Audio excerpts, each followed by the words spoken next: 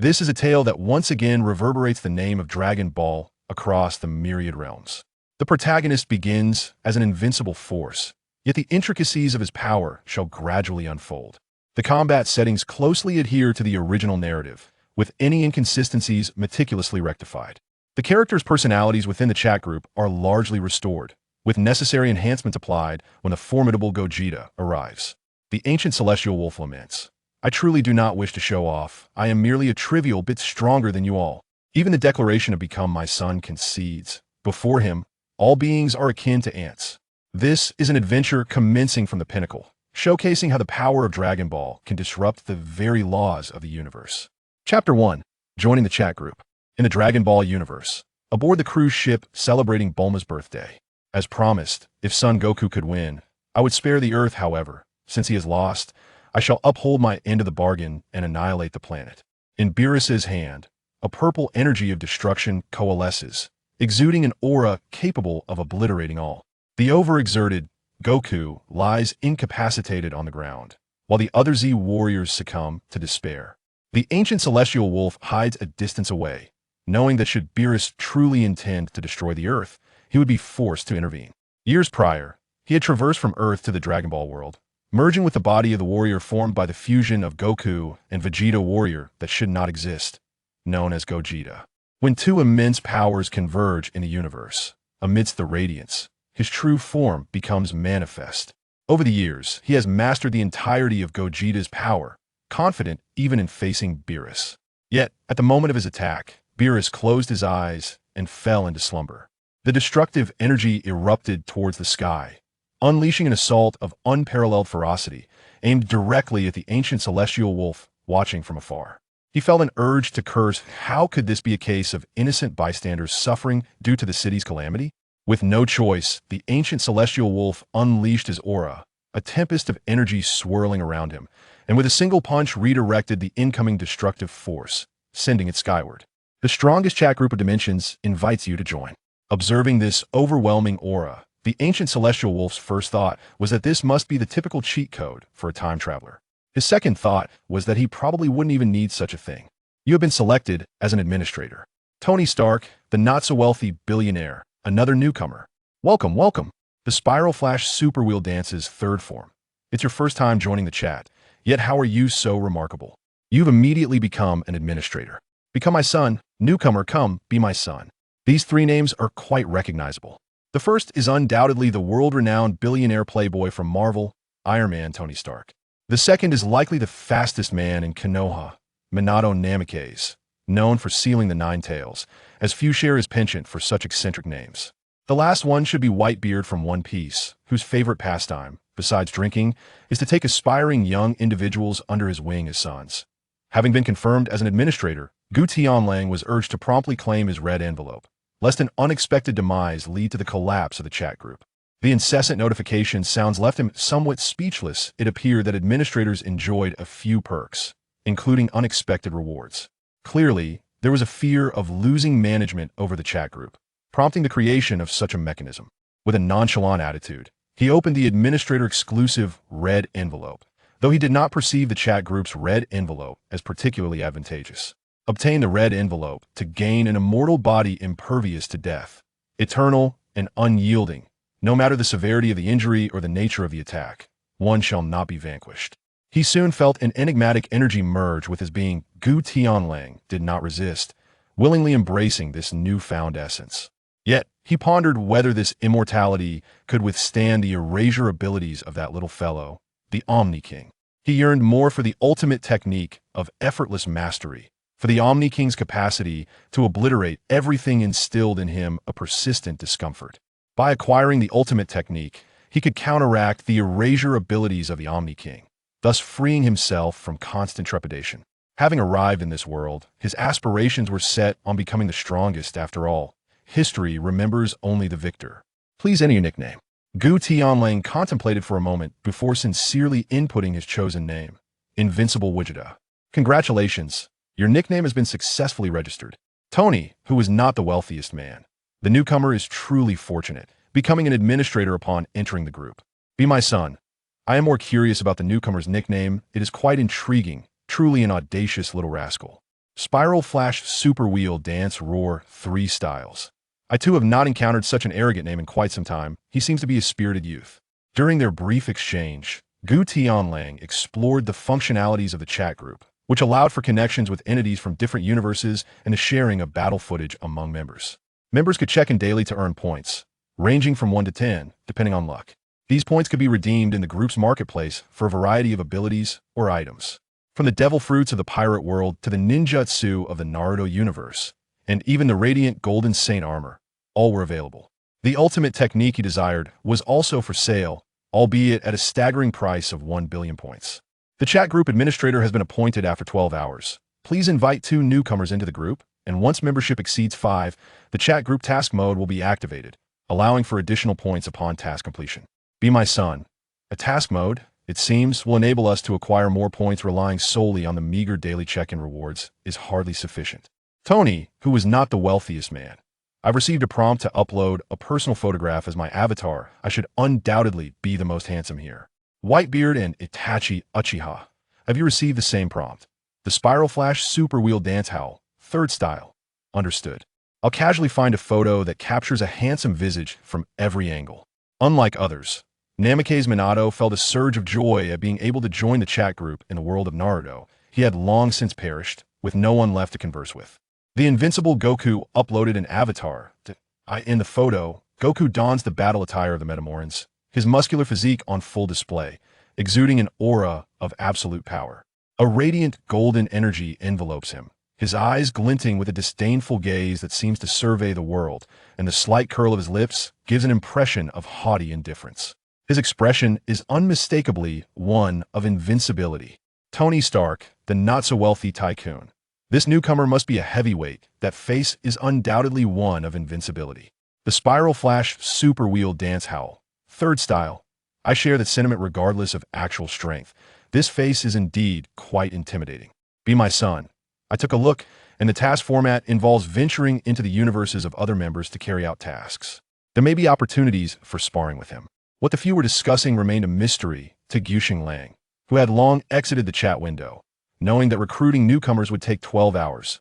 Thus, there was no need for undue anxiety. The chat group presented a list of 5 candidates, from which Gutian Wolf needed to select 2. Sleeping Little Kagoro's daughter, the god-slaying Pegasus, the rabbit-loving CAF waitress, the demon-plagued Tasmi, and the boob-loving minister. Each name was quite peculiar, but Gutian Wolf, being an avid anime enthusiast in his previous life, quickly recognized all 5 despite their unusual monikers. They included, in order, Detective Conan's Ranmuri, Saint Seiya's Pegasus Seiya, Tokyo Ghoul's Tuka Kirishima, the protagonist Tasmi from Konosuba, and the Red Dragon Emperor Issei, Hayudu, from High School DxD. Speaking of the last selection, he too had multiple partners and was affectionately referred to as Brother Issei, one having lost his head while the other was adored by numerous women, illustrating the disparity between individuals. With evening approaching, in another 12 hours it would be morning. With the advent of the chat group, his new objective was to accumulate sufficient points to exchange for the ultimate skill of freedom. However, for now, he must first contend with the oncoming figures of Vegeta and Goku. In the distance, 2 silhouettes dashed towards him at an astonishing speed, the invisible waves of energy parting the clouds above, covering thousands of meters in the blink of an eye before arriving before him.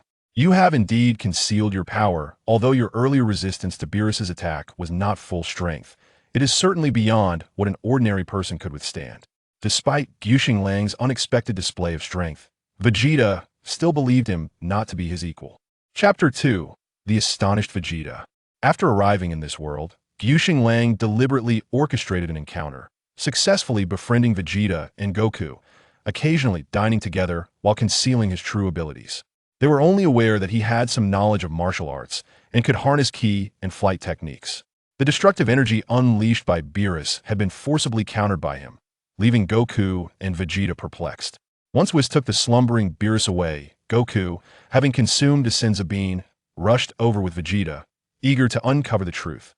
With his eyes gleaming, Sun Wukong fixated intently on Ancient Wolf. Unlike Vegeta, who had underestimated the strength of Beerus, Wukong, having ascended to the realm of the gods, now comprehended the formidable power of Beerus in its entirety. Clearly, Vegeta had misjudged that seemingly ordinary purple energy sphere, which concealed an unimaginable force of destruction, pure annihilation. Ancient Wolf, how did you withstand that devastating attack?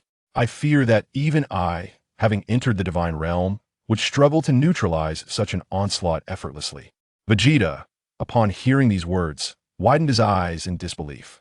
He was acutely aware of the immense strength of Super Saiyan God Kakarot and was taken aback by Wukong's high regard for Ancient Wolf. Kakarot, could it be that you're not his match? Is he also a god of destruction? Ancient Wolf pondered for a moment before opting to reveal a fraction of his power. Not exactly. I am also a Saiyan, but my family departed from planet Vegeta long ago, which is why you are unaware of our existence. Vegeta scoffed dismissively, immediately refuting his claim. Impossible.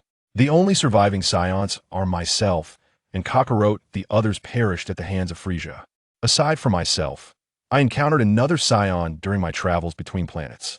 Although I do not know his current whereabouts, I am certain he will arrive on Earth in due time.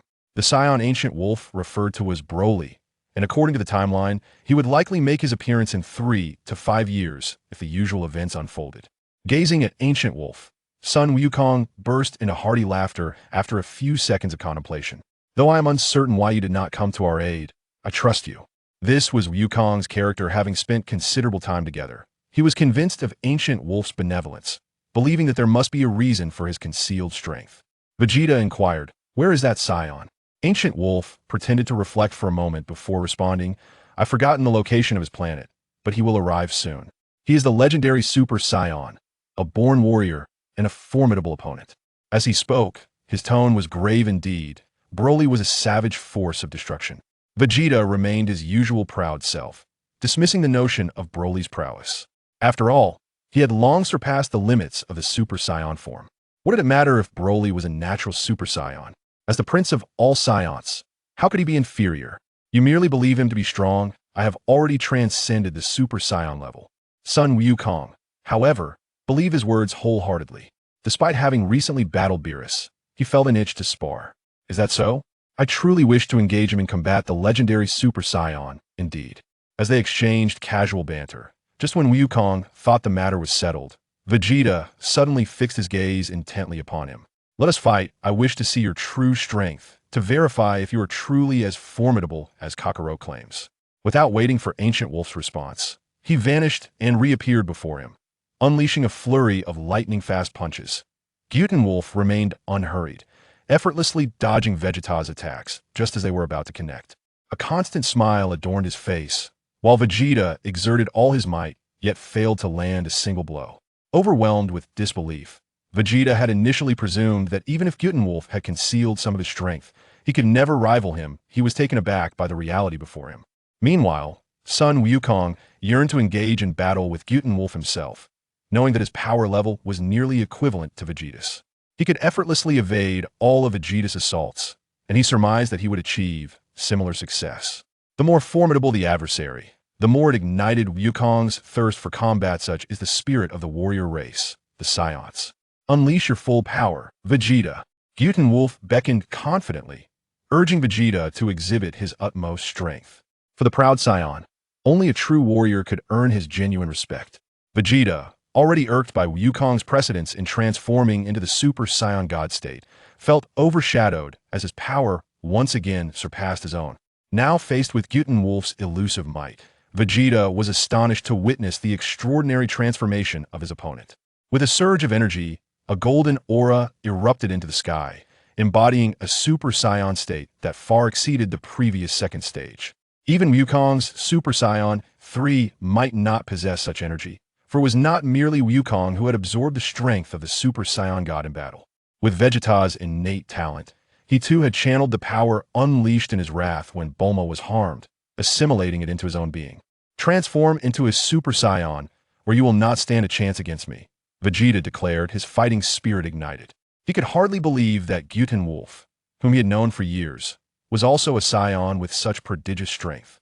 "I shall not transform into a Super Saiyan. Let us fight as we are," Gutian Wolf replied, his tone earnest and calm. In truth, even in his ordinary state, he could rival the full power of Super Saiyan Blue, though he considered this a modest estimation. He sensed a difference between himself and the typical Gogeta, yet could not articulate why, as he had not yet engaged with a truly formidable foe. For him, It made little difference whether Vegeta transformed or not, his power remained at a level easily subdued. I will show no mercy, regret will be yours alone. Taken aback, Vegeta realized that if Gutian Wolf could not transform, he would surely not be a match for him. The Super Saiyan transformation could amplify one's base power by 50 times, representing an entirely different realm of strength. Even if Gutian Wolf's base power exceeded his own, he was still not a threat. Determined to display his utmost power, Vegeta resolved to defeat him. In an instant, he vanished from sight, striking towards Gutian Wolf's face with a speed that was nearly imperceptible. This punch, imbued with an indomitable force, was so swift that even Wukong, observing from the sidelines, could hardly believe the strength Vegeta could wield on his own. In a breathtaking display of agility, Gutian struck first, landing a powerful blow to Vegeta's abdomen before he could react, causing the latter to expel a mouthful of bitter energy. The once surging aura around Vegeta instantly dissipated, and the force of the strike returned him to his base state. In the brief moment of their clash, Gutian deftly evaded Vegeta's attack and countered with a punch that connected with astonishing speed, so rapid that even Goku, who was spectating, could not fully comprehend the movement. It's impossible. How could he defeat Vegeta in his base form? Gutian's control over his strength was impeccable. This single blow rendered Vegeta incapable of continuing the fight without knocking him unconscious. Vegeta's expression darkened significantly, his pride wounded as he was swiftly defeated, yet he was no stranger to loss. Though I am reluctant to admit it, I concede defeat. The disparity between them was monumental, evident in how one strike could vanquish Vegeta, leading Goku to feel a considerable waning of his fighting spirit. He relished the thrill of battle, yet he did not seek unnecessary suffering. Perhaps it would be best to train further before challenging Gutian again. Just how powerful are you? Goku could not resist asking the question that lingered in his mind, a query that Vegeta also harbored. I suppose I am just a tad stronger than you. Gutian replied ambiguously, their eyes meeting in silent understanding without further elaboration. Gutian had simply been invited to Bulma's gathering. Over the years, his humble and affable nature had fostered a good rapport with the Z-Fighters.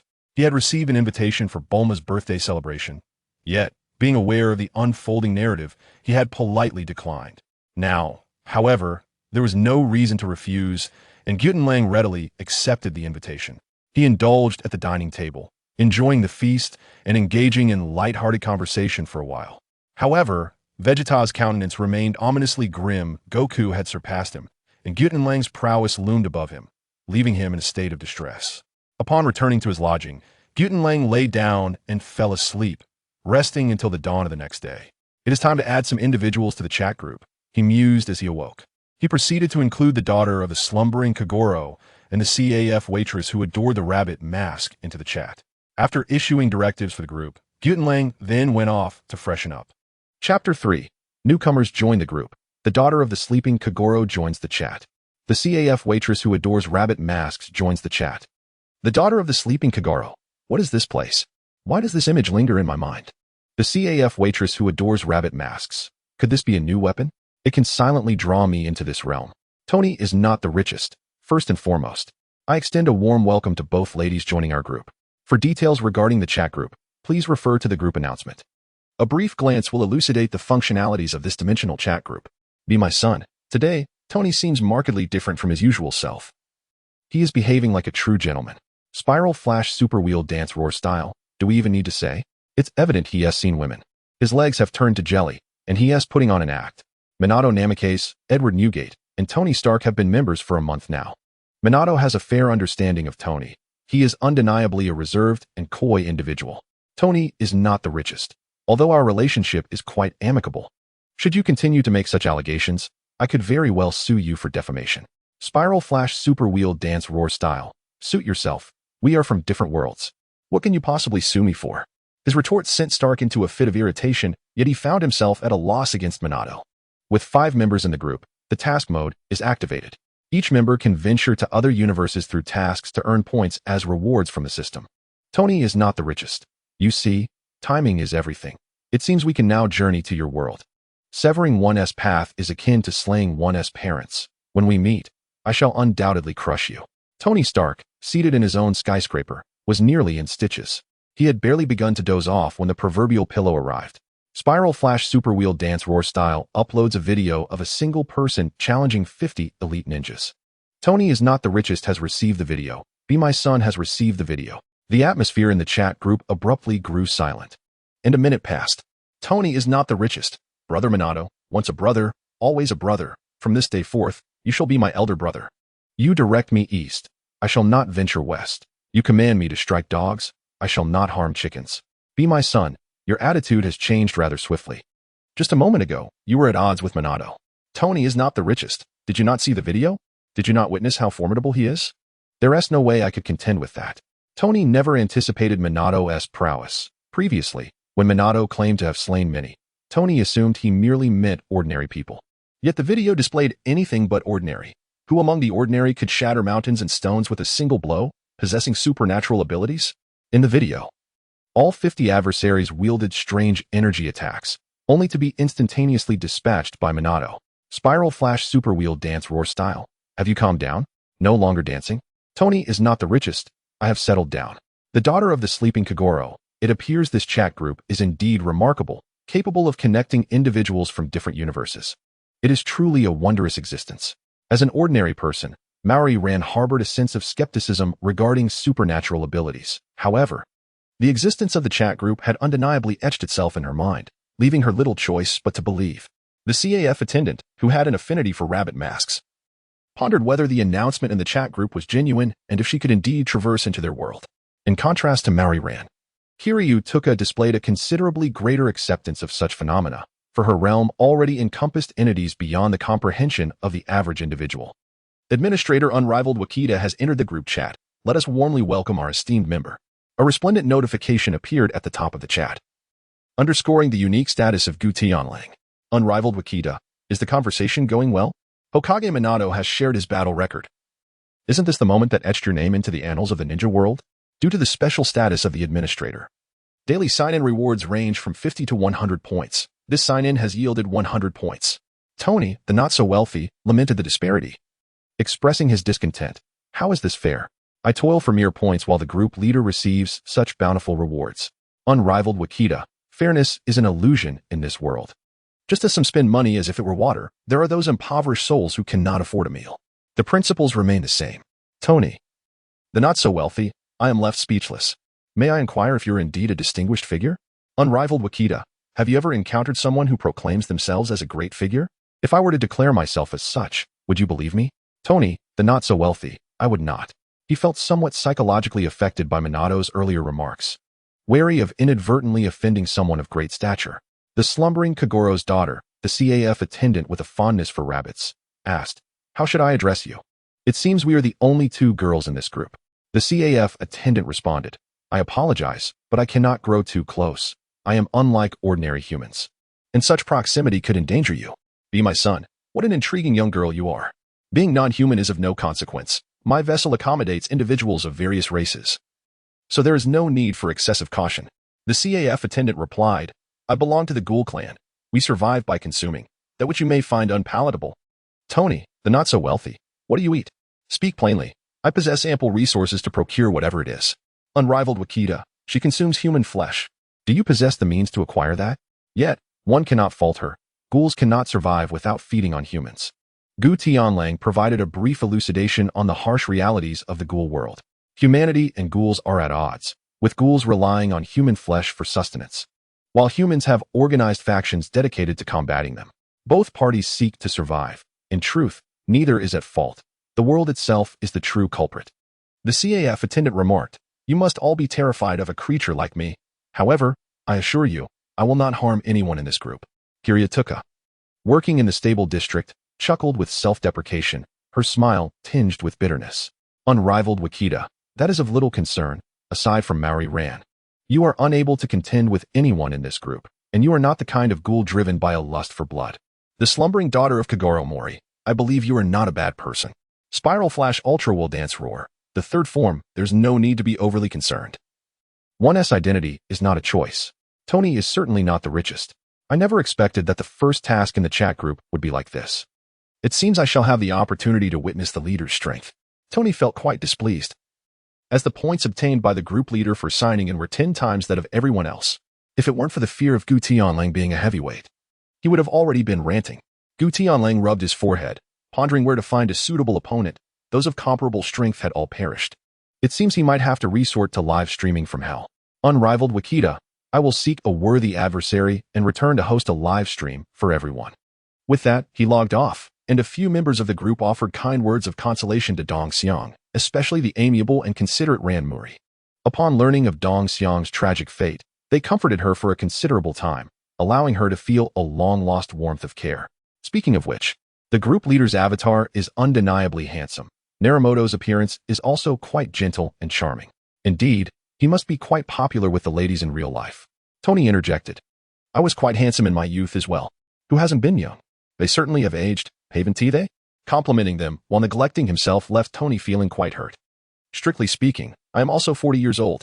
Considering the years I have lost, I am indeed older than Tony.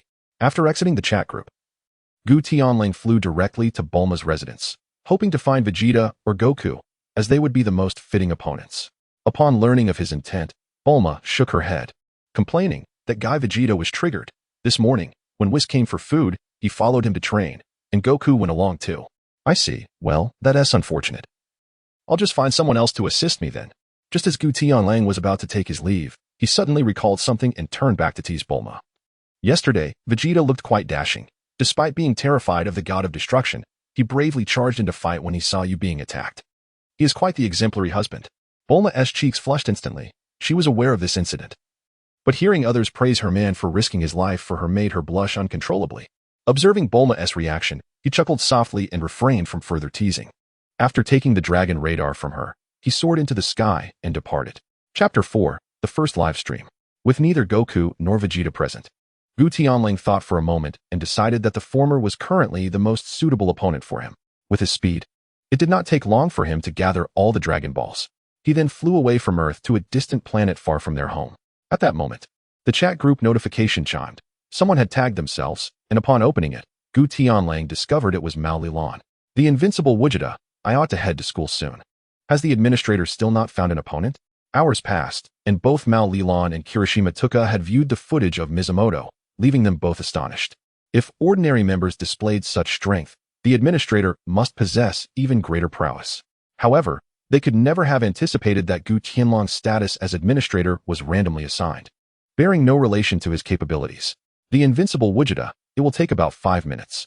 That fellow is in hell. It took a bit of time to get him out, but it will be resolved shortly.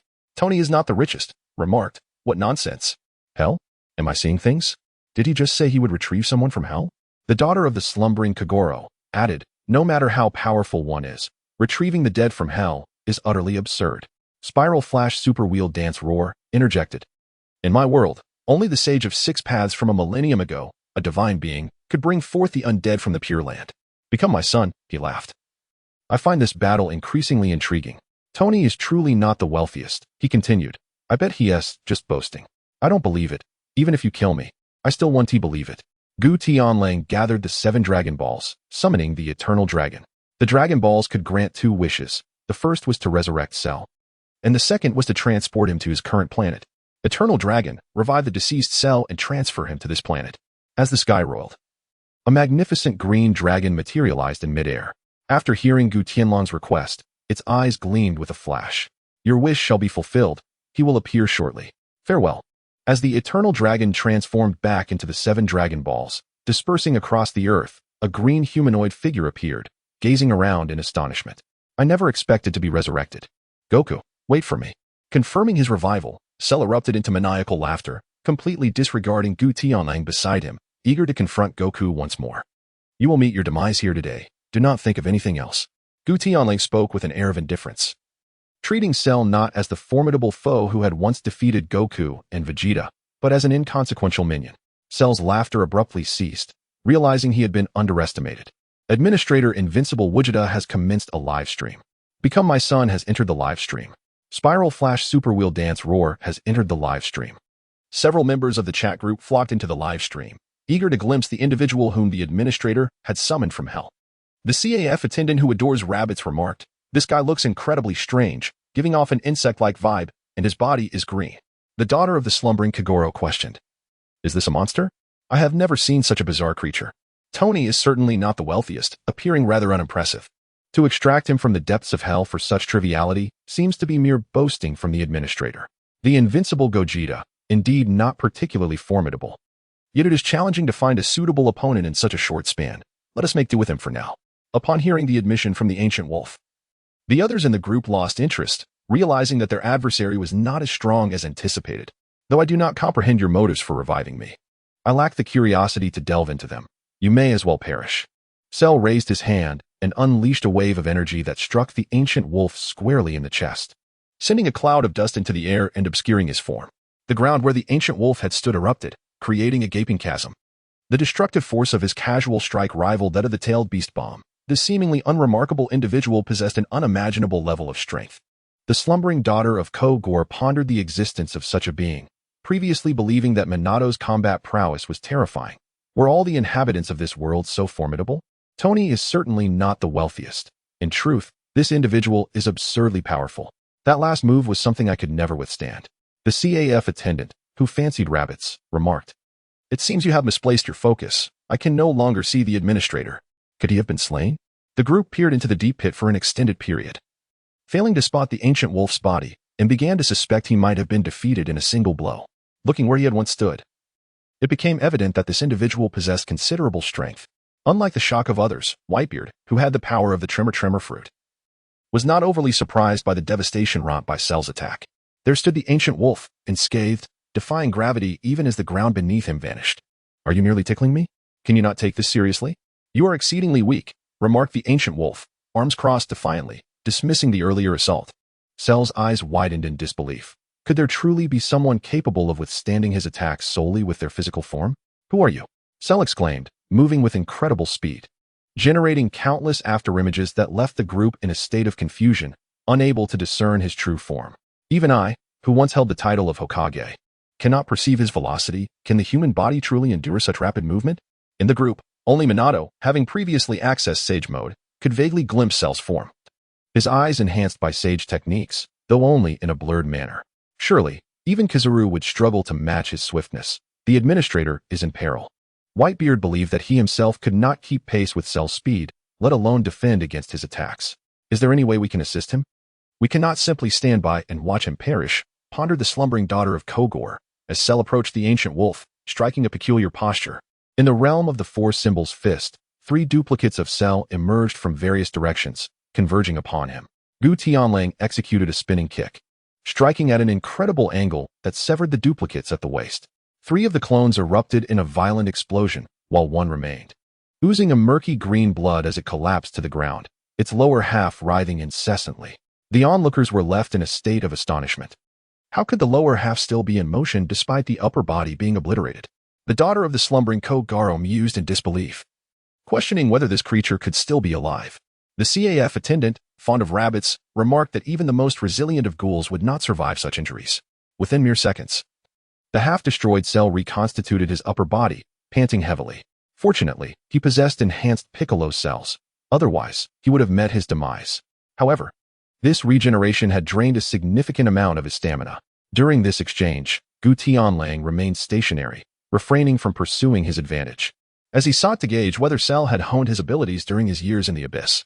With a cold smirk, Cell maximized his energy, causing the very planet to tremble as he positioned his hands in a flower-like formation aimed at Gutian. As he prepared to unleash the Kamehameha, he suddenly redirected his attack towards the ground. A colossal blue wave of energy erupted, shattering the earth and causing the planet to fracture into pieces. The devastating force of the attack penetrated the planet, igniting countless subterranean volcanoes, and soon, the world transformed into a brilliant display of cosmic debris, akin to a dazzling firework. With Frisia's cells coursing through me, I can survive even in the vacuum of space. What chance does a mere human have against me? Cell cackled maniacally, floating amidst the cosmos. He had discerned that he was no match for Gutian, thus feigning an attack to obliterate the planet instead. Did I just witness the destruction of that planet? Questioned Tony, the self-proclaimed tycoon. Yes, you saw correctly. The planet has been annihilated, replied the CAF attendant, astonished. Even at my peak, I could never wield such destructive power. Our strengths are not even in the same league, Tony continued. Such devastation, the administrator cannot possibly be dead. Can he? What a disappointment. Dealing with you would require no more than a single finger, A cold voice echoed from behind Cell. Gutian Lang had silently positioned himself in the void of space, his index finger radiating with a burgeoning blue light. The power emanating from his finger caused Cell to break into a cold sweat. A blue energy sphere shot forth, imbued with unparalleled strength, crashing into Cell's form. He barely had time to utter a cry before his entire being was obliterated, along with several planets in proximity, reduced to mere cosmic dust. Master, that was incredible. By the way, do you require any accessories for those robust thighs? Tony inquired. Yes, indeed, the CAF attendant chimed in, teasing Tony for having previously doubted the Master's prowess, now seemingly cowed by the display of power. The slumbering daughter of the little detective, a true master, simply magnificent. The spiral radiant superwheel dance roar. I shall henceforth refer to this technique as light escape, the swift blue arrow starburst. Tony Stark is indeed not the wealthiest. The barista who adores bunnies is at a loss, as the harsh realities of life constantly undermine my noble character. The spiral radiant superwheel dance roar. Might you cease your melodramatic antics? Tony Stark, too, must feel exasperated. He yearns for dignity and integrity, yet upon reflection, he realizes he has not yet exhausted his existence. What if he inadvertently offends a powerful figure, who then obliterates the earth? Have you not noticed that, for the sake of a live stream, they resurrect the deceased merely to slay them once more? Such individuals cannot be benevolent. Chapter 5, The Pirate World Mission. The barista who adores bunnies indeed did not deceive. For him, it is a rather feeble adversary. Become my son. However, for us, such foes are insurmountable. Even the man hailed as the strongest in the world, who in his youth clashed numerous times with the pirate king Joel D. Roger without faltering, has always held confidence in his own prowess. Yet now, he realizes there are indeed greater forces beyond his own. The slumbering daughter of the little detective. How can such a handsome visage as Minato's possess such a peculiar personality? Tony Stark is truly not the wealthiest. One must grow accustomed to it. He has always been somewhat naturally oblivious. Congratulations to the administrator for completing the task. This livestream has earned a reward of 500,000 points. The invincible administrator Gogeta has ended the livestream. Gutian Lang is quite pleased with the amount of reward points. The chat group provides information on how many points are awarded for livestreams, which correlates with the strength of the adversary. The stronger the enemy, the greater the points earned from the livestream. In essence, Cell's power is rather limited. During those years in Hell, although he made some progress, he barely reached Super Saiyan 2 level. Obtaining 500,000 points is no small feat. Tony Stark is indeed not the wealthiest. 500,000 points come quite easily. If I had 500,000 points, I could exchange them for a vibranium-crafted nanotech suit, as well as redeem the new plasma aggregation cannon available in the group. The Spiral Radiance Super Wheel Dance Roar. Can you defeat that green fellow? Tony Stark is indeed not the wealthiest. Well, I cannot. The Spiral Radiance Super Wheel Dance Roar. Then why mention it? The barista who adores bunnies finds the group quite amusing. Why does Minato constantly challenge Tony? Serving as a barista in the peaceful district, Kirishima couldn't help but laugh upon witnessing the conversation in the group. Tony always finds himself at odds with Minato. Not only can he not retort, but he also cannot best him in combat. Tony Stark is indeed not the wealthiest. My patience has its limits, Minato. Do not take advantage of me. Under normal circumstances, Tony would endure, but now, with Tuka watching, he is reluctant to lose face before a woman. He is prepared to confront Minato. After all, Minato would not kill him, perhaps just a beating. He is willing to risk it all. The Spiral Radiance Super Wheel Dance Roar has uploaded the seal of the Nine Tails. Tony Stark is indeed not the wealthiest has accepted. The CAF attendant fond of rabbits has accepted the task. Spiral Flash Hyper Wheel Dance Roar. What do you think, Tony? Tony is certainly not a billionaire. Please disregard my previous statement. My patience surpasses your imagination. At this moment, Tony feels a surge of despair. And with a decisive gesture, he seals away this colossal creature. If only he could perform such a feat on the Watergate. Then he would truly have the upper hand. Though he is unafraid of a beating, enduring decades of confinement would be unbearable. Deep within, Tony silently vows to endure. A true gentleman can bend and stretch. One day, when he surpasses the Watergate, he shall deliver 3 blows in a single day. The swift Gutian Wolf races back to Earth, finding himself at leisure, contemplating exiting the chat group, perhaps seeking a meal at Bulma's residence. Chat group detection. Members, become my sons. You are about to face a life and death crisis. The group task is now activated. Task requirement. Rescue Fire Fist Ace safely from the summit.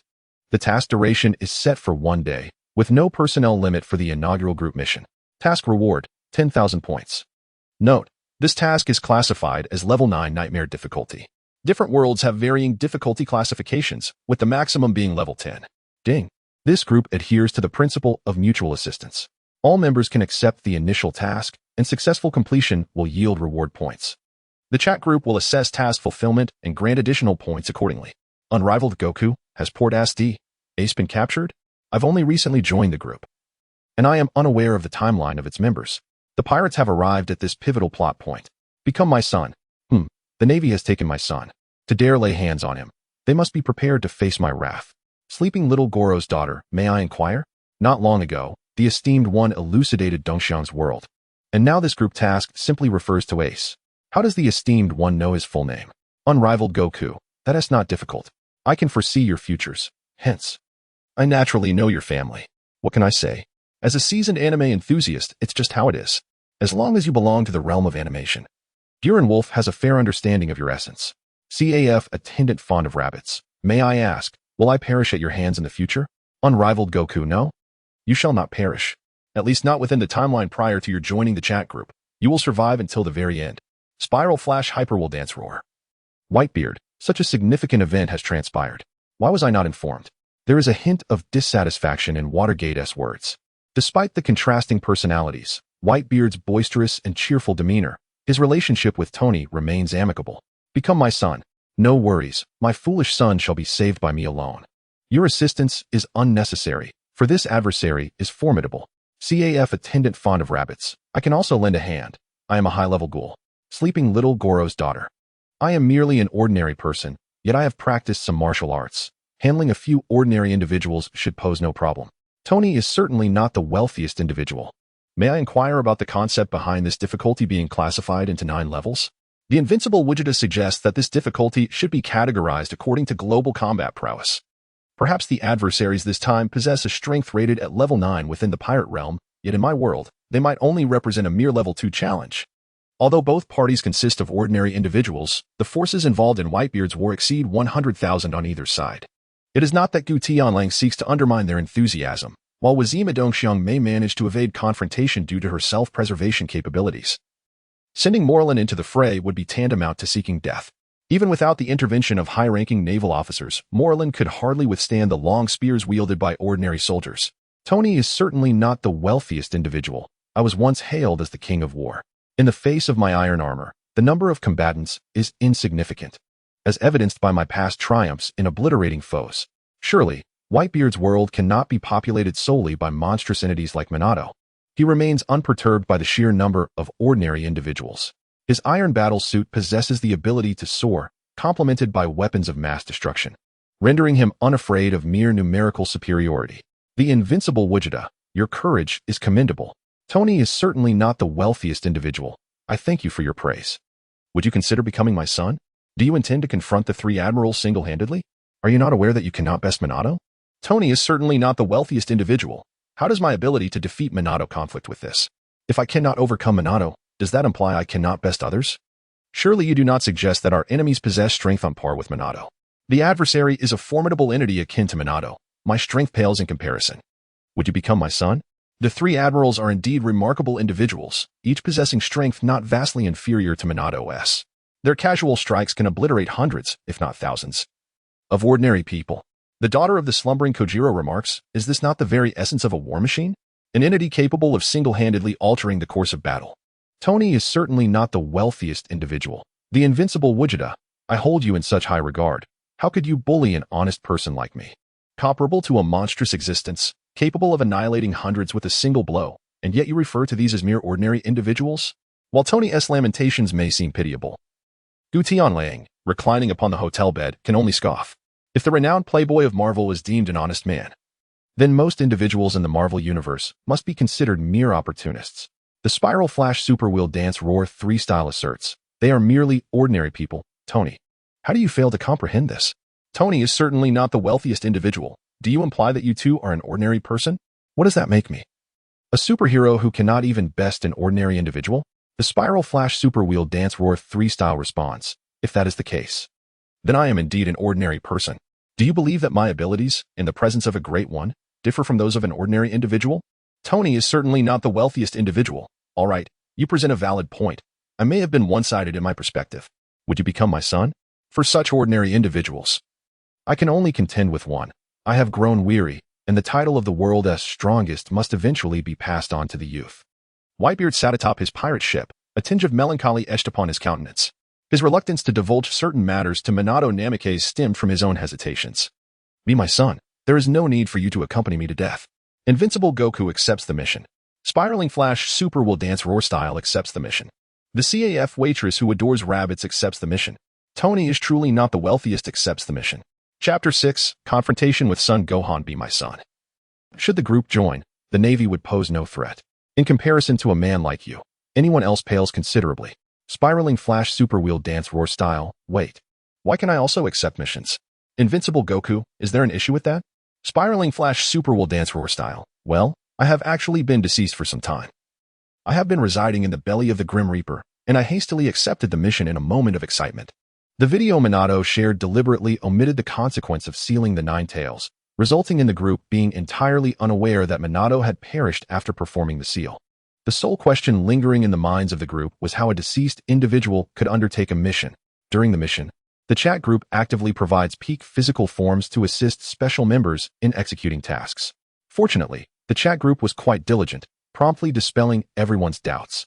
Spiraling Flash Super Wheel Dance Roar Style. If that is the case, it would be most beneficial. Please provide an overview of the enemy's abilities, specific numbers, and combat strategies.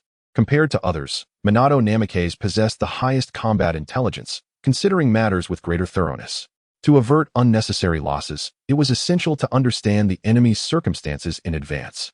Be my son, the other sea soldiers are manageable, albeit their physical prowess far exceeds that of ordinary individuals. However, the three admirals present a significant challenge. One possesses the ability of magma, another the power of ice, and the last one wields light as a natural element. Whitebeard elaborated on the nature of these elemental powers, indicating that to harm them, one must rely on Haki to strike their true forms. Upon hearing Whitebeard's account, a profound silence enveloped the group. These three admirals were indeed invincible. Only Whitebeard among them possessed Haki. Even Minato lacked such power, if he could not even land a blow on his adversaries. How could he possibly emerge victorious? After extensive deliberation, the group reached no conclusion. Gutian Wolf, however, remained indifferent, opting not to partake in the discussion. A knock resonated at the door, prompting him to silently exit the chat, only to find Son Gohan standing at the threshold. A smile graced Gutian Wolf's face as he cheerfully inquired, "Gohan, what brings you here? You battled Uncle Vegeta yesterday. My father mentioned that you are also a Saiyan. So I have a question for you." Gohan's gaze was resolute, his demeanor radiant as he spoke. Gutian Wolf, perplexed, pondered why Gohan, who had always been amicable and maintained a good relationship since their acquaintance, now sought his counsel. "What is it? Please, speak." As Gohan inquired with a blend of curiosity and certainty, he asserted, "Your transformation into a Super Saiyan God should not pose a challenge for me." After revealing his strength yesterday, Gurren Lagann decided against further concealment. "Indeed, I am slightly stronger than Goku. Let us engage in combat, so I may witness your prowess." Gohan's eyes brimmed with fighting spirit, and his entire demeanor shifted, radiating a sharp intensity. Although he could not discern Gohan's motivation for challenging him, it was evident that Gohan had deteriorated significantly, comparing him to the enigmatic state he had achieved years prior. Gurren Lagann even questioned whether he could triumph over his own younger self in Super Saiyan 2 form. "Gohan, your strength has waned considerably. You are no match for me, and engaging in battle would be futile." Yet, Piccolo interjected with confidence, "Do not underestimate Gohan. We both entered the hyperbolic time chamber yesterday, and he has undoubtedly surpassed his former self, rekindling his warrior's spirit." Unbeknownst to them, Piccolo had appeared at the doorway, his words imbued with assurance for Gohan. After rigorous training in the time chamber, Gohan's power had undergone a transformative evolution, incomparable to what it had been just moments ago. This piqued Gurren Lagann's interest. Upon seeing Gohan, he discerned the significant changes in him. However, he remained somewhat indifferent, as Gohan had never been particularly zealous about combat, and he held modest expectations for Gohan's abilities. The hyperbolic time chamber, a creation of the Supreme Kai, allowed for a year of training within its confines to equate to just a day in the outside world. Given Gohan's potential, if he truly committed to rigorous training, his strength could surpass all conceivable limits. "Very well, let us find an appropriate venue for our duel." Piccolo was the first to respond, eager to lead them to a training ground. "I know of a wilderness that suits you perfectly. Allow me to guide you there." As they departed the city and soared towards the location Piccolo had mentioned, Gurren Lagann could not suppress his curiosity and asked, "Gohan, While I understand your desire for specialized training, what prompted you to seek me out for a spar? Gohan, currently employing the instant transmission technique, sheepishly scratched his head and replied, well, after my training, both my father and Uncle Vegeta were unavailable, and I thought of you, so I came to find you. It seemed he had inadvertently placed himself in the role of a sparring partner. Upon reaching the desolate wilderness stretching for miles, Piccolo discreetly withdrew several hundred meters away. Standing over 10 meters apart, Gohan assumed a combat stance while Gurren Lagann clenched his left fist, his right hand positioned across his chest. Let us begin. With Gurren Lagan's words hanging in the air, Gohan swiftly advanced, launching a lightning-fast punch aimed at Gurren Lagan's abdomen. Anticipating the strike, Gurren Lagann extended his left hand to meet Gohan's formidable blow. He retaliated with a straight punch, which Gohan effortlessly countered. Neither party yielded an inch as they commenced a contest of strength, the ground trembling beneath the weight of their ferocious power. For a moment, they were evenly matched, until Gohan unleashed a loud battle cry, channeling his energy and enveloping himself in a radiant white aura. The prowess of Gohan has likely surpassed that of Goku in his super red state. This child's potential is truly beyond imagination. Beside him, Piccolo was so taken aback that his complexion turned a shade of green. Despite having trained intensively with Gohan, he could not help but be astounded by the sheer magnitude of Gohan's power.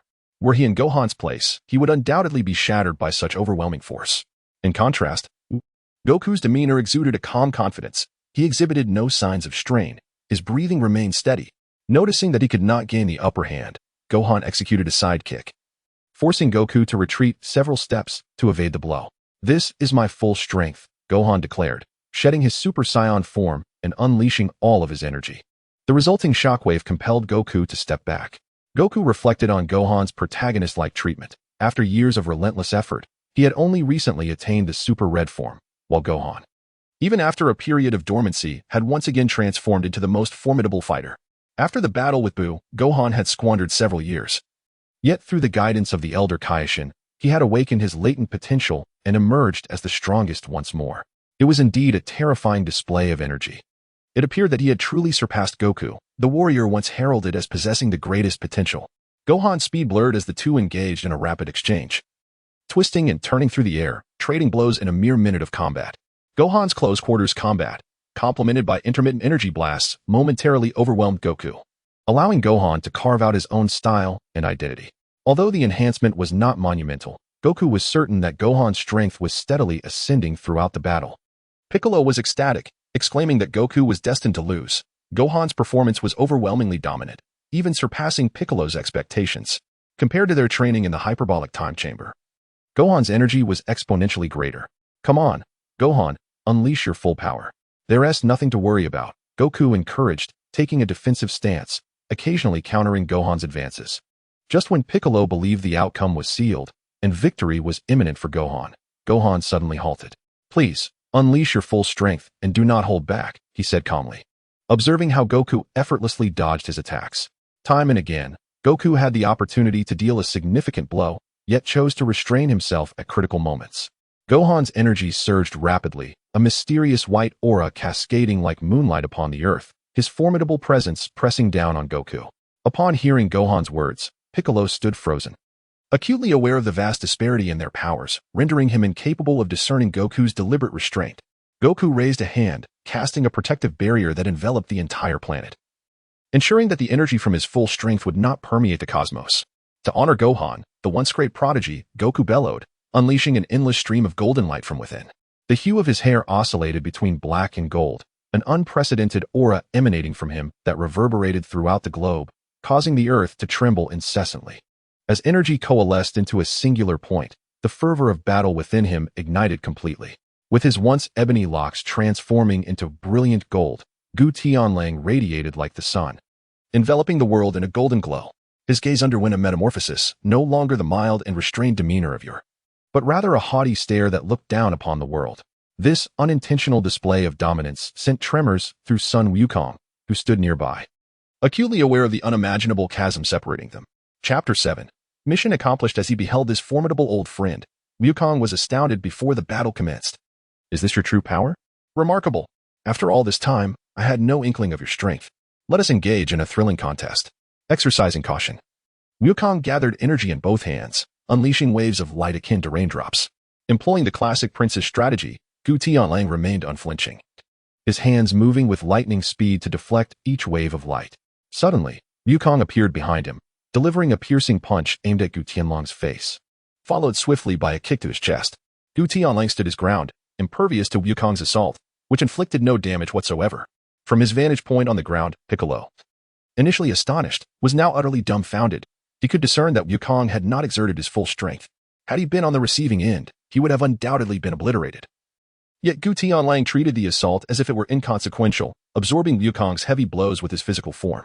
Wukong retreated, seeking to amplify his energy once more.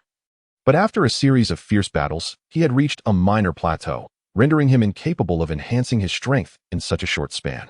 Gutian Wolf's golden aura danced in the wind as he effortlessly closed the distance, executing a graceful two-hit combo, a punch to Wukong's abdomen followed by a kick that sent him plummeting to the ground. Wukong, descending rapidly from the sky, crashed through a 100-meter-high mountain before finally halting his fall, yet the severe impact left him too weakened to continue fighting.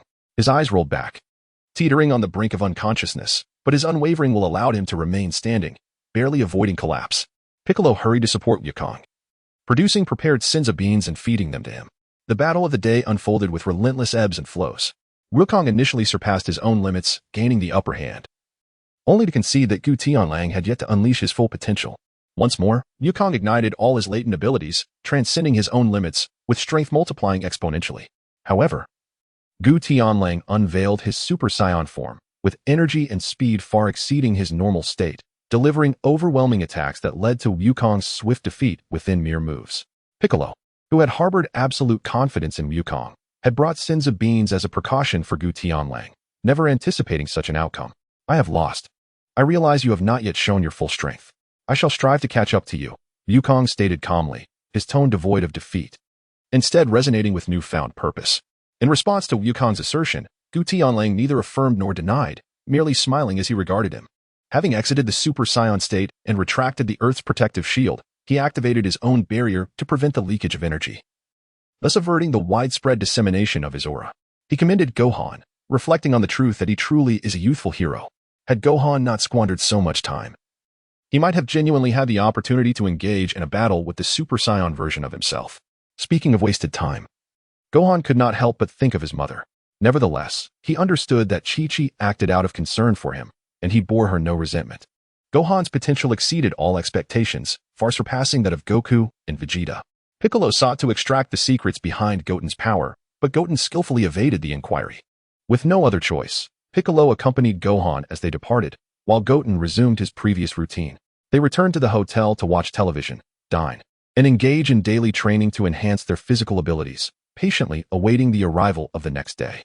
As the day swiftly passed, they soon arrived at the designated time for their group chat's mission. Goten felt a flicker of anticipation regarding the Marineford War, as it was one of the anime series that had accompanied him through his childhood, and he had yet to explore the world of pirates. Tony is not really a billionaire. Let us show the Navy our might, everyone. Spiral Flash Super will dance.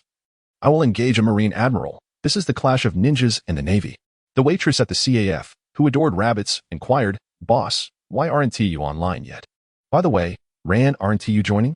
Fog Island Donko was taken aback to find that Muri Ran had not accepted the mission, leaving her perplexed. The daughter of the slumbering Kagoro remarked, I think I'll sit this one out. My combat power is too low, and I wouldn't be of any assistance. Muri Ran was very much inclined to participate. Who wouldn't want to traverse other universes? However, given her strength, she would merely be a burden and might even hinder her companions. Tony Stark awkwardly replied, Well, your statement leaves me at a loss for a rebuttal. He could only contend with the weaker Marine forces, as encountering a formidable opponent would likely spell disaster for him. However, he thought to himself that since Goten would be present, the boss could handle 3 admirals without issue. All he needed to do was to keep his distance from the stronger foes. The rabbit-loving CAF waitress said, All right, let us meet up next time. Fog Island Donko found herself at a loss for words. Like Tony, she was incapable of providing significant assistance, relying mainly on the prowess of the boss and Minato. Who would want to take a liability into battle? Should the boss become irritable, it could lead to dire consequences for Muri Ran. Invincible Gogeta reassured them, No worries. Let us all go together. It's our first collective mission, and it's better to stick together. I will ensure your safety. Goten understood their concerns and, harboring a favorable impression of the kind-hearted Muri Ran, extended an invitation to her. The daughter of the slumbering Kagoro replied, "Thank you, boss. I'll make sure to find a secure spot to hide, and won't cause you too much trouble." The daughter of the slumbering Kagoro has accepted the mission. Muri Ran's mood instantly shifted from overcast to bright, and she eagerly accepted the task. As the task time elapsed, a brilliant white light flickered across different universes, and several individuals within the group vanished into thin air. In the world of pirates at Marineford, the true maritime overlord, the Navy, was engaged in a fierce battle against the formidable four emperors, the Whitebeard pirates, with both sides suffering heavy casualties. A man clad in a navy cloak and dressed in a dark red suit removed his hat and brushed off the dust. Well, with a captain of such character, it is only natural for the crew to be weak. Compared to your father, the pirate King Gold, Roger, Whitebeard is merely a failure. Does he even possess the courage to fight Roger to the death? Ace, bare-chested with a string of red beads around his neck, felt a surge of fury upon hearing the disrespect directed towards his idol, Whitebeard. Flames ignited around him in response to his anger. "Silence. I will not allow you to defame my savior." Akaina cast a disdainful glance his way, his words dripping with contempt. "Why should I be silent? After so many years since Roger's death, he has yet to truly reign over the seas and become a genuine king. What a hollow existence that must be." Unable to endure any longer, Ace transformed his right arm into a scorching flame, forming a colossal fist shadow towering 10 meters high. Fire Fist. Akaino 2 coalesced his magma into a fist shadow, and the two massive attacks collided head-on, initiating a contest of strength.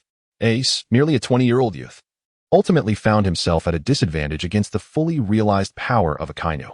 As Ace began to falter, Whitebeard watched anxiously, feeling a mix of pride in Ace's bravery for defending his honor and concern that his impulsiveness might lead to his demise. A triumphant smile appeared on Akainu's face. He was determined to obliterate Ace. Every pirate deserved to die. "Fire release, Great Fire Dragon." A deep, cold voice resonated from behind Ace, as a massive fire dragon violently collided with Akainu's magma fist. Taken by surprise, Akainu was forced back several steps as the combined might of the fire fist and the Great Fire Dragon pushed him. A man with yellow hair and blue eyes, donned in a white cloak emblazoned with the insignia of the fourth Hokage and wearing a forehead protector, stepped forward. His amiable and friendly demeanor made him appear gentle upon first meeting. Following him were Tony Stark in his red steel battlesuit, the fog of Donato's Quink's abilities swirling around him, and Ran Muri, dressed casually as if on a holiday.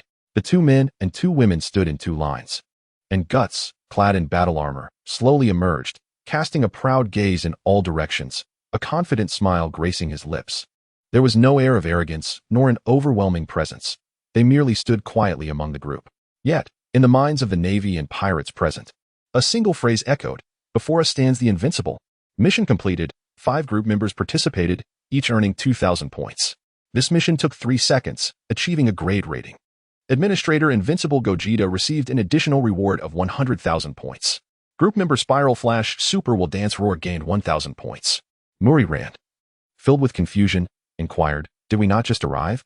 How has the mission already been completed?"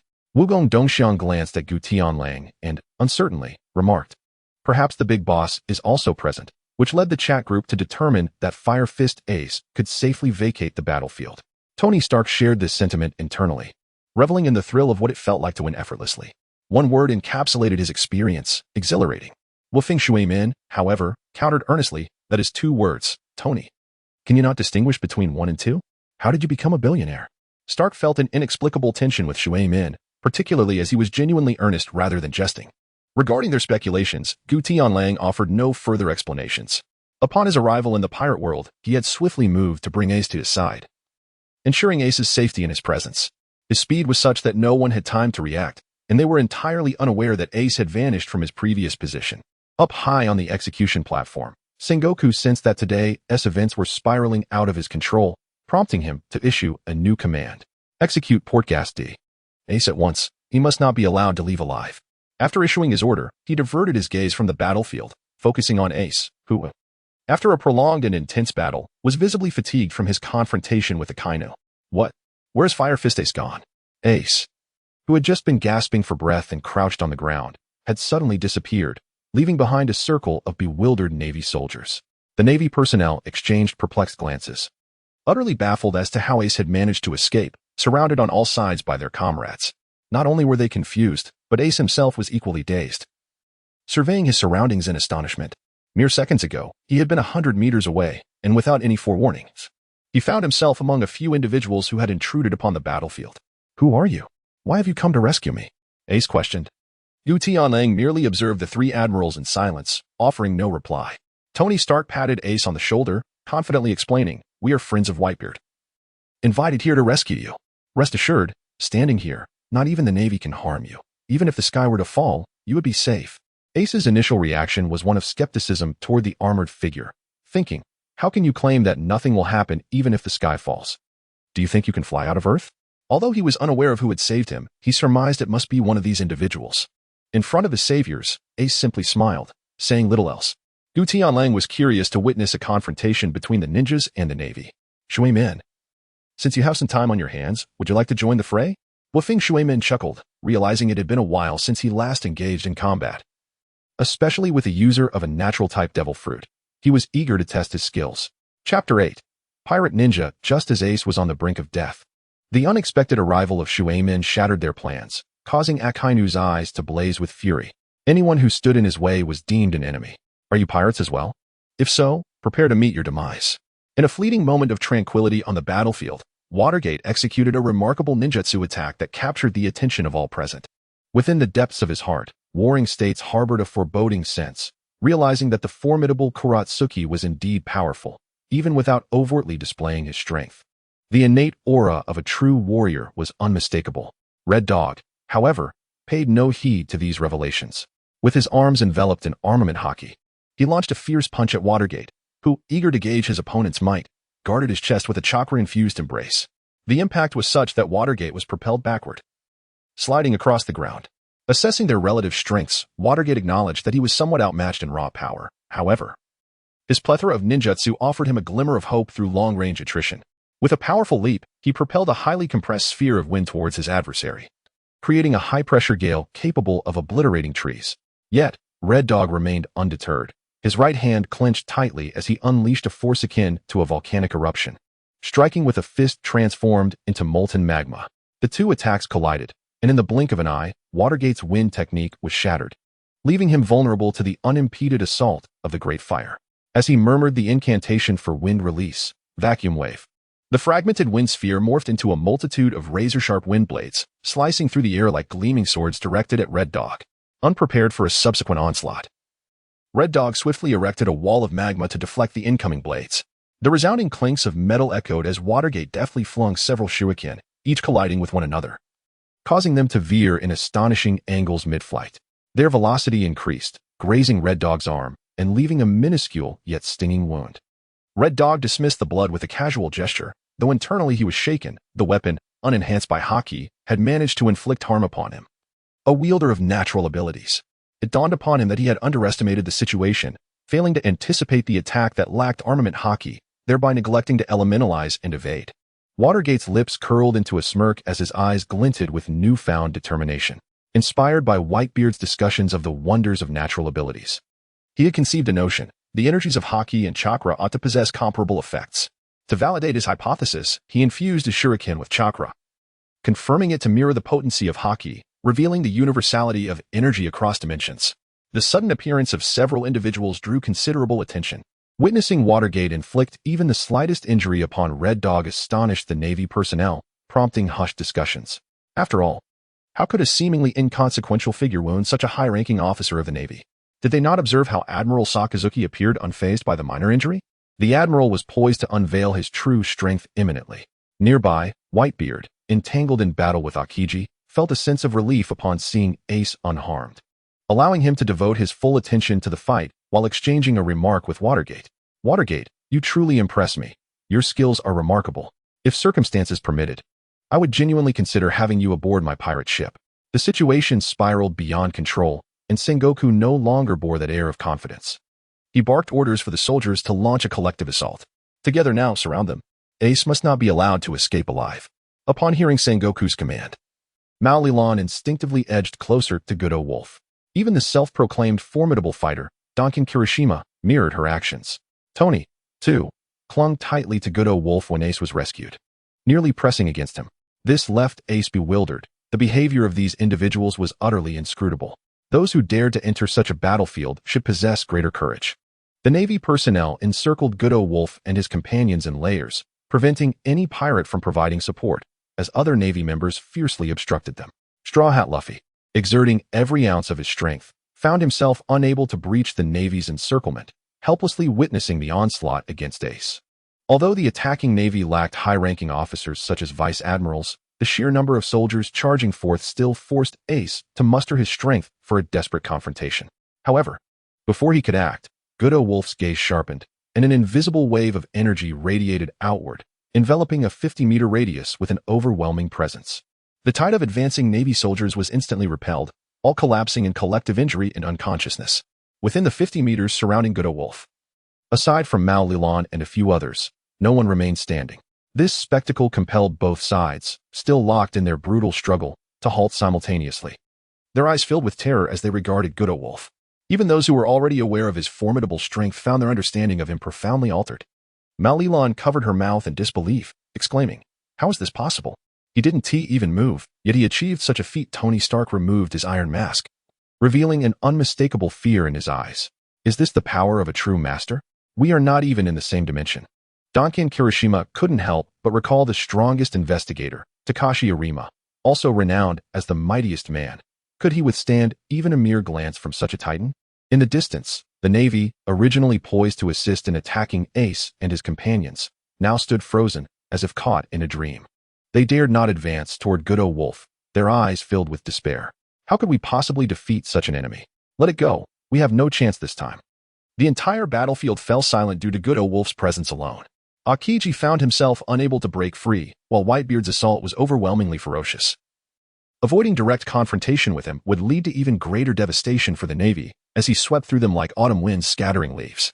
The morale of the Navy plummeted, and no one dared approach Gutian Wolf and his companions any longer, alleviating some pressure off Kizaru. Marco's strength might rival that of an admiral, but it could only sustain a temporary balance, making it difficult to pose a lethal threat to Kizaru. Yet, being inherently laid back, he had no desire to provoke the enigmatic Gutian Wolf. On the platform, Sengoku's expression was as grim as water, his teeth clenched as he issued the command. "Let them go. We shall consider this matter settled and refrain from further hostilities." The three admirals were ensnared, and based on the earlier exchange, Sengoku surmised that Gutian Wolf surpassed Minato in strength.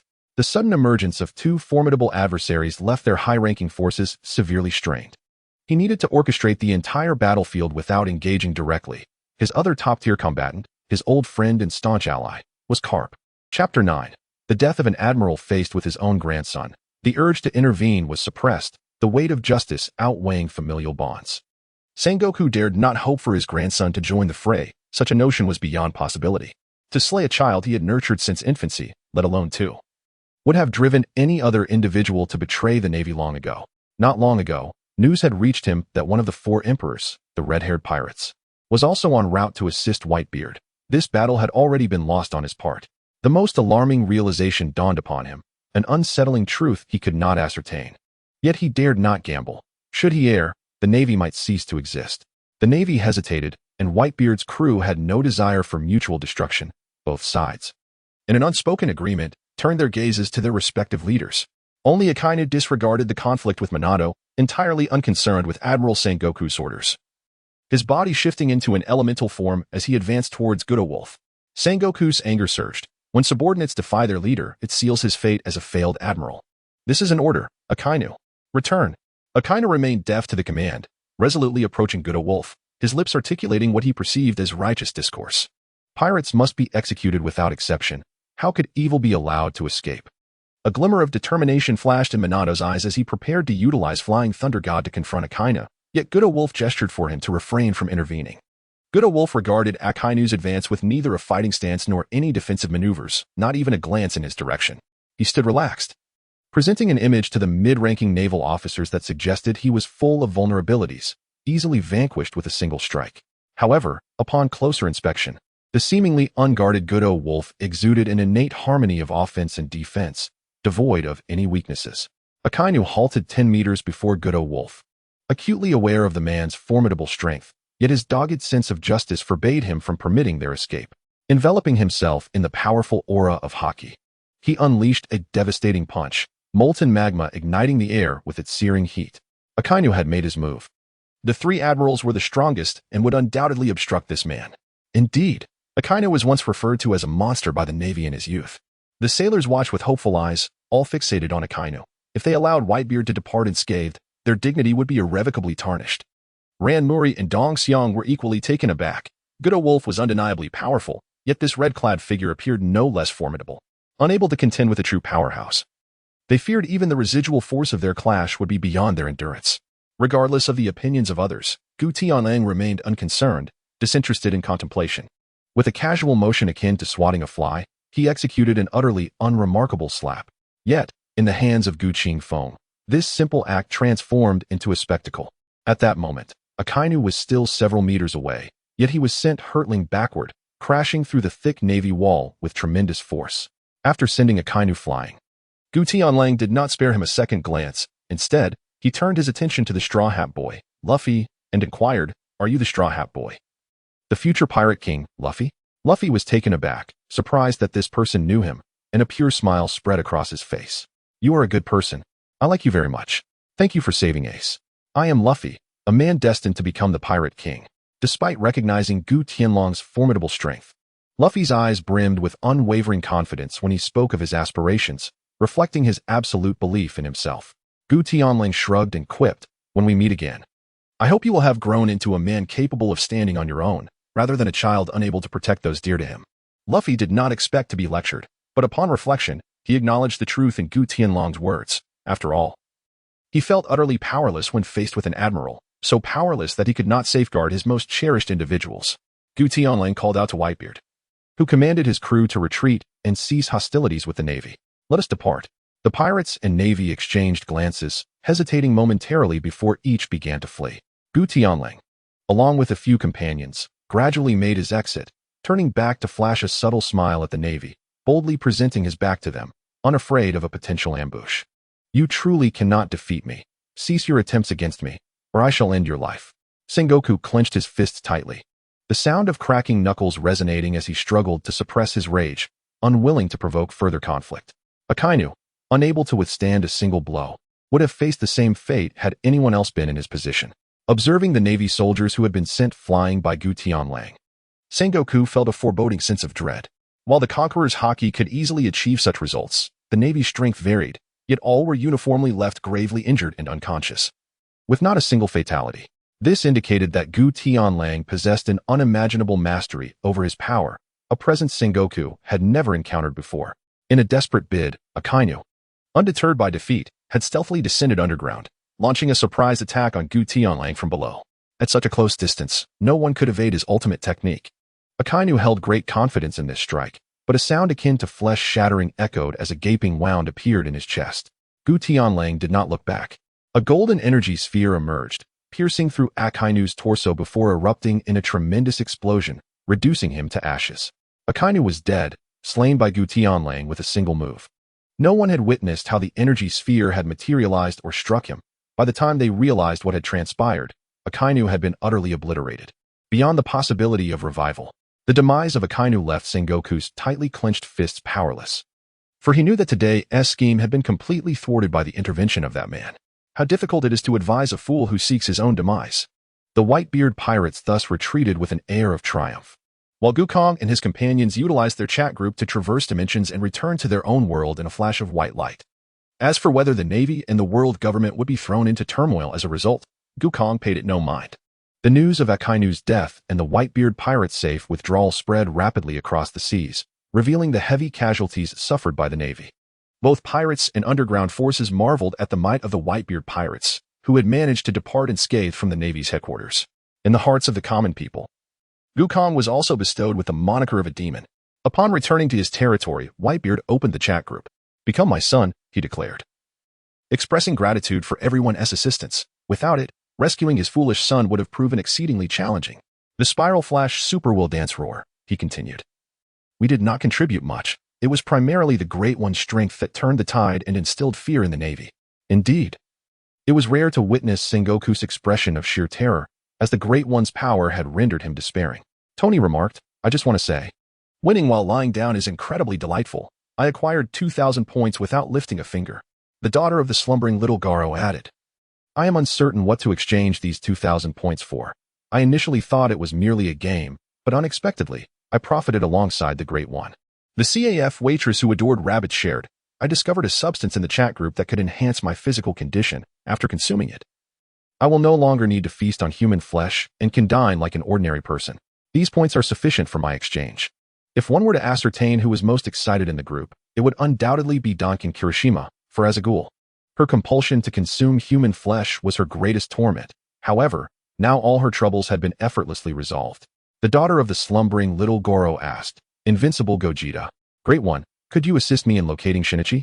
He has been evading me for quite some time, and it has been ages since I last saw him. At that moment, Gukong stood amidst a torrential downpour, and with his acute senses, he perceived the raindrops falling at an ever-slowing pace. Gradually, he closed his eyes, moving aimlessly through the rain. The biting cold winds tousled his dark hair, yet as he moved at high speed, not a single raindrop touched him whenever the droplets approached. Minuscule currents of air would form around him, deftly diverting the rain. It is not merely the magnitude of energy that determines victory or defeat. The mastery over that energy is equally crucial.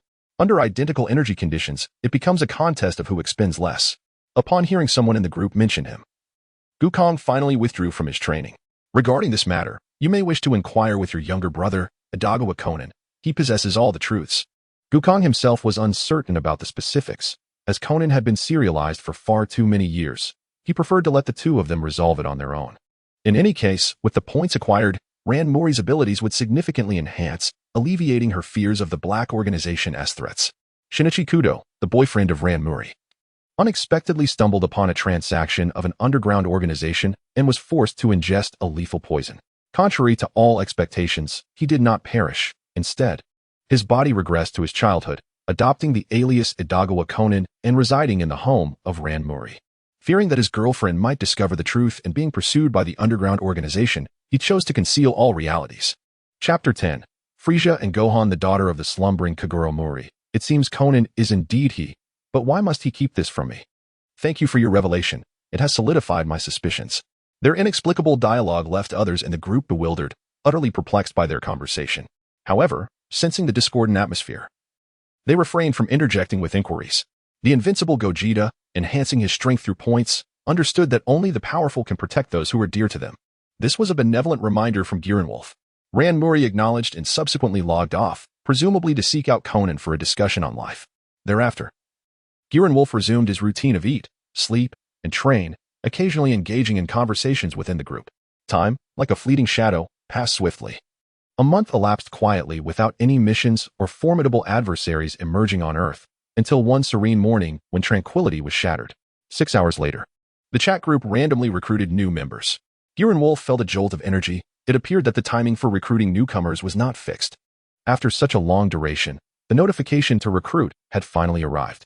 Tony, not the wealthiest, expressed his impatience. Finally, new members will join. I was on the brink of boredom, and the chat group hasn't issued any tasks. Spiral Flash Super will dance roar. Can you even compare your idleness to mine? I have perished and remain sealed. I am nearly driven to madness by the monotony. Canilla's Minato shared his true feelings, having accumulated numerous points with no apparent use. He had been waiting for the seal to be lifted to reunite with his son. It wasn't merely the solitude that weighed upon him. Yet, after joining the chat group and participating in a mission, he glimpsed a flicker of hope, only for another month to pass by. He sought to acquire more points, leveraging the resurrection items available in the chat group's marketplace. The daughter of the slumbering Kaguro Mori wondered if she would join the girls section, as currently only she and Dongxiang were present among the boys. Become my son, she mused. Perhaps a fascinating new member will arrive, and I can inquire if he wishes to assume the role of my son. Spiral Flash Super Wheel Dance Roar queried. Didn't you previously select members to join? This time, the chat group randomized it. Weren't there a few names provided? The invincible Gogeta replied, no. It's likely because there were fewer than 5 members at that time. Henceforth, the chat group will likely continue to recruit randomly. Become my son, he reiterated. I haven't yet had the opportunity to express my gratitude to you, esteemed one. Ace has long desired to thank you for saving his life. The invincible Gogeta responded. No need for excessive formality. There is a traitor aboard your ship named Blackbeard. Have you managed to capture him?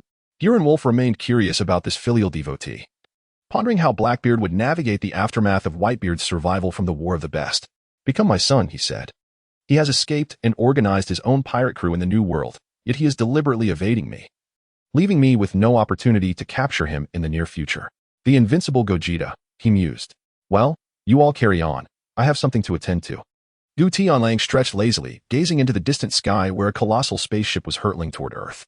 Without needing to look closely, he knew that the only one who could arrive at this moment was the resurrected Frieza, but this timeline seemed to have advanced rather too much. With the timeline of Dragon Ball Super's arrival, there was no longer a need to constantly hide from Beerus.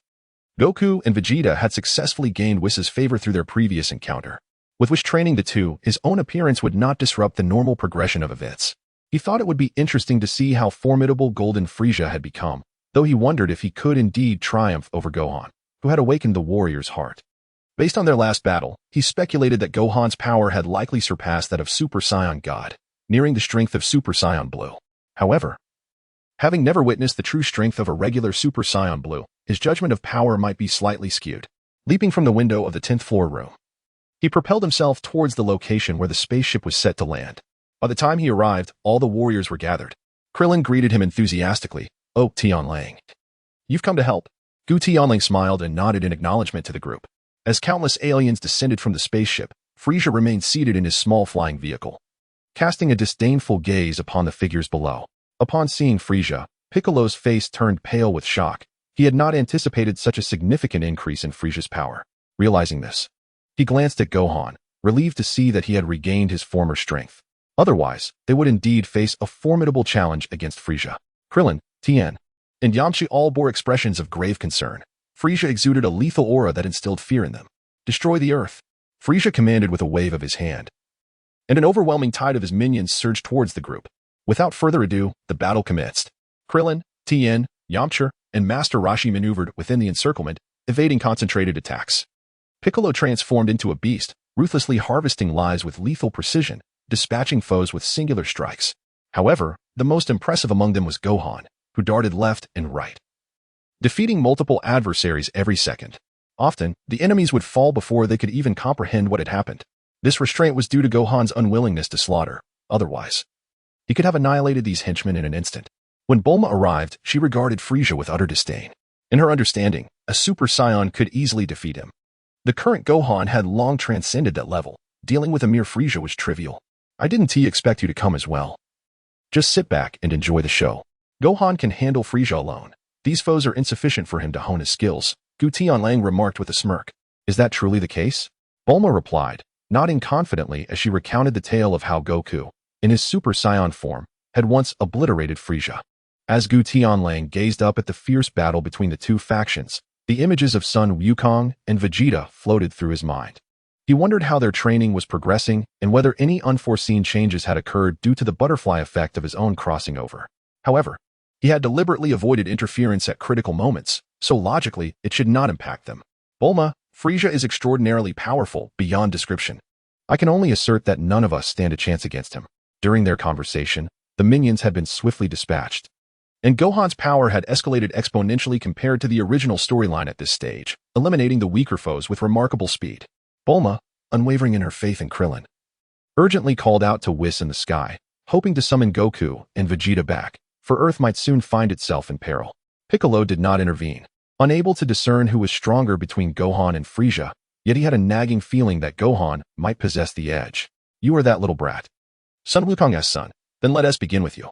Frieza, recognizing Gohan's superior strength over the others, wasted no time in launching himself toward Gohan with a ghostly swiftness. The two figures vanished from the spectator's sight, leaving only the resounding clash of fists in their wake, as they engaged in a close-quarters brawl for several seconds.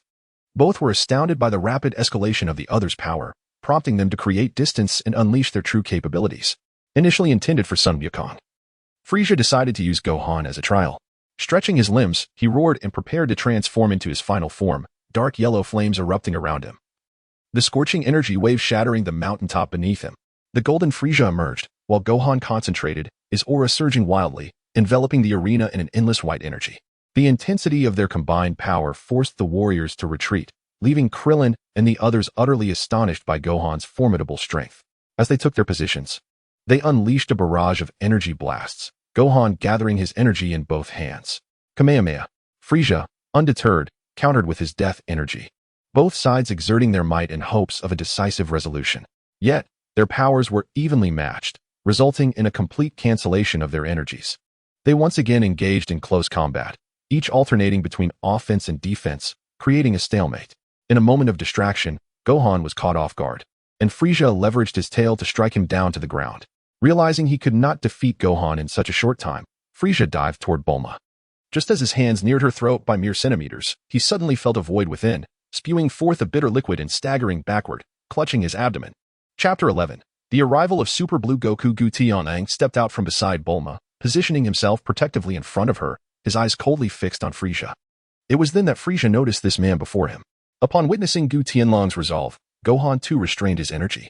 Frieza, consumed by rage at being thwarted repeatedly in his quest for vengeance upon Earth, glared at Gutian Wolf, his ambitions now undermined. Anger clouded his judgment, and a barrage of energy blasts erupted forth. With a casual flick of his hands, Gutian Wolf deftly deflected the incoming projectiles. As he met Frieza's gaze, filled with a murderous intent, Frieza felt an unfamiliar surge of fear. The immense energy drain of his golden state left him utterly fatigued, gasping for breath. He pressed his palms against the ground, hoping for a desperate gambit, but before he could gather his energy, Gutian Wolf seized his hands. A powerful uppercut sent Frieza soaring into the air, followed by an energy blast that resounded with cataclysmic force, culminating in Frieza's anguished cry before silence enveloped the scene. Frieza's figure vanished, leaving Bulma and Krillin in stunned disbelief as they gazed at Gutian Wolf. How could the formidable Frieza, who had just moments ago been evenly matched with Gohan, be so easily dispatched? Ultimately, it was the more extroverted Krillin who voiced the group's collective confusion. Gutian Wolf, how is your strength so formidable? In the years we've known you, your highest displayed power barely reached a few hundred points. Now, it's as if you've transformed entirely. Gutian Wolf remained composed, offering a casual reply. I merely concealed a fraction of my true power. There's no need for astonishment. Krillin's eyes widened in disbelief, awkwardly chuckling. A fraction? You just annihilated Frieza, a being on par with Gohan. You must be hiding an unfathomable amount of strength, perhaps even several universes worth. Bulma felt as though she were dreaming. The usually genial and friendly Gutian Wolf possessed such overwhelming might. Suddenly, a ripple in space heralded the return of Son Goku and Vegeta from their training on the God of Destruction's planet, their eyes drawn to the severely damaged ground. Goku, a flicker of confusion in his gaze, inquired, Frieza's energy has vanished. Did Gohan defeat him, or was it Gutian Wolf? Gohan approached, shyly touching his nose. It was Gutian Wolf who intervened. I didn't manage to settle the score with Frieza. Vegeta scoffed, a fierce battle spirit igniting within him. Gohan, how have you increased your power so rapidly? Even from the God of Destruction's realm, I can sense your surging energy. Not only Goku, who utilized instant transmission, but Vegeta as well, distinctly perceived Gohan's energy. A transformation so profound it was as if he had been reborn. Even Vegeta himself could not confidently claim victory against Gohan in this state. After my last encounter with Lord Beerus, I realized I needed to bolster my strength to better protect my family. So I asked Uncle Piccolo for specialized training. Gohan indicated Piccolo with admiration.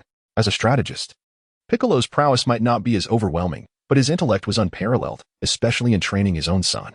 Goku was elated to see his son eager to train once more. He still believed that as long as Gohan dedicated himself, he would be the mightiest Saiyan. Shifting their focus from Gohan, Goku and Vegeta turned their gazes to Gutian Wolf, their intentions unmistakable.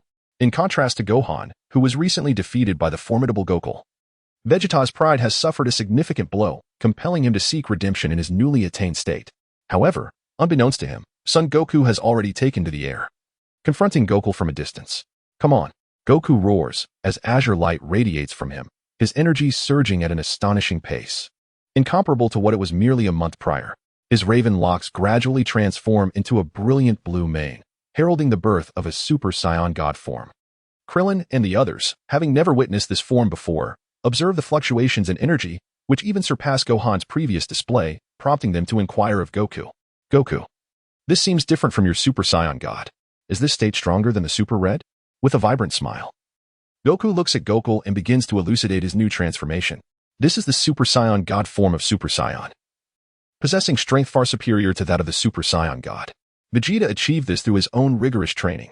Goku exudes confidence, yet despite witnessing the awe-inspiring transformation, Gokul maintains a calm and self-assured demeanor, his eyes betraying no hint of concern. You have progressed more swiftly than I anticipated. You truly are Son Goku. Vegeta, upon hearing this, scoffs in irritation. He had intended to step in himself, but found Kakarot had already taken the lead.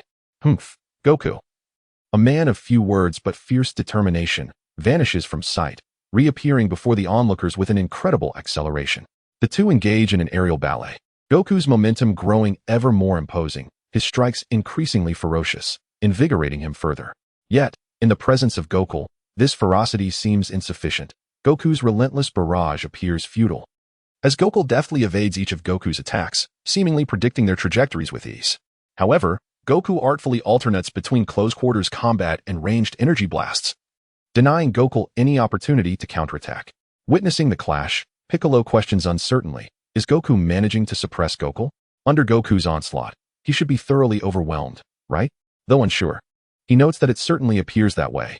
Yet the disparity in power between himself and the two combatants is too vast to discern whether they are exerting their full might. Tien, observing the duel, finds that even with his third eye opened, he cannot clearly perceive their movements. Gohan, letting out a sigh, explains with resignation, Gokul hasn't unleashed his true strength yet. He isn't taking this seriously. My father cannot match him. Having engaged Gokul in battle before, Gohan possesses a credible insight into his power. While his father's strength slightly exceeds his own, it does not surpass it by a considerable margin. Vegeta, well aware of the formidable nature of the Super Blue form, narrows his eyes at Gohan's commentary, silently scrutinizing the battle. Krillin and the others find it hard to believe that Gokul, who was once a mere underdog, has transformed into a formidable adversary capable of challenging Goku. The abruptness of this metamorphosis, especially following Gokul's recent defeat of Frieza, makes it difficult for them to accept this new reality. Having been swiftly dispatched, it seems their father will not fare any better. As the relentless tide of Goku's attacks begins to wane, he suddenly halts his offensive. Do you retaliate as well? This is truly dull. Allow me to witness the extent of your strength. The smile faded from Gu Tianlong's face, yet his demeanor remained unchanged. As he transcended the speed of light in an instant, appearing before Wukong as if by teleportation, he launched a kick into the air, prompting Wukong to instinctively retreat and evade the strike, a reflex honed through countless battles. The missed attack unleashed a fierce gust that tore the ground apart, creating a vast, bottomless fissure hundreds of meters long. What just happened? Wukong gazed incredulously at his own body. In the moment Gu Qifeng had attacked, he had not reacted. Yet his body had moved on its own. Gu Tianlang wore a half-smile. Initially, he had suspected that Wukong might have grasped the rudiments of the Ultra Instinct technique. However, upon deeper reflection, he dismissed the notion, as Wukong had only recently attained the Super Saiyan Blue form and could not have mastered such a profound skill yet. It seemed more akin to a primal battle instinct. So swift, I can barely perceive the process of his strikes. Vegeta's forehead throbbed with veins. This was the first time he had encountered such a formidable adversary, ever since he had transformed into a Super Saiyan god. This was the first man to instill a sense of helplessness within him. It's over. Gu Qingfeng's figure flickered once more. His arm poised like a knife mere centimeters from Wukong's forehead, close enough to pierce his brain with the slightest advance. Impressive indeed. Though I suspected I was no match for you, I did not anticipate such a vast disparity. Yet Wukong's character was undeniably generous. A loss was simply a loss. Devoid of excuses, he relished the thrill of battling strong opponents, which provided him with a clear purpose for advancement. You have only recently entered this divine realm. Your power remains underdeveloped. Otherwise, I would not have been able to defeat you so effortlessly. Wukong, having just begun to embrace the Super Saiyan Blue state, typically operated at full capacity within that form, revealing a considerable gap in their abilities. However, as Wukong continued to grow, he would undoubtedly evolve into one of his most formidable rivals. Chapter 12. Hinata and the God of Love. Everyone, having repelled the enemy. Would you care to join me for a meal at my home? Today, I have prepared an array of dishes that are typically unavailable. Then, it would be remiss not to oblige. Whis and Beerus had appeared beside them unbeknownst to anyone, and at the mention of delicious food, Beerus's eyes narrowed into slits. Lord Beerus, everyone greeted in unison. Beerus feigned profoundness with a nod, attempting to maintain his image as the god of destruction. Yet the thought of delectable cuisine left his wide mouth unable to close. Gu Tianlong's gaze shifted, fortuitously meeting Whis'. Whis smiled mysteriously, his expression imbued with complex significance. During the meal, Beerus glanced at Gohan multiple times, clearly impressed by Gohan's talent, noting that he had achieved such strength solely through his own efforts. During their last encounter, Gohan's power had been painfully inadequate, yet within a month, he had experienced such remarkable growth, a talent that even Beerus had rarely witnessed in his extensive lifetime. Gohan could only provide a brief explanation regarding the hyperbolic time chamber, and upon hearing it, Beerus's understanding was suddenly illuminated. He grasped the circumstances surrounding Wukong's defeat at the hands of Gutian Lang, though he chose not to mention it. Vegeta and his companion had undergone rigorous training for an extended period, resulting in a remarkable surge in strength and a rather pleasant disposition. They indulged in an extravagant feast, consuming the equivalent of dozens of meals. Although it was not his first encounter with Goten, he remained perplexed. Were the stomachs of Saiyans truly bottomless? Would consuming such copious amounts not lead to their demise? As a fellow Saiyan, he himself could only manage 6 or 7 meals, which paled in comparison to Vegeta and his companion's consumption. Having concluded his errands, he returned to his lodging, discovering it was already past 3 in the afternoon. Initially, he had contemplated purchasing an entire hotel, considering his long-term stay. However, he ultimately decided against it, finding some comfort in the occasional request for rent that kept him connected to the outside world. Uncertain of who had recently joined their group, he decided to check on the newcomers. Hinata's eldest daughter has joined the group chat. Aphrodite, the goddess of love, has joined the group chat. Aphrodite, the goddess of love, has been randomly selected as an administrator. 3 notification boxes appeared at the top of the chat, revealing familiar characters had joined. Hinata's eldest daughter needed no introduction. She was the devoted female lead from Naruto, the eldest of the Hyuga clan, and the wife of the strongest blonde in the ninja world. Aphrodite, on the other hand, was likely a character from Valkyrie of the End, a deity who proposed the extermination of humanity. At that moment, several members of the group were embroiled in a heated argument, none willing to concede. Aphrodite, I am merely an administrator. What right does a mere human have to share my status? The cafe waitress, newcomers should not be so arrogant. Being an administrator was purely random and has nothing to do with your strength. Kagoro's daughter, the big guy, is very kind and considerate of everyone in the group. We will all be friends, so let us not bicker among ourselves. Muri Ran, known for her gentle and kind nature, had been informed by Goten of the truth regarding her boyfriend Shinichi, and the newcomer's aggressive demeanor was becoming intolerable. Aphrodite, compared to that cannibalistic monster, I find you humans far more despicable, a weak and pitiable species that should not exist. Tony, not a tycoon, why should humanity not be allowed to live? Just because we are weak doesn't mean we have no right to exist. I initially admired your beauty, but your venomous nature is disappointing.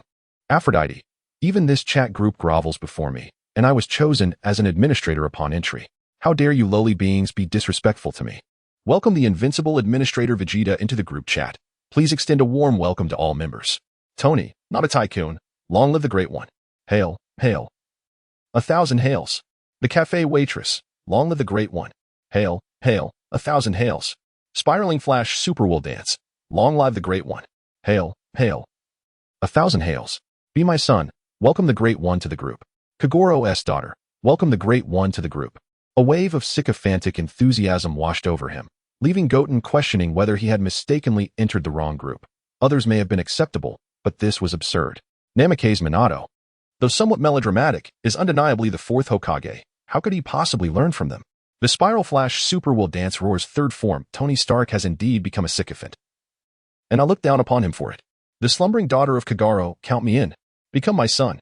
The barista who adores bunnies, count me in. Tony Stark, in his own building, finds it perplexing why Namake's Minato would feel compelled to confront him. What troubles him further is the unanimous agreement within the group regarding this confrontation. Tony is certainly not a billionaire. Are you all devoid of shame? It's not just me saying this. Why do you cling to me? And Minato, have I offended you in some way? The Spiral Flash Super Will Dance Roar's 3rd form. When shall I venture into your world to undertake missions? I'd like to converse about life with you. Perhaps Tony lacks a clear understanding of our capabilities. The barista who adores bunnies, having accumulated some points. I can finally cease my cannibalistic cravings. My admiration for the great ones is genuine, unlike your superficial flattery. The slumbering daughter of Kagoro, Mr. Stark. I share the same sentiments as Domko. Tony Stark feels a tightness in his chest. He finds himself unable to confront 2 women and feels outmatched by men as well. The steadfast Tony Stark, the Iron Man and world's richest individual, muses that even if Minato and Whitebeard were to entice him, it would be through coercion rather than mere persuasion. Ironically, he finds himself incapable of defeating either. He does not believe that mere discussions about life would suffice, and it would be remarkable if they visited his world without causing him harm. His iron armor boasts formidable defenses, capable of withstanding ordinary projectile attacks. Yet, it is powerless against the assaults of Minato and his companion. His laser cannons can effortlessly pierce iron, making him a rare adversary in the Marvel Universe. However, he cannot reach Minato, nor can he break through Whitebeard's haki. Regardless of how he contemplates the matter, Tony Stark cannot fathom any chance of victory. He bears no fear of Ranmuri and Danko, yet he cannot afford to engage in disputes with two women. Tony is certainly not a billionaire. I'm merely jesting. So please do not take offense. The Spiral Flash Super Will Dance Roar's third form, Hinata's family, is it the Hyuga clan from Konoha? Hinata Hyuga. The eldest daughter of the Hyuga clan, inquires, are you the fourth Hokage, Lord Namikaze Minato? Initially taken aback by the sudden appearance of the chat group in her mind. Hinata, after Tony's introduction and a thorough reading of the group announcement, comprehends the purpose of the chat group. Minato's avatar, depicting him in his Hokage attire, allows Hinata to instantly recognize him upon his first words. The Spiral Flash Super Will Dance Roar's third form, how's my son Naruto? I believe you're approximately the same age as my son. Minato expresses his excitement. Having been in a state of death, he remains unaware of his son's well-being. And now, astonishingly, the chat group has welcomed another from his world. The eldest daughter of the Hyuga clan responds, I have not heard of a Namikaze Naruto, but I am familiar with Uzumaki Naruto. The Spiral Flash Super Will Dance Roar. Do you know my son Naruto? How is he faring now? Does he still think of me and Kushina? The eldest daughter of the Hyuga clan. Is Naruto truly the son of the fourth Hokage? The Spiral Flash Super Wheel Dance Roar. How is it that you are unaware that he is my son? Watergate was perplexed. Theoretically, even in death, he was a genuine Hokage in his lifetime, and there should be no reason for his son to remain so inconspicuous. Aphrodite, the goddess of love, exclaimed, you mortals dare to disregard the divine. You had better hope that the next mission does not arrive too swiftly.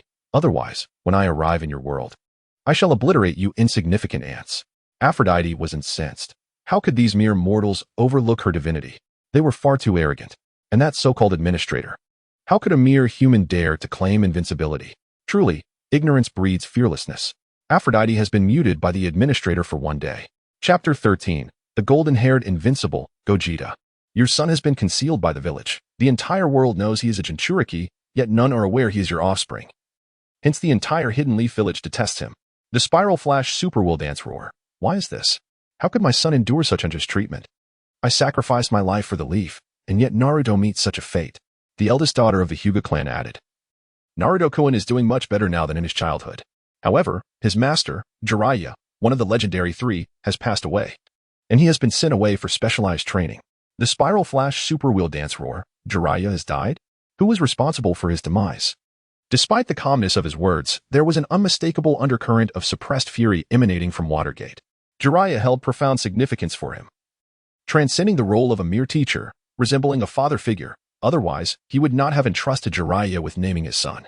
The invincible Gogeta remarked, Jiraiya, strictly speaking, was an exceptional ninja, a dragon returning to the sea, yet the sea did not welcome him. Kitten Lang had sacrificed his life to seal the Nine Tails, striving to protect both the village and his wife. How Jiraiya dedicated his life to the leaf, tirelessly searching for the child of prophecy, repeatedly rescuing the village from peril, is a tale oft recounted. The Spiral Flash Super Wheel Dance Roar. Is that so? Watergate's mood darkened further. The fury within him surged like an impending volcanic eruption. His son was treated in such a manner by the village, and the loss of Jiraiya, a figure who was both mentor and father to him, left him powerless in the face of it all. God Pain will lead the Akatsuki to attack the Hidden Leaf village at noon tomorrow. The village faces imminent disaster, and Naruto's fate hangs in the balance. A group mission has commenced, enabling Watergate or Naruto to defeat Pain with the cooperation of group members. A reward of 15,000 points. The mission difficulty is rated as level 7. The group member limit is 3. Tony is certainly not the wealthiest. Level 7 difficulty is not particularly high, but just how formidable is Pain? Could someone elaborate? Tony Stark remains undaunted. Although he often engages in banter with Minato, he holds a degree of respect for him and would not hesitate to offer assistance if needed. The Spiral Flash Super Will Dance Roar technique, its nature eludes me. Yet I presume it bears resemblance to the three legendary figures, perhaps ranking closely with me. Minato has yet to encounter Nagato and remains uncertain of his true prowess, only able to make rough estimations. Sleeping little Golong's daughter, Minato, I apologize, but I must decline your invitation. I am of no help to you. My presence would only hinder your quest for vengeance. Despite acquiring 2,000 points, Ranmuri indeed utilized them to exchange for a potion enhancing physical prowess. Yet her strength still pales in comparison to Tony Stark, let alone Minato. Spiral Flash Super Wheel Dance Roar technique accepts the task. Unrivaled Goku accepts the task. Aphrodite accepts the task. The Spiral Flash Super Wheel Dance Roar technique declares, it matters not. I shall seek revenge for my master and demand justice for Naruto from the village. Hinata Hyuga expresses her concern. Will Naruto truly face danger? However, Lady Tsunade remains in the village. The enemy would hardly dare to launch a direct attack. Newly joined to the chat group, Hinata is skeptical of the task's authenticity. It is difficult to believe that any foe would dare assault Konoha, the foremost of the 5 great shinobi villages. Sleeping little Golong's daughter detects an undertone of ambiguity. Is it possible that Miss Hinata harbors feelings for Minato's son? Ran Muri, sharing the same youthful spirit, demonstrates an astute intuition, noticing the subtle dissonance in Hinata's words. Hinata responds, I do indeed like Naruto. She does not shy away from her affections for him, though her excitement is often overwhelming when in his presence. The Spiral Flash Super Wheel Dance Roar technique interjects, You hold feelings for my Naruto? Does this imply you are his girlfriend? Upon hearing of Naruto's plight, Minato never considered the possibility of him having a girlfriend, as it seemed unlikely anyone would wish to associate with someone so despised in the village. Hinata clarifies, not exactly. Naruto already has someone he admires. Tony muses, it appears Minato's son is quite charismatic. Who would have thought he could attract such a lovely girl from a prestigious family? Truly, one may not recognize the allure of wealth in youth, mistakenly misplacing their affections. The Spiral Flash Super Wheel Dance Roar technique remarks, I cannot say. I have been gone for many years. Minato, feeling suddenly disheartened, observes that it is evident to all that Hinata possesses a gentle disposition and beauty. How could his son not be drawn to her? Unrivaled Goku inquires, Miss Hinata, would you like to glimpse your future? Hinata responds, Can the esteemed group leader truly foresee my future? I am indeed curious about what lies ahead for me.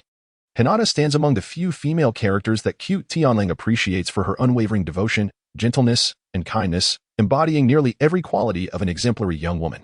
He does not mind offering her assistance, viewing it as a mere triviality. In your future, you shall become the strongest woman in the ninja world, living the life you desire. Be my son, the strongest in the ninja world? That would surpass even Minato, wouldn't it? Tony is certainly not the wealthiest. It seems her future life is quite splendid. The eldest daughter of the Hyuga clan. Is this the life I desire? Am I together with Naruto? Hinata is utterly unconcerned about the title of the strongest. Rather, she focuses on the second statement, which is her longing to be with Naruto. Unrivaled Gogeta. Yes, you are indeed with Naruto. Although, after marriage, Naruto, now Hokage, often works late into the night. Your married life is quite harmonious. The Spiral Flash Super Rondo Roar.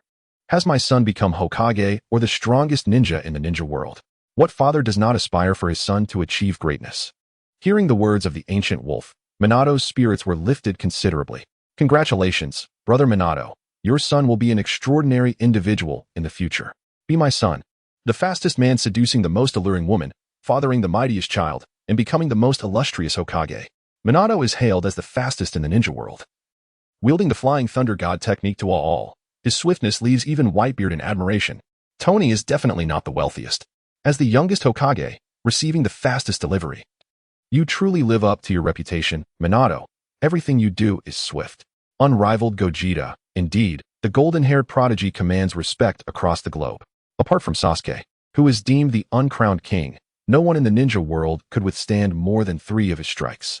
In later years, Naruto can be regarded as truly invincible. Even a one-armed Sasuke is, in strict terms, somewhat inferior to Naruto. The Spiral Flash Super Rondo Roar. Then Hinata, she would be my future daughter-in-law, wouldn't she?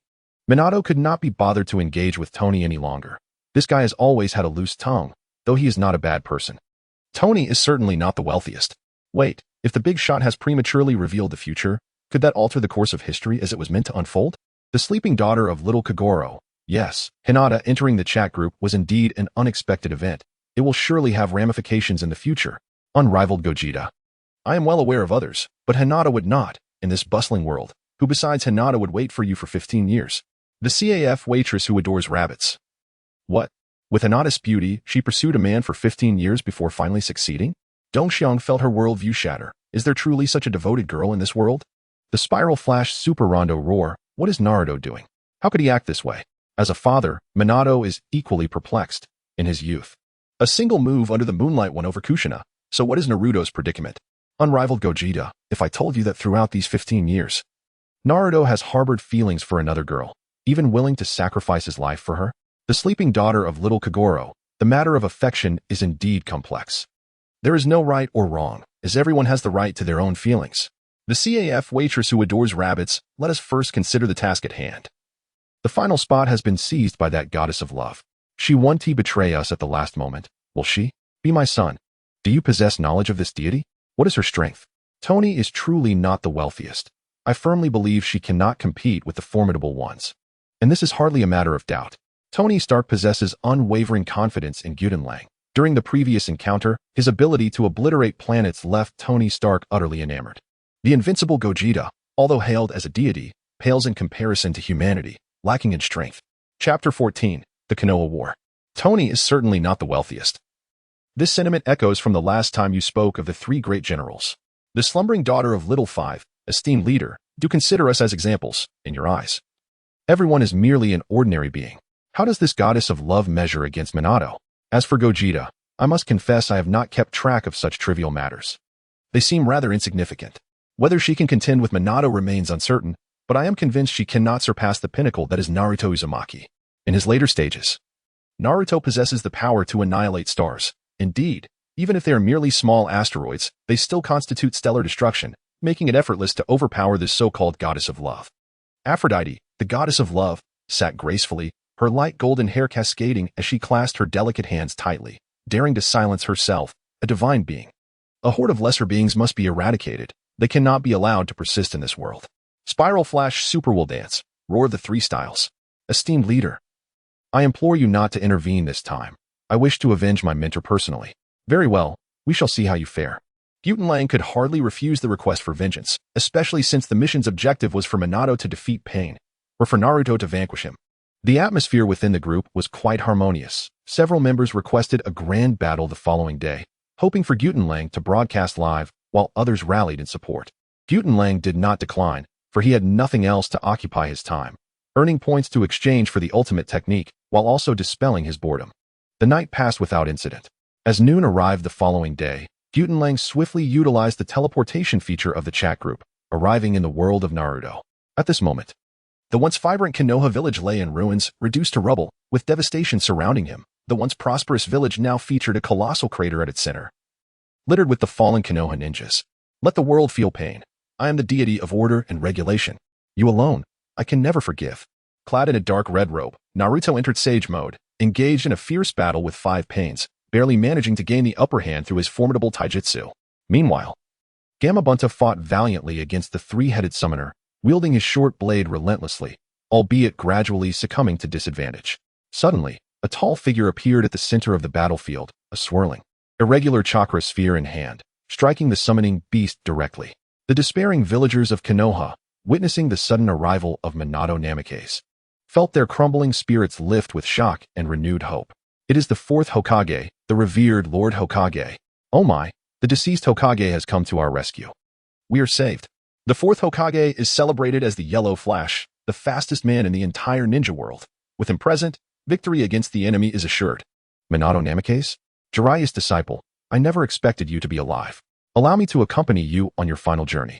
With a grand gesture, Pain summoned Kakuzu and Haiden from the forest, while Conan soared into the air, gazing down upon Minato Namikaze. This man is formidable, even Pain dares not underestimate him. Aside from the battle against the Ninetales, Minato's life has been unmarred by defeat, having never been bested even by the 4th Raikage and the 8-Tails Jinchuriki combined. Now, with the added challenge of Naruto in Sage mode, victory seems increasingly elusive.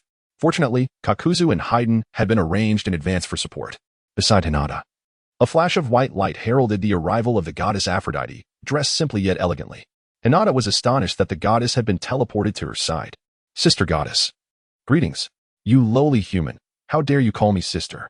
Aphrodite snapped, her eyes wide with disdain, before delivering a swift kick to Hinata's abdomen, propelling her several meters away due to the unexpected proximity and lack of defense. Since you were nearest, I shall begin with you. After I eliminate you, I will seek retribution upon the others. She regarded the task with utter disregard, for to insult a deity's dignity was intolerable. Failing to eradicate this group would render her a laughingstock among the gods. As she advanced towards Hinata, intent on crushing her skull underfoot, a man suddenly appeared before her, gazing at Aphrodite with an indifferent expression. Are you the administrator worshipped by those lower beings? If you wish to die first, I shall oblige. Begone. With that single word, a dreadful aura erupted from Gutian, causing the air pressure around him to plummet. Hinata, just regaining her footing, nearly toppled over again as a tempestuous force swept past her. The brunt of the impact struck Aphrodite, sending her hurtling backwards to crash into the trees. Coughing up blood, she felt as if her very being were disintegrating. Gutian regarded the disheveled goddess with indifference. Were it not for her remaining utility, he would have dispatched her long ago. The might of the strong must not be trifled with. Even characters from his beloved anime deserve respect, let alone a goddess he held no particular affection for. Wiping the blood from her lips, Aphrodite looked up at Gutian in disbelief. Even her father, Zeus, the king of the gods, could not so easily cast her aside. Staggering to her feet, her eyes bloodshot, she prepared to confront him. Gutian's deep gaze glimmered with a chilling light, exuding an almost imperceptible murderous intent. To Aphrodite, it felt as though she was gazing into the depths of hell, or a scene far more terrifying than any hellish vision she could conjure. She had never encountered such a fearsome aura. Her sole thought was to flee. If she did not escape, she would surely meet her demise at the hands of this man, for she was no match for him. Yet her body betrayed her, leaving her frozen in place. Unable to even twitch a finger, silently observe. Complete your task and return to your realm, or do not blame me for my lack of courtesy. In the eyes of the ancient wolf, there was not a trace of compassion, despite the beauty of the goddess of love, whose allure was indeed unparalleled, particularly with features so striking they could obscure her face. However, he felt no affection for her. This was the final warning. Should the goddess entertain any further schemes, he would swiftly obliterate her. Upon his words, the goddess sensed that she had regained control of her own body. Her previous disdain transformed into a gaze filled with intrigue directed at the ancient wolf. In her heart, she believed humanity deserved their fate simply because of their frailty, which elicited no interest from her. She favored powerful men, and even among humans, strength could spark her curiosity. The ancient wolf was undoubtedly the strongest she had ever encountered, igniting a sense of fascination within her. Resolutely, she vowed to bring the ancient breeze to his knees before her. On the battlefield, Kakuzu and Haiden positioned themselves before Naruto. Haiden, licking his scythe, grinned wickedly. The Jinchuriki of the Nine Tails, killing you will undoubtedly please Lord Jashin. Meanwhile, Kakuzu pondered the potential profits from selling Naruto's corpse in the black market, considering the value of a body that had mastered the same sage arts as Jiraiya. One of the legendary Sannin, bearing the name of my teacher, I shall not lose. Minato Namikaze proclaimed victory, not for the sake of the villagers, but in light of his son's hardships within the village over the years, enduring hunger and cold, often bullied by children and scorned by adults. The gentle Minato's heart had undergone a transformation. Get out of the way, do not hinder me. In Sage Mode, Naruto, without hesitation, summoned 3 shadow clones. Determined to swiftly vanquish his foes, regardless of the circumstances surrounding the 4th Hokage, the grudge of the perverse sage would be avenged by his own hands. This marked Naruto's first realization of the necessity to kill his opponents. He struck with lethal intent, unwilling to squander time. Kakuzu did not dare to underestimate Naruto. Summoning 2 earth grudges on his shoulders, unleashing wind and fire techniques simultaneously. Fire release, head decapitation, and wind release, pressure damage. But that was not the end. Kakuzu's body sprouted 8 sturdy black tendrils, sharp and ensnaring. In contrast, Haiden's method of attack was far simpler, swinging his bloodied scythe in a reckless manner. Prepared to engage Naruto in a fight to the death. With no defense, only offense, the duo's attacks varied in range. Even with Naruto's sage perception allowing him to evade Kakuzu's strikes, he found himself disrupted by Haiden's relentless onslaught, leaving all 3 combatants at a stalemate. Naruto moved with grace, his agility evident, as Kakuzu unleashed an array of elemental techniques in a widespread assault. The only one appearing somewhat disheveled was Haiden. Akin to a madman, prioritizing offense over defense, allowing Naruto to seize opportunities to strike him multiple times, yet he would rise unscathed as if nothing had occurred. Chapter 15. The Ancient Wolf Strikes. Are those 2 also members of the Akatsuki? Truly a formidable organization, with members capable of rivaling Naruto. To protect the villagers, Tsunade, having exhausted her chakra, lay weakened on the ground, observing the fierce battle unfold. The silence beside them posed the most pressing question, the death of the 4th Hokage. Minato Namikaze was a well-known fact. How could he suddenly return to life? Lady Tsunade, is that truly the 4th Hokage Minato? The inquiry lingered. How could he defy death? Tsunade, with great effort, lifted her heavy eyelids and nodded in affirmation. Indeed, it is that rascal Minato. It seems that Konoha is destined to survive. With those words, she succumbed to slumber. In this war, she had summoned slugs single-handedly to protect the entire village, expending all her strength to remain conscious without falling into unconsciousness. Upon seeing Minato, she could finally lay down her burdens, for her trust in him was unshakable. No one understood Minato better than she did. Aside from Jiraiya, gentle, powerful, and reliable, with him, the village would surely be safe. Naruto, aware of the limitations of his sage mode, sought not to waste time with the two and, seizing an opportunity, deftly leaped past them. He swiftly joined forces with Minato, while Kakuzu and Haiden promptly pursued. Their path, however, was obstructed by the sudden appearance of Giran, who scrutinized Haiden with keen interest. He had long been curious about Haiden's nature and the essence of the so-called evil deity, especially since, inexplicably, these two who were meant to have perished in this timeline were alive. Observing Giran's countenance, he discerned that he was not a skilled bounty hunter from the black market. Though he exuded an extraordinary aura, Kakuzu had no desire to squander time on him. Simultaneously, 5 elemental ninjutsu were unleashed, striking from various angles. In an instant, Giran's standing position was engulfed in a cloud of dust, the devastating force creating a deep crater in the earth. Sakura, who was hiding at the periphery, gazed at Giran in confusion. Had Konoha ever possessed such a figure? She had no recollection of ever encountering him. The other members of the Konoha 12 were either injured or exhausted, and even if they wished to assist Giran, they were powerless to do so. They could only watch helplessly as reinforcements were struck head-on by Kakuzu's attack. Really, if you seek death, I shall oblige. Giran's voice emerged from the swirling dust, and several beams of light, surpassing the speed of light, shot towards Kakuzu's chest, piercing through his body. Kakuzu, with a look of disbelief, stared at the multiple wounds blooming on his chest, his hands falling limply to the ground as he lost all signs of life. Haiden, who had partnered with Kakuzu for a long time, assumed that Kakuzu was merely feigning death and halted his advance, kicking Kakuzu's lifeless body.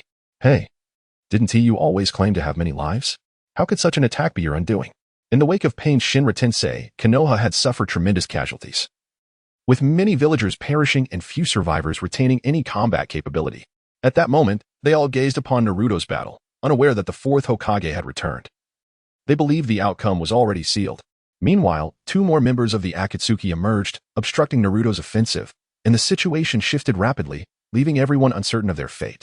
An astonishing event unfolded. The 2 individuals, who held their ground against Naruto in the Battle of Mystical Arts, met their demise. There were no grandiose attacks, no earth-shattering ninjutsu, only fleeting beams of light. The weaker souls didn't even perceive the assault from Gukenglang, and only those of a J-nin rank and above could barely discern the luminous waves emitted by Gucci foam. Fadewan flipped the body of Jiaodu over, and after several probing attempts, confirmed his death. Licking the blood from the ground, he grinned with a grotesque and terrifying expression. This only heightens my excitement. You are a worthy sacrifice, and I shall dedicate you to the Dark Lord. With a leap, he soared into the air, wielding his scythe to execute a powerful strike. Gukenglang remained unfazed, extending 2 fingers to precisely pinch the blade of the scythe. Despite Fadewan's relentless efforts, the scythe remained immovable in Gukenglang's grip. With a sharp crack, one of the blades on the bloody scythe snapped, allowing Fadewan to retreat in a disheveled manner. As he stumbled back, he caught a glimpse of Jiaodu, who was now sprinting away, full of vitality, fleeing towards the outskirts of Konohagakure. Jiaodu, why are you running? You have faced the 1st Hokage. Why flee from this insignificant foe? Upon hearing this, Jiaodu quickened his pace, thinking, what nonsense. I merely found Fadewan tiresome and used that to frighten him. Throwing a shuriken from 800 miles away, did that truly count as a confrontation? Gukenglang's earlier attack had nearly claimed his life, even with his numerous lives. He couldn't withstand such an end. His longevity stemmed not from overwhelming strength but from his prudence, knowing when to flee rather than risking everything against an uncertain opponent. As Fadewan's words echoed, the 12 young heroes of Konoha exchanged incredulous glances at the retreating Jiaodu. A singular thought taking root in their minds. This fellow must be boasting. If he had truly battled the 1st Hokage and survived, how could he possess such meager prowess? Watching Jiaodu flee without a backward glance, Fadewan bellowed, don't run. I can't handle him alone. Jiaodu had no desire to engage in conversation. He merely focused on accelerating, eager to escape Gukenglang's range of attack. His act of feigning death was a strategic ploy to distract Fadewan, buying himself time to flee. Gukenglang smirked slightly. Jiaodu was indeed fortunate, having lost track of how many lives he had. He casually decided to kill him a few more times. After shattering all of his hearts, Gukenglang was surprised to find that Jiaodu still had another life remaining. With his fingers gripping the blade, he swiftly cleaved Fadewan in 2, then executed several more strikes, dismembering him into 8 pieces, and subsequently unleashed a wave that reduced Fadewan's body to dust. I wonder if you can still come back from this, he mused with curiosity. Fadewan's final thought before his demise was a perplexing one, although Gukenglang stood still. Who was it that had dealt his death? Unfortunately, he would never have the chance to uncover the answer, leaving behind a legacy of resentment and unfulfilled vengeance as he perished. In the arena, no one discerned the truth, save for the head of the Hyuga clan, who, through his Byakugan, perceived that the figure of Gutian Wolf standing on the ground was merely a residual image, a remnant of his high-speed movement. The true body that had slain Feiduan was concealed. It was only now that he realized that had he been the one to confront Gutian Wolf, he would likely have met the same fate as Feiduan. Seeing the enemy does not guarantee one's ability to keep pace with them. The ordinary villagers of Konoha erupted in fervor, as anyone with sense understood that this man had come to aid them. He was a reinforcement sent by the fourth Hokage, the once formidable duo of Jiaodu, now reduced to one dead and one fleeing, left only Pain and a few others behind. What are you doing? Go and kill that fleeing scoundrel. Don't just stand there in a daze. Chapter 16. Chaos, hurry and eliminate him. You have slain his companion. He will undoubtedly seek retribution against Konoha. Despite possessing the ability to vanquish the foe and protect them, he had deliberately allowed his opponent to escape. The villagers of Konoha, watching Jiaodu retreat further and further away, and Gutian Wolf, who stood still observing Naruto Uzumaki, could not help but shout out warnings. Gutian Wolf, however, paid them no heed, quietly observing the conflict between the brothers in arms. Were you not sent to assist us? Why allow the enemy to escape? The people of Konoha, having endured the destruction of their village, teetered on the brink of psychological collapse. The appearance of the fourth Hokage reignited a flicker of hope within them. The drastic emotional fluctuations stirred their spirits. Shall I then take it upon myself to eliminate you? Perhaps annoyed by their incessant chatter, Gutian Wolf surveyed the crowd, a murderous intent emanating from his gaze.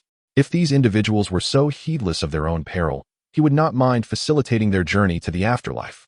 He had long harbored disdain for these repugnant villagers of Konoha, who had targeted Naruto mercilessly in his youth, only to now expect him to risk his life to save them in their hour of need.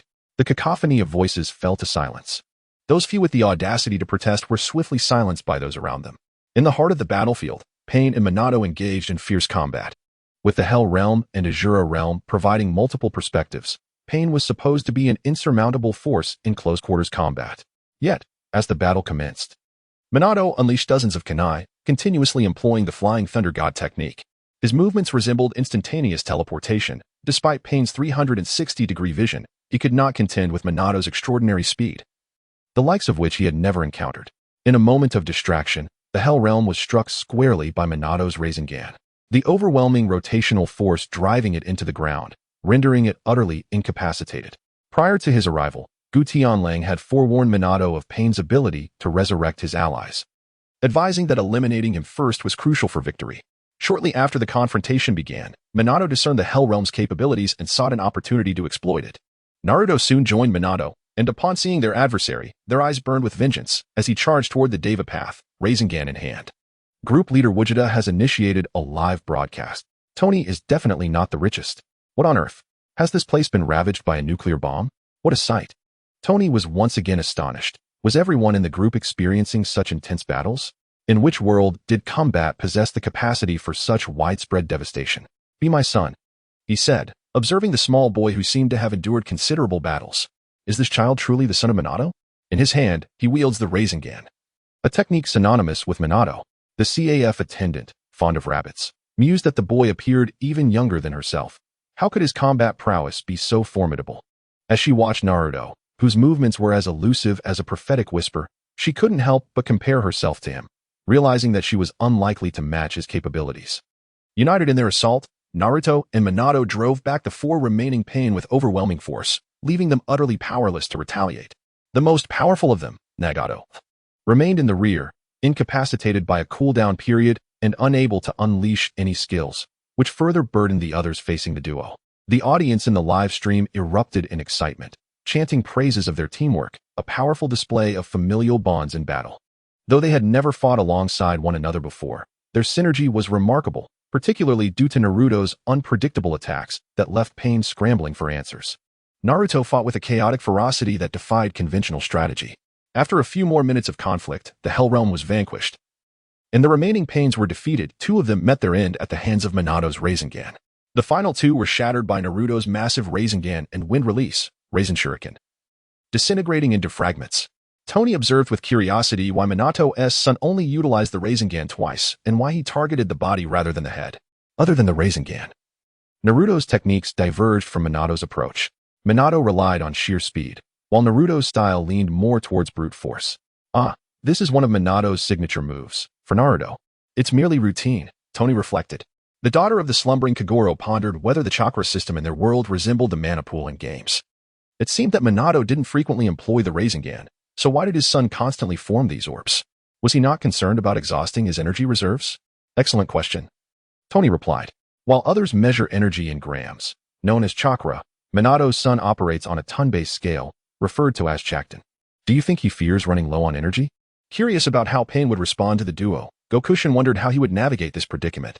After hearing Gokushin's explanation, Ran glanced at the Rasengan that Minato could hold in one hand, and then at the massive Rasengan Naruto conjured. Nodding in realization, perhaps this was the advantage of a player with cheats.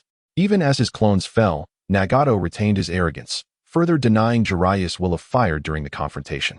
This provoked Naruto, who prepared to unleash his ultimate technique with the intent of decisively overcoming Nagato. Let us put an end to this. Wind release. Raisen Shuriken. Pain, having recovered from his cooldown, charged at Naruto, while Minato executed the second phase of the Flying Thunder God technique, flickering around them. Shinra Tensei. Pain shouted, unleashing a powerful repulsive force that sent Minato and his son flying. Naruto was thrown aside, and the Raisen Shuriken in his hand crashed into the mountaintop, causing a tremendous explosion that sent debris cascading to the ground. Minato executed a graceful turn in midair, and the three combatants swiftly distanced themselves from one another. Naruto's fury at the devastation of his hometown was palpable as he vociferously confronted Pain. Behold the tragedy of Konoha. Is this your notion of peace and mercy? Pain regarded Naruto with an impassive expression, devoid of any compassion for life. You 5 great ninja villages have instigated wars that have claimed lives far exceeding those I have taken. Feel the anguish, experience the suffering, accept the pain, and comprehend the torment. Those who are ignorant of suffering will never grasp the essence of peace. Enough with your jesting. What right do you have to utter such words after reducing my teacher, my comrades, and my village to this state? Naruto's fists clenched tightly. Memories of Jiraiya's gentle smile and Kakashi's laid-back demeanor flashing through his mind, igniting an uncontrollable rage within him. An ominous red chakra enveloped his body, and his pupils began to morph into those of a fox. Just as Naruto was on the brink of unleashing his wrath and descending into a chasm of vengeance, a warm hand landed on his shoulder. The gentle visage of Minato appeared before him. Though they had never met, Naruto felt an inexplicable closeness. Naruto, relax. Do not let revenge cloud your judgment. Chapter 17. Father and son reunited. Crisis. The malevolent aura surrounding Naruto gradually dissipated as he gazed bewilderedly at Minato. Fourth Hokage. How do you know my name? Because I am your father, and you are my son. Minato smiled at Naruto, astonished to see how much his son had grown and how his strength rivaled that of his own youth. If Kushina were to witness this, she would surely be filled with pride. Naruto was momentarily stunned by Minato's revelation. He was the son of the fourth Hokage, the child of a hero. However, disbelief soon washed over him. How could he possibly be the progeny of Minato Namikaze, the hero? How could a hero's son endure such treatment? He had been shunned by the villagers, all resenting him for his association with the Nine Tails. No, it's impossible. I harbor the Nine Tails within me. And no one ever mentioned that my father was a Hokage. Minato appeared slightly embarrassed at the mention of the Nine Tails and offered a modest explanation. The Nine Tails was sealed within you by me. I believe my son can master the power of the Nine Tails to become the strongest ninja. Prepared to confront the great calamity spoken of by Jiraiya-sensei, Naruto could hardly fathom that the very source of his childhood torment was his yet-to-be-known father. May you all perish. Shinra Tensei. Pain concentrated his chakra into a dense black sphere, which levitated into the air, drawing in everything around it with a tremendous force. Even Minato and Naruto could not withstand the gravitational pull, being swiftly drawn in, while the surrounding rocks converged to seal them within the sphere. Minato had the opportunity to escape, but upon witnessing his son being drawn in, he relinquished the thought of using the Flying Thunder God technique to evade. Isn't Tony just a billionaire? Are they truly being sealed? Is this ninjutsu? The size is comparable to a small meteorite. Are the people from Minato's world truly this formidable? Observe closely. The power of the Nine Tails is far beyond this level. The ancient Tianlang responded with a hint of indifference, gazing skyward, confident that Minato Namikaze would not be easily defeated. Suddenly, the sphere created by the Earth explosion star erupted with a myriad of golden lights from within, followed by 1, 2, 3 Nine Tails tearing through the sphere. A colossal dark gold Nine Tails fox, exceeding several dozen feet in size, emerged, with Minato standing atop its forehead.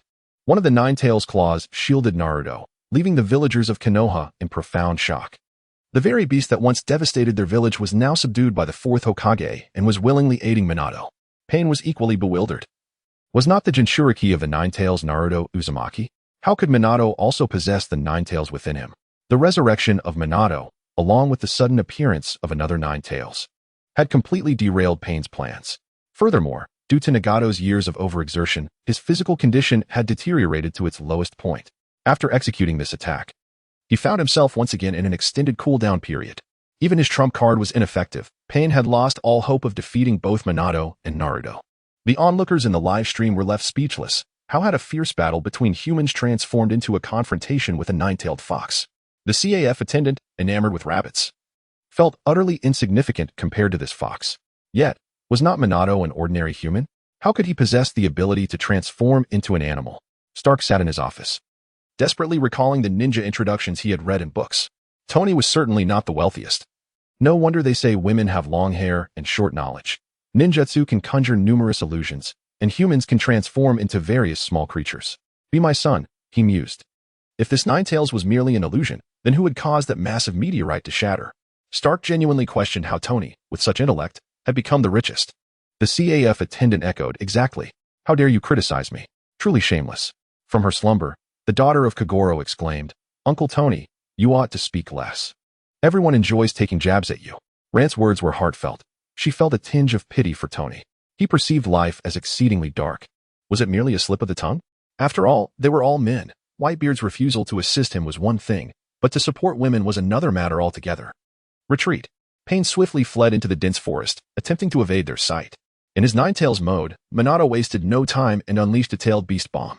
Even though Pain dodged with remarkable speed, he was still struck by the tailed beast bomb, which sent him crashing to the ground, creating a terrifying shockwave that propelled him away, skidding for several dozen meters before halting.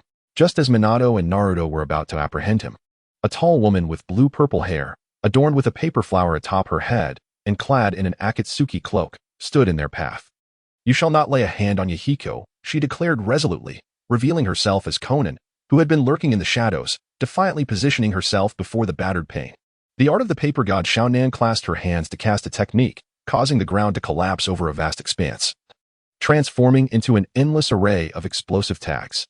Suddenly, they detonated. This was a trap Xiaonan had meticulously prepared against Konoha, the foremost of the 5 great shinobi villages. She feared for Yahiko's safety, which prompted her to set the ambush. The two near Minato remained utterly oblivious to this unfolding chaos. Even Naruto, who was in sage mode and possessed a sensory perception far superior to that of ordinary individuals, failed to notice anything amiss. The suffocating aura of death made Minato's complexion pale. He was confident he could escape, sustaining only minor injuries at most. However, Naruto, being somewhat distanced and lacking the ability to utilize the Flying Thunder God technique or the protection of the Nine-Tails, would undoubtedly perish under such an onslaught. Just as the explosive tags detonated, a layer of blue light illuminated the ground, manifesting before Naruto and shielding him from the ensuing shockwaves of the explosions. The protective barrier enveloped the entire destructive radius of the explosive tags, which began to shrink incessantly, compressing the multitude of explosive tags into a mere square meter within the luminous shield. The compressed explosive tags continued to erupt for over 10 minutes before finally ceasing, sending ripples through the space around them, revealing the terrifying power of this technique. A cold sweat trickled down Naruto's brow. Without this protective barrier, he would have surely met his demise amidst the simultaneous detonations of millions of explosive tags, without any means to defend himself. What? The sudden turn of events left Xiaonan astounded. Who could possibly have interfered with her plan? It was inconceivable that anyone could withstand her assault. Chapter 18. The appearance of Danzo. Regardless of Xiaonan's emotional turmoil, Minato acted without hesitation, retracting his Nine-Tails mode and pressing a dagger against Xiaonan's throat. Ignoring Minato, Xiaonan's gaze was fixated on Kudo Tenru. Who exactly are you? How could you have discovered my ambush in advance? Even the Sharingan should not have been able to detect it. The slumbering daughter of Kogoro chimed in. Yes, I too am curious. Did the esteemed one foresee this? The distance between them and Minato seems to be several miles at least. The waitress from the Rabbit CAF concurred. Indeed. The esteemed one must have anticipated this. There would have been insufficient time to arrive, let alone save Minato's son. Hinata, the eldest daughter of the Hyuga clan, added. Had I not seen the esteemed one appear beside Naruto, I would have been oblivious to their disappearance. Among the group, Hinata was undoubtedly the most anxious. Upon witnessing the explosive tags, she believed Naruto was doomed. Yet, in the blink of an eye, Kudo Tenra had materialized beside Naruto, compressing the explosive tags within the protective barrier. Tony, who was not the wealthiest, mused, I have a bold idea. How about you become my son? You ought to refrain from speaking, Tony, lest you become a target again, came the retort. Kudo Tenra smiled slightly and earnestly posed a question that had long intrigued many fans. Your explosive tags, did you acquire them with the money earned from Kakuzu? For reasons unknown, Xiaonan was suddenly overwhelmed with the urge to curse. She pondered the eccentricity of this individual's thought process and how he could ask such a peculiar question. Observing the silent Xiaonan, Gu Tianlang smirked. It was one thing to ignore him, but he would return to inquire with Jiaodu about how it felt to have his hard-earned money squandered by Xiaonan. In such a vast organization, Jiaodu was the sole financial prodigy, while the others merely indulged in their artistic pursuits. Unbeknownst to me, I failed to notice whether there was an ambush. Regardless of its presence, it mattered little to me. At the moment before the explosion, I rushed over to deploy a protective shield. It was nothing significant, no need for alarm. Tony was indeed not the wealthiest, yet he had the audacity to boast. I had just been thinking along those lines, but you all had not allowed me to speak. Tony had his suspicions as well, though he had yet to voice them. This time, he had finally guessed correctly. Surely, they could not continue to argue with him. The barista at the CAF, fond of rabbits, remarked that Tony would only speak after the fact. Be my son, he suggested, and I shared his sentiment. Upon hearing this, Tony Stark lost his balance and fell from his chair, for there are limits to what one can endure, even if Uncle could tolerate it, and could not. I want to express my thoughts, yet you all refuse to acknowledge them. Have we no law in this group? Tony lamented. The daughter of the slumbering Kagoro retorted. Uncle Tony, who told you to insult Dongxiang? Hinata, the eldest daughter of the Hyuga clan, interjected.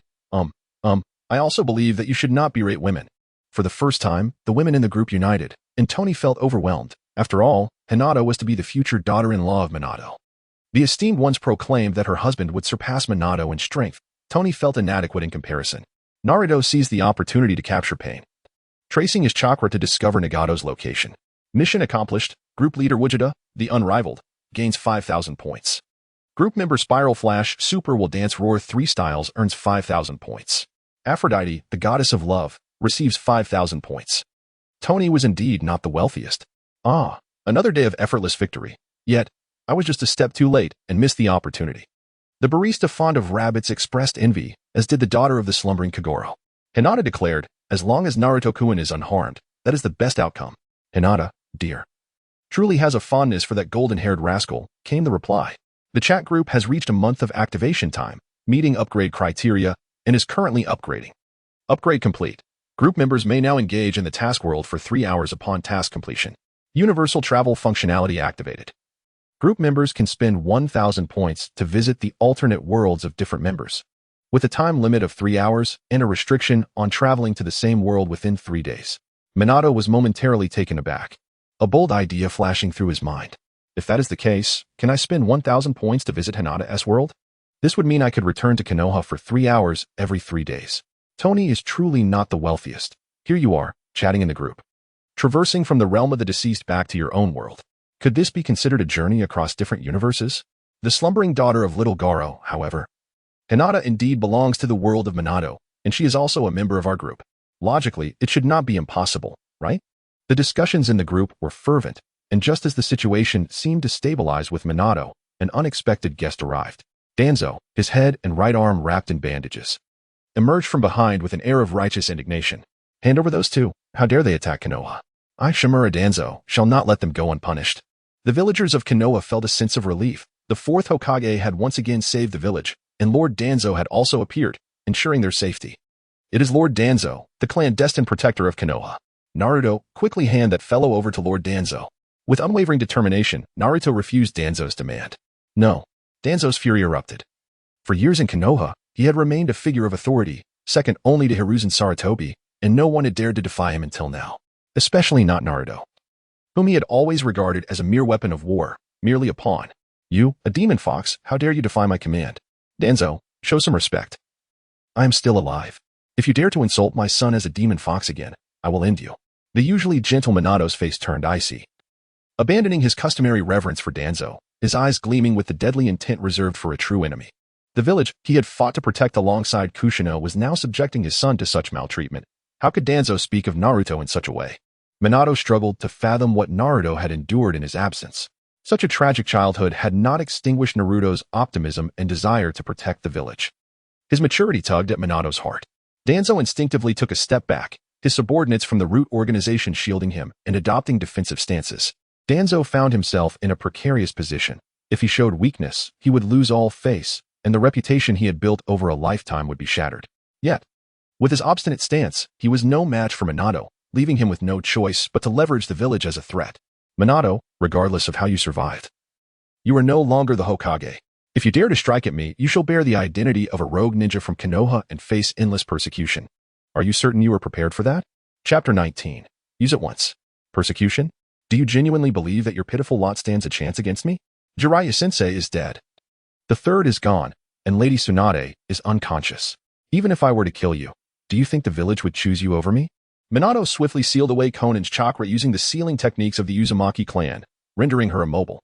As he stood before this father he had never seen, ready to confront Danzo, Naruto's eyes brimmed with tears. Throughout his life, no one had ever stood up for him this way.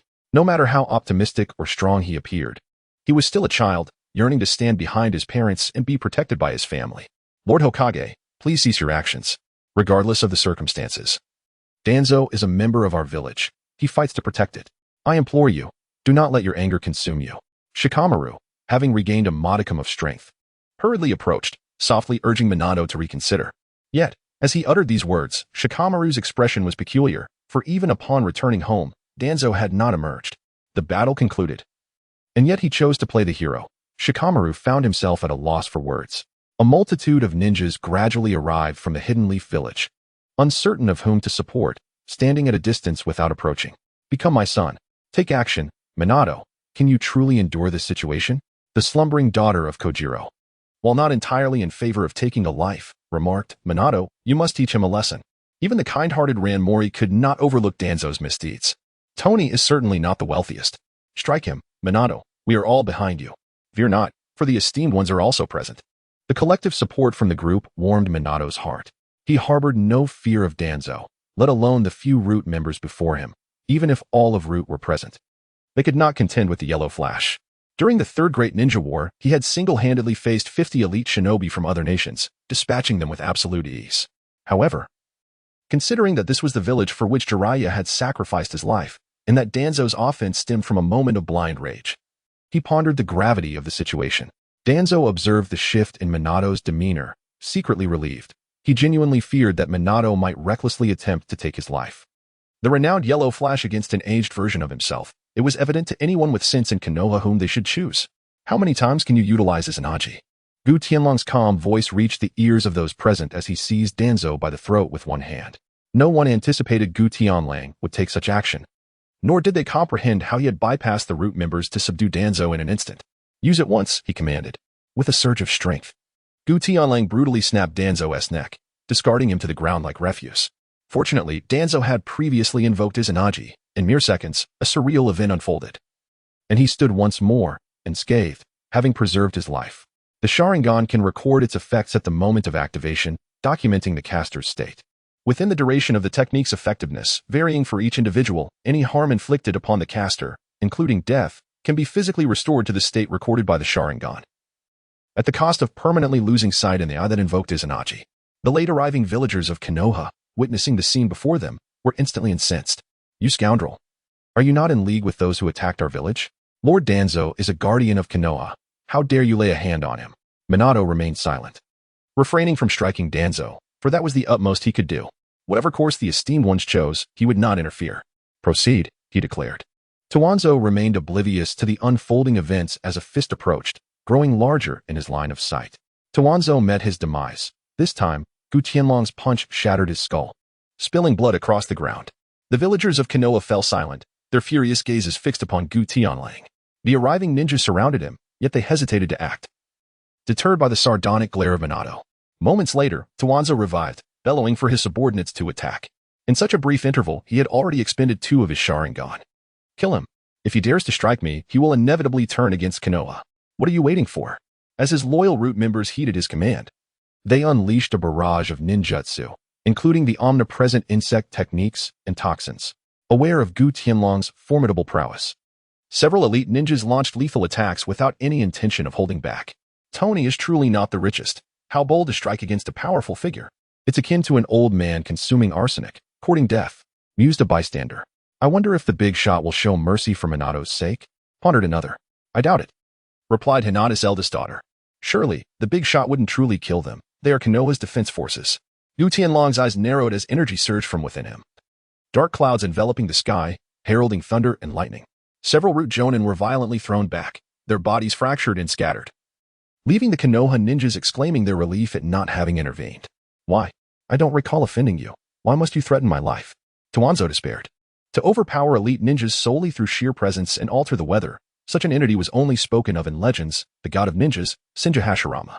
He could never hope to match this man unless he resorted to that forbidden jutsu. Just as Toanzo prepared to invoke it, he felt a searing pain in his eye. His right Sharingan was suddenly gouged out. Naruto, whom I have watched grow since childhood, should have perished long ago. In yet another lightning-fast punch, Toanzo's head was displaced, his body collapsing lifelessly to the ground. I'm leaving now, Minato. Thank you, big shot. Without you, Naruto might have perished. Minato expressed his heartfelt gratitude, his gentle smile returning. Gutian Lang waved his hand dismissively, signaling that it was of no concern, and decided to impart some wisdom to Minato. Pain, once Jiraiya's disciple, had sought revenge against Konoha after Toanzo's machinations led to his family's destruction. Why had Naruto, who was training in Senjutsu at Mayaboka Mountain, not received timely news? Why had Toanzo only emerged now, with the village in ruins? That is enough. Minato's keen mind will undoubtedly sense the inconsistencies. The rest is for him to investigate. He was reluctant to linger any longer in this place. With a meaningful glance at the distant goddess of love, Aphrodite, his figure flickered and vanished. Returning to the Dragon Ball universe, the barista, who had a fondness for rabbits, had executed the old man with precision, as he clearly bore the traits of a scheming individual. The slumbering daughter of Kagoro, however, noted that the villagers of Mizunoto seemed to hold him in high esteem. This man was quite popular within the community. In Chapter 20, newcomers join, the unrivaled Gogeta. The son of a hero was abandoned in darkness, where false justice was mistaken for light by the foolish. Danzo intentionally sabotaged the communication with Mayaboka Mountain, hoping for a mutual annihilation between Konoha and Pain, so he could emerge to claim the spoils and enhance his reputation. Ideally, Tsunade would perish in this conflict, paving his way to the position of Hokage. When all of this was revealed to the public, it would mark Danzo's disgrace. At the moment of Kotenro's departure, Danzo reappeared unscathed, his eyes filled with hatred. Danzo-sama, you are still alive? The other villagers of Konoha were astonished. How many Sharingan did Danzo possess to resurrect so many times? Just as Danzo was about to speak, a blue energy orb erupted from the ground, obliterating his entire right arm, followed swiftly by his body. Danzo did not have the chance to emit a cry of agony before he met his demise once more. In previous instances, Kotenro had given Danzo a moment to react by speaking beforehand, allowing him to utilize his Anaji. This time, however, no one provided such a warning, and the man who prided himself on protecting Konoha officially exited the stage of the shinobi world. Thank you, boss, whispered Minato, aware that Kotenro had left this as a contingency for him. Upon returning to the Dragon Ball universe, Kotenro exchanged a few words in the chat group before succumbing to slumber. Upon awakening the following morning, he found over 99 messages in the chat. He briefly skimmed through them. Utilizing the spare time from completing his tasks, Minato mobilized the villagers to uncover all of Danzo's dark secrets. With Tsunade incapacitated and Danzo deceased, Minato and Naruto became the pillars of the village. Instances of abducting infants from small villages for human experimentation, deliberately tarnishing the Uchiha clan's reputation, and even a previous assassination attempt on the third Hokage were revealed. Upon learning the truth, Minato regretted not having personally dispatched this wretch. And public opinion within the village overwhelmingly shifted in favor of Minato and his son. Naruto also sought out Nagato, successfully persuading him with his words. Nagato paid the price with his life, using the rebirth jutsu to revive those who had perished in Konoha, entrusting the peace he longed for to Naruto. When faced with inquiries from the village regarding his resurrection, Minato offered only vague responses. Tsunade wished to relinquish the position of Hokage, advocating for Minato to succeed her. But he politely declined, noting that he could only return to the village for 3 hours every 3 days. He simply lacked the time to assume the role of Hokage. Moreover, he desired to spend quality time with his son. As a mortal, Minato's strength was commendable, yet it was still far from that of the divine. The goddess of love, having received a stern warning from the ancient celestial wolf, continues to maintain her haughty demeanor towards others. The CAF attendant, fond of rabbits, asserts that in their group, the measure of strength is irrelevant. Anyone who considers themselves superior may choose to leave. Dong Xiang is not one to coddle her. And even if she cannot overpower her, she remains unafraid. Aphrodite, the goddess of love, scoffs, concluding that if someone as insignificant as Hinata can join, the inferiority of these women is all too apparent. The daughter of the slumbering Kogoro questions, "What do you mean? Have you laid a hand on Hinata?" Even Ran Mori is incensed. Compared to the disdainful Aphrodite, the gentle Hinata is evidently more cherished by the group. Aphrodite snorts in derision, asserting that had it not been for the intervention of the ancient celestial wolf, Hinata would have long perished. For her nature cannot abide the thought of coexisting with humans as equals. Yet, the look in the celestial wolf's eyes upon leaving was a clear warning. Should she dare to harm anyone in the group, she would face dire consequences. Aphrodite dismisses humanity as a base existence, unworthy of comparison to the divine. The time-devouring sprite joins the chat. The world destroyer joins the chat. Tony, who is not the richest, welcomes the newcomers. The Spiral Flash Super will dance roar 3 remarks on the recent influx of new members, speculating whether it is due to an upgrade of the chat group. Aphrodite scoffs once more, questioning why weak humans should be allowed to join the ranks of the divine. The daughter of the slumbering Kogoro retorts, "Why do you insult everyone? Do you believe only gods are worthy of conversing with you?" The world destroyer acknowledges this, gaining insight into the purpose of the chat group, recognizing similarities with his own experience. The time-devouring sprite inquires about their surroundings. Administrator Invincible Gogeta enters the chat, urging all members to extend a warm welcome. Tony, who is not the richest, observes, "Did you see that? This is the treatment afforded to the elite. You are insignificant by comparison." Invincible Gogeta advises newcomers to read the group announcement for a better understanding of the chat's purpose. The 2 new arrivals are intriguing. The time-devouring sprite is abundant, though the origin of this character remains a mystery, while the second is renowned as Tsukasa Kadoya, the Kamen Rider Decade. Known as the World Destroyer, capable of transforming into all Kamen Riders, Aphrodite declares herself the administrator of this group and a goddess, insisting that these humble humans should hold her in adequate reverence. Tony, who is not the richest, challenges her claim of authority, pointing out that the elite accumulate points at a rate tenfold compared to her. Aphrodite retorts that she possesses no special privileges regarding attendance, yet remains an administrator. The Spiral Flash Super Wheel Dance Roar 3 notes the grand entrance of the elite and compares it to Aphrodite's own presence, questioning whether the chat group offers her special favor. Upon learning that she has struck Hinata, Minato is inclined to confront Aphrodite, his attitude towards her growing increasingly hostile. As he seeks a better daughter-in-law, Aphrodite, the goddess of love, "I have been appointed as the administrator. Is this not a sign of divine favor? You are merely members. The CAF attendant who adores rabbits has no privileges whatsoever. How dare you claim to be an administrator?" The disparity among administrators is remarkable, at times. The difference between individuals can be greater than that between a person and a pig. Tony is certainly not the wealthiest. This is the first time I have heard that an administrator can mute another administrator. Hinata, the eldest daughter of the Hyuga family. May we have an introduction from the newcomer? We are yet to learn your name. Hinata is also aware of the reasons behind the disdain for Aphrodite, which not only stems from her haughty demeanor, but is also linked to her self-inflicted wounds as she deftly shifts the topic. The time-devouring sprite introduces herself. "I am Tokisaki Kurumi, and I humbly ask for your guidance."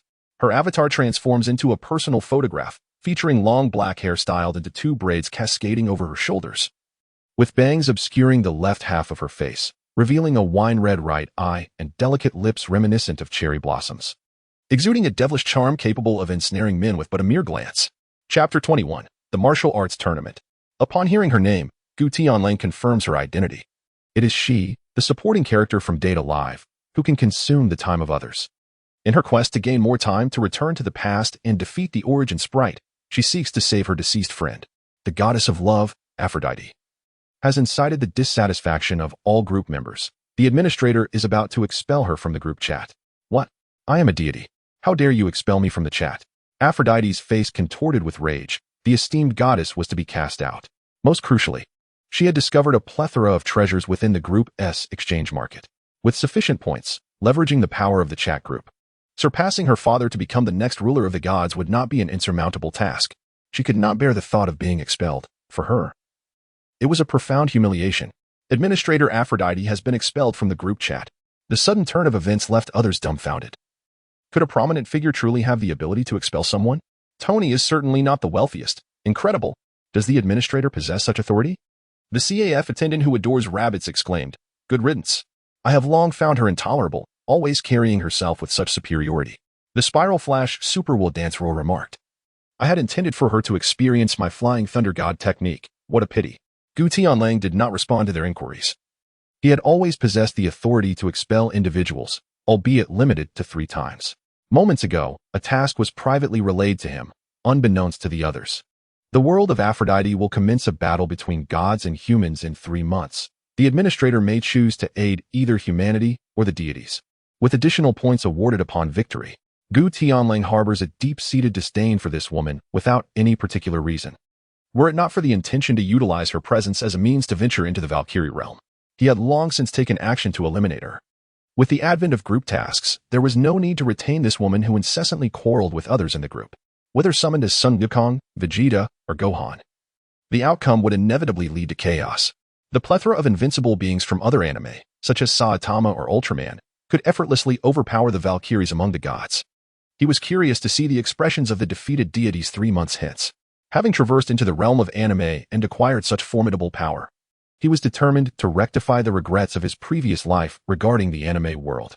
He looked down upon the feeble humans, believing that only the divine held nobility. Soon, the gods would witness who truly embodies weakness. In the realm of invincibility, keeping such a woman in the group served no purpose. It would be better to expel her. It appeared that you were the ruler of this group, O devourer of time. Ah, indeed, a chat group that connects all realms as its master. Your power must be immense. Do not even think of challenging the esteemed one. Do not entertain such notions, for you would certainly be no match for them. Thus far, I have not encountered anyone capable of withstanding even 3 strikes from the esteemed one. Not even that self-proclaimed goddess of love managed to endure a single glance from them. Kurumi found their assertions absurd. How could anyone be that strong? Either the members of the group were exceedingly weak, or they were merely deceiving themselves. If even the gods could not withstand a single strike from this man, one could only imagine the strength of the group leader. Gothic Wolf refrained from engaging in the group discussions, as Whis stood outside, his intentions unknown. Upon opening the door to let Whis in, they sat across from each other, silently observing one another, neither initiating conversation. Ultimately, it was Whis who broke the silence, inquiring if Gothic Wolf would be interested in succeeding Lord Beerus as the next god of destruction upon his demise. Gothic Wolf had not anticipated that Whis had come for such a purpose, noting the seriousness in his expression that indicated no jest. Beerus was likely to live for many more years. As a mere earthling, he could not possibly outlive him. Whis smiled enigmatically, a confident tone in his voice as he remarked, "Isn't they're the Dragon Balls? Wishing for eternal life should suffice. Aren't Scions fond of battle? You should be no exception." How did Whis know? He had never disclosed his Scion identity. During his spar with Gohan, he had even erected a protective barrier, making it implausible for Whis to have discovered his secret. "You've caught me, truly deserving of the title of the strongest angel," he conceded, however. "I have no interest in the position of God of Destruction. I shall defer that discussion for another time." Whis did not display disappointment, after all. Beerus would not relinquish his title for many years to come, and he was in no rush. "Very well, I look forward to our next meeting." With that, Whis lightly tapped his staff, utilizing his power to depart from Earth. Time has quietly slipped away, and in the blink of an eye, a month has passed without any new tasks being issued in the chat group. The tranquil days were abruptly interrupted by the announcement of a battle. In a bid to claim the rightful ownership of Earth, the 6th and 7th Universe Martial Arts Tournament is about to commence. Sun Wukong took the initiative to approach Gu Tianlang, hoping he would represent the 7th Universe in the competition. The chat group announced the task. Administrator Gu Tianlang has secured victory in this cosmic martial arts event, earning a task score of 100,000. The difficulty level of the task is rated as 7, indicating a considerable challenge. Gu Tianlang readily accepted, having not received a task in quite some time. He pondered how long it would take to accumulate enough points to exchange for the mastery of Zizai Ji Gong. With a rare task at hand, he would not let the opportunity slip away easily. Accompanying him was Vegeta, whose demeanor remained as aloof as ever, sneering, "Humph, there's no need for anyone else. I alone can defeat all our opponents." After confirming Gu Tianlang's participation, Sun Wukong and Vegeta took their leave. The members of the chat group, upon seeing the new task announcement, felt a mix of excitement and disappointment. While they were thrilled to witness Gu Tianlang in action again, the task was not relevant to them, meaning they could not earn points to enhance their own abilities. Tony, the not-so-wealthy, expressed his eagerness to see the formidable figure in action once more. Little Garo's daughter wondered who the adversary would be. Lamenting her misfortune in having to battle alongside such a powerful ally, the time-devouring sprite remarked that her ears were almost sore from hearing about his prowess. and she was finally eager to witness it firsthand.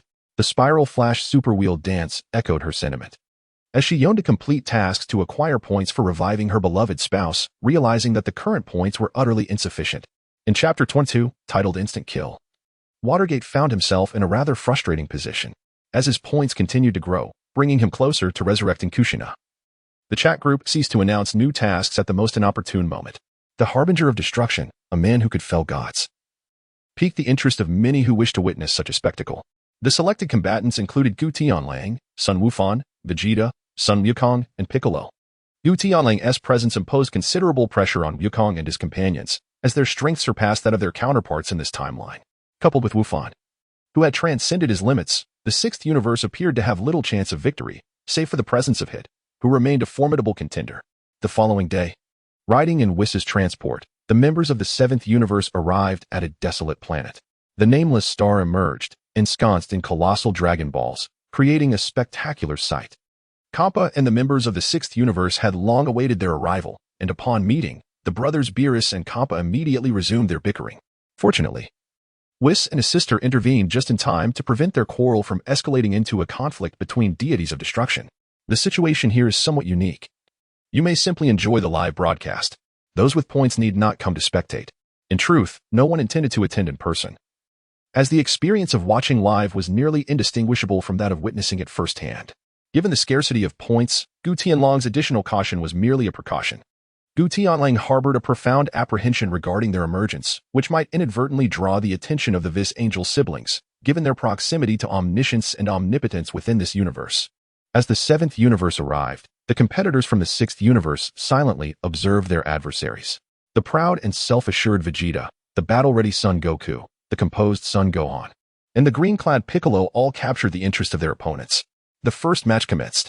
A towering bear, exceeding 3 meters in height, represented the sixth universe, while the seventh universe had yet to decide who would take the stage first. Without hesitation, Gutian Lang strode directly into the stands. Son Goku gazed at the soft, lumbering bear, his hands itching with anticipation, yearning to take the stage himself. The audience from both universes was utterly engrossed, silently observing the competitors as they entered the arena. The first match concluded abruptly. Before the host could introduce the contestants, the bear from the sixth universe was sent tumbling off the stage by an invisible shockwave. Gutian Lang retracted his raised right hand and gestured for Frost from the sixth universe to take his place. Those present, lacking sufficient power, were utterly oblivious to the events that had transpired in that fleeting moment. At the instant the host announced the commencement, Gutian Lang unleashed a punch, a relentless wave of invisible energy emanating from his fist. Despite the bear's formidable defensive capabilities, it succumbed to the overwhelming force of the punch's wind.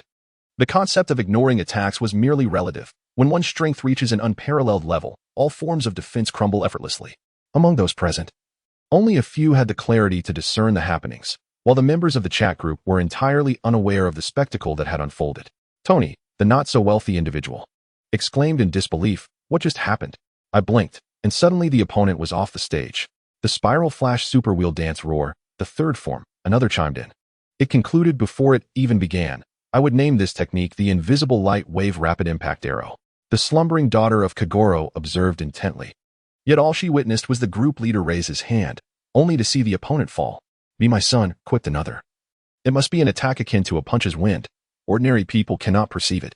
As the undisputed strongest man in the pirate world, having encountered countless devil fruits, Whitebeard surmised some of the intricacies, though it remained merely his personal conjecture, for he had seen nothing. The time-devouring sprite mused, "Ah, if this is true, he is indeed a formidable man." Hyuka, in disbelief, could hardly fathom what she had witnessed. Who would choose a planet solely to engage in a contest? It was simply too extravagant. Were anyone to witness such a spectacle for the first time, disbelief would ensue. Hyuka even speculated that someone had cast an illusion upon her, maintaining a half-skeptical stance as she continued to watch. Frost's expression darkened. He too had not seen Gutian Lang strike. However, recalling his hidden weapon, he offered Gutian Lang a congenial smile. He leaped down from the skybox and stood upon the arena. The second duel commenced. "Greetings to my friends from Universe 7. I am Frost from Universe 6, prepared to engage in conversation with Goku Black." However, before I could complete my sentence, an immense force propelled me backward, and I found myself forcefully embedded into the ground. Goku Black beckoned towards the steel robot from Universe 6 once more, prompting Kappa to intervene. "Hey, At least allow him to finish speaking. Do you have no sense of courtesy? Kampa's exasperated cries stood in stark contrast to the composed demeanor of Beerus, who was entirely unfazed by Goku Black's actions. It was only natural for a man capable of withstanding such destructive energy to possess such formidable strength. I have no desire to converse with him, Goku Black coldly retorted, showing no fear of Kampa, as his unique powers suggested that not even a typical god of destruction could rival him. Kampa was left speechless. Strictly speaking, it was unjust to hold it against someone who simply chose not to speak. Yet, should he lose the battle, his aspirations for Earth would slip away, and he would be reduced to seeking meals from Beerus, a fate he could not abide. Vados whispered comforting words to the distressed Kampa. Lord Kampa, you have witnessed the contestant's defensive prowess. The average opponent stands no chance against him, not to mention that we still have hit. There is no need for excessive worry. Kampa's expression lightened, and he erupted into hearty laughter, commanding the third contestant to enter the arena and teach Goku Black a lesson. Before stepping onto the stage, the Universe 6 robot consumed an energy drink, its power surging as steam erupted around it, significantly enhancing both speed and strength. Its immense weight even caused the arena to tilt as it raised an arm, preparing to strike Goku Black. The third match began. It ended swiftly. The robot was defeated even more rapidly. As soon as it entered the arena, Goku Black executed a swift kick that sent it crashing down. Tony, with a hint of disbelief, remarked, "Is this it? All that commotion, and it was dispatched in a single move." The slumbering daughter of Gold, Roger expressed her thoughts.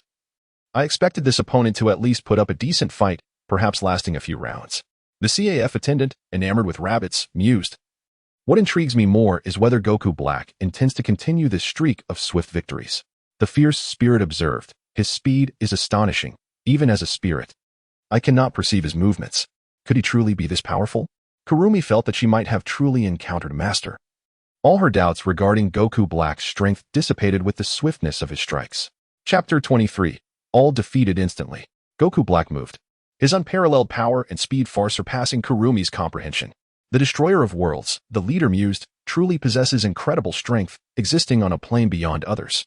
Goku Black nodded at Kaba, signaling him to take the stage. Taking a deep breath, Kaba's heart raced upon witnessing Goku Black's overwhelming prowess. He leaped from the stands of Universe 6 and ascended to the arena. As the fourth match commenced and subsequently concluded, the host's tone became increasingly feeble. He had eagerly anticipated the opportunity to preside over the martial arts tournament between the two universes, only to find himself reduced to a mere emotionless counting machine. He even considered wishing for Gutian Wolf to step down. With no other participants from the 7th universe present, he alone was tasked with challenging the 6th universe. In the stands, a man clad in a blue battle suit caught the eye. He was the Prince of the Saiyans from our universe, a fitting candidate to become your mentor. Upon his entrance, Gutian Wolf spoke to his opponent for the first time, expressing his admiration for Gabii, kind, brave, and compassionate. Vegeta's decision to take him as a disciple was indeed a commendable choice, and a bit of guidance would certainly be beneficial. At last, the 6th universe's trump card, the undefeated Hit, made his appearance. Cloaked in a purple trench coat, he sauntered onto the stage with his hands tucked into his pockets. Tony noted with intrigue that Hit exuded an aura of immense strength, seemingly recognized by his peers as the leader among them, the strongest being in the universe. As the Spiral Flash Super Will Dance roared into action, a chilling sense of lethality emanated from Hit. One wondered just how many lives he had taken to possess such a potent air of menace. The CAF waitress, who adored rabbits, pondered whether he truly had the confidence to defeat the formidable opponent before him, all while maintaining his nonchalant posture. The Destroyer of Worlds observed that Hit's allies appeared to have great faith in him, indicating that he was no ordinary adversary. While discussion swirled among the group, Hit was engulfed in intense contemplation, seeking a strategy to overcome his opponent. The previous 4 battles of Gutian Wolf had yielded little in the way of useful intelligence. After careful observation, Hit could only describe Gutian Wolf in one way: swift, exceptionally swift. His strength was formidable, extraordinarily so, and Hit harbored doubts about whether his time-skip ability could indeed vanquish Gutian Wolf. As the 5th match began and then concluded, the moment Hit stepped onto the arena, the referee declared the match underway. Hit proactively initiated his time-skip technique, attempting to predict Gutian Wolf's assault. However, just as he activated his ability, a fist enveloped in a golden aura emerged, shattering the spatial confines Hit had created with his technique. A single blow sent him tumbling off the stage, as Gutian Wolf's speed once again defied Hit's expectations. In the face of absolute power, any flamboyant techniques proved futile. His time-skip ability was only effective against those weaker than himself. When faced with an opponent of comparable energy, its effectiveness diminished significantly. Against a foe whose energy transcended his own, it would be rendered entirely ineffective. Gu Tianlong's energy evidently far surpassed his. Xiang Pa stood up in astonishment. The ace assassin of the 6th universe had been defeated just like that. Administrator Gogeta, invincible under heaven, completed the task and received a reward of 100,000 points. Task duration, 4.1 seconds. Level evaluation, A. Additional reward of 30 million points. Gu Tianlang exhaled deeply, pleased with the reward, as it brought him a step closer to mastering the ultimate freedom technique. The other 4 were swiftly vanquished. The match commenced, and within a mere second, they were knocked off the stage. Hit, possessing the ability of time compression, minimized the duration to a mere 0.1 seconds. Ironically, the mightiest among them was defeated the quickest. Although his usual prowess rivaled that of a fully powered Super Saiyan Blue, Hit, who had yet to encounter Sun Wukong, was still operating at a nascent level, thus his defeat was unsurprising. Tony Stark was not truly a billionaire. 30 million was a staggering sum. Just imagine what treasures could be acquired with such wealth. For the first time, Tony found the figure of 30 million astonishing, a sum that, when converted to RMB, barely covered a single component of his armor. However, 30 million points represented an entirely different concept, without considering the formidable ancient wolf. It was sufficient to elevate him to the apex of their group. The slumbering daughter of Little Five asked, even if you were allowed to compete, could you possibly defeat those individuals? Tony replied, how am I to know? I have no idea how they were defeated, nor do I grasp their true strengths.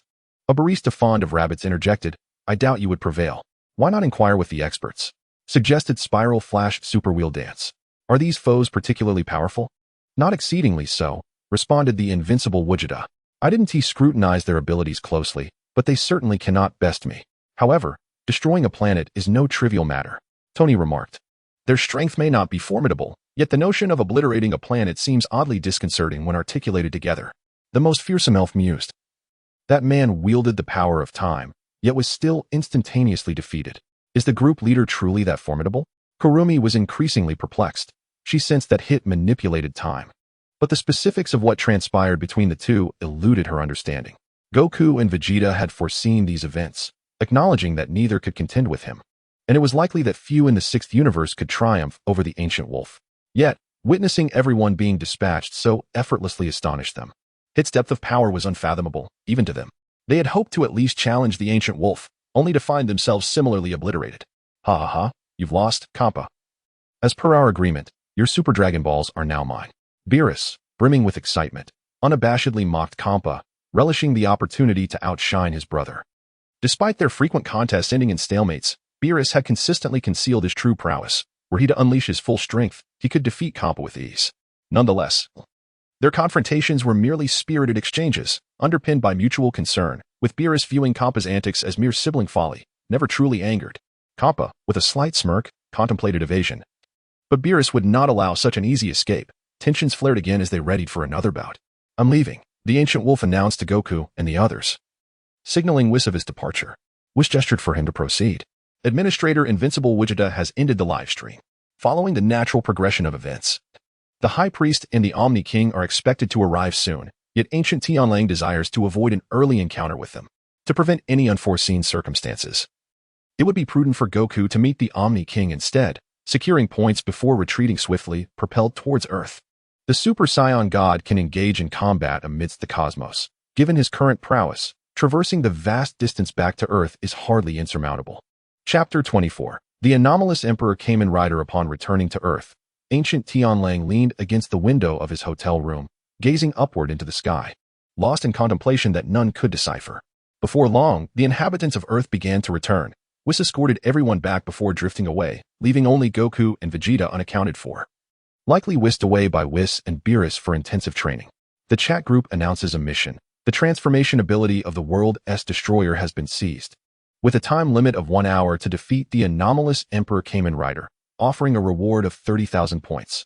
Difficulty level, 9, Nightmarish difficulty. Limit, 3 group members. Invincible Gogeta accepts the mission. The Time-Devouring Sprite accepts the mission. Spiral Flash Super Will Dance Roar Style 3 accepts the mission. Tony is certainly not the wealthiest. Wang Xiaoming, has your transformation ability been taken? Why did you not inform us? World's Destroyer, what a trivial matter. I had already retained half my power elsewhere. Even if it is seized, I can manage. Spiral Flash Super Wheel Dance Roar Style 3, excellent. I was worried about my insufficient points, and this mission is perfectly timed. World S Destroyer, while your reasoning is sound, it still feels rather peculiar. At this moment, facing countless hordes of monsters, Kamen Rider Gate was left speechless. With his sword, he unleashed a flurry of strikes, and numerous phantom blades swept across, obliterating several creatures. How infuriating. Defeating so many enemies seems utterly impossible. However, should the administrator intervene, there might be a chance for victory. Adorned in resplendent armor, predominantly crimson with deep green compound eyes and a head reminiscent of a barcode, this is the basic form of Kamen Rider Decade, possessing the powers of all Heisei riders. Heralded as the World S Destroyer, an entity capable of annihilating all. Now, in the final chapter of Heisei, Decade encounters his greatest adversary, the time manipulator, Schwartz, who ambushed him and seized half of his transformation abilities, acquiring the power to become the anomalous Emperor Kamen Rider. Harnessing Decade's strength, Schwartz summoned countless villainous creatures from alternate realities, and as Kamen Rider Gate surveyed the battlefield, the enemy seemed infinite. Initially, he contemplated fleeing to strategize against Schwartz later. But upon witnessing the chat group actively post a mission, he felt a renewed sense of hope. Gate, are you not going to escape? You cannot possibly defeat so many foes. Observing Gate standing in a daze, the young Demon King, who had yet to awaken his sealing powers, urged him while fending off the advancing horde.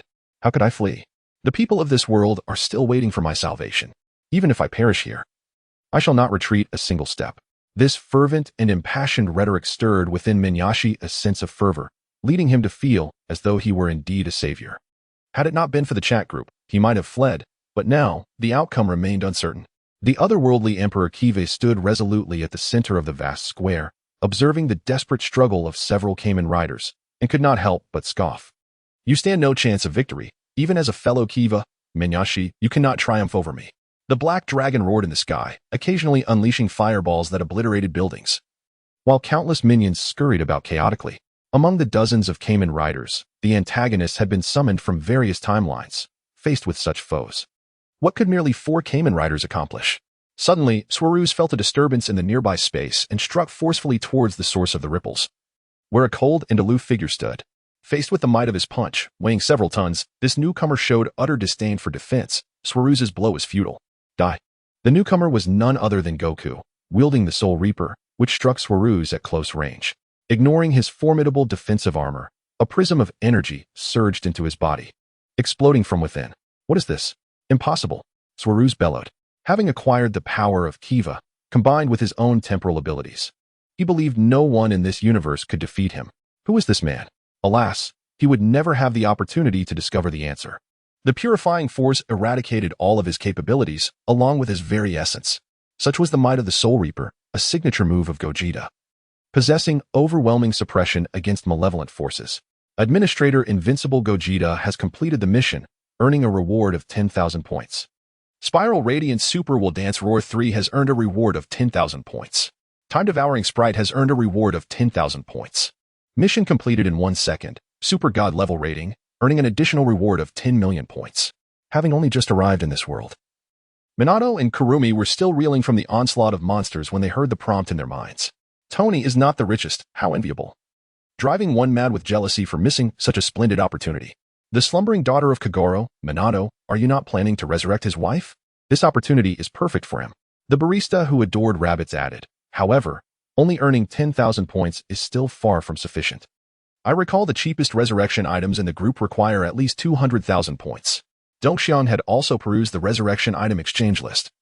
The required points varied based on the strength of the deceased and the time elapsed since their passing. The duration since her family's death was so extensive that the points required to resurrect them were staggering, leaving Dongxian breathless. In contrast, Minato's wife, Kushina, although having passed many years ago, retained a fragment of her soul and consciousness within their son, Naruto. Thus, she was not entirely lost, resulting in a considerably lesser point expenditure for her resurrection. Hinata, the eldest daughter of the Hyuga clan, wishes to resurrect Naruto's mother. However, she laments her own inadequacy, feeling her strength is insufficient to assist meaningfully. The Spiral Flash Super Rotation Dance technique grants her 1,000 points with remarkable ease, which is rather satisfactory. Minato remains vigilant, as Guren also requires points. This endeavor operates on a first-come, first-served basis. Detected a task anomaly. The enemies summoned by the aberrant Emperor Rider still persist. The task has been reissued.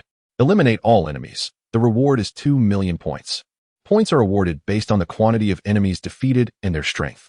Gurren, however, expresses little interest in the mere 2 million points, for his ultimate goal of mastering the transcendent state, such a sum is inconsequential.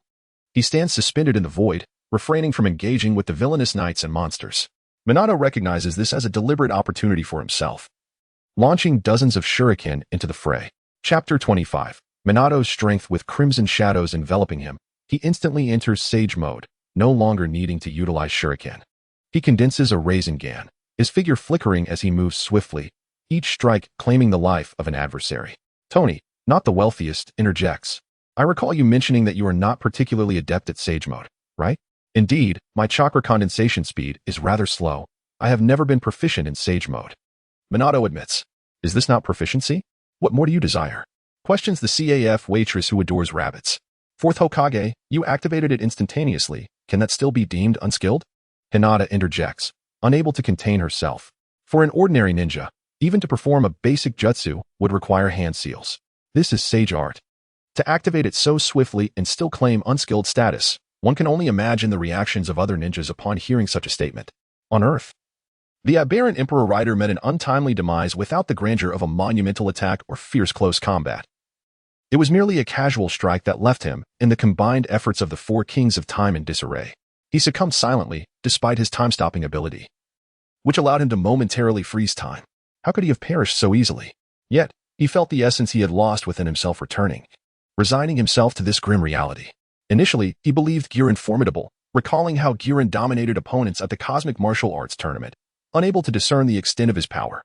However, by his estimation, Gurren was merely slightly stronger than himself. Now, it appears he has gravely underestimated this man. Their strengths do not exist within the same dimension. The trio of Time Kings was momentarily stunned until they were jolted back to reality by an attack from a nearby monster, a sharp pain reminding them of their predicament. Is this your friend, Tsukasa? Are they also riders? Tsukasa transformed into his sovereign form, continuously summoning riders to confront the enemy. Reviver Gates also unleashed his Gale form, sweeping away the lesser foes, while Tsukuyami equally refused to be outdone, initiating a rider kick. However, the adversaries were overwhelming. This city had been overrun by monstrous entities. Even in the absence of the otherworldly Emperor Knight, the meager few had scant chances of victory. At that moment, a man draped in a cloak reminiscent of a fire shadow appeared, wielding a spherical object that emanated a terrifying energy, in a manner akin to teleportation. He deftly maneuvered across various positions, obliterating the heads of several creatures. This was none other than Minato Namikaze. In his fervor to resurrect his beloved wife, he abandoned his usual composed and calm combat style, opting instead to embrace Sage mode, relentlessly employing the Flying Thunder God technique, coupled with Sage Chakra, to ensure lethal precision. Kyuka, who had arrived in this world, observed the fierce battle unfolding before her and suddenly felt she might not belong here. She sensed that, aside from the seemingly insignificant monsters, the other combatants possessed formidable strength. Yet, unwilling to forfeit the opportunity to amass points, she summoned her spirit weapon and joined the fray. Although her approach leaned more towards defense, prioritizing her own safety. In the skies above, a black dragon took notice of Minato's rampage and dove down, unleashing a barrage of fireballs upon him. Such a colossal creature was undoubtedly worth a significant amount of points. Just as Minato contemplated how to approach for a fatal strike, the dragon swooped down, aligning perfectly with Minato's intent. In a blink, it vanished from sight, reappearing several meters to the left, evading several incoming fireballs. With tremendous force, the dragon's claws lunged toward Minato, crashing into the ground and creating a deep crater.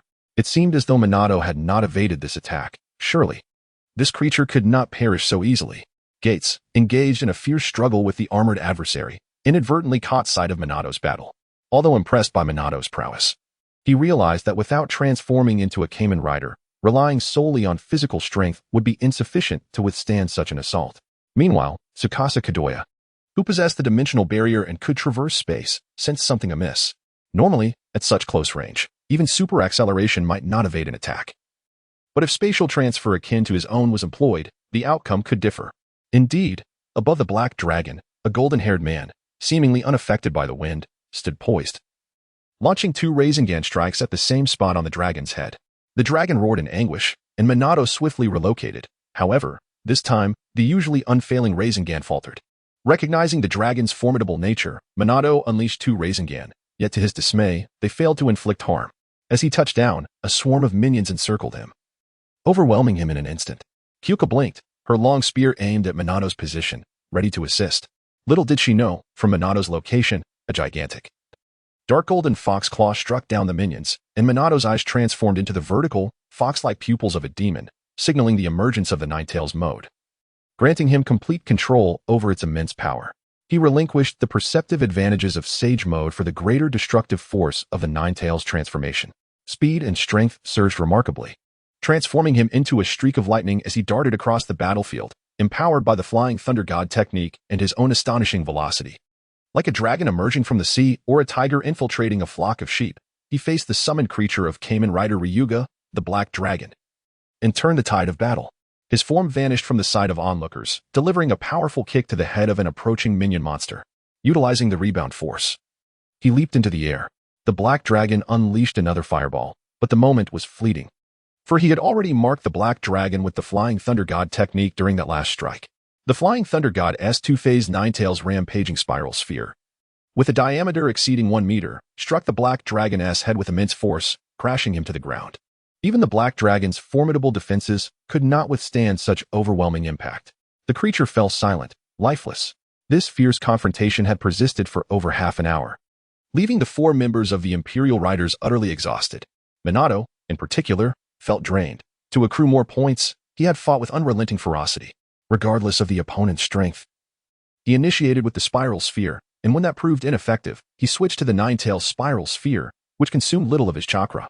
However, Minato's stamina was nearing its limit, and his personal tally of defeated monsters far exceeded that of the Imperial Riders combined. Meanwhile, Kurumi had been conserving her energy, effortlessly weaving through the throngs of monsters. Chapter 26. Clearing the field. Kamen Rider 01, Arudo Haiden, along with several other final adversaries from different rider worlds, stood at a distance, merely observing without any intention to intervene. They were amidst a veritable sea of over several hundred monsters, with countless minions that rendered their involvement unnecessary. In fact, they owed a debt of gratitude to the aberrant Imperial Riders for summoning them, as they witnessed the fatigue setting in among their opponents. The 01 team exchanged glances. With a grand gesture, 01 summoned the energies of wind, water, earth, and fire, causing countless spikes to rise from the ground towards the beleaguered fighters. Mysterious flames erupted in the air, engulfing the city in a tempest, while underground springs gushed forth. The varied elemental assaults left the group in disarray, desperately dodging the relentless onslaught. Unwittingly, Kurumi found herself encircled by several flames, feeling the oppressive heat of imminent death closing in. Minato, inherently kind and gentle, yearned to assist her. However, he was besieged by the most numerous of monsters, compounded by the interference of Gogeta. Unable to free himself in the short term, he contemplated transforming into the complete form of Kurama to rescue Kurumi. A cold snort echoed, dissipating the fierce winds into nothingness, and the trembling earth returned to a state of tranquility, while the supernatural flames overhead vanished without a trace. The expression of Gurren, cold as ice, bore an air of superiority as he turned his gaze towards Gogeta and his allies. They too focused on Gurren, the man who had effortlessly slain the aberrant Imperial Rider. He was their true adversary. Enough. Stand down. It is estimated that the points accumulated from this event are sufficient. Gutian Wolf commanded a few to withdraw. It was time to clear the area. A golden aura enveloped him, electricity crackling around his form, as he materialized before Gogeta and his companions. With a swift and decisive motion, he struck down the gaming deity. Casting a glance at the remaining 4, he gathered energy with one hand, unleashing a blue energy orb that struck with such speed that evasion was futile.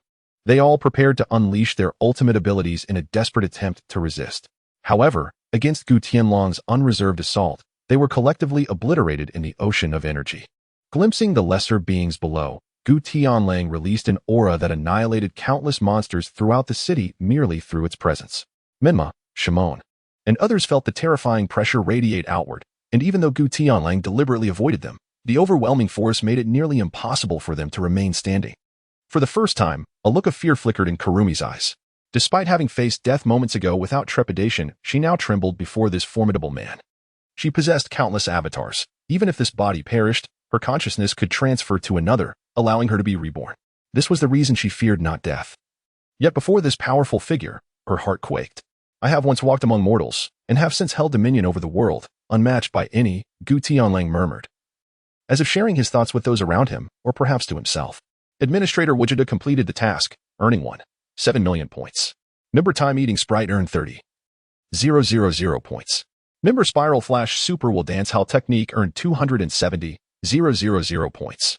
The little demon king of the Shunwat era gazed at Gutian hovering above, inevitably comparing him to the ancient demon king of his memories. If he were to contend with this man, even the king of demons would likely prove no match. Without further ado, Gutian vanished into thin air after accomplishing his tasks. Upon returning to the Dragon Ball universe, Minma, Shimon, and Kurumi, having survived, engaged in brief conversation before Minma hurriedly departed. Having amassed 200,000 points, he was eager to resurrect his wife and had no time to linger. Ultimately, he spent 250,000 points to exchange for her revival, successfully restoring Kushina to her corporeal form. Gazing at her familiar surroundings, Kushina touched her face, bewildered by the events that transpired. How could she, long deceased, return to Konoha? Her reappearance caught the attention of many in Konoha, stirring considerable commotion. Fortunately, Tsunade swiftly quelled the rumors, preventing the news of Kushina's resurrection from spreading, known only to a select few. Otherwise, the consecutive revivals of the fourth Hokage and Kushina would undoubtedly incite a monumental uproar in the ninja world. Minma then spent an additional 2,000 points to return personally to Konoha, offering Kushina a vague explanation. Due to the constraints of the chat group, which could not be disclosed to outsiders, Minma could only concoct a clumsy excuse. Fortunately, the empathetic Kushina did not press further. She simply embraced him gently, assuring Minato that she would take good care of Naruto. In the Dragon Ball universe, the ancient wolf of heaven gazed vacantly at the sky once more, a favored pastime of his that provided a modicum of solace to his hollow heart. Goku floated in from a distance, landing beside the wolf. Wolf, you've returned too soon. I missed the chance to meet the Omni King, but I have made a new friend, he remarked. The wolf of heaven smiled faintly, refraining from elaborating. After all, he could hardly confess to Goku that he had deliberately avoided the Omni King. Would you care to join us at Lord Beerus's place for training? With Whis' guidance, you would become even stronger. Goku extended the invitation once more, hoping the wolf would accompany him. As he and Vegeta found themselves in a state of ennui, I shall not be joining you. I possess little interest in combat. My desires are simple, eating, sleeping, and living peacefully. The wolf firmly declined, dismissing the notion of training as an absurdity. Such endeavors were utterly unattainable in his lifetime. All he could do was undertake missions to accumulate points, which he would redeem for the Ultra Instinct technique to sustain a modest existence. He had no desire to engage in relentless training that would leave him no time for tasks. Goku, understanding his friend's stance, did not press further. As a fortnight slipped by, no new members joined their group, nor were any new missions posted. The few remaining members could only engage in light conversation, sharing updates about their respective worlds. Suddenly, a spatial disturbance emanated from Bulma's home. The wolf sensed a familiar aura and rushed towards her residence. Inside, Bulma was leisurely enjoying her afternoon tea when a familiar machine descended from the sky, illuminated by a flash of white light. The time machine. How could Trunks arrive now? Bulma exclaimed, her excitement palpable as she had not seen her son in quite some time. Rising from her recliner, she approached the machine. However, after a prolonged wait, Trunks did not emerge from the time machine, causing Bulma to worry. What if something has happened to Trunks? In a flurry, she fetched a ladder and climbed atop the machine. What she discovered left her astounded. Chapter 27. Trunks seeks help indeed. The newcomer was Trunks, who lay quietly within the machine, his clothes in tatters and caked with dust, his body bearing numerous injuries. He was in a state of severe unconsciousness. Gripping his sword tightly, his face contorted in pain, clearly having endured considerable torment. Piccolo, hurry and bring a few sins of beans to my house. Trunks is gravely injured. Bulma, uncertain of the circumstances, could only reach out to Piccolo, as Goku and Vegeta were absent from Earth. Startled by Bulma's call, Piccolo, who was in the midst of training, learned that Trunks had returned to the present day, gravely wounded and unconscious. Without hesitation, he flew to Korin Tower to retrieve several sins of beans before hastily making his way to Bulma's residence. The Wolf of Heaven arrived before Piccolo, carefully lifting Trunks from the time machine. Gutian Wolf gazed at the figure of Trunks, yet his mind was engulfed in contemplation. Logically, this shouldn't have occurred so swiftly. At least 2 to 3 more years were expected before arriving at the timeline of Black Goku and Zamasu. How could Trunks have sustained such severe injuries and escaped? Could it be that his own traversal has induced a butterfly effect, causing Goku and his companions to condense their 3 years of intense training into such a brief period? It would not be surprising if other significant events had also transpired prematurely, and thus, Gutian Wolf could only speculate. What had happened to Trunks? Why had he arrived here gravely wounded? Piccolo had also rushed over, having not had the opportunity to inquire further during their earlier conversation. I don't know. Trunks fainted upon his arrival, he replied. Bulma was on the verge of tears. This child bore the solitary burden of saving the future. Now, returning in such a state. It seemed he had encountered an insurmountable foe. With neither Goku nor Vegeta present, the safety of Earth rested entirely upon this young boy's shoulders. Piccolo extracted a senzu bean and placed it into Trunks' mouth, exerting considerable effort before Trunks finally managed to swallow it. Bulma had already contacted Whis.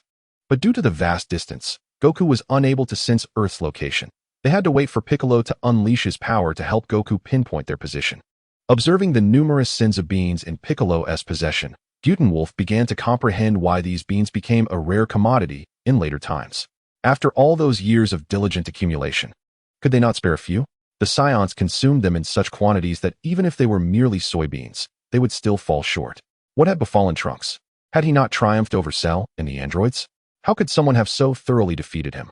The returning Goku and Vegeta were equally shocked by Trunks' dire state. His body was nearly devoid of unscathed flesh. Ah, am I back? Trunks murmured as he slowly regained consciousness, his eyes meeting those of Bulma, whose eyes were red from crying. Momentarily stunned, he embraced her tightly. Mom, I'm so sorry. I'm so sorry. Even the steadfast Trunks was brought to tears upon seeing Bulma again, his eyes welling with emotion as he wept uncontrollably. Bulma, taken aback by Trunks' reaction, considered the suffering he must have endured. She gently patted his back, saying little. What had transpired in the future, Trunks? A parent knows their child best. This was not merely a reaction to encountering a formidable enemy, and Vegeta sensed an unsettling premonition. Trunks then lifted his gaze to see Goku and Vegeta standing nearby, instinctively grasping his sword, ready to strike. However, he hesitated, lowering his weapon, yet his eyes still held a complex array of emotions as they focused on Goku. Why do you look at me like that? Trunks questioned. The battle-hardened Goku detected the murderous intent emanating from Trunks, even if only for a fleeting moment. He had perceived it. The flames of hatred consumed Trunks' being. Were it not for the sight of standing beside his father, he might have acted on his rage. It was only upon seeing Vegeta that he regained his composure, realizing this was not his own timeline. A formidable foe had emerged in the future, and it was none other than Uncle Goku. Goku, bewildered, could hardly fathom how it could be him. Me? Trunks nodded earnestly, his voice tinged with resentment and fury. That individual bore a physique akin to Uncle Goku's, yet he was also a Saiyan, whose power escalated at an alarming rate, rendering Trunks utterly incapable of matching him. Vegeta cast a cold glance at Kakarot, arms crossed defiantly across his chest. Escalating power at such a pace, are you not a Saiyan? How could you be defeated so disgracefully? In their first encounter, Trunks felt he could hold his own, but by their second clash, it was as if his opponent had transformed, exhibiting an overwhelming increase in strength. By the third confrontation, a mere 3 moves left Trunks in such a state, with the adversary intent on eradicating all humanity. A dreadful realization seemed to dawn on Trunks, his eyes betraying a blend of hatred, disgust, and fear. Kakarot, what on earth are you doing? The alternate version of you, is this despicable? Witnessing his son in such a dire condition, Vegeta unleashed a furious shout at Kakarot. I don't know. And weren't you just like this when you first arrived on Earth? How dare you criticize me? Goku, hearing Vegeta's retort, quickly countered, referencing past grievances. Vegeta fell momentarily speechless, recognizing that he had indeed behaved similarly in the past. Bulma intervened, chastising the arguing duo, compelling them to cease their quarrel. For a physical confrontation was not beyond the realm of possibility. At that moment, Goku Black's origin was recounted by Goku's counterpart, who explained that it was merely Goku's body being utilized, while the soul belonged to Zamasu, the apprentice Supreme Kai of Universe 10. He had seized Goku's form through the Super Dragon Balls and conspired with his alternate self to annihilate all humanity. Trunks, still grappling with Zamasu's identity, found his mind clouded as he listened to the account. He had encountered the Supreme Kai before. The events involving Majin Buu had also transpired in his timeline, albeit he had intervened to prevent Buu's resurrection. After all, he was the only Saiyan who operated without hesitation, resolving conflicts with clarity and efficiency. The Supreme Kai exuded a sense of justice, a powerful yet benevolent being. How could he possibly wish to eradicate humanity? I have encountered the Supreme Kai. He is a benevolent deity, and his name is not Zamasu. Vegeta scoffed, clearly displeased with his son's defeat at the hands of his adversary. There are 12 universes in total. We are merely the 7th. He might be referring to the Supreme Kai of another universe. Chapter 28. The Anomaly of the Future. The Supreme Kai of Universe 10 harbored deep discontent towards humanity, perceiving them as excessively violent. Upon fortuitously meeting Goku and astonished by his might, the darkness within him was awakened, serving as the catalyst for the entire incident. Goku's narrative unraveled the confusion that lingered in the hearts of the group. However, Goku himself could not recall having encountered the god of destruction from Universe 10. So how did Giran know? Have I met him? How do you know? Giran offered no further explanation, merely smiling at the group. You truly conceal your secrets well. If you choose not to speak, it matters little. Goku chuckled heartily. For he believed Giran to be a good-hearted individual, and the means by which he knew did not concern him. It appears I must assist you in dealing with him. Although Vegeta expressed dissatisfaction with his son's performance, he resolved to take action himself. Upon hearing this, Goku displayed a playful smile and regarded Vegeta. Oh, quite confident, are we? Vegeta? If I can defeat the real you, how could I fear a mere imitation? Vegeta's words brimmed with self-assurance, a sentiment he had always harbored. Trunks hastily intervened. Having faced Black Goku himself, he knew the adversary's rapid growth and formidable power were alarming. Uncle Goku, father, that Black Goku is truly formidable. He is not on the same level as the previous androids, or Cell. Although Trunks did not articulate his thoughts directly, both men perceived his underlying doubt and the fear that they might not prevail against Black Goku. The more powerful an opponent, the more exhilarating the challenge, wouldn't you agree? Goku replied with a carefree grin, relishing the prospect of battling strong foes, finding weakness in adversaries rather tedious. Observing Goku and Vegeta, Trunks was reminded of his own universe, pondering that had they still been alive, such a tragedy might have been averted. If Uncle Goku and Dad were still here, Mom wouldn't. Trunks could not finish the sentence, overwhelmed by a surge of anguish.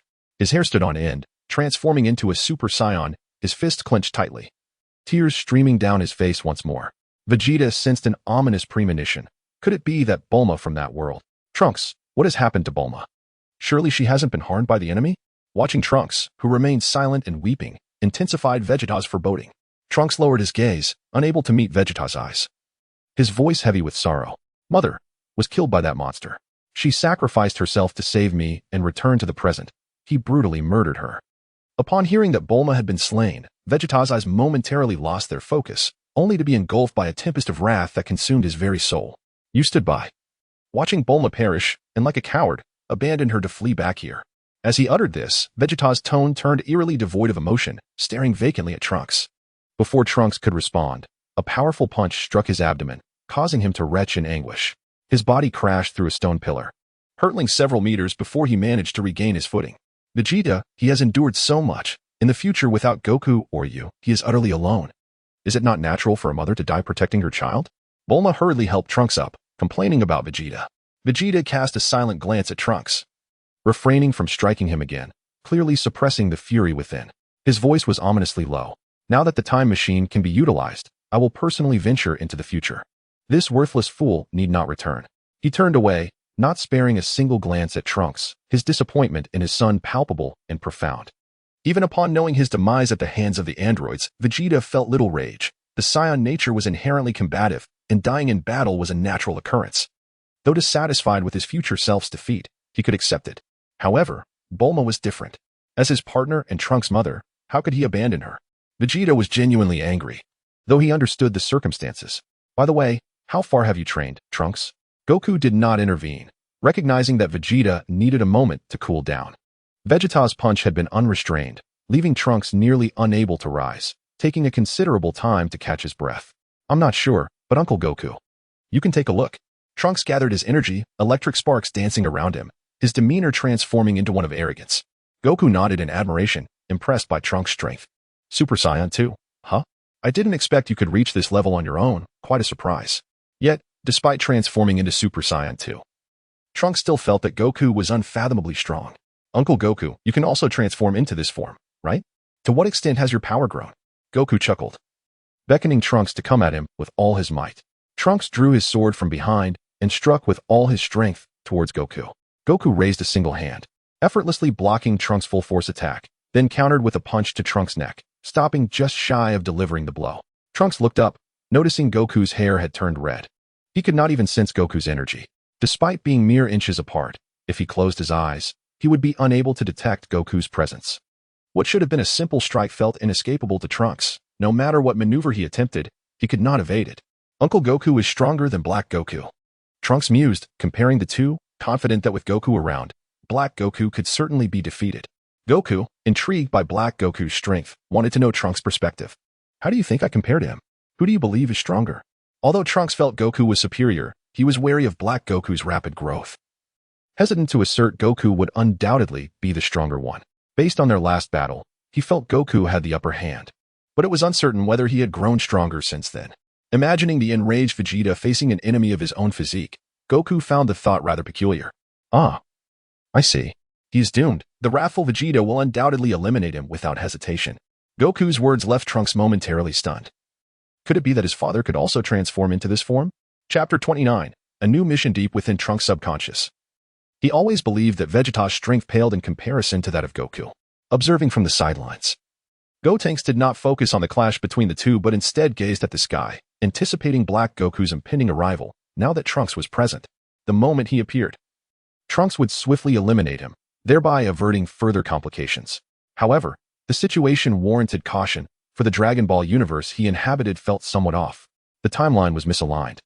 And while some individuals adhered to the power dynamics established in the anime, others seemed to follow those in the manga. From a manga perspective, Goku and Vegeta's Super Saiyan Blue forms would effortlessly overpower the two Zamasu, with Black Goku's strength only marginally surpassing that of Super Saiyan 3. Yet, in the anime, Black Goku could hold his own against Super Saiyan Blue Goku, and, when fused, was evenly matched with Vegeta, regardless of his formidable prowess. Should he dare to step foot here, Trunks would ensure his demise. Dark clouds began to gather in the sky, and a rift in space manifested, from which a figure emerged. It was none other than Goku, whose body had been possessed by Zamasu, clad in a black martial arts uniform, exuding an aura of malevolence. Gotenks vanished from the ground in an instant, showing no hesitation, launching a full-force Kamehameha to strike down Black Goku. Group task initiated. Administrator Invincible Goku. Seek a powerful adversary and engage in a decisive battle. This conflict will be recorded in the group announcement, ensuring new members recognize the formidable strength of the group leader. There are no limits to this task. The stronger the opponent, the greater the display of the leader's power, and the more substantial the point rewards provided by the chat group. A formidable opponent, was there anyone more fitting than Zamasu? Gotenks retracted his charged Kamehameha. This was a splendid opportunity to amass points. Should he eliminate Black Goku now, Zamasu would yield far fewer points. Black Goku, aware of Gotenks' sudden movement, had been unable to react to his astonishing speed. It was evident the attack was directed at him, yet for some unknown reason, the man suddenly halted. Nevertheless, Black Goku still regarded Gotenks with disdain.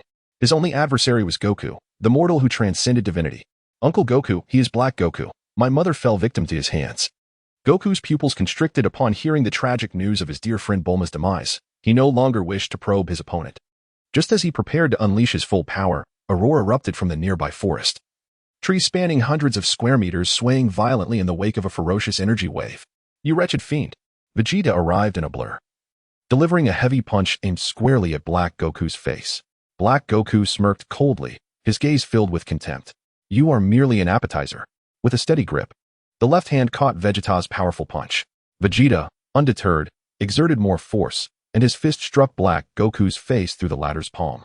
The immense strength sent Black Goku hurtling backward for thousands of meters.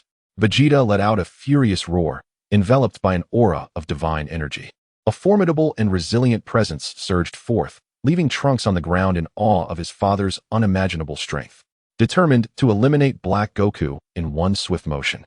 A tremendous gravitational pull emanated from the space-time rift, drawing Black Goku's body into it, where he vanished without a trace. I will await you in the future, son Goku. Echoed a sinister laugh in the air. Vegeta, his gaze resolute and lips pressed tightly together, fixed his eyes on the spot where Black Goku had disappeared.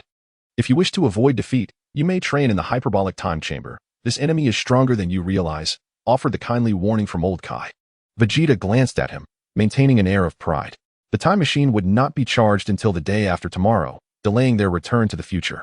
Goku decided to seize this opportunity to harness Whis' power and venture to Universe 10 in search of Zamasu from this world.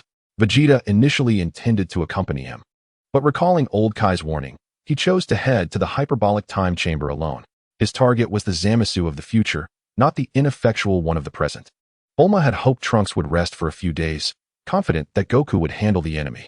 However, as Trunks gazed at Vegeta's ascending figure, memories of his mother's tragic death flooded him with guilt, realizing that it was all due to his own inadequacy.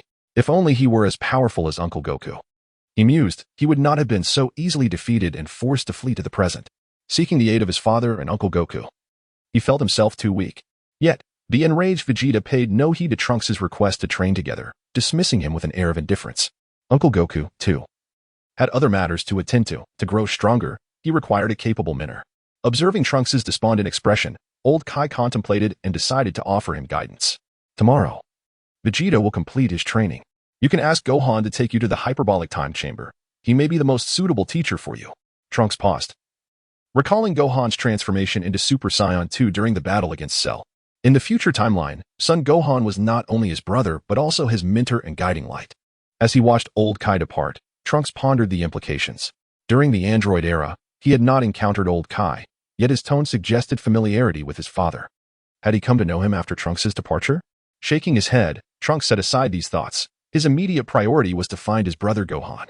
Bulma felt a deep reluctance to let her son leave once more but found no reason to stop him, watching helplessly as he soared into the distance. After bidding farewell to Bulma, Trunks made his way to Goku's home, where Gohan was presently accompanying Videl, as their daughter was soon to be born. Trunks, what brings you here? Gohan exclaimed with surprise, warmly ushering him inside.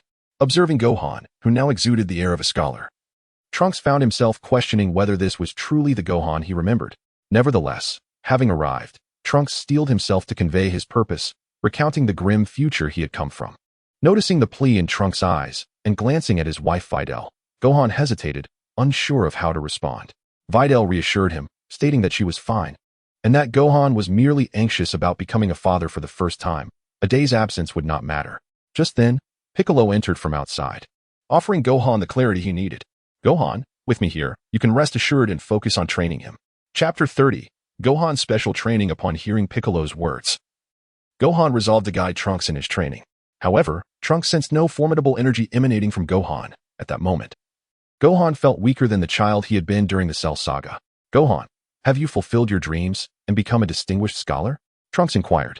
Indeed, after defeating Cell, I devoted several years to becoming a scholar, Gohan replied, adjusting his glasses. He then placed a reassuring hand on Trunks' shoulder and urged him to follow. Wanting to assess Trunks' current strength before commencing their special training, the two ascended to the plaza of the sacred world of the Kais, where Gohan changed into his martial arts uniform. Come at me with all your might, Trunks. With the familiar attire, Gohan's demeanor transformed, exuding an intense aura that made Trunks acutely aware that he might not stand a chance. Deep down, he couldn't help but admire Gohan's prowess. As expected of Gohan, despite all those years of idleness, my strength still cannot surpass his. Without holding back, Trunks transformed into Super Saiyan 2 and instantaneously appeared before Gohan, launching a close-range attack. Gohan deftly deflected it, and Trunks seized the moment to throw a punch, which Gohan blocked with his arm. Unexpectedly, Trunks feigned the attack, accelerating to appear behind Gohan and delivering a swift kick to his back. Yet Gohan remained unfazed, as if he had eyes on the back of his head, extending his right hand to intercept Trunks' assault. With a powerful motion, Gohan sent Trunks soaring into the air, and he followed suit, unleashing his energy. Trunks desperately tried to halt his backward momentum while keenly observing Gohan's movements. Before he realized it, Gohan had positioned himself beneath him, a wave of energy poised against Trunks' abdomen, ready to extinguish his life with a mere touch. Impressive, truly impressive, Gohan. Trunks marveled at Gohan's formidable strength, having initially assumed that their abilities, despite a gap, would not be vastly different. However, it became evident that the chasm between them was greater than the very distance between heaven and earth. There is nothing extraordinary.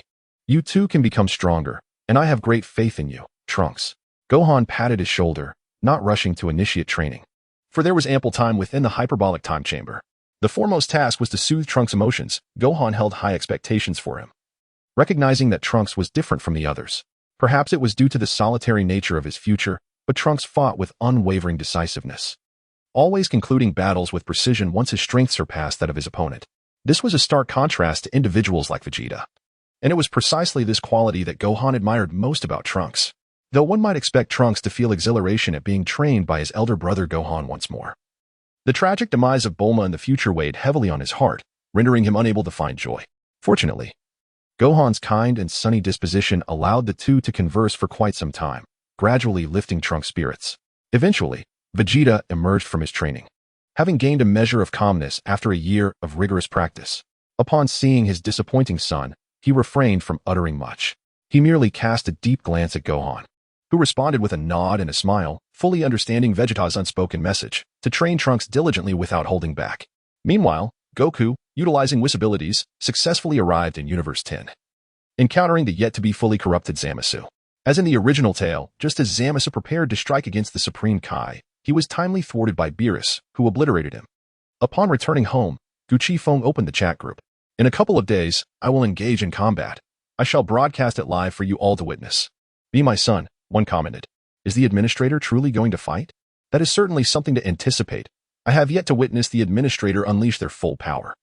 Tony is not truly the wealthiest. Last time, he obliterated a small asteroid, and this time, it seems he might at least destroy something on the scale of Earth. Will we finally see the true prowess of the master? I wonder if there will be new techniques unveiled. Upon seeing Minato Namikaze's name, Gutian hastily stepped in to prevent further discussion, aware of his own eccentric tendencies and the peculiar names he might conjure. Unbeatable Gogeta. Let us avoid naming for now. I prefer to maintain a low profile. Spiral Flash Super will dance Roar 3 style. Oh, very well. The waitress from the Rabbit CAF primarily. Minato, your name is rather peculiar. We can't blame the master for that. Dongxiang, upon thinking of Minato, was overwhelmed by the bizarre and difficult names associated with him. I just said your chosen names are utterly outrageous. What do you think? The master likely doesn't wish for you to name anything either. Spiral Flash Super will dance Roar 3 style.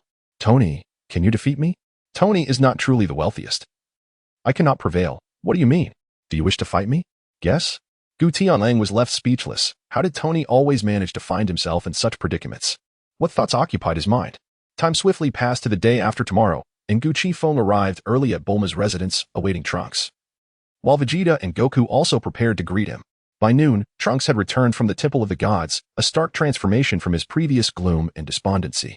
Though the extent of his newfound strength remained ambiguous, his gaze radiated determination, and every movement exuded a profound confidence, a testament to his self-assuredness and the courage to confront challenges head-on. Chapter 31. Arrival in the future. It seemed that Gohan's training had proven fruitful. Unlike Vegeta's cold exterior masking a fiery spirit, Goku regarded Trunks' metamorphosis with newfound respect. Humph. You still have a long way to go, he mused. Bulma enveloped Trunks in a warm embrace, conveying unspoken sentiments. Without further delay, the quartet squeezed into the time machine. Though Vegeta expressed his discontent regarding Goku's inclusion. What business do you have here? I can handle them alone. With a flash of white light, the time machine vanished from sight. Bulma looked skyward, her heart aching for her son. You must succeed, Trunks. Zamasu, adorned in the garb of the Supreme Kai and possessing a green complexion, loomed in the sky, casting a disdainful gaze upon the humans below, soon to be annihilated. Humans. Such violent and insignificant beings, allowing them to exist is the greatest affront to the divine. Beside him, Black Goku, clad in a black martial arts uniform, wore an expression of malevolent glee, his eyes filled with contempt and mockery for humanity. But it is their foolishness and fragility that accentuates the divinity's power and perfection. Enough of this. It is time to conclude our games. A purple energy sphere materialized in Zamasu's hand, hurtling towards the panicked crowd below. You shall not prevail. A beam of golden light surged from the distance, intercepting the energy sphere before it could strike the ground. The ensuing wave of energy stirred the skies, unleashing fierce winds as it radiated outward. Oh, Trunks, where is Goku? Did you return alone seeking your demise? Black Goku, upon witnessing Zamasu's attack thwarted, smirked rather than seethed, mocking Trunks with every word. Your adversary stands before you, fool. Once again, in a familiar exchange of blows, Black Goku found himself struck in the face by Vegeta, the force of the impact sending him crashing into a dilapidated building. Vegeta and Goku positioned themselves on either side of Trunks, each fixating on their respective opponents. Despite Black Goku's evident superiority over Zamasu, Goku yearned for a confrontation but refrained from usurping Vegeta's opportunity, especially given that this world's Bulma had met her tragic end. Unbeknownst to him, Black Goku had ruthlessly taken down Chi-Chi and Goten after seizing control of his body. An appetizer? And you still dare to be so arrogant? Black Goku emerged from the rubble, his disdain for Vegeta unabated. How could this lowly Saiyan possibly challenge him? Vegeta had no desire for idle chatter upon encountering an enemy. His wrath ignited, transforming his energy into Super Saiyan Blue in an instant. Black Goku, too, radiated a pink glow. his formidable energy pulsating outward as his hair shifted to a vibrant pink hue. As two figures transformed into streaks of light, one crimson and the other azure. They collided with tremendous force. After a brief stalemate, Black Goku ultimately succumbed to the overwhelming might of Super Blue Vegeta. Administrator Unrivaled Gogeta has commenced a live broadcast. Tony is definitely not the wealthiest entering the live stream. Spiral Flash Super Will Dance Roar Style 3 has entered the live stream. Be My Son has entered the live stream. Tony, who is certainly not the wealthiest, mused on how increasingly reminiscent these two figures were of a certain esteemed individual. Be My Son, he echoed, agreeing that there were indeed similarities. Although the esteemed individual appeared to possess a more aloof demeanor, the Spiral Flash Super Wheel Dance Roar Style 3 remarked on the sheer destructive power on display, rivaling even that of the tailed beasts. Indeed, Tony concurred, the speed and force of their exchanges are simply dazzling. One might hesitate to portray such intensity in a cinematic production. The sleeping Kagoro's daughter inquired if everyone could witness the unfolding battle. I cannot see them, replied the CAF waitress who adores rabbits, so I am at a loss. The time-devouring sprite echoed this sentiment, noting only the afterimages of their confrontation and the tremors in the air. I cannot see anything either, admitted the Spiral Flash Super Wheel Dance Roar Style 3. Count me in, said Be My Son. The World Destroyer lamented their own inability to see beyond mere shadows. Hinata, the eldest daughter of the Hyuga clan, observed. The pink-haired fighter seems to be on the verge of defeat. Is the outcome already determined? How remarkable, the sleeping Kagoro's daughter remarked. Hinata is able to see the battle. That is impossible, Tony interjected. If Minato cannot see it, how could Hinata? It would be wise for little Hinata to remain honest. Yet the Spiral Flash Super Will Dance Roar Style 3 countered. Hinata possesses the Byakugan, granting her vision that surpasses ordinary abilities. So it is not out of the realm of possibility. Hinata clarified, it's not that. It's just that the area where they are fighting is engulfed in blue light, while the pink glow is nearly extinguished. Her statement left the others momentarily stunned, prompting them to follow the afterimages and observe the escalating azure glow, which surged with vigor while the pink light dwindled like a solitary boat in a vast ocean, perilously close to being submerged in the sea of blue energy. It was evident to all that Vegeta held an unequivocal advantage in this confrontation. In close combat, Goku easily overpowered Zamasu, who, despite gaining immortality through the powers of the Super Dragon, found his strength only marginally enhanced. He hovered on the brink of life and death, his prowess reaching the Super Saiyan 3 level, yet he was utterly incapable of withstanding even a fraction of Goku's Super Saiyan godmight. Super Blue Vegeta, with his overwhelming strength, relentlessly battered Black Goku, leaving him in a state of disarray. One could only marvel at the prowess of the renowned warrior race. Notably, when they last met, Vegeta had not exhibited such formidable power, yet, in a mere day, his strength had undergone a remarkable transformation. Throughout the confrontation, he maintained a decisive upper hand against Black Goku, while Zamasu attempted to intervene but was swiftly thwarted by Goku, who would not permit him to interfere in their battle. In a fit of impotent rage, Black Goku, a once mighty deity, found himself being struck by mere mortals, igniting his fury to unprecedented heights, his eyes ablaze with wrath. With a swift motion, he conjured a scythe of judgment from his palms, unleashing two arcs of sword energy directed at Vegeta. The cunning Saiyan evaded the onslaught, only for a subsequent strike to plummet from above, aimed squarely at the spectator, Goku Black. Observing the incoming energy blade, Goku Black extended a hand, effortlessly shattering the attack. Your prowess appears rather lackluster, Vegeta taunted, casting a mocking glance at Black Goku. In response, Black Goku remained silent, his gaze fixed beyond Vegeta, a sinister smile creeping across his face. What now? Vegeta questioned, turning to witness Black Goku's strike rend the heavens, creating a rift in time and space. Such was the might of a deity. Chapter 32. The defeated Dark Duo with a forceful punch, Black Goku, still cackling maniacally, was sent hurtling through the air, crashing into the ground. Yet, this was merely the beginning. An enraged Vegeta unleashed his royal combat technique, a torrent of energy waves cascading upon Black Goku's form. The ground erupted in clouds of dust and flying debris as Vegeta denied Black Goku a moment's respite, his power surging as he dove downward once more. With all his might, Vegeta's fist connected with Black Goku's abdomen, a brilliant light erupting and illuminating the earth, the impact resonating throughout the realm. Under the tremendous force, Black Goku's body sank deeper into the earth, buried hundreds of meters below. Left with no choice, Black Goku resorted to instant transmission, reappearing in midair amidst the severed space, emanating a pink aura, ultimately manifesting into multiple copies of himself. No matter how fiercely Vegeta attacked, the fragments could not be obliterated. They swiftly reformed, even multiplying in number. Do you know what your wife said before she perished? She begged me to spare Trunks, such a pitiful woman, Black Goku taunted, reveling in his perceived invincibility. Goku Black, observing from the ground, shook his head, aware that verbosity often leads to a villain's downfall, and he knew this remark would ignite Vegeta's fury. True to form, Vegeta's rage ignited, the very essence of a Saiyan's battle blood surging within him, an overwhelming energy erupting forth. Black Goku, exhilarated, recognized that Vegeta's newfound strength could only enhance his own, an energy radiating far beyond that of a typical Super Saiyan blue enveloped Vegeta. Disregarding the surrounding duplicates of Black Goku, in an instant he charged toward Black Goku, hatred fueling Vegeta's every potential, transforming the battle into a one-sided affair. Even as the surrounding copies launched relentless assaults against him, their numbers proved futile in the face of Vegeta's full-powered Super Saiyan blue form. Black Goku found himself utterly defenseless, his body becoming a mere spark as he pursued the battered form of his counterpart. Get lost, Vegeta exclaimed, not even turning back as he retaliated with a punch that obliterated the copy of Black Goku. A seamless succession of attacks flowed forth, executed with grace and precision. Zamasu, observing with keen eyes and an anxious heart, understood that should Black Goku perish, despite his immortal form, he would never stand a chance against the combined might of Goku and Vegeta. Enduring the brunt of Goku's energy wave, he pierced through with his body and executed an instantaneous teleportation.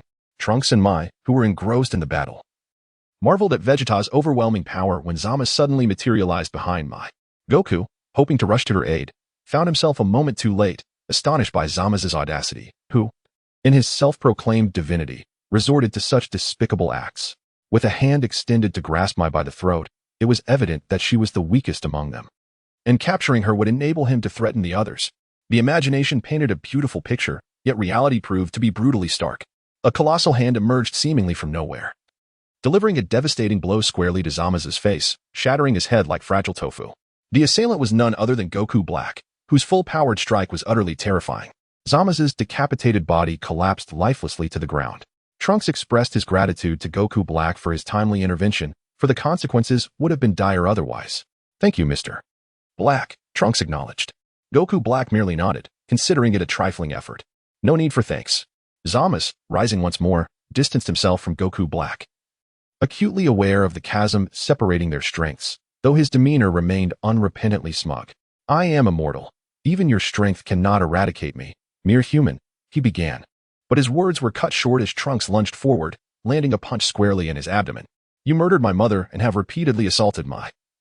I will not let you escape. Trunks roared, unleashing the pent-up fury within him.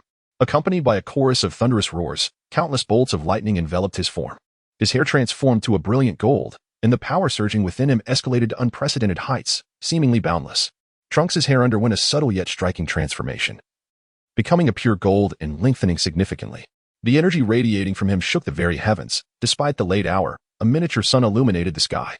The emergence of Super Saiyan Third Stage delivered a visual impact far surpassing that of Super Saiyan God, the latter being a divine transformation capable of containing energy. Consequently, it created a relatively subdued commotion. In contrast, Super Saiyan 3 was a raw, unadulterated Saiyan transformation, incomparable to its predecessor. Trunks surged forward, unleashing a barrage of relentless attacks upon Zamasu, who found himself increasingly overwhelmed. It had been nearly 2 days since their last encounter.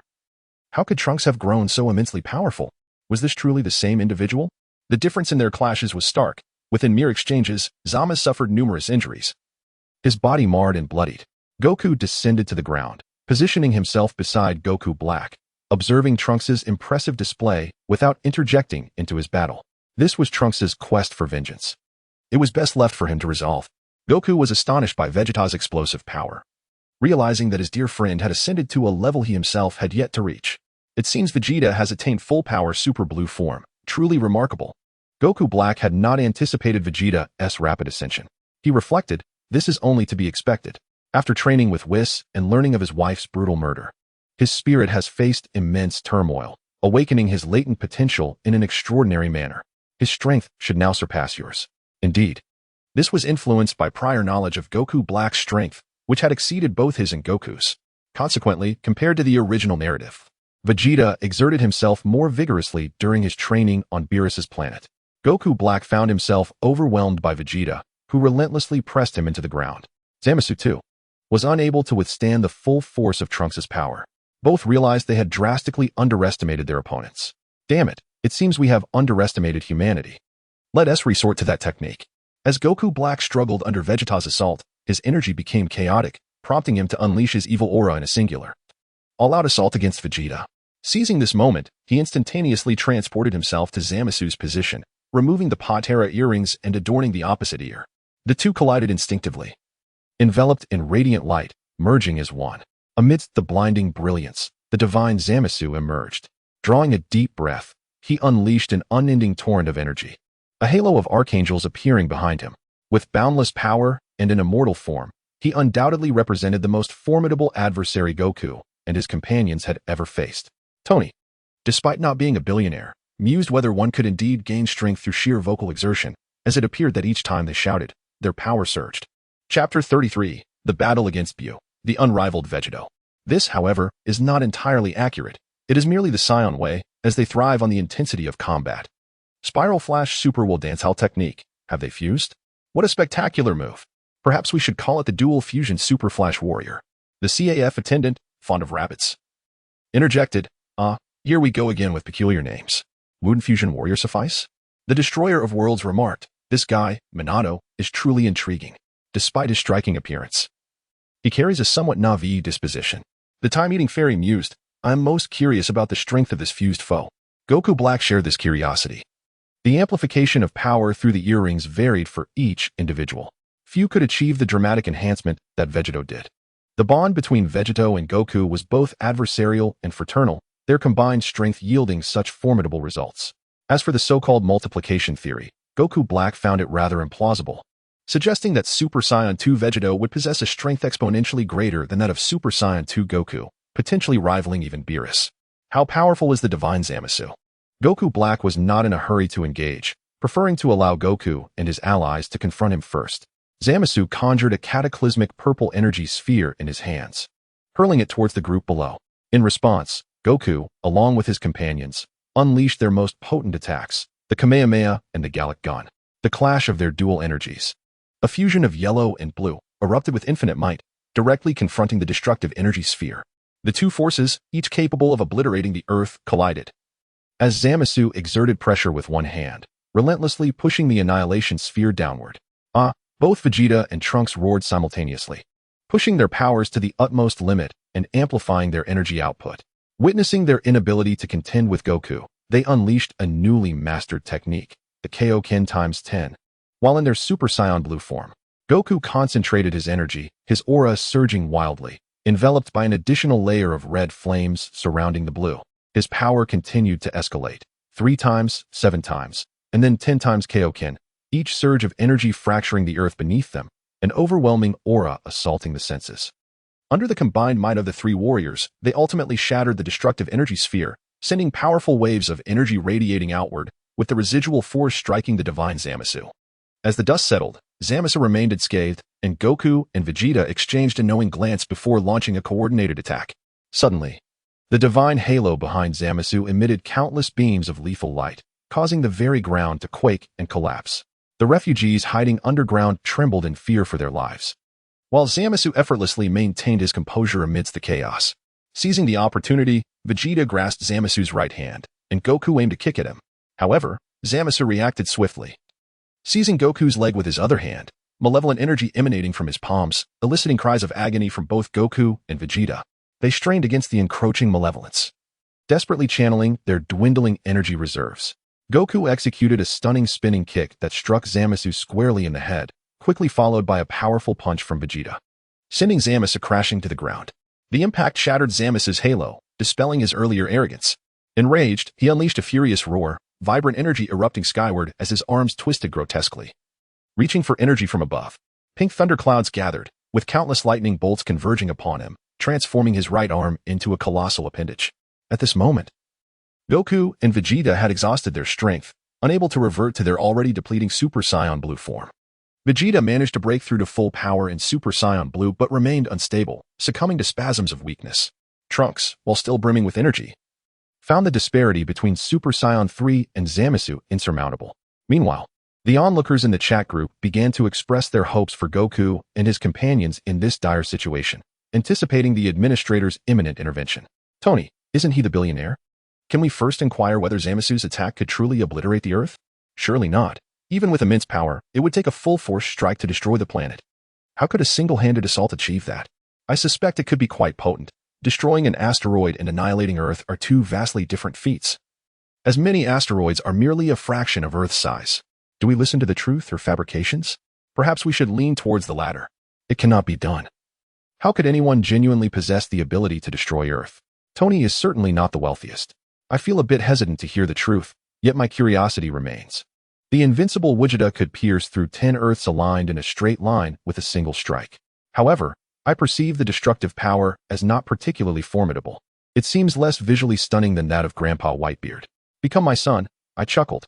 It appears they are concentrating energy at a single point, leading to greater destructive capacity under equal energy levels, albeit with a significantly reduced range. Such a powerful adversary, can the master truly triumph? If not, it would be wise to flee swiftly. Dongxiang and others have a different perspective. She believes that even a master might not stand a chance against such a formidable foe. Indeed, if victory is unattainable, retreat is the prudent choice, with future opportunities to vanquish him. Upon hearing Gutian Wolf's words, the consensus in the group was to encourage flight, avoiding a direct confrontation with such an entity. Nevertheless, he is not my adversary. There is no cause for concern. As for whether Gutian Wolf speaks the truth, none doubted him, as the trust in Gu Qifeng ran deep within their hearts. A robust right arm descended fiercely upon those on the ground, generating a gale capable of rending all asunder. Striking towards the group. Knowing full well he could not withstand such a blow, Trunks charged forward without hesitation, extending a protective shield to envelop Vegeta. Goku. Am I behind him? Humans, who do not flee, dare to challenge the divine. What a foolish and insignificant existence. Zamasu, the god, regarded Trunks' actions with disdain, but just then, the shield expanded once more, protecting even the humans in the refuge. I shall not allow you to prevail. I am Trunks, son of the Saiyan Prince Vegeta. The future belongs to me. Trunks maximized his energy, preparing to turn the tide single-handedly. Chapter 34. The Strike? Gutian Wolf merely observed silently, showing no intention to assist. This was Trunks' inner demon, a necessary brush with death to escape the shadows of his past. The clash of fists and energy shield produced a tremendous impact, causing the shield to twist and contort under the unbearable force. Yet, Trunks did not relent until the final moment, astonishingly breaking through his limits to achieve full-power Super Saiyan 3 energy. At the brink of the shield shattering, brilliance surged forth, counteracting the shockwave of the punch. This provoked Zamasu, now fused, into a furious rage. How could a mere Trunks withstand his assault? He unleashed a barrage of energy blasts, intent on annihilating the Earth in one fell swoop. However, as half of the energy blasts were released, they detonated mid-air, and a figure emerged from the dense mist. Gazing coldly at the demonized Zamasu, the members of the chat group felt that in this moment, Gutian Wolf resembled a celestial being descended from the heavens, evoking a profound sense of inadequacy in those who beheld him. The destroyer of worlds, I weave through the mists, and those around me feel a sense of inferiority. Truly a mysterious and formidable presence. Having ravaged countless worlds, the figure of the man in the image evokes a sigh of contemplation. The Spiral Flash Ultra Wheel Dance Roar. This opponent is indeed formidable. He may prove to be a fierce rival for the administrator. Alas, we are unable to witness the battle firsthand. Watergate expresses his regret, for live broadcasts can never compare to the experience of witnessing such power in person. Only from close proximity can one truly appreciate the might of these two combatants. The sleeping daughter of Kogoro Mori, I dare not approach. It is far too perilous, as even the residual waves could likely obliterate me. Conversely, Ran Mori's sentiments are entirely different. She believes it is better this way, as the thought of approaching fills her with trepidation. The time-devouring sprite. The battle is about to commence. Let us observe closely just how formidable the administrator truly is. Gutian Wolf hovers in midair, his expression shifting to one of peculiar surprise as he realizes he may have misjudged his own strength. His usual form may not merely be the full-powered Super Blue. Previously lacking a point of reference, he was unaware of his own capabilities. However, witnessing Vegeta's recent performance, even at full power, left him feeling unimpressed. It did not convey a sense of strength that could rival his own typical state. Even Zamasu, whose strength surpassed Vegeta's upon fusion, did not strike him as particularly formidable. You, truly, lack respect for the divine. Zamasu's already contorted visage becomes grotesque in fury, eliciting a sense of revulsion. With a thunderous crash, a figure plummets to the ground, the immense impact creating a deep crater, causing Zamasu in the air to vanish. I apologize, but you are simply too unsightly. I could not restrain myself. Gutian Wolf chuckles with a hint of resignation, yet Zamasu on the ground perceives that smile as infuriatingly arrogant. Trunks, on the ground, is taken aback. Gutianlang's speed of attack is astonishingly rapid, rendering even him unable to witness the unfolding events. With a powerful right hand, he strikes the earth, radiating a blinding brilliance as Zamasu transforms into a dazzling light, instantaneously moving from the ground to deliver a punch at Gutianlang. Gutianlang, weary of Zamasu's boastful claims, retaliates without reservation, their fists colliding and fracturing the earth beneath them as crumbling skyscrapers collapse around them. The two engage in a contest of strength, with neither gaining the upper hand initially. Yet, as Gutianlang's smile deepens, Zamasu feels his own power incrementally waning, the bones in his fingers threatening to shatter as he gazes at Gutianlang's grinning visage. Zamasu can no longer afford to underestimate his opponent. A surge of radiant energy erupts from his mouth, firing an energy blast to push Gutianlang back, followed by a light blade coalescing in his left hand for another strike. However, Gutianlang's prowess evidently surpasses that of Goku and Vegeta by a significant margin, gradually gaining the upper hand. He deflects Zamasu's oncoming punch with ease, employing the principle of yielding strength against strength to deliver a graceful sidekick. The motions flow seamlessly as he directs a gathering of energy towards Zamasu. Instantly, a deluge of azure light engulfs the land, ensnaring him with no avenue for escape. Zamasu is struck by this blow, reduced to a mere shadow of his former self. In a moment of desperation, Zamasu activated his protective shield.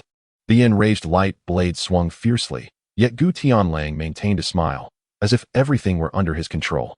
Their figures flickered in the air, each searching for the other's flaw. Zamasu ascended into the clouds, his aura erupting as he concentrated a sphere of destructive energy, teeming with malevolence. He erupted into maniacal laughter, declaring that this energy sphere represented his most formidable attack. No one could possibly withstand it. If you dare to evade, the earth will perish. If you choose to confront it, you will surely meet your demise. So, what will your choice be? Trunks' eyes glowed crimson. He could sense the sheer destructive power of the strike. He yearned to rush forward to assist Gutianlang, willing to sacrifice himself to prevent the future from being obliterated. Meanwhile, Goku and Vegeta, both far more powerful than Trunks, staggered to their feet, intent on aiding Gutianlang, for such an attack could not be endured by one alone. Who told you I intend to protect the earth? Gutianlang retorted, but if it pleases you, this attack is beneath my need to evade. He halted the movements of the three, beckoning Zamasu to strike without hesitation. The immense power of Zamasu, vastly superior to that of a fully powered Super Saiyan Blue, posed no real threat to him. The energy projectile howled through the air, crashing down upon Gutianlang with tremendous force. He braced himself against the energy blast, the immense pressure causing his legs to sink into the ground. Perish, mortal, Zamasu bellowed from above, exerting all his strength to annihilate Gutianlang and the planet in one fell swoop. As the energy orb slowly embedded itself into the earth, Gutianlang's figure vanished, consumed by the terrifying wave of destruction. The ground was gouged, forming a massive crater hundreds of meters wide, and as the energy orb descended, the depth of the pit grew unfathomable. Trunks could no longer sense Gutianlang's presence. It seemed all was lost. Even if he attempted to counter the energy blast, it would detonate prematurely. The earth is doomed. Such an energy surge will reduce it to mere cosmic dust. Tony is definitely not the richest, someone muttered. Surely the boss won't perish. Why can't we see him? The slumbering daughter of Little Five, another added, surely not. Didn't the boss say that his opponent was no match for him? The CAF attendant who adores rabbits remarked, yet the opponent's attack has indeed driven the boss underground. I've never seen him in such a predicament. Chapter 35, Super Saiyan Spiral Flash Ultra will dance Roar 3. Stay tuned, if you lacked confidence. The boss would not confront this assault head-on. Kakashi had faith in Gutianlang, believing he would not succumb to this onslaught. The destroyer of worlds, another interjected, indeed. One would expect him not to fall so easily. Mitsurugi, having witnessed Gutianlang obliterate thousands of monsters solely through sheer will, harbored great confidence in his strength. The eldest daughter of the Hyuga clan lamented, my Byakugan cannot pierce through. Their attacks are too formidable.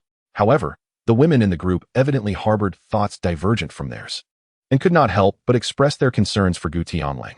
At that moment, the situation underwent a breathtaking reversal.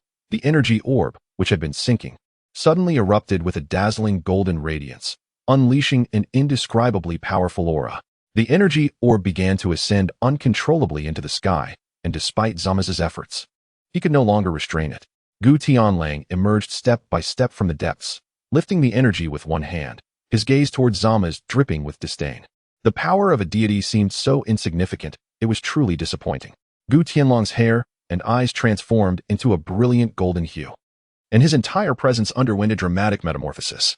Golden lightning flickered around him, and his demeanor became one of haughty superiority, as if viewing deities as mere insects. The mere force emanating from him caused Zama's to stagger back several steps in fright. Impossible. How could you withstand this attack? I should have killed you. Even Super Blue was no match for him. A mere Super Saiyan, despite momentarily surprising him, was not worthy of his regard. Yet, he had felt no trace of Gu Tianlong's aura moments ago. How was he still alive? Gu Tianlang leaned back, mimicking a punching motion, treating the energy orb as a basketball. He hurled it fiercely toward Zama's in the sky. Zama sneered, convinced such an assault could not possibly strike him, easily dodging with a swift movement. Transforming into a Super Saiyan was nothing remarkable. Your speed has hardly increased. Trunks' eyes widened in disbelief at the unfolding spectacle. He never anticipated anyone could achieve such a feat. It was nothing short of divine. This individual was remarkably formidable, operating on an entirely different plane than them. The earth, shrouded in darkness, suddenly lost its outer shadow, purified by the energy orb, allowing sunlight to stream in once more. Zama's noticed the anomaly in the sky, perplexed as to how Gu Qifeng had accomplished this. Using my energy, you broke through my dark aura. How is this possible? In truth, when Gu Tianlang launched the energy orb, he had purified it with his own energy, making it akin to a spirit bomb. A flash of golden light appeared as Gu Tianlang stood before Zama's, pressing his palm against the latter's head and savagely rubbing it against the building. He followed through with a kick into the rubble, and Zama's emerged from the debris, engaging in close combat with ferocious blows. However, the vast disparity in strength rendered Zama's every effort futile. Despite his best attempts, he could not land a single strike on Gu Tianlang. Do you have any means to grow stronger? If this is all you can muster, your existence holds no value. Gu Qifeng maintained his composure while deftly evading, all the while inquiring seriously, for the stronger Zama's became, the more points he could earn. Otherwise, even if he transformed into a Super Saiyan god, the weakness of his opponent would prevent him from unleashing his full potential, resulting in minimal points from the chat group. Zama's fury intensified at this mockery from a human he deemed inferior, his rage boiling to the point of near madness. The attack had become utterly chaotic, and Gu Tianlang had lost interest in him, mercilessly tormenting Zama's. The once invincible deity was now in retreat. Those in the group were astonished to discover that Gu Tianlang possessed such hidden power. Hinata's eldest daughter expressed her relief, believing the formidable figure was on the brink of defeat. The Spiral Flash Super Wheel Dance roar was unleashed, and she realized she had underestimated the true extent of his terrifying strength, which resulted in a one-sided domination. Tony remarked that the supposed wealth was merely a change of hairstyle. How could his abilities have surged so dramatically? What had once been an evenly matched battle had swiftly turned into a crushing defeat. The CAF waitress, who adored rabbits, noted that after transforming into a golden-haired version of himself, he exuded a chilling and haughty demeanor. Although Gu Tianlang was recognized as the strongest in the group, he typically radiated a friendly aura, unlike other powerful beings who maintained a distant attitude. However, now, even with a stoic expression, the pride emanating from him could not be concealed. The daughter of the slumbering Kojiro observed that he indeed appeared more imposing than before, yet Zama seemed to possess immortality. The World Destroyer asserted that as long as the power was sufficient, immortality did not equate to invincibility. There was always a means to obliterate an adversary. Watching the frenzied Zamas, Gu Tianlang felt a profound sense of boredom, sensing that his strength had reached its limit, and he had lost any desire to continue the confrontation. It is over, he declared, conjuring a radiant orb of 7 colors, within which twinkled myriad hues of the rainbow. With lightning speed, he thrust it into Zama's body. I am immortal, Zama's began to protest, but before he could finish, his form began to disintegrate, first his limbs, then his body, until all traces of his existence were annihilated. Neither his malevolent aura nor his immortality proved effective against this pure purifying energy, which eradicated him from the inside out. The Soul Enforcer possessed the intrinsic ability to purify evil, making it the perfect match against Zama's, whose soul had been consumed by darkness. As Zama's remained without recovery, Vegeta found it unimaginable that the immortal being had perished so easily. Zama's has truly died? What was that technique? Goku stumbled to his feet, gravely regarding the spot where Zama's had once stood. Gu Tianlang was indeed formidable. Even in his Super Saiyan form, he wielded such power. Trunks was left speechless, unable to fathom that anyone on Earth could surpass his father and Uncle Goku, as he had no recollection of such a figure existing. After transforming into a Super Saiyan, Zama's had failed to withstand even a single attack. The disparity between him and Gu Tianlang was akin to that of clouds and mud. Is this it? Has the battle concluded so swiftly? Tony mused, contemplating the necessity of ingratiating himself with this powerhouse. If only he could gain the favor of such a formidable figure. Even the likes of Thanos would find themselves at the mercy of his might.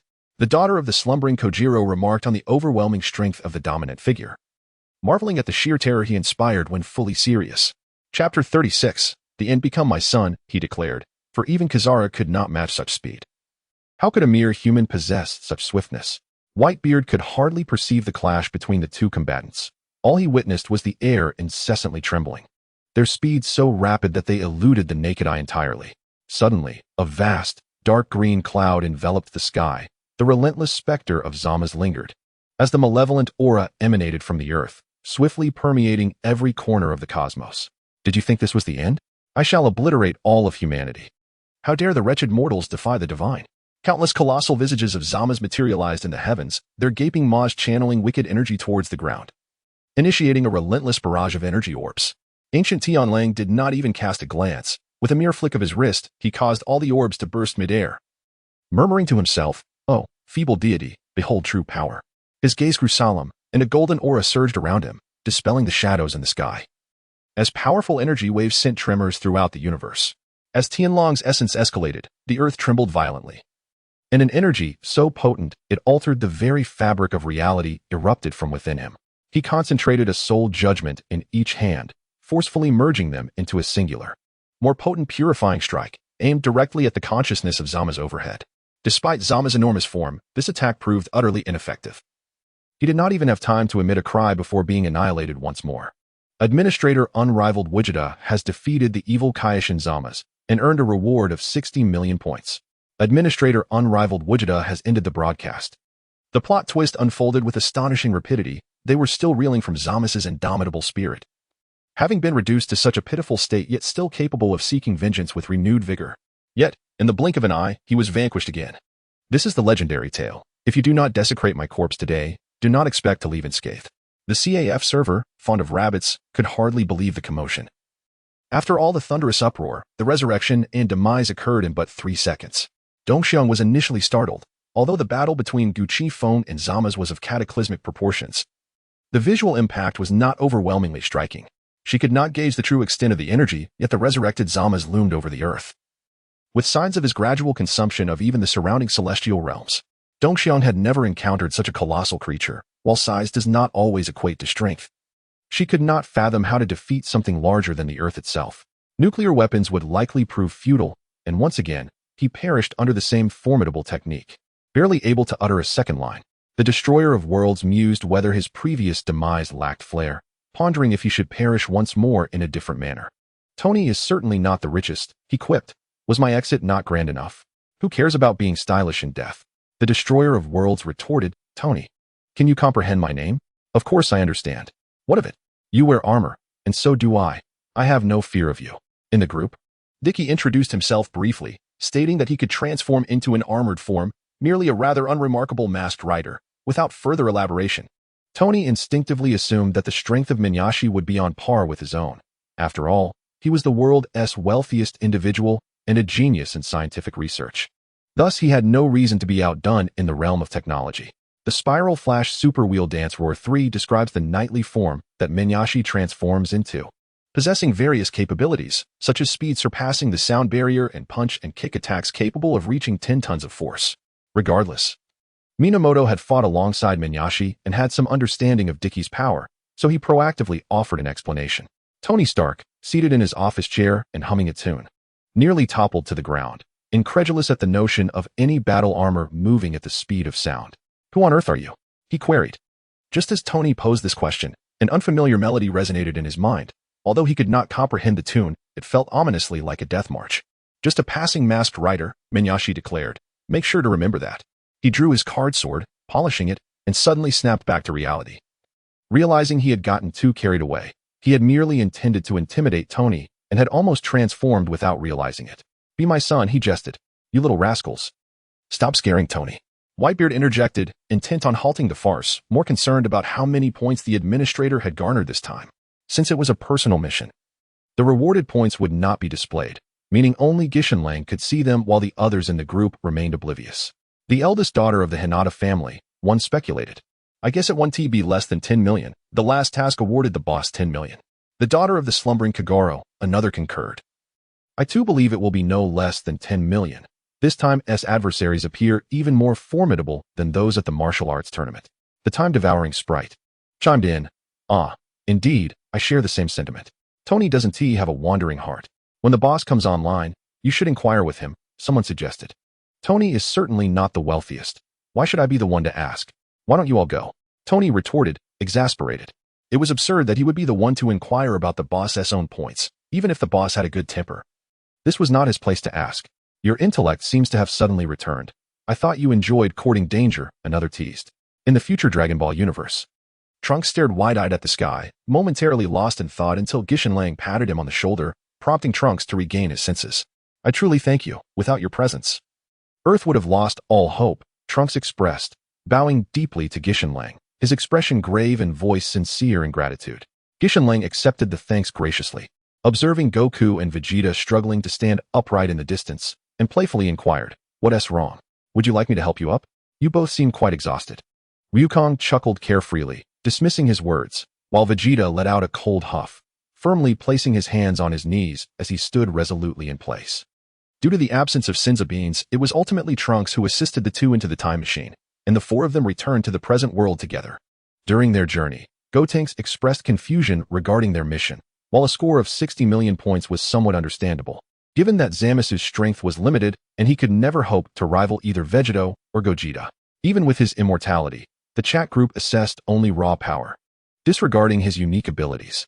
However, as he prepared to transform into a Super Saiyan God, he was swiftly defeated in his Super Saiyan state, feeling the overwhelming strength of his own body with each battle.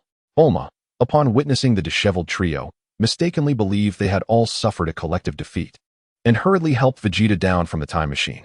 Chapter 37. Welcoming newcomers. Vegeta was quite displeased, even after training to full power in his Super Saiyan Blue form. He still felt a significant gap in strength compared to Gotenks. The enemy was vanquished, but it was merely his doing. Upon hearing that the threat had been neutralized, Bulma's anxious heart finally eased, and she turned to look at Gotenks in astonishment. Vegeta referred to Goku as Kakarot, and since he had not used that name, it was evident that the enemy had been defeated by Gotenks. Last time, Frieza had also fallen to his might. Just how much strength was this fellow concealing? Feeling Bulma's curious gaze upon him, Gotenks felt a wave of discomfort wash over him and quickly excused himself to leave. Once back at his residence, he sat in meditation for the entire afternoon, reflecting on his battle with Zamasu, the images of their confrontation replaying in his mind. He estimated that Zamasu, after merging, possessed strength slightly greater than that of a fully powered Super Saiyan Blue, yet the combined might of Goku and Vegeta could break through his attacks, indicating that the disparity was not insurmountable. Engaging him in his normal state posed no challenge. Had it not been for the need to convert the energy of his blasts into positive energy, he wouldn't have needed to transform into a Super Saiyan at all. Just how powerful was he? Why did he feel as though he surpassed Gogeta from the time of Super Broly, who was merely a fully powered Super Saiyan Blue in his base form?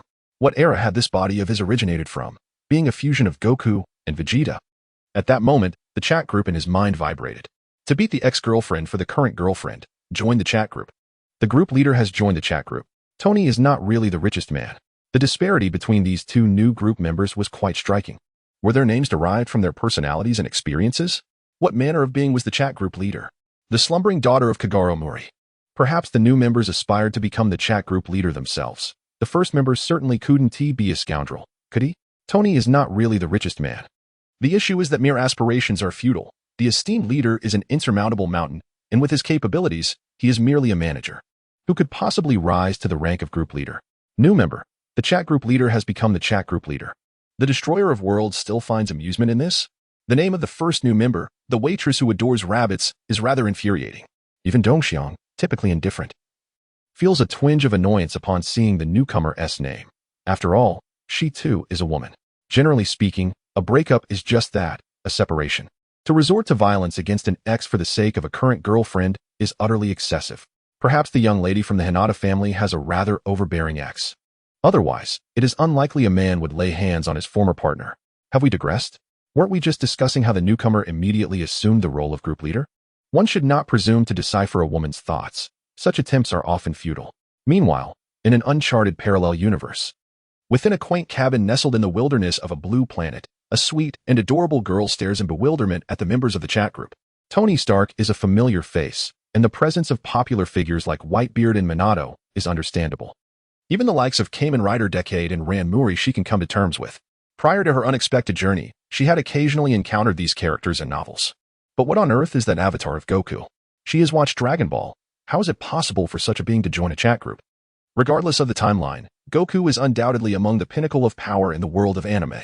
The knowledge of Do Xiang's universe gives her the distinct impression of being a traveler from another world. Group leader. Hello everyone. I am Lin Ran. I look forward to your guidance in the future. Sleeping Kagoro's daughter. Hello, miss. I am Ran Muri. It is a pleasure to meet you. Tony is not the richest. Greetings, group leader. I am Tony Stark. Should you have any queries, do not hesitate to message me privately. Group leader. Sleeping Kagoro's daughter. Do you have a glasses-wearing boy named Conan in your household? Tony is not the richest. Have you created your iron armor yet? Sleeping Kagoro's daughter. You know about Conan? Are you from our world? This revelation astonishes her. Logically, aside from the prominent figures, no one should be aware of her circumstances. Group leader. Not at all. You and I are not even in the same universe, let alone the same world. Tony is not the richest. I hope you're not some kind of big shot. I was merely jesting. Please do not take it to heart. To mention one's iron armor upon entering the group makes Tony feel he may have spoken out of turn. Had he known, he would not have teased the new member. Group leader. No worries. I did not take it to heart. I am not a big shot. I merely possess the ability to glimpse a minuscule fraction of the future. Lin Ran resolved to take the initiative. Drawing upon the narratives she had encountered to provide the group with a hint while simultaneously gauging this Goku. Administrator Invincible Goku has entered the group chat. Please warmly welcome all new members. Invincible Goku, another newcomer has joined. Group leader, do you embody the humility of Guan Yu and the valor of Zhang Fei? Upon encountering this name, and realizing that the new group leader was none other than the group master, Gutian Wolf was certain that this new addition was, like himself, a traveler from another realm. He decided to inquire directly. Lin Ran, slightly taken aback by such straightforwardness, pondered why encounters between cross-dimensional travelers in novels typically involve a battle of wits before revealing their true identities. Chat group leader, timid as a mouse, Zhao Zilong, and polite as a gentleman, Ma Mingqi, do you not wish to conceal your identity? Gutian Wolf glanced at his reflection in the mirror, shaking his head in resignation before retorting to Lin Ran, in this world, you seem to be aware of who I am. Do you believe I have any need to hide? Lin Ran was left speechless. After all, here was someone capable of obliterating planets at will. What need was there for him to disguise his prowess? She suddenly recalled a novel from her previous life, where a character had reached level 1000 while the strongest outside was merely at level 10, pleading for him to descend from the mountain. This scenario was evidently one of gaming with unlimited resources, a fully leveled character frolicking in the novice village. What need was there for concealment? Chat group leader. A true powerhouse indeed. Your thoughts are remarkably unique. Initially, she had considered herself fortunate to have traversed into a safe world devoid of danger, with her own martial skills being quite commendable. However, upon witnessing Gutian Wolf, she felt a stark contrast in capabilities. While she had landed in a realm free of worries about sustenance and safety, reveling in her good fortune, he was poised to dominate the universe from the onset. A man whose very presence screamed invincibility across any cosmos. Fortunately, she harbored no lofty aspirations, having become the leader of the chat group herself. She felt envious of Gutian Wolf's fortune yet bore no feelings of jealousy. Tony is definitely not the richest, she mused, observing that even as the group leader, she held deep respect for the great ones. Hinata's eldest daughter speculated, Administrator, it seems you are acquainted with the new group master. Could it be that they, like myself and the fourth Hokage, hail from the same world? Although the others in the group could not grasp the implications of their conversation, it was evident that the two shared a history or some form of connection, even if they are acquaintances for the sake of the current girlfriend. One must beat the ex-girlfriend. Newcomer, please introduce yourself. Chapter 38. The emergence of giants. Gutian Wolf had never heard of this name before. He racked his brain, yet could not ascertain who this individual might be. Having perused numerous novels about chat groups in his previous life, he could not recall a single popular character bearing such a name. For the sake of my current girlfriend, I must defeat my ex-girlfriend. I am called Dagu, a member of the Victory Team, belonging to the Earth Defense Force. Dagu expressed his bewilderment. He had learned about the chat group's purpose through announcements. Yet this name perplexed him. After all, he was still a virgin, without even a single girlfriend. What ex-girlfriend could he possibly have? Was this name not a mockery of him? Dagu? Chat group leader. Dagu? Both travelers were utterly confounded, unable to fathom that this individual could embody the aspirations of many boys during their childhood. Upon careful contemplation, It becomes understandable that Daegu indeed resorted to violence against his ex-girlfriend Camila, not merely inflicting harm, but ultimately resulting in her death. All for the sake of his current beloved Lena. The formidable Gogeta, have you recently joined the victory team and encountered the pyramid? Gutian Wolf is quite curious about the current phase of Daegu. It surely cannot be the latter period of his journey. The act of violently confronting an ex for the sake of a present partner, what a perplexing situation. As for the pyramid, I am unaware. I have just become a member of the victory team, and today I am engaged in patrols through the deep mountains. The group leader of the chat reassured that there was nothing to worry about. Soon you will indeed come across the pyramid, but be not afraid of what lies within. The daughter of the dormant Kagoro questioned whether the pyramid was the one she had imagined, pondering the reason behind it. Tony, who is not the wealthiest, also envisioned a pyramid, yet found nothing daunting about it. After all, it merely houses numerous mummies, does it not? In the worldview of Tony and Rand, there exists a country with pyramids, yet they have not heard of any peculiarities. Why then do the veterans speak of it with such mystery? What secrets lie within? And how do you all possess knowledge of our world? Initially, Daegu dismissed their ramblings, but while traversing the skies, he was indeed confronted by a colossal pyramid. The chat group connects countless realms, yet not all members hail from their own worlds. How could they possibly know of their encounter with the pyramid? Lin Ran observed her slender arms and legs, feeling somewhat perplexed. Is it not the case that group leaders gain their position through knowledge of the plot, often deceiving others within the group? How could she, a newcomer, become a leader when her time of entry was late, especially with another extraordinary traveler among them? The chat group was indeed unique, as it did not allow for exclusive red packets. For instance, if Gutian Wolf were to send himself a red packet of 10,000 battle power, he would utterly forfeit that strength. Thus, one must complete tasks to exchange for abilities. Fortunately, she currently faced no significant troubles, allowing her the luxury of time to gradually acquire formidable power. The chat group leader proclaimed, I can perceive a portion of your futures. Otherwise, how could I have been chosen as leader? Fearing disbelief from the group, Lin Ran compiled the background and military divisions of Daegu's world into a document, placing it in the announcements. What mysteries lie within the pyramid? Why speak of it so enigmatically? Gogeta remarked that it was no great matter, merely 3 giants, each several dozen meters tall, possessing strength sufficient to potentially dominate the earth. Did I misinterpret?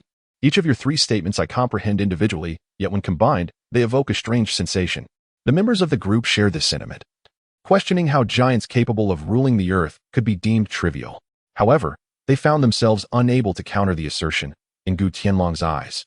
Such a level of threat seemed rather inconsequential. Suddenly, 2 monstrous entities emerged in the sky and on the ground, shattering the protective shield of the pyramid.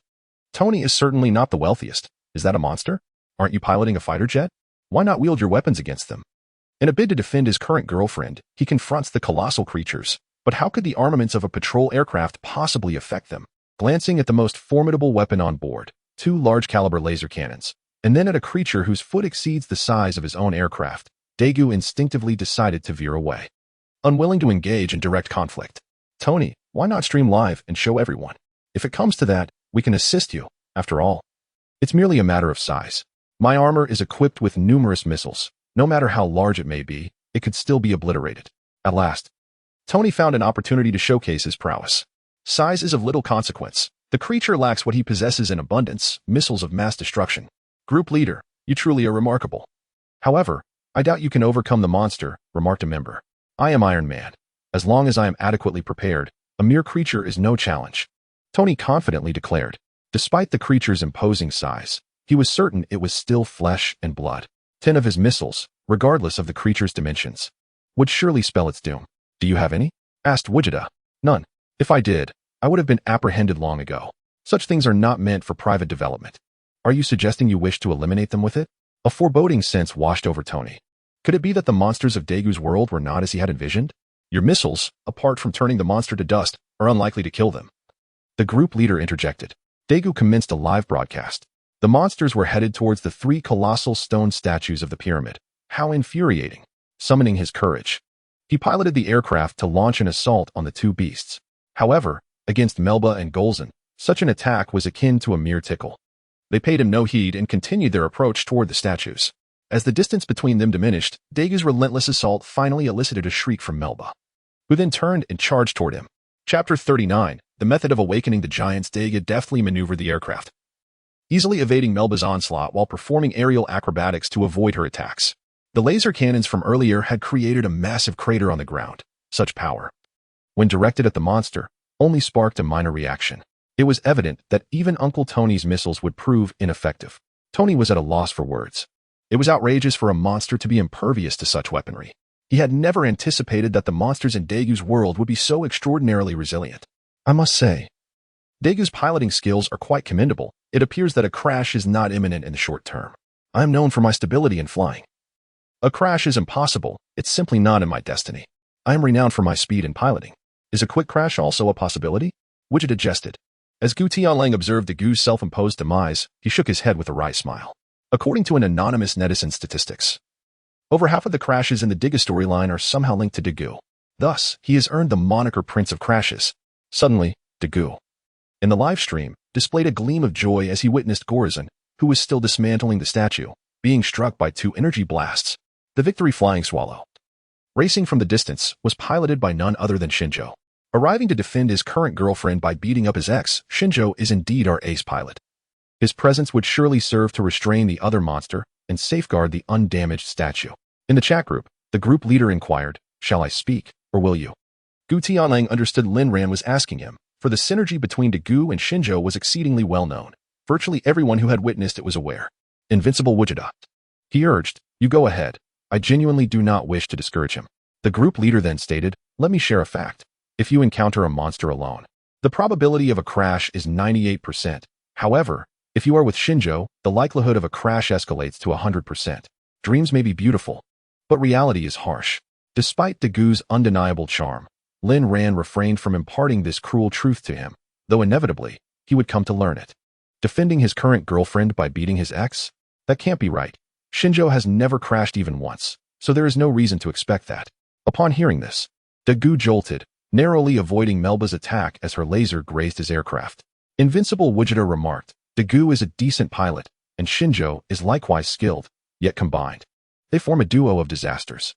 Daigu was somewhat skeptical of this assertion, but it was evident that Gutian and Lin Ran were well acquainted with their world, making their words likely true. Thus, for the sake of his own safety, perhaps he should consciously avoid teaming up with Shinjo in the future. Is there ever a time when Daigu does not crash? Does he invariably plummet when facing monsters? The young lady from the Hinata family queried. The group leader admitted, "I truly forgot about that. I didn't pay much attention to such matters back then." Invincible Gogeta replied, "Yes. There were 1 or 2 instances where he did not crash and instead landed safely." The CAF waitress who loves rabbits pondered. What does it mean that there were only 1 or 2 times? The curiosity of the group was piqued, and they eagerly awaited Gutianlang's response. After some contemplation, Gutianlang recalled that Daigu's 2 crash-free instances shared a singular commonality. He had long struggled to comprehend this phenomenon, attributing it merely to coincidence. Perhaps it was due to teaming up with Rina. Naturally, when paired with his future wife, he would pilot with exceptional steadiness. Is this the power of love? Spiral Flash exclaimed. Tony, not fickle in heart, observed that Daigu gives off a vibe of prioritizing romance over friendship. The slumbering daughter of Kagoro queried. I saw in the documents released by the group leader that Daigu was initially a bread delivery truck driver. How did he subsequently join such an elite national defense team? By taking the back door, that's how he joined the victory team, came the reply. Tony Stark originally believed that Daigu had joined the victory team through his own diligence and rigorous selection processes, and he genuinely admired Daigu. Little did he know the true nature of his entry, and how he could brazenly proclaim it. Tony, not the wealthiest, thought he had reached the pinnacle of shamelessness, only to discover that Daigu surpassed him in that regard, nonchalantly speaking of his backdoor entry as if it were entirely justified. In a fit of rage, he confronted his ex-girlfriend for the sake of his current partner. When I first arrived, I accidentally entered through the back door after struggling to find the main entrance. What's so disgraceful about that? The World Destroyer is indeed an intriguing character.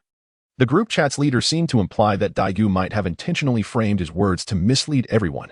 The CAF attendant who adores rabbits chimed in with an agreement, as did the eldest daughter of the Hinata family, suggesting that Daigu should become their son.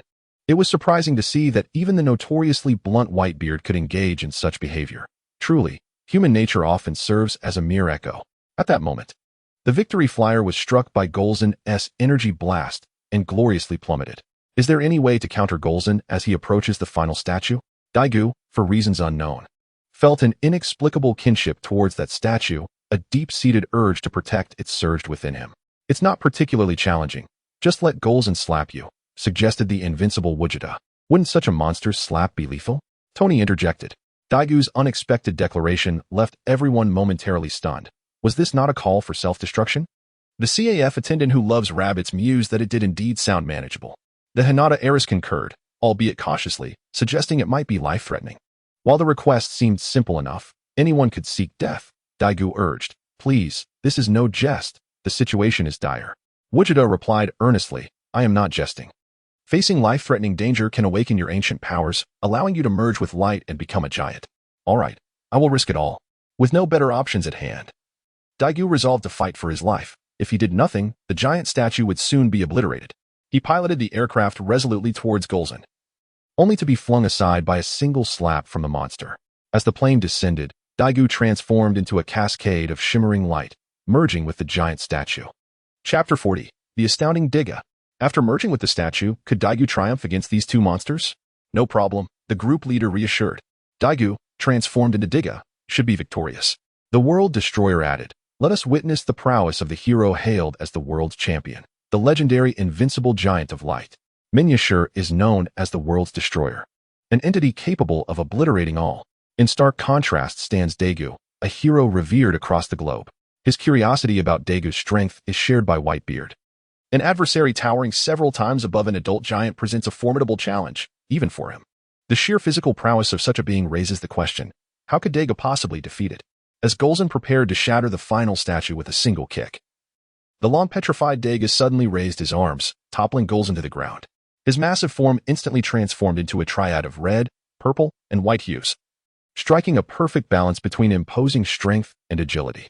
Seeing Golzon falter, Melba dove from the sky, her claws aimed at Daigu's chest.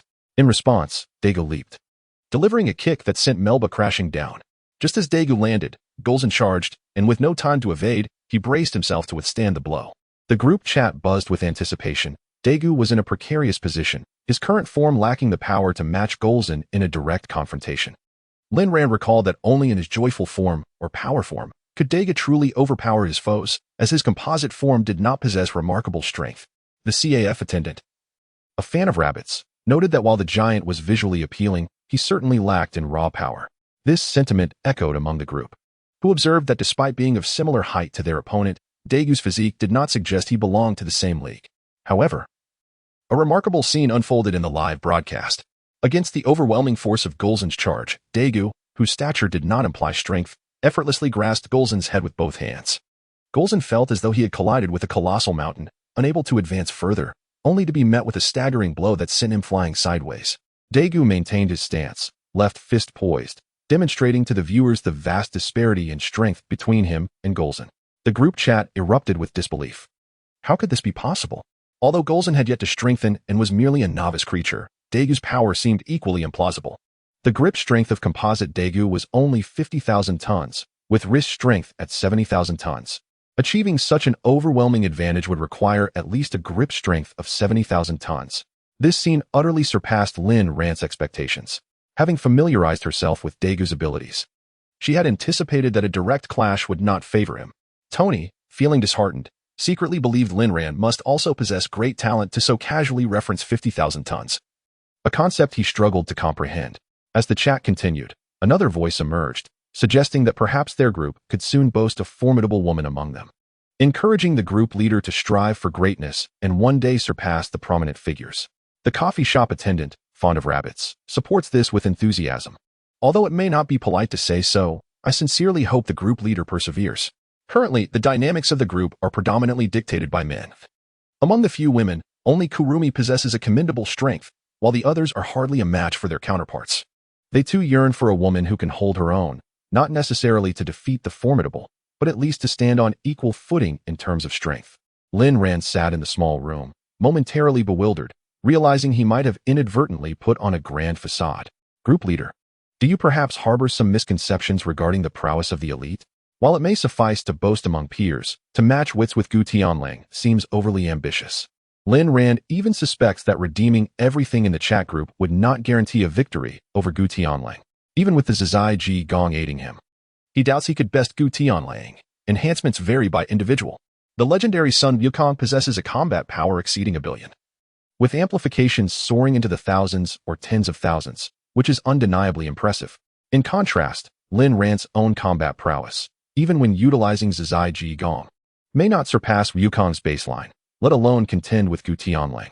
The invincible Wakita remarked, "I am merely an ordinary Saiyan." The Spiral Flash Ultra Wheel Dance. In the last encounter with the one named Zalmas, the elite mentioned that he could obliterate stars. It seems plausible that the elite could effortlessly pierce through more than a dozen Earths in one go. Watergate recalled that in the battle between Gutian Lang and Zalmas, the latter's energy attack was assessed as capable of destroying 10 Earths, yet Gutian Lang effortlessly countered it, suggesting a conservative estimation of his destructive capability. Lin Ran, feeling disinclined to elaborate further, noted that with Zalmas now in the picture, it is highly likely we are referring to the Wakita from the Dragon Ball Super era. If memory serves, the setting indicates that the Super Saiyan God can unleash his full power without restraint. The impact of 3 of his attacks could annihilate an entire universe. However, since Gutian Lang did not openly declare his strength, Lin Ran chose not to expose it either. He preferred to maintain a low profile, shunning any unnecessary awkwardness. If a casual attack could obliterate a star, could that be considered low-key? In the live broadcast, Merba observed Golzan faltering and unleashed a laser infused with orange flames, striking the back of Digga and igniting a shower of sparks. Digga, exhibiting a remarkably human-like demeanor, casually patted his back, appearing indifferent to Merba's assault. As he effortlessly seized Golzan, who was reeling from a heavy blow and momentarily dazed. Weighing 68,000 tons, Golzan found himself entirely powerless against Digga, who tossed him aside like a mere punching bag. The members of the chat group were left agape. What they anticipated to be a fierce battle turned out to be a one-sided thrashing. Group leader exclaimed, "This is utterly absurd. Invincible Wakita, what is happening here? Is this the Digga you know? His strength is terrifying. In this composite form, he seems overwhelmingly dominant. And should he transform into a more powerful form, a single punch could very well obliterate Golzan." Invincible Wakita replied, "This may not be the Digga you are familiar with, or perhaps it is. But his strength is not what you remember. It is an enhanced version." Chapter 41. The arrival of ancient Finra. This explanation is rather convoluted. And even if you were to articulate it, Lin Ran might not fully comprehend. The power dynamics surrounding Digga are perplexing. With 3 different writers come 3 distinct interpretations. By the time I was transported to this realm, one particular editor had portrayed Digga's strength as nearly terrifying. The robust form rivaled the supreme Gaia, boasting a grip strength exceeding 100,000 tons. This level of power could be deemed the pinnacle of normalcy. Digga's attributes have been continually enhanced, and it is likely that this ancient entity who has joined the chat possesses the most formidable incarnation of Digga. The chat group leader remarked upon the display of power. Ancient Finra was eliminating foes indiscriminately, and the monsters he encountered were no match for him. Unrivaled Goku, he interjected. Not necessarily. Pay close attention. Ancient Finra does not anticipate such smooth sailing. The emergence of this chat group and the appearance of foes who ought not to exist is not unusual at all. Shortly after Ancient Finra's words, the vicinity where Digga engaged the monsters was enveloped by a myriad of dark mists, coalescing from all directions and from beneath the ground, swiftly shrouding their surroundings. "Tony is not the richest," expressed confusion. "What does this mean? Why has everything suddenly gone dark? This overwhelming black mist gives me an ominous feeling." The eldest daughter of the Hinata family speculated, "This must cover a radius of at least 10 miles. Could it be that a giant monster is about to emerge?" "Be my son," chimed in. "Such a peculiar ability bears a striking resemblance to the darkness fruit. I wonder how the newcomers are faring now."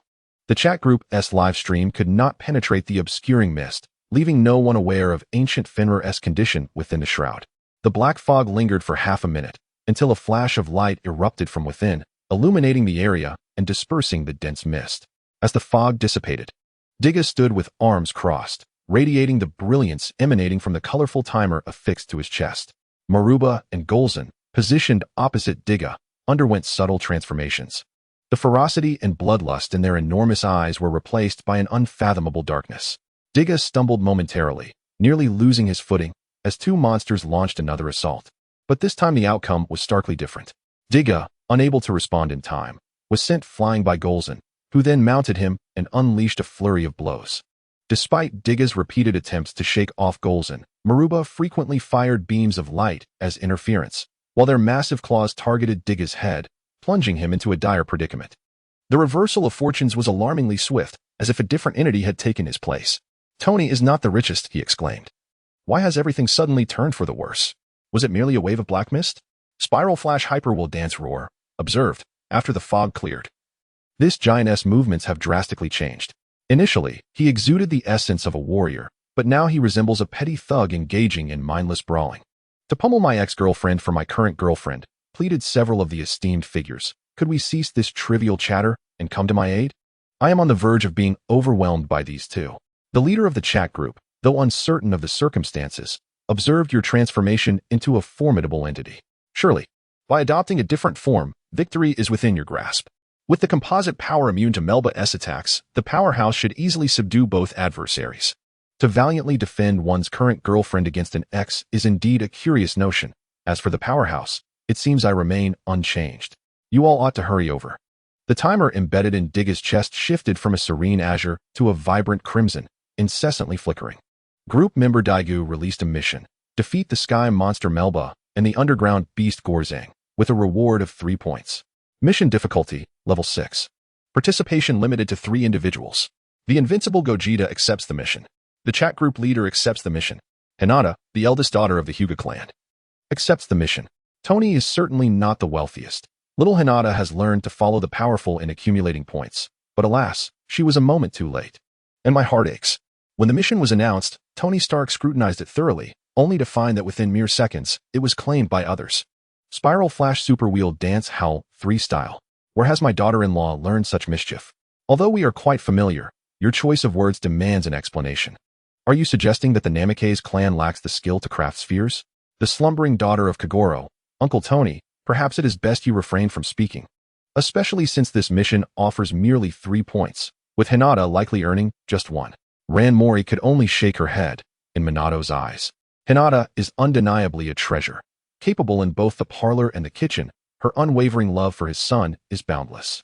One could imagine that even if Naruto were to reject Hinata, Minato would ensure he experiences paternal affection. Tony is indeed not the wealthiest. How amusing it is to watch the live stream. With such a large creature, I wonder how many minutes it will take the expert to dispatch it. The CAF attendant with a fondness for rabbits guessed it would be within 3 minutes, or perhaps just about 1 minute. The time-devouring sprite suggested 10 seconds. Or perhaps 20 would suffice. Kyuka believed it would take less than a minute, having yet to witness the seriousness of Goketsu, who always approached battle with a playful demeanor. Tony is absolutely not the wealthiest. Impossible, utterly impossible. At that moment, Digga, besieged by several monsters, caught a glimpse of a figure darting past. Compared to the towering beasts, this seemingly insignificant man, enveloped in blinding light, charged fearlessly at Gorzang. What appeared to be a futile endeavor turned out to pierce through 2 monsters, creating a gaping hole in their chests. Without a backward glance, the man unleashed 2 blue energy blasts, striking the creatures. These seemingly trivial projectiles unleashed catastrophic energy upon impact with Gorzang and Melba, obliterating their forms with overwhelming force. Digga was left bewildered. The bodies of Gorzang and Melba erupted in a catastrophic explosion, utterly defeated. Clad in casual athletic wear, Lin Ran stood amidst the forest floor, gazing upward, ignoring the explosive spectacle behind him. This is the essence of a true man, never looking back at the explosions. The group administrator, Invincible Wujita, completed the task and earned 1 reward point. The member, Hinata Hyuga, also received 1 point, as did the group owner. The task was completed within a second. Rated at level A, with an additional reward of 200,000 points for the administrator, Invincible Wujita, with more than 10 participants in the chat group. The mutual assistance feature was activated, given that the group administrator, Invincible Wujita, achieved a super god rating. Additional rewards of 10,000 points were granted to both member Hinata Hyuga and the group owner. Chapter 42. The Confusion of Daegu. Note: each time a group task or a task initiated by a member is completed at a rated level by an individual, to prevent weaker members from gaining no extra points, thus exacerbating the disparity in strength within the group, all other participating members will receive varying amounts of points. Tony is truly not the wealthiest. I am genuinely envious. With 10,000 points, I could upgrade several components of my armor or exchange for a miniature energy conversion device. A sense of defeat welled up within Tony Stark. After all, 10,000 points are not merely 10,000 cabbages, nor are they merely $10,000. The waitress at the CAF, who adores rabbits, expressed her envy. Hinata is so lucky. On her first task, she encountered a change in the reward system. Spiraling Flash Super Wheel Dance Roar Style remarked, "One should consider whose daughter-in-law she is. As the saying goes, a cheerful girl will not have poor luck." The Destroyer of Worlds commented, "Well, Hinata is just fortunate." "What does that have to do with you?" Hinata Hyuga replied, I originally intended to come and see. I didn't expect to encounter a reward reform. Standing beside Lin Ran, Hinata felt her mind clouded, sensing a surprising stroke of good fortune. One should not dismiss the billion-dollar price of the ultimate technique. For 10,000 points can indeed be of great assistance to her current strength, whether exchanging for a slightly weaker devil fruit to gain an additional ability, or amplifying her chakra. This amount is quite sufficient. However, it varies by individual. For Naruto, a chakra enhancement of that level would certainly require more than 10,000 points. But amplifying her own chakra is entirely feasible. Lin Ran approached and embraced her, nearly taking her breath away. Congratulations, little Hinata. Her petite face flushed crimson. The close contact with the group owner, whom she had met for the first time, made her feel somewhat shy. Dijia and Dagu strolled over from a distance. Gutian Lang sensed that Xian Chung was nearby and intentionally set up a large protective shield with his aura to avoid inadvertently disturbing the others. Gu Qingfeng observed his surroundings, emanating an aura that disrupted the spatial arrangement of the individuals present, as he preferred to remain undetected. The pyramid ruins lay deep within the mountains, devoid of any surveillance equipment, with no living souls nearby. After disrupting the space, even satellites could not observe this location. Lin Ran playfully tossed her long hair over her shoulder, her large eyes sparkling with curiosity as she gazed at Dagu and Gutian Lang. Why did it start so intensely, only to have him suffer so greatly at the hands of two monsters later? Dagu scratched the back of his head, his tone imbued with helplessness. It wasn't me who initiated the fight. That giant was battling on its own. However, once the black mist enveloped us, an ominous and malevolent aura suddenly emerged. Then, a radiant light manifested within Dijia, and the two energies collided. It was only after this that I engaged in combat. Dagu recounted a multitude of details, most of which Lin Ran found incomprehensible, yet one thing became clear. After Dagu assumed control of Dijia, he was relentlessly on the receiving end of the blows. Being a girl at heart, despite her fondness for Dijia, she had not delved deeply into understanding him. Upon hearing Dagu's explanation, Gu Tianling immediately grasped the situation. It must have been the residual consciousness of Dijia that was still fighting, which accounted for the overwhelming power. The black mist was likely a ploy by Gitanjir to eliminate Dijia while he had just revived. Lin Ran understood at this point that Gitanjir was indeed the source of the trouble. Dijia must have utilized the timer to repel Gitanjir's dark forces, exhausting its own strength and subsequently passing control to Dagu. In his initial transformation into a giant, Dagu lacked the later determination to save the world and instead criticized Dijia's irresponsibility. Earlier, the group leader mentioned a powerful form. Could this giant transform into other forms?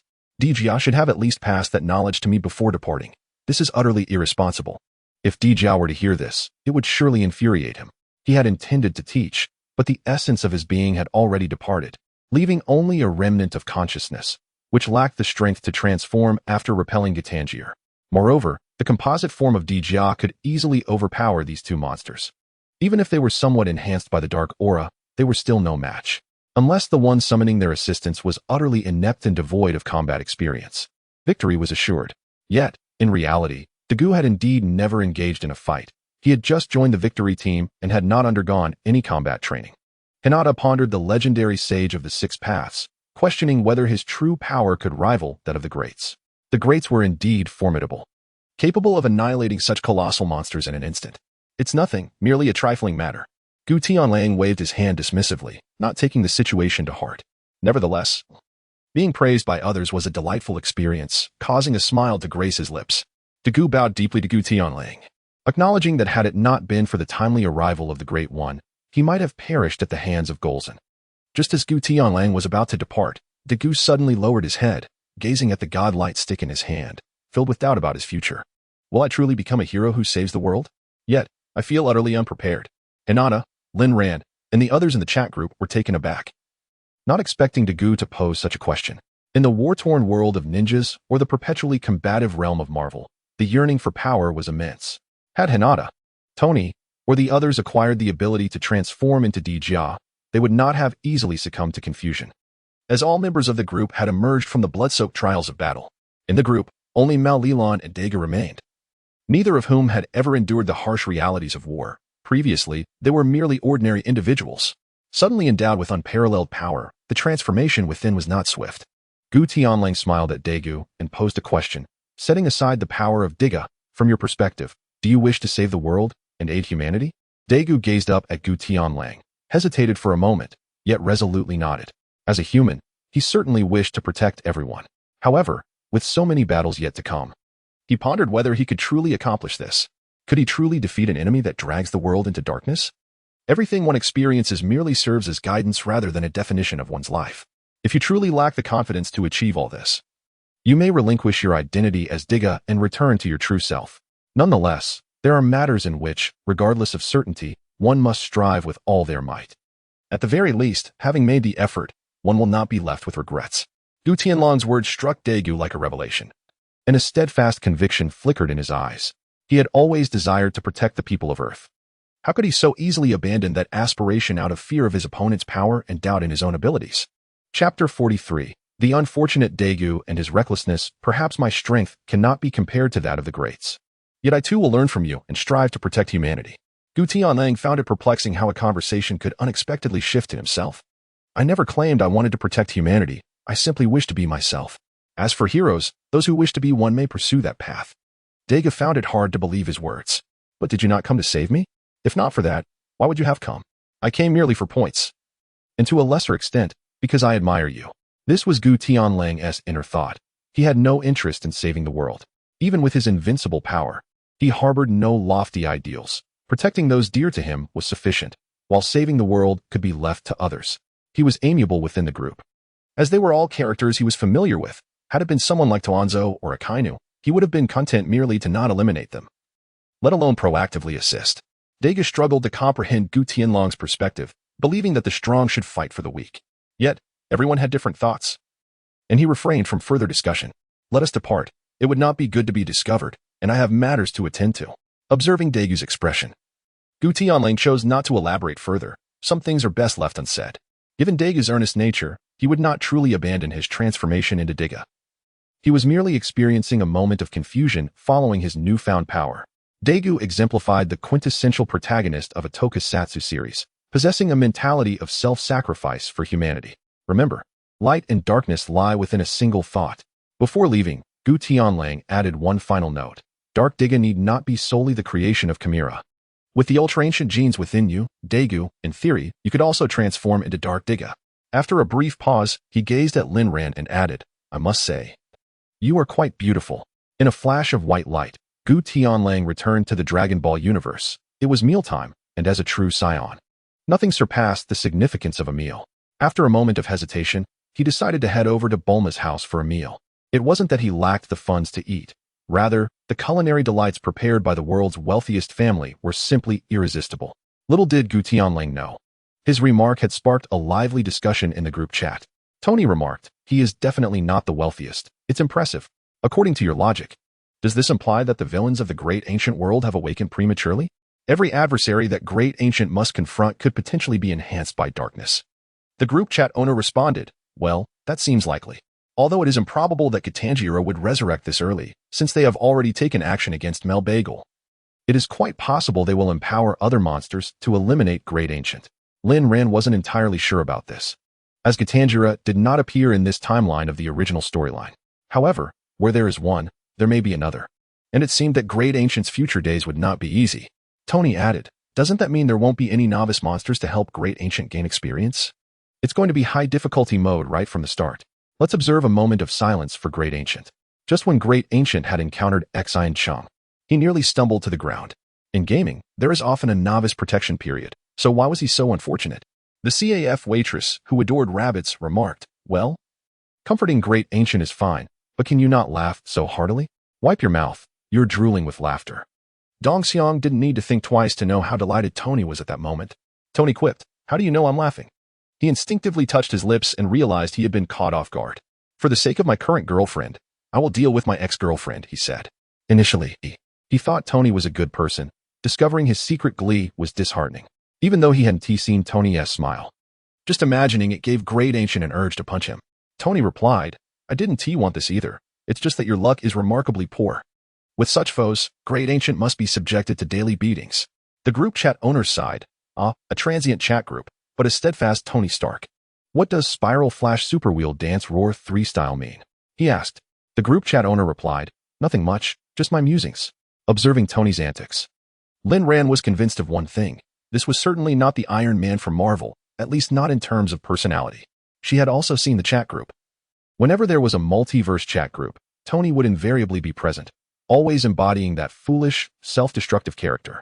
Tony remarked, "By the way, does it seem like the boss has a crush on the group owner? It's the first time I've seen him compliment someone's beauty." The group chat owner responded, "Surely not. I think he was merely speaking out of kindness. I don't believe he has any feelings for me. Others might be oblivious." But Lin Ran observed closely. After all, few are hailed as the pinnacle of combat prowess in the two-dimensional realm, and witnessing Goku and Vegeta firsthand was indeed exhilarating. When Gutian Lang praised her beauty, his eyes reflected nothing but pure admiration, devoid of any ulterior motives. Tony is certainly not the wealthiest. By the way, does the group owner look young? Does she have a boyfriend? Guess. Tony is truly not the richest. Allow me to pose a question. 3 women purchase 3 bananas, each savoring them in different ways, some licking, some biting, and one sucking. Can you guess which of these women is married? The group owner. The one sucking, perhaps? Lin Ran has remained single since birth, and upon graduating from university, she had yet to find a boyfriend before traversing into this world. However, she has indulged in certain colorful literature. Tony is mistaken. It is indeed the one wearing a couple's ring, though I appreciate your line of thought. The destroyer of worlds. Tony, you're incredible, truly impressive. Min sure has discerned that Tony genuinely enjoys courting danger. Spiral Flash Super will dance roar 3 style. Tony, you're amazing, truly impressive. Tony is not the wealthiest. What is wrong with me? Why the sudden change? Group member Tony is muted by the group owner for one day. The coffee shop waitress who adores rabbits. Tony, you truly enjoy courting danger. Are you pleased now? The slumbering daughter of Kagaro. How can one pose such questions to a woman? To violently confront an ex-girlfriend for the sake of a current one is either courting danger or on the path to it. If the opportunity doesn't arise, one must create it. Tony yearned to retort, but found himself muted, powerless to act, merely watching as a few members of the group jested at his expense. Be my son. Unexpectedly, this little fellow, Dagu, possesses such a formidable lineage within him. Now, I comprehend the significance of his name. Chapter 44. The Future Warrior. The file Lin Ran shared within the group encompasses not only Dagu's worldview, but also introduces Camilla, Digga's girlfriend from 30 million years ago.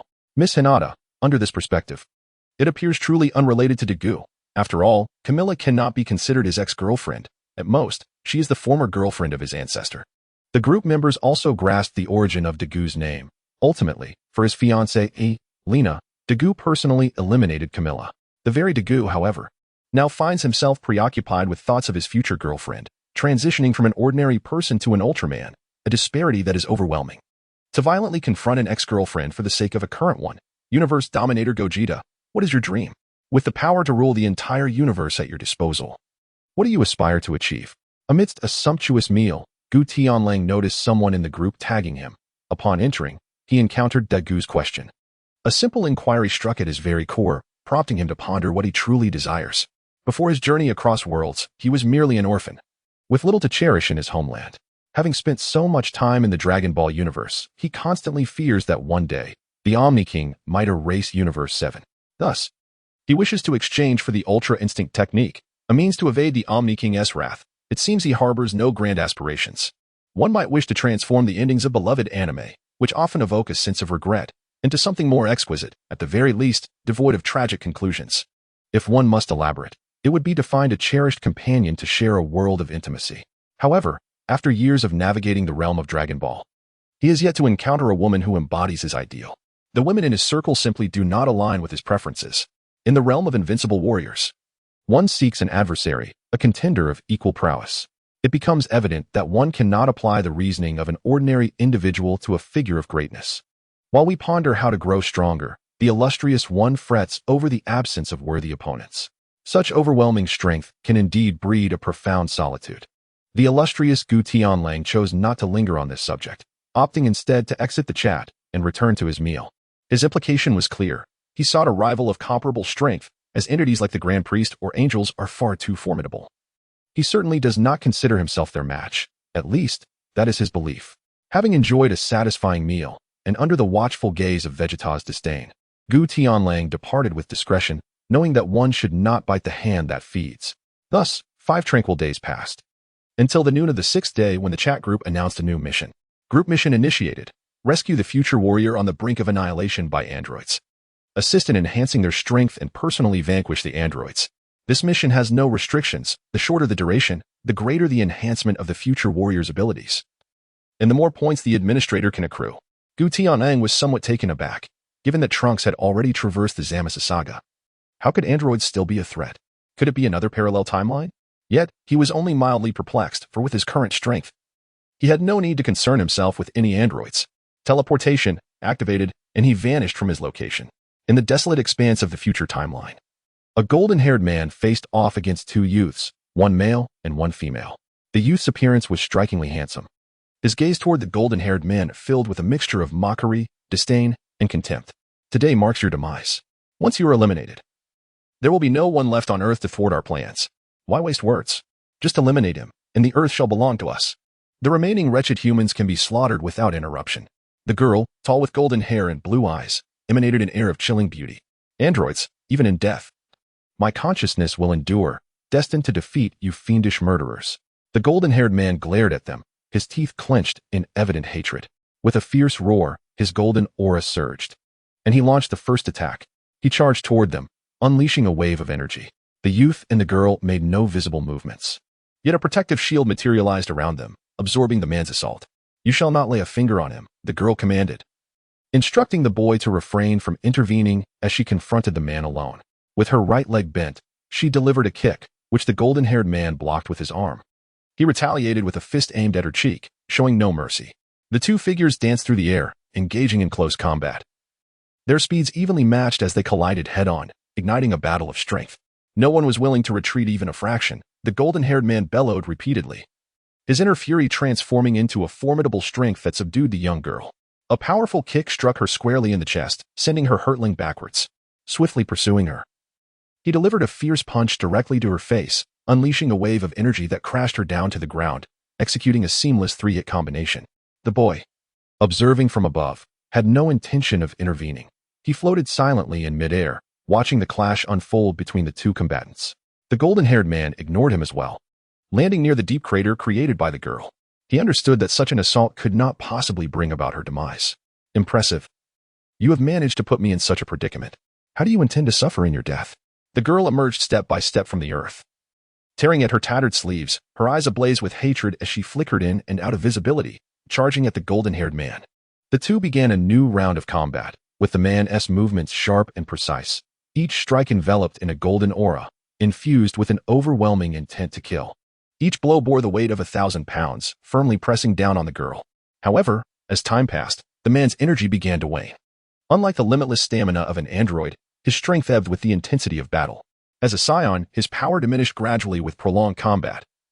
Unable to maintain his peak state indefinitely, tilting the scales of victory in favor of the girl.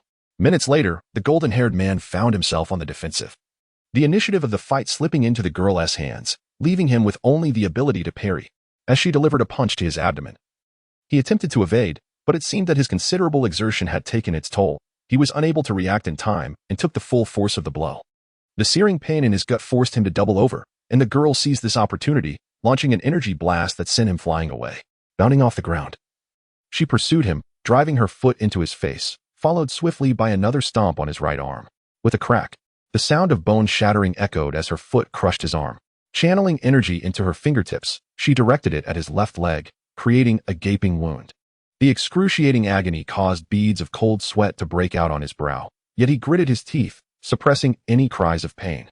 Chapter 45. The golden-haired man in desperation. The girl maintained her vice-like grip on the man's arm, relentlessly applying pressure with her foot, fueled by a simmering rage at being harmed by a Saiyan. Though she was an android and sustained injuries without serious consequence, her hatred for him only intensified. I will not allow you to perish so easily. In a fit of fury, she stomped again on his face, then leapt high for a knee strike, rendering his other arm useless. With a charged energy blast aimed at the golden-haired man, she intended to create another gaping wound in his abdomen. The man had utterly lost his capacity to resist, and the girl lowered her guard. At that moment, as she prepared to unleash her attack, the blond man, now deprived of his limbs, offered a mocking smile. In an instant, his injuries healed, and with a sudden surge of energy, he executed a swift leap, kicking the girl into the air. His aura intensified rapidly as he pursued the airborne girl, his hands forming a blossom-like stance. The Kamehameha wave, a brilliant blue energy blast, struck the girl directly. She was utterly taken aback, How could he remain unscathed after she had seemingly incapacitated him? His seamless combination of attacks left her completely unprepared, and she had no time to activate her protective shield. The full-force Kamehameha struck her body, enveloping the air in thick smoke. The blond man exhaled in relief. His power surpassed that of both opponents, yet the gap was not substantial enough to allow him to face them simultaneously. His strategy was to eliminate one of them first, preventing them from joining forces, which would undoubtedly lead to their defeat. Before the battle commenced, he had taken the last 2 senzu beans with him, even swallowing one in a reckless gamble, waiting for the girl to expose a flaw in her defense. Ultimately, this gamble proved worthwhile. The boy alone would not be his match. As the smoke began to dissipate, the boy managed to activate a protective shield, sheltering the girl within it. However, their garments lay tattered, indicating that both had sustained significant injuries. The blond man could hardly believe his eyes. He had deliberately maintained distance to prevent the boy from providing aid, yet he had miscalculated, arriving just in time to save the girl. It was inconceivable, such a distance. He should have been unable to reach her in time. His frustration simmered. The opportunity he had painstakingly created had ultimately slipped away. The girl's eyes were filled with terror. The impending sense of death had shrouded her, as she had never imagined being cornered to such an extent by a mere Saiyan. Had it not been for the boy's timely intervention, she would have faced almost certain death. Fury surged within her, and she signaled for the boy to join her in attacking, determined to eliminate this adversary. The boy hesitated. Upon witnessing the girl in peril, he had indeed rushed to her aid. However, the distance had seemed insurmountable, and he had not expected to save her. Unexpectedly, a surge of energy coursed through him, dramatically increasing his speed, enabling him to rescue her just in the nick of time. With his plan foiled, the blond man no longer concealed his strength, choosing to fight desperately, willing to exchange his life for one of theirs, even if he could not defeat both. Killing one would still serve as a contribution to his legacy. Meanwhile, hidden in the shadows, the ancient celestial wolf observed the scene with a sigh. Had he allowed the girl to perish, the boy would remain alone, and he could prevail without intervention. However, that would thwart his own mission, prompting him to discreetly assist the boy in saving the girl. He would have to endure this inconvenience, but once his task was complete, he would allow the boy to face them in a decisive battle. The three engaged in fierce combat once more. The blond man, despite facing 2 opponents, held his ground fiercely, employing brutal close combat techniques that momentarily subdued both. Unfortunately for him, they were androids, possessing limitless energy, rendering concerns about fatigue and energy depletion irrelevant as they relentlessly unleashed energy blasts to wear him down, maintaining a distance to deny the man any chance of close contact. As time passed, the man's breath began to wane, while the 2 youths unleashed a relentless barrage upon him, as if it were a matter of no cost. The man found himself cornered, his prolonged high-speed maneuvers to evade energy blasts exhausting a significant amount of his stamina. However, to withstand the attacks would only deplete his energy further, entrenching him in a detrimental cycle. The golden-haired man inadvertently gazed into the distance where his last remaining family awaited, and a plan for self-detonation began to form in his mind. Once more, he repelled the incoming energy orbs with his hands, but the girl had already reached him. Leveraging her momentum, he pushed her away, yet the boy followed closely, launching a downward strike with both fists. The man raised his right arm to absorb the impact, while the girl appeared at his side, landing a punch that he caught with a single palm. The girl unleashed a flurry of kicks, forcing him to retreat. 2 fists could not contend against 4 hands, especially after prolonged combat. His stamina dwindled once more, and his speed and reflexes gradually diminished. Ultimately, amid the dual assault, the girl seized an opportunity, delivering a kick that was followed by an energy wave crashing into the mountainside. Simultaneously, the 2 unleashed charged energy waves, intent on delivering a fatal blow to the man. With a fierce roar, the golden-haired man summoned all his strength. The Kamehameha wave pitted against the 2, miraculously deflecting the energy blasts back at them. Bearing the brunt of their assault, he surged toward the boy, now battered and on the verge of collapse. With his body enduring the blows, he embraced the boy, emanating terrifying energy fluctuations, prepared to detonate the energy within himself, taking the boy down with him. Father, if you were still alive, you could surely save the Earth. I'm sorry for not protecting Mother and the planet. The girl, taken aback by the man's madness, hurriedly distanced herself from the 2. The man's power spiraled out of control. Any attack would trigger his self-destruction. The boy panicked at such a close range. The protective shield was ineffective. No matter how he struggled, he could not free himself from the man's grasp, whose energy was swelling, moments away from explosion. It seems your plan has failed. But there is no need for such despair. If you die, there will truly be no one left to protect the Earth. A warm hand suddenly rested on the golden-haired man's back, and the surging energy dissipated instantly, allowing the boy to break free. The man looked at the suddenly materialized Gutian Wolf, his eyes reflecting confusion. The resemblance to his father was striking, yet upon closer inspection, he was not his father. "You are my father." "No, you are not." Gutian Wolf awkwardly rubbed his nose, surprised that the man had mistaken him for someone else. He raised his hand and unleashed 2 energy blasts, enveloping the boy and girl within. The two, wary of the unexpectedly appearing Gutian Wolf, could hardly anticipate that his attack would be so swift, and before they could react, they found themselves ensnared. What is this? Break free. Chapter 46, Special Training. Trapped within the energy barrier, the two summoned their internal energies, striving to dismantle the shield from within. Alas, the disparity in power was overwhelming, and no amount of struggle could yield results. Gutian Wolf turned to the golden-haired man, explaining leisurely, "I hail from another realm, entrusted with the mission to rescue you. This energy shield can contain them for an extended duration, and I possess a method to swiftly enhance your powers."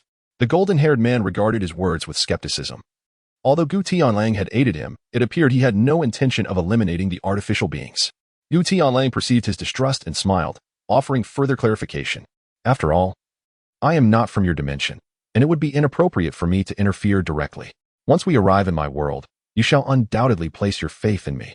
I sincerely apologize. In this world, I am utterly alone, thus it is only natural for me to exercise caution." Gazing into Gutian Wolf's earnest eyes, the golden-haired man realized he may have misjudged him. Regardless, if he chose not to intervene, his demise was inevitable. Gutian Wolf grasped his shoulder and activated the chat group's teleportation function, transporting the two from the future realm to the universe of Dragon Ball Super. Upon witnessing the familiar yet significantly more opulent abode of Bulma, the golden-haired man was momentarily taken aback. Goku and Vegeta, indulging heartily, were equally stunned by the sudden appearance of Gutian Wolf and the golden-haired man. "Gohan? No, this is not the Gohan I know." Goku scrutinized the golden-haired man, shaking his head in affirmation that he was not the Gohan he recognized. The latter had long abandoned his Super Saiyan transformation, and their essences were entirely dissimilar. This Gohan exuded an aura steeped in melancholy. Vegeta surmised the situation, but remained perplexed about Gutian Wolf's intentions. Could he be an alternate version of Gohan from another timeline? "Tian Lang, what purpose do you have in bringing him here?" Gutian Wolf did not withhold his intentions, elucidating his purpose. "He is Gohan from the timeline of the great future, and I wish for you to train him, thereby enabling him to save his own dimension." The golden-haired man was indeed Gohan from the future timeline, the last warrior standing against the malevolent androids. The sight of his deceased father stirred profound emotions within him. "Is this the father from a different timeline? I never anticipated you would conquer your illness." Goku took the initiative to explain the circumstances surrounding future Trunks, detailing how he survived and the existence of the great future. Gohan felt a sense of relief. Indeed, it was wise of him to leave Trunks behind, ensuring he did not meet the same fate, thus successfully salvaging the future. Goku proposed to take on the task of training Gohan, to which Vegeta voiced no objections, having always preferred solitude in his training and disliking the notion of instructing others. Goku was curious as to why Gutian Wolf, having rescued Gohan, would specifically come here to request that he oversee Gohan's training. Gutian Wolf replied that while he could handle combat, he was not particularly skilled at teaching. Goku, accompanied by future Gohan, soared towards the Supreme Kai's temple, intending to utilize the hyperbolic time chamber to facilitate Gohan's exponential power growth. Vegeta, however, was not so easily deceived. He noted that Gutian Wolf lacked a time machine, raising questions about how he traversed to the future. Despite his probing inquiries, Gutian Wolf's responses were impenetrable, evading all mention of his journey to the future, leaving Vegeta with no choice but to abandon that line of thought. Nevertheless, Gutian Wolf was not entirely satisfied with Goku's arrangement, believing Gohan possessed greater potential than was being recognized. Merely intensive training may not suffice to unlock his full potential. A lewd figure flashed through his mind, and sensing that fellow's aura, he utilized instant transmission to depart from Bulma's residence. Vegeta let out a cold snort as he entered the newly constructed gravity training chamber. Indeed, wealth affords one the freedom to indulge. Marrying a wealthy woman is undeniably delightful. While Goku toiled tirelessly to support his family, Vegeta had long since been free from worries, enjoying abundant resources and superior training facilities. In the distant realm of the Kaioken, the old Kaioken was secretly perusing certain colorful tomes when he suddenly sensed a disturbance in the spatial fabric behind him. Startled, he hastily concealed the books and feigned a serious cough. "Hello, old Kaioken, I require your assistance with a matter." Goku, with an air of familiarity, took a seat across from him. When it comes to unlocking potential, who could be more suitable than the old Kaioken? The old Kaioken, disturbed in his moment of leisure, felt displeased by Goku's arrival, though he held back from expressing his irritation. Ah, Goku, what assistance do you seek? Goku wasted no time in getting to the point. There is someone on my end who requires your help to awaken his potential. Without a moment's hesitation, the old Kaioken shook his head in refusal. This task is rather troublesome and physically demanding. No, awakening potential is an arduous endeavor. I shall not assist you with such a task. Seek help from someone else. Goku wore a confident smile, as he had come prepared. I can offer a reward. There is no need for such a hasty rejection. The old Kaioken cast a sidelong glance at Goku, pondering what benefits he could possibly provide, given that he had neither wife nor girlfriend. Impossible. How could a dignified Kaioken be compelled to do your bidding? This is akin to asking a destroyer god to till your fields. It is an insult to my divine status. Very well, then I shall take my leave, Goku replied without further ado, turning to exit. In the process, a storage capsule slipped from his grasp, falling to the ground and bursting open, scattering dozens of exquisite art books across the grass. The old Kaioken's eyes widened in astonishment as he beheld the stunning covers and enticing content, his heart racing at the unexpected discovery of such treasures. As Goku bent down to gather the art books, the old Kaioken quickly interjected, donning a warm and amiable smile. The matter of awakening potential is indeed negotiable. You must understand that I am quite willing to assist. Although it is physically taxing, given our familiarity, discussing compensation feels rather impolite. We ought to help each other. Goku, well aware of the old Kaioken's character, proceeded to collect the art books. Is that so? That would be splendid. I initially intended to gift these to you. But since you've expressed your sentiments, I shall take them back instead.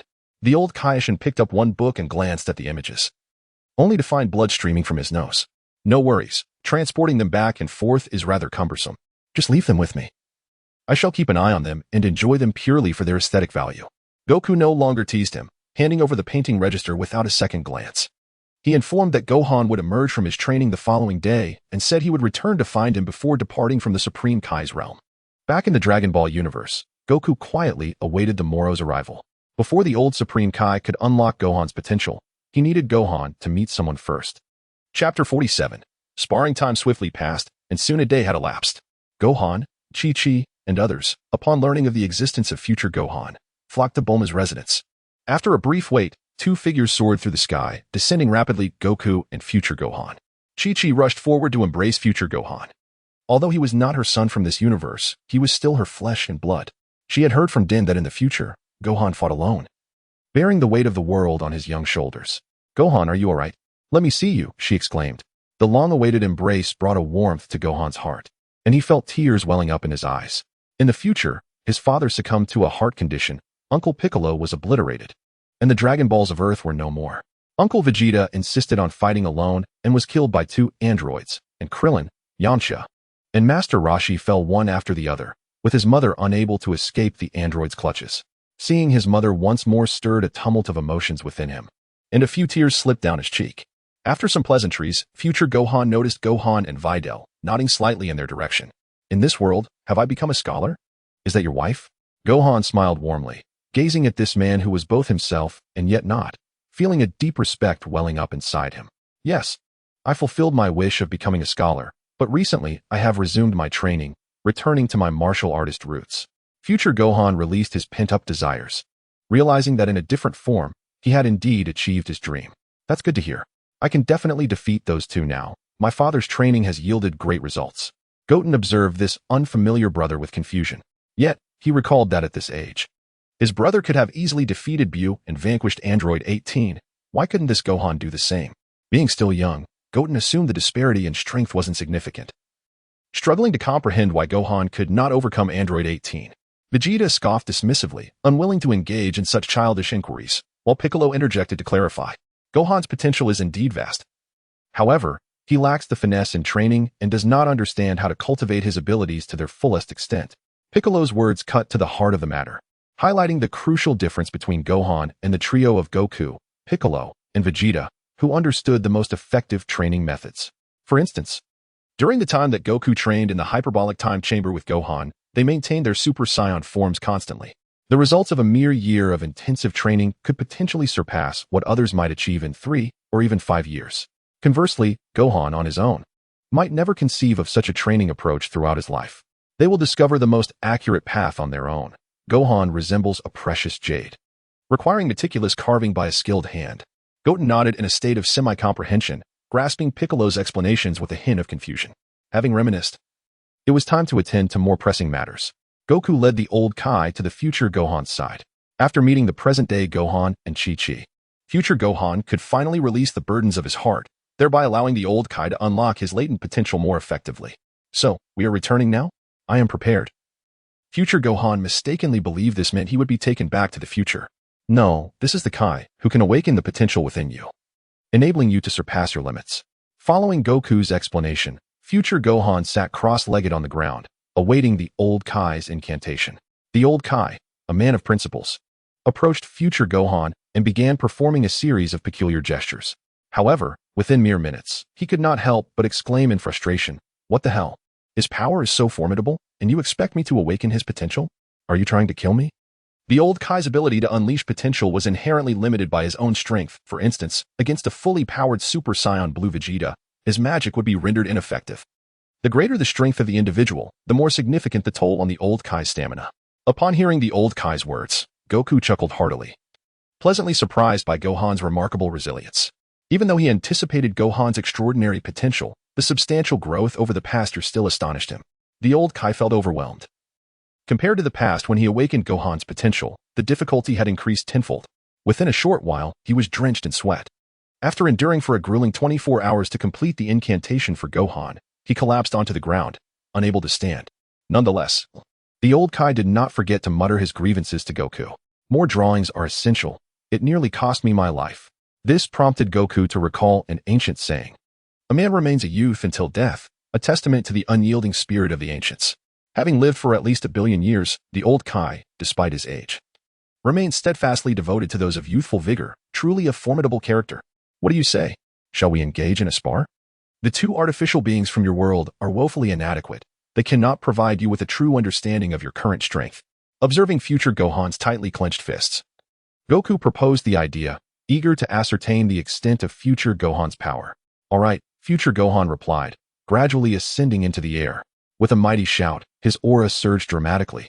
Enveloped in blue lightning, he had transformed into a Super Saiyan 2. Vegeta, anticipating Goku, soared into the sky, also transforming into a Super Saiyan 2 to face him. The two exchanged blows in a fierce battle. Surprisingly, Gohan found himself at a disadvantage, barely managing to hold his ground. It is worth noting that even among Super Saiyan 2s, the disparity in strength could be immense. At this juncture, Vegeta in his Super Saiyan 2 form would likely prevail against the current Vegeta within just a few exchanges. As the intensity of the norm escalates, so too does the strength of transformation. Gohan's progress over the past year is nothing short of remarkable. Recognizing that the current situation is untenable, he clenches his fists and unleashes a powerful roar, instantly amplifying his aura. This formidable energy radiates outward, even reaching Beerus, who is far away in the realm of destruction. His hair gradually extends to his waist, and the surrounding lightning intensifies, resembling a miniature sun illuminating the earth. Vegeta's expression shifts dramatically. He had not anticipated that a year of rigorous training, combined with the Elder Kai's awakening of latent potential, would elevate Gohan's power to Super Saiyan 3. The tide of battle swiftly turns, as the previously dominant Vegeta finds himself on the defensive, struggling to maintain his footing against Gohan's relentless counterattack. Vegeta's demeanor becomes serious. A crimson aura envelopes him, pushing Gohan back. The transformation into Super Saiyan God manifests with red hair and eyes, and Gohan is unable to sense Vegeta's energy, leaving him bewildered by the situation. Although this is not his first encounter with a Super Saiyan God, having witnessed Goku's prowess during his intensive training in the hyperbolic time chamber, Gohan takes a deep breath, reverts from Super Saiyan 3, and closes his eyes in concentration. A radiant white light envelopes him, and the sheer magnitude of his energy surpasses that of Super Saiyan 3. Merely in the warm-up phase before transformation, the brilliant white light envelopes the earth, and Gohan, astonished, realizes the immense power awakened within him by the Elder Kai, a force far exceeding that of Super Saiyan 3. Piccolo, observing the battle, turns pale with disbelief at the strength possessed by Gohan from the future. The two warriors engage once more, with Vegeta's strikes becoming increasingly ferocious, each punch landing with greater speed, leaving future Gohan struggling to keep pace. Despite the overwhelming odds, Gohan's resilience earns him the admiration of those watching. The Gohan of yore, in his mysterious transformed state, did not exhibit such formidable strength. This is largely due to future Gohan's inherent power reaching Super Saiyan 3, and the energy derived from his awakened potential far surpasses that of his earlier self. Vegeta recognizes that Gohan has unveiled his full strength, and thus, he holds nothing back. The brilliant blue aura of Super Saiyan Blue erupts, distinct from the divine realm of Super Saiyan God. The power of Super Saiyan Blue is palpable, and future Gohan senses the unimaginable might contained within. Channeling all his energy into his right hand, he prepares to unleash his most potent attack. Vegeta, at full power in his Super Saiyan Blue form, is an indomitable force.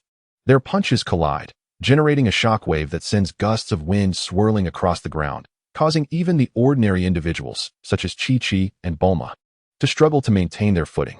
As the blue light and white radiance clash, future Gohan plummets from the sky, while Vegeta returns to his normal state, landing gracefully on the ground. Uncle Vegeta, you are still as formidable as ever. Had you not rushed alone to confront the androids back then, but instead taken the time to train, they would have stood no chance against you. In the future, Gohan holds great respect for Vegeta. After Goku's death in that timeline, Vegeta, in a fit of rage, single-handedly confronted two androids, inflicting severe injuries upon them before his demise. It was precisely due to Vegeta's intervention that these androids required several years to recover. Otherwise, Gohan would not have survived to adulthood, easily falling victim to their merciless hands. As for why Vegeta would rather self-destruct than allow the androids to prevail, the future Gohan was initially unaware. However, observing the now contented and family-oriented Vegeta, he could perhaps begin to comprehend the motivations behind the actions of that once malevolent Saiyan. After engaging in casual conversation for a while, Gohan's anxiety about the situation back home surged, prompting his urgent desire to return to the future. After all, Bulma and Trunks were still there. And should the androids break through the protective barrier, their fates would be dire. Lacking a thorough understanding of Goku's strength, Gohan took his leave, activating the spatial transporter to return to his time. In the future timeline, androids 17 and 18 remained confined within the barrier. Over the span of 2 days, they attempted various strategies to escape, ultimately surrendering to the futility of their efforts. With a wave of his hand, Goku Wolf dispelled the barrier, and the moment it vanished, 17 charged at him, furious at the indignity he had suffered. Goku Wolf, with a calm smile, stood his ground, inciting even more rage in 17, who felt utterly disrespected by the lack of defensive measures. Suddenly, a sharp pain struck 17's chest as he looked down to find Gohan's hand, shaped like a blade, piercing through him. The energy wave surged through, culminating in a deafening explosion that reduced 17 to mere scrap. The abrupt turn of events left 18 in shock. How could Gohan's power have escalated to such a level in just 2 days? Even accounting for 17's carelessness, the fact that Gohan could dispatch him in a single blow underscored the vast disparity in their strengths. Without a moment's hesitation, 18 turned to flee, having no intention of engaging in battle. The androids in this timeline were unlike their counterparts from the original world, who merely sought to eliminate Goku and bore no malice towards others. In contrast, the androids of the future reveled in the slaughter of humanity, driven solely by their twisted psychologies and a relentless thirst for bloodshed. Even the murder of her own brother meant little to 18. She had no desire for vengeance. Unfortunately for her, Gohan had undergone a profound transformation, streaking through the sky like a meteor. He swiftly overtook 18, delivering a kick that cleaved her in two, disregarding her pleas for mercy as he unleashed a beam of light from his fingertips, extinguishing her life. You did well, goodbye Gohan. Upon turning back, Gohan found that Goku Wolf, who had been behind him moments ago, had vanished without a trace. Initially, he believed it was his father's request that brought Goku Wolf to his aid. However, during training, Goku had informed him that he had never spoken to Goku Wolf. This left Gohan with a lingering mystery, but ultimately he had resolved the immediate crisis, now feeling confident in his ability to protect the Earth. Lying on his bed, Gutian Wolf gazed at the newly credited 10 million points, his spirits lifted. Upon witnessing the notification of task completion in the chat group, the members erupted with excitement, for the information revealed was monumental. Tony is not the wealthiest, inquired a member. How did you manage to enhance someone's strength 100-fold in just 2 days? The destroyer of worlds, responded another. You didn't grant him some sort of cheat, did you? Strictly speaking, it was a year's time, proclaimed Gogeta. I possess an item that allows a year to pass within it while only a day elapses outside. That is cheating, exclaimed Tony. Could you possibly let me enter to enhance my physical abilities? The group leader, interjected, is referring to the hyperbolic time chamber, a place indeed suitable for training, though it varies by individual. Spending a year inside would cost you a year of your natural lifespan. Are you certain you wish to proceed? Gogeta warned. For my current girlfriend, I would gladly confront my ex, replied a member. I am still young, and I can afford a year. Gu felt his martial arts were indeed lacking. He could not fully unleash the power of Diga. The stronger the human body, the mightier the Ultraman. To confront impending monsters, he needed to accelerate his strength. Are you implying something? Tony queried. What do you mean by mentioning my youth? Chapter 49, Power Detector, Gogeta stated. You may not be able to enter. The environment here is quite harsh and not suitable for your training. Spiral Flash Super Will Dance, Style 3, one member mused. Harsh conditions shouldn't affect us greatly. After all, our group possesses considerable strength. The interior reaches temperatures as high as 50 degrees and plummets to -40. The group leader informed, the air content is merely a quarter of Earth's, with gravity approximately tenfold that of Earth. I assure you, you truly cannot enter. Is this even a place for humans? Tony pondered, with thin air and tenfold gravity, is there truly a monster that can survive there for a year? After considerable reflection, Tony could not fathom who could endure such conditions. It seemed wholly inhuman. Perhaps for those from the administrator's world, it is indeed feasible, mused another. But how formidable is the target character? How does his power compare to that of the administrator? Sleeping little Goro's daughter, echoed another. I share the same curiosity, Great One. How strong has he truly become? Gu Qingfeng conjectured that Gohan's current strength was comparable to that of an early Super Saiyan God Goku. According to the established narrative, this form could unleash a catastrophic force capable of obliterating the universe in 3 attacks. Roughly so, Gogeta conceded, he could indeed shatter the universe. His strength is quite commendable. To obliterate the universe, the daughter remarked, isn't that on par with the Great One? Indeed, Gogeta acknowledged, I am not significantly stronger than he. Tony is certainly not the wealthiest individual. I often feel that the big shots are deceiving me. How is it that beings from his universe either explode stars or obliterate galaxies? Such a notion is truly terrifying. Invincible Wukong, wait for me. In 5 minutes, I shall venture to your universe to demonstrate my prowess by crushing the sun with my bare hands. Tony, are you really not the richest? Big shot. Do you have the ability to create suns? No, who claimed I could create a sun? I merely stated that I could annihilate it. I never said I could forge another. Group member Tony is certainly not the wealthiest, sends a specified character red envelope. Invincible Wukong claims the red envelope. Suddenly, I recall that I possess an extra set of battle armor, which can operate for a brief period due to its energy device. Whoever seizes it shall claim it. Spiral Flash Ultra Wheel Dance Roar. Tony, this is a bit excessive. If you wish to give a gift, so be it. But you've restricted the red envelope to only the big shots. What are we to fight over?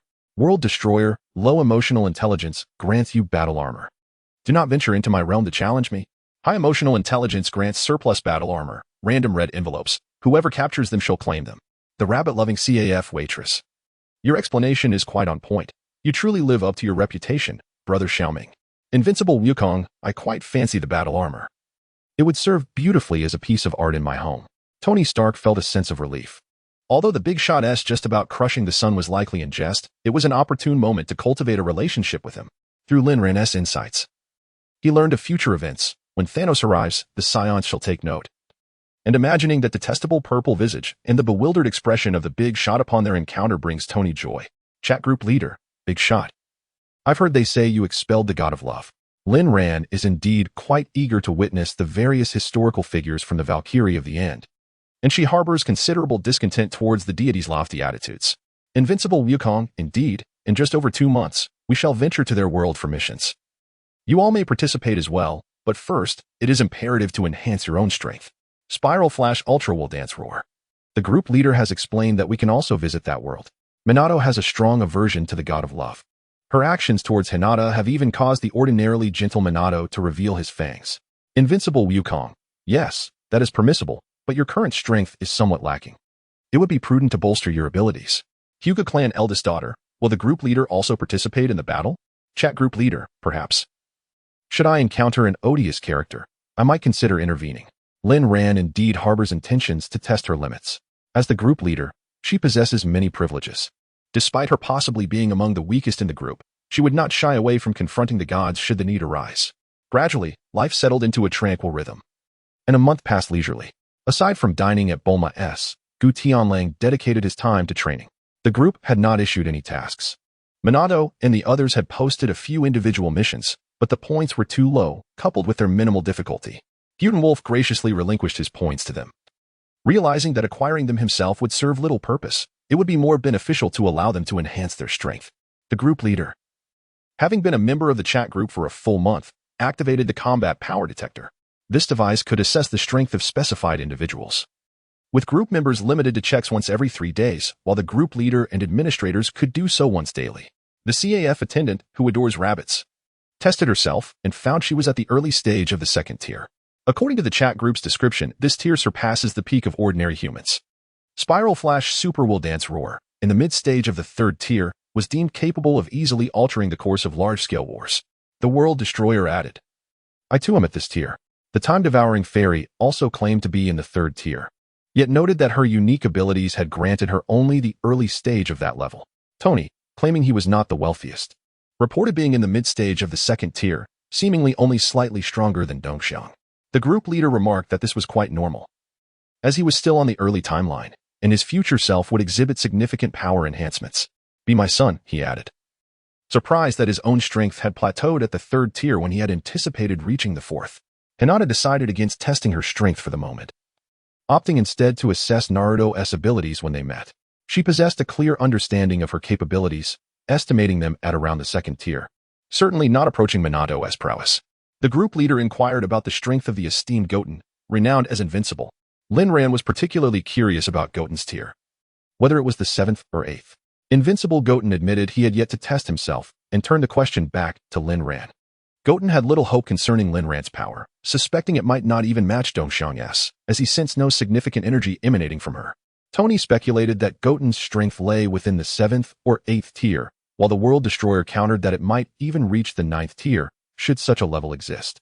The sleeping little 5's daughter expressed greater interest in the group leader's strength, as her world presented nothing of note to assess. Perhaps I could evaluate the leader's strength, she suggested. Chapter 50, The True Power of Goten. The group leader consented, pleased to save his opportunity for later. Linran felt no anxiety about revealing her abilities. Although she was not much stronger than an ordinary person, the strength detection had its limitations. Only the administrator, Goten, could assess his own power, while ordinary members were prohibited from doing so. The sleeping little 5's daughter encountered an alert stating she could not conduct a test, as members were barred from evaluating their leader. Tony, not the wealthiest, urged her to test the leader to gauge his strength. She reconsidered, deciding to save her opportunity since testing could accumulate. Regardless of whether he is so formidable, it is likely to yield the same results, she reasoned. Tony then proposed to Xiaolan, our world's currencies are interchangeable. I offer you $100,000 as a favor. Please assess the leader's strength. Tony could hardly wait for the 3 days to pass. His heart was aflame with anticipation, yearning to ascertain the true prowess of the formidable figure. The unexpected influx of a substantial sum left Xiaolan in a daze. What a staggering amount, converting 100,000 US dollars into yen. Yet, she felt a twinge of guilt for accepting such a hefty fee simply for evaluating someone's strength. As the daughter of the slumbering Kagoro, she decided to forego the payment, offering her assistance in the assessment instead. Has the evaluation been completed? Xiaolan inquired, her curiosity mirrored by Tony and the others in the group, who were equally eager to learn the results after a minute of anxious waiting. The assessment revealed that the opponent's ordinary state strength was at the 9th tier, capable of annihilating multiple universes with mere gestures. However, the disparity in power rendered further evaluation impossible. Wow, there really is a 9th tier. This is rather exaggerated. Could there be a 10th tier? Such mightiness, truly awe-inspiring. Indeed, a true prodigy. Upon witnessing this, Lin Ran became convinced that this was unequivocally Gogeta from Dragon Ball Super. Such strength was unimaginable otherwise. Gutian Lang, however, remained unfazed, considering the 9th tier a matter of course. Seizing the opportunity, he resolved to assess his own limits.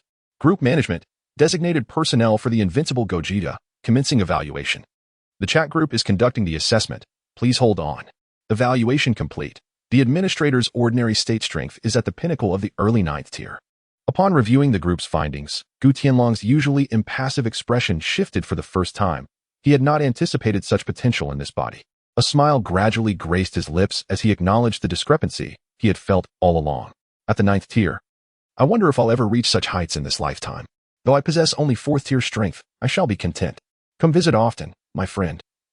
I have an abundance of charming ladies here, catering to all preferences. Money may not sway you, but beauty surely will. At your level of strength, wealth would hardly hold any allure. Yet, throughout history, even heroes have found it challenging to resist the allure of beauty. The past is irrevocable, Yet the future is malleable. By clinging to the golden leg of this powerhouse, I shall surely vanquish Ultron and Synthanos packing. Do you think the Great One is like you? Preoccupied with thoughts of women every day? Perhaps it's best to let fate decide such matters. Gutian Lang had little interest in superficial charms. If he were to seek companionship, it would be with someone he truly adored. In light of the inaugural activation of the strength assessment feature, and given the scarcity of attempts by group members, a special task and answer mode has been activated. Each correct answer will grant an additional opportunity for evaluation. The inquiry posed to the members of the group originates from various realms. In 3 minutes, the questioning will commence, so I urge all members to prepare accordingly. Tony is not truly the wealthiest. This seems rather unjust, does it not? We are unfamiliar with one another's worlds. Only the esteemed leaders possess such knowledge. Miss Hinata, the eldest daughter of the Hinata family, suggests that we should not be so finicky about the opportunity for additional rewards. Dear Uncle Tony, be my son. For I am quite eager to know what questions will arise in this chat group. The first question concerns the world of One Piece. Who are the 4 individuals most commonly acknowledged by sea enthusiasts as bearing nicknames closely associated with the title of the 4 emperors? I'm aware of this. The 4 emperors are Kaido, Shanks, and Whitebeard.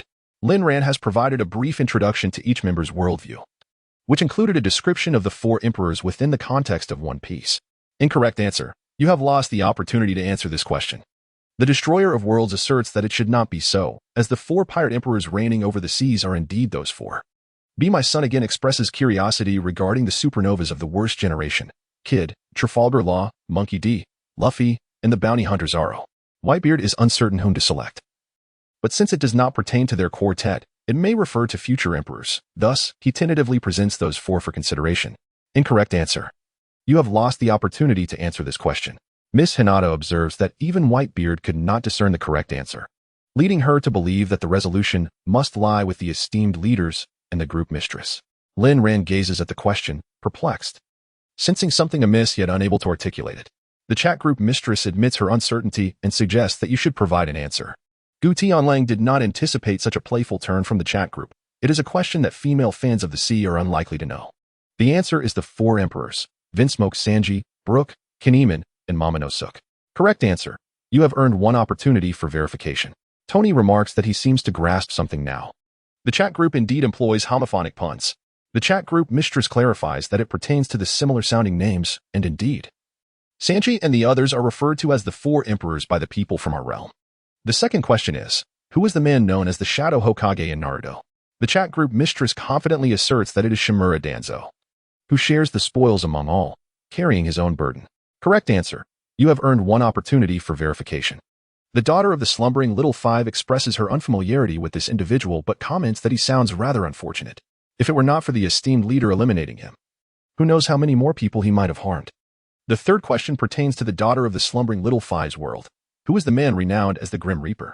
Tony contemplates whether it is not stated that Xiaolan's worldview comprises ordinary individuals, so how could there exist a title such as Grim Reaper? The daughter of the slumbering Little Five confesses her ignorance, admitting she has never heard that name before. The chat group mistress reveals that it is Adagawa Conan, who is associated with death wherever he goes, earning the moniker of the Grim Reaper elementary student. Correct answer. You have earned 1 opportunity for verification. Muri Ran fell into deep contemplation, pondering the unsettling truth that wherever Conan goes, death seems to follow. In the vast realms of One Piece, who is universally deemed deserving of death? The indomitable Gogeta asserts that while one may dismiss One Piece, Momonosuke must perish. Upon providing a correct answer, one earns an opportunity for verification. What manner of individual resorts to violently confronting a former lover for the sake of his current partner? This character appears to be a child, one who takes advantage of his youth to indulge in inappropriate behavior with women and shamelessly bathes alongside numerous beautiful ladies, all the while flaunting a lewdly triumphant expression during his exploits. Tony, not the wealthiest, shared in the frustration, feeling an overwhelming urge to confront such a figure after hearing the elder's remarks. In a sense, this individual could be viewed as an enemy of all men, excluding the Uchiha clan, who is the most fond of uttering the name Uchiha. The group chat leader noted that Naruto incessantly calls out for Sasuke. An incorrect response results in the loss of the opportunity to answer. It seems implausible. Surely, Naruto is the only one who does so.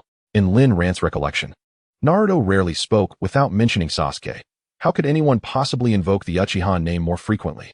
Gogeta clarified that Naruto calls Sasuke, not Uchiha. Gutian Lang, Awakening the Dreamer, noted that indeed, Naruto seldom referred to Sasuke by his full name. The correct answer is the second Hokage, Senju Tobirama. Upon answering correctly, one earns another opportunity for verification. The Spiral Flash Super Wheel Dance exclaimed that it was incorrect. It is rumored that the second Hokage despised the Uchiha clan. So how could he be the one to mention them most often? Minato remembered that the second Hokage harbored a strong aversion to the Uchiha. How could he possibly keep their name on his lips? Gogeta provided an analogy. If Tobirama were to trip over a piece of wood while walking, he might exclaim, "Cursed Uchiha." Or if he choked while drinking water, he would also curse the Uchiha. Tony, not the wealthiest, remarked that this is akin to fabricating excuses for one's own misdeeds, blaming the Uchiha for all wrongs. The Spiral Flash Super Will Dance found this quite fitting. Reflecting the sentiments of the third Hokage towards Lord Tobirama, this round of questioning has concluded, with a new task commencing the following day, to vanquish extraterrestrial beings from the Marvel Earth, with a reward of 30,000 points. The group is limited to 3 members, and the task difficulty is rated at level 3. The World Destroyer accepts the task. The indomitable Gogeta accepts the task. The coffee shop waitress, who adores rabbits, accepts the task. Tony, not the wealthiest, pondered whether a villain had emerged, lamenting yet another missed opportunity for an effortless victory. The Spiral Flash Super Will Dance expressed regret at having been a moment too slow. The World Destroyer expressed anticipation for the upcoming confrontation with extraterrestrial species, curious about the nature of their existence. The indomitable Gogeta noted that the Marvel Universe encompasses a plethora of alien species, each more varied than the last. After Gutian exited the group chat, it was time for dinner. If they did not head to Bulma's house soon, the meal would commence without them. Upon arriving at Bulma's residence, however, they found only Vegeta and Goku standing forlornly at the door, Goku looking particularly dejected. "Why aren't you eating? What are you waiting for at the door?" Gutian inquired. His words prompted a swift and irritable change in Vegeta's demeanor, who unleashed a tirade at Gutian. "Can't you two feed yourselves? Are you so destitute that you must come to my house every day for a meal? The chefs are exhausted and taking a break. And Bulma is not home. I have no idea where to find the cooks." The more Vegeta spoke, the angrier he became. Previously, they visited occasionally, but lately, their daily appearances had become increasingly intolerable. Did they not realize the enormity of their appetites? Even if he had numerous chefs at home, he could not sustain the daily demand for meals for dozens of people. Goku chuckled, seemingly oblivious to Vegeta's complaints. "When can we eat then? Perhaps you could call Bulma and have her send a chef over?" Vegeta, exasperated, retorted, "Why do you insist on coming to my house? Doesn't Chi cook for you?" Pointing at Gutian, he was about to voice his thoughts when he was interrupted. "Don't blame me. I have no wife and cannot cook for myself." Gutian shot back, leaving Vegeta speechless. "How about we eat out instead? I'm famished," Goku suggested, his eyes brightening with the idea. Vegeta glanced at him and nodded in agreement. He too was hungry. Bulma's parents were elderly, and given the Saiyan appetite, they certainly could not provide adequate meals for them. "All right, I have no objections. Vegeta will treat," Gutian declared nonchalantly, knowing he had no intention of paying. "Why should I treat? Don't you two have any money?" Vegeta felt an urge to throttle them. It seemed he would be footing the bill once again. "I have no money. Chi hasn't given me any," Goku replied succinctly. "I also have no money," echoed Gutian. Goku, who was generally indifferent to money and had come to Bulma's to eat, had not brought any. Gutian, similarly unemployed, relied on prize money earned from fighting for his expenses, and he had little desire to resort to theft, especially with Bulma, the affluent heiress, around. Vegeta was even less concerned about money. He was simply irritated that these two freeloaders came to his house daily. He prepared to leave with them when suddenly a figure descended from the sky. Goku, eyeing the stoic Piccolo, wondered what brought him there. "Piccolo, what brings you here?" Goku asked. Piccolo, in response, simply questioned the trio. "What are you all up to? The chefs at Bulma's are on break, and Vegeta is treating us to a meal outside. Would you like to join?" Goku, blissfully unaware of the underlying tensions, innocently extended the invitation to Piccolo, who reluctantly agreed. Only Ryukong's character remained a mystery the moment Vegeta and Goku saw Piccolo. They instantly understood his intentions. Arriving at dinner time, it was highly likely he was there to partake in a meal. Thus, the quartet ventured into a grand restaurant in the city. The waiter presented the menu, and Goku casually glanced through it, stating, "There are just 4 of us. We need not order excessively. Let us simply enjoy a light meal." After placing the menu back on the table, he looked at the others with an inquiring gaze. Vegeta and son Ryukong remained silent, while Piccolo, accustomed to his aloof demeanor, naturally had no objections. "Just copy a few selections from the menu for us. Let us start with this much." The waiter, initially believing he wouldn't be ordering many dishes, took out a small notepad to note down the order. only to be taken aback by Goku's words. Sir, the menu features numerous large dishes, including octopuses several meters long and dinosaur meat weighing dozens of kilograms. Are you certain you wish to prepare them all? The waiter thought he might have misheard. After all, this was the largest restaurant in the city. And preparing every dish on the menu would be an insurmountable task for even 14 people, let alone just 4. Don't worry about it. Just prepare them. We're not short on funds. Goku exclaimed with grandiosity, for who could question the financial capabilities of the foremost son-in-law of the Dragon Ball universe? The very embodiment of living off others, the Saiyan tiger, Vegeta. The waiter hurried off to the kitchen, and shortly thereafter, an array of exquisitely presented dishes began to grace their table. The 4 commenced their meal with ravenous enthusiasm, while Piccolo maintained slightly better table manners. Goku and the others devoured the food as if they had never eaten before, and soon the plates were empty. This was hardly Bulma's home. Those accustomed to the Saiyans' appetites were nowhere to be found here, and the onlookers were left in shock at their dining habits. Goodness! Can a human stomach truly hold so much? Aren't they afraid of bursting? A middle-aged man in his 40s observed the astonished expressions of the newcomers and remarked nonchalantly, "There is nothing to be astonished about. This is their second table of dishes. How much do they intend to eat? Are they planning to tackle a third table as well?" One of the young onlookers pondered. "I wonder if they ever get bored." "I've been watching them eat for over half an hour," replied another. The group of young people exchanged incredulous glances at the middle-aged man. He was indeed a peculiar character. Bored? And you can watch for so long? Listening to the murmurs around him, Piccolo felt an uncomfortable heat rise to his face. Being the subject of such scrutiny was quite discomfiting. Meanwhile, as Goku joyfully indulged, he absent-mindedly devoured the sushi that lay nearby. By the time Vegeta attempted to intervene, it was already too late. Infuriated, Vegeta seized a handful of food and consumed it, prompting Goku to change his expression to one of anger. "Vegeta, how could you eat my char-siu? I was saving that for last." Vegeta sprang to his feet, glaring fiercely at Kakarot. "And my sushi was set aside too. You glutton." Wukong, in a fit of rage, transformed into Super Saiyan, his overwhelming aura suffocating Vegeta. "Are we not friends, Vegeta?" he questioned, unyielding. Vegeta responded in his Super Saiyan 2 form, his own energy pushing back against Wukong's might. This and that are two different matters, with a crimson glow enveloping him. Wukong ascended to Super Saiyan God, steadfastly standing his ground against Vegeta. The two ultimately transformed into Super Saiyan Blue, their terrifying presence causing the ground within a radius of several dozen miles to tremble, while the buildings around them radiated a brilliant blue light, resembling 2 luminous blue moons in the night sky, captivating the attention of the nearby crowd. Eager onlookers retrieved their phones, intending to capture this astonishing spectacle, having never witnessed hair changing color on its own. However, to their dismay, all devices, whether phones or cameras, succumbed to a brief malfunction, rendering them utterly unusable. Gutian Wolf cast a glance at Piccolo, acknowledging the brilliance of the Dragon Ball's strongest think tank, though their strength was gradually waning against the 2 extraordinary fighters. Their intellect remained reassuring. Initially, he had planned to intervene, but Piccolo preemptively disrupted the device's functionality with his energy. Piccolo, at a loss for words, regarded Gutian Wolf. Realizing he could no longer mediate between the 2 rampaging warriors, it appeared that matters would not resolve amicably today. A decisive confrontation loomed. "Boss, I'll have another serving of sushi and char-siu," Gutian Wolf remarked, though he received no reply as the chef hurried to prepare another dish. Upon hearing this, the 2 combatants swiftly reined in their unleashed energy, each huffing in disdain. The chef wiped the cold sweat from his brow, urging the kitchen to expedite the order, knowing that such trivial matters nearly led to the destruction of his establishment. After satisfying their appetites, the 4 parted ways. Wukong and Vegeta, still mindful of their earlier discord, likely sought a place to settle their differences through combat. Gutian Wolf ventured into a secluded valley, finding a clean patch of ground to lie down, gradually closing his eyes.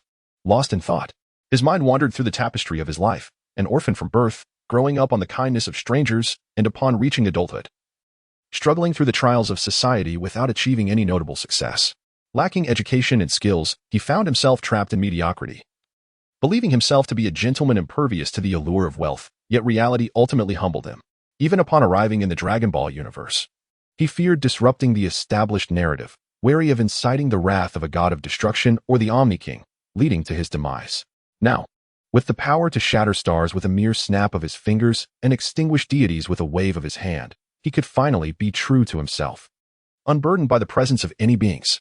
In that moment, a subtle transformation occurred within Gutian Wolf. Upon recognizing his true strength, a shift took place in his heart. He awoke the following day at noon, groggy but refreshed, feeling as if a great weight had lifted from his spirit. "Tony, are you coming or not? These monsters have appeared, and they're quite the handful. I'm no match for them." Black Widow is being pushed back. Tony was in a state of urgency. As the creatures rampaged through the streets, leaving destruction in their wake, with terrified citizens fleeing in all directions, fearful of being targeted by the monstrous beings. The Spiral Flash Super will dance roar third style. You should send someone to confront them. After all, you are no match for them either. Tony is truly not the wealthiest. Where can I summon aid when they are utterly absent? Captain America and Hawkeye have ventured to other regions. And I'm not acquainted with the Hulk or Thor. Through Lynn Rand's spoilers, Tony has learned about Banner's Hulk and Thor, yet the timeline has yet to align. One has not yet arrived on Earth, while the other has not yet been exposed to gamma radiation, leaving him unable to find allies. Chat group leader, what do the monsters you speak of actually look like? Introduce them to me, so I may ascertain whether they are familiar to me. Lynn Rand is most curious, for it seems there are no villains in this timeline. What, then, is this suddenly emerging extraterrestrial being? Tony is truly not the wealthiest. One is a black liquid life form, and the other is a red liquid life form. Both were once human. Alongside an indestructible sand entity. Chapter 53. Emperor Rider versus Symbiote. Upon reading Tony's remarks, Lynn Rand envisions three figures. The red and black liquid must be the symbiote's venom and carnage. These symbiotic life forms originate from a peculiar planet. They cannot leave it unless they attach themselves to a host, be it a human or an animal. With mere physical contact, they can possess the host, granting that individual powers far surpassing those of ordinary humans, including but not limited to super strength, rapid speed, and regeneration. Correspondingly, they also replicate the host's personality or abilities. They possess no inherent sense of good or evil. However, through a series of unfortunate events, a symbiote named Venom attached itself to a person, mirroring that individual's malevolent psyche.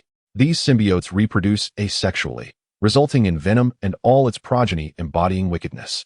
Carnage is one of its offspring, generally surpassing its predecessor in all capabilities. The Sand Entity was originally a leader of underground thugs, transformed by nuclear radiation in the desert, resulting in a body that resembles sand and soil, akin to Crocodile from One Piece, capable of wielding the powers of sand. Unless completely obliterated, no fatal injury can eradicate him. Chat group leader, these are Spider-Man's foes, are they not? How did they end up in your vicinity?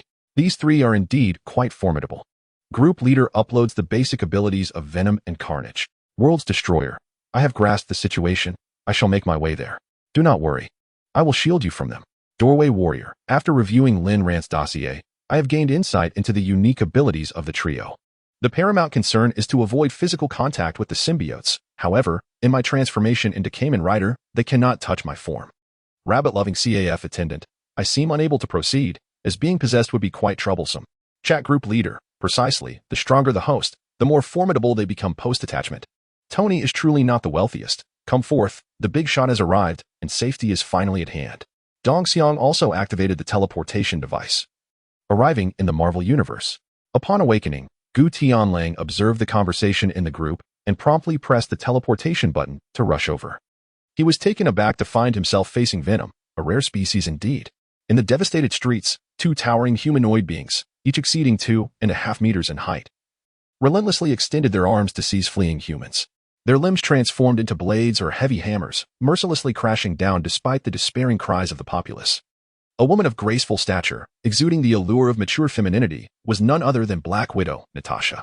She engaged in a fierce battle with the sand creature, occasionally tossing grenades that left the creature's form riddled with wounds, only for it to swiftly regenerate.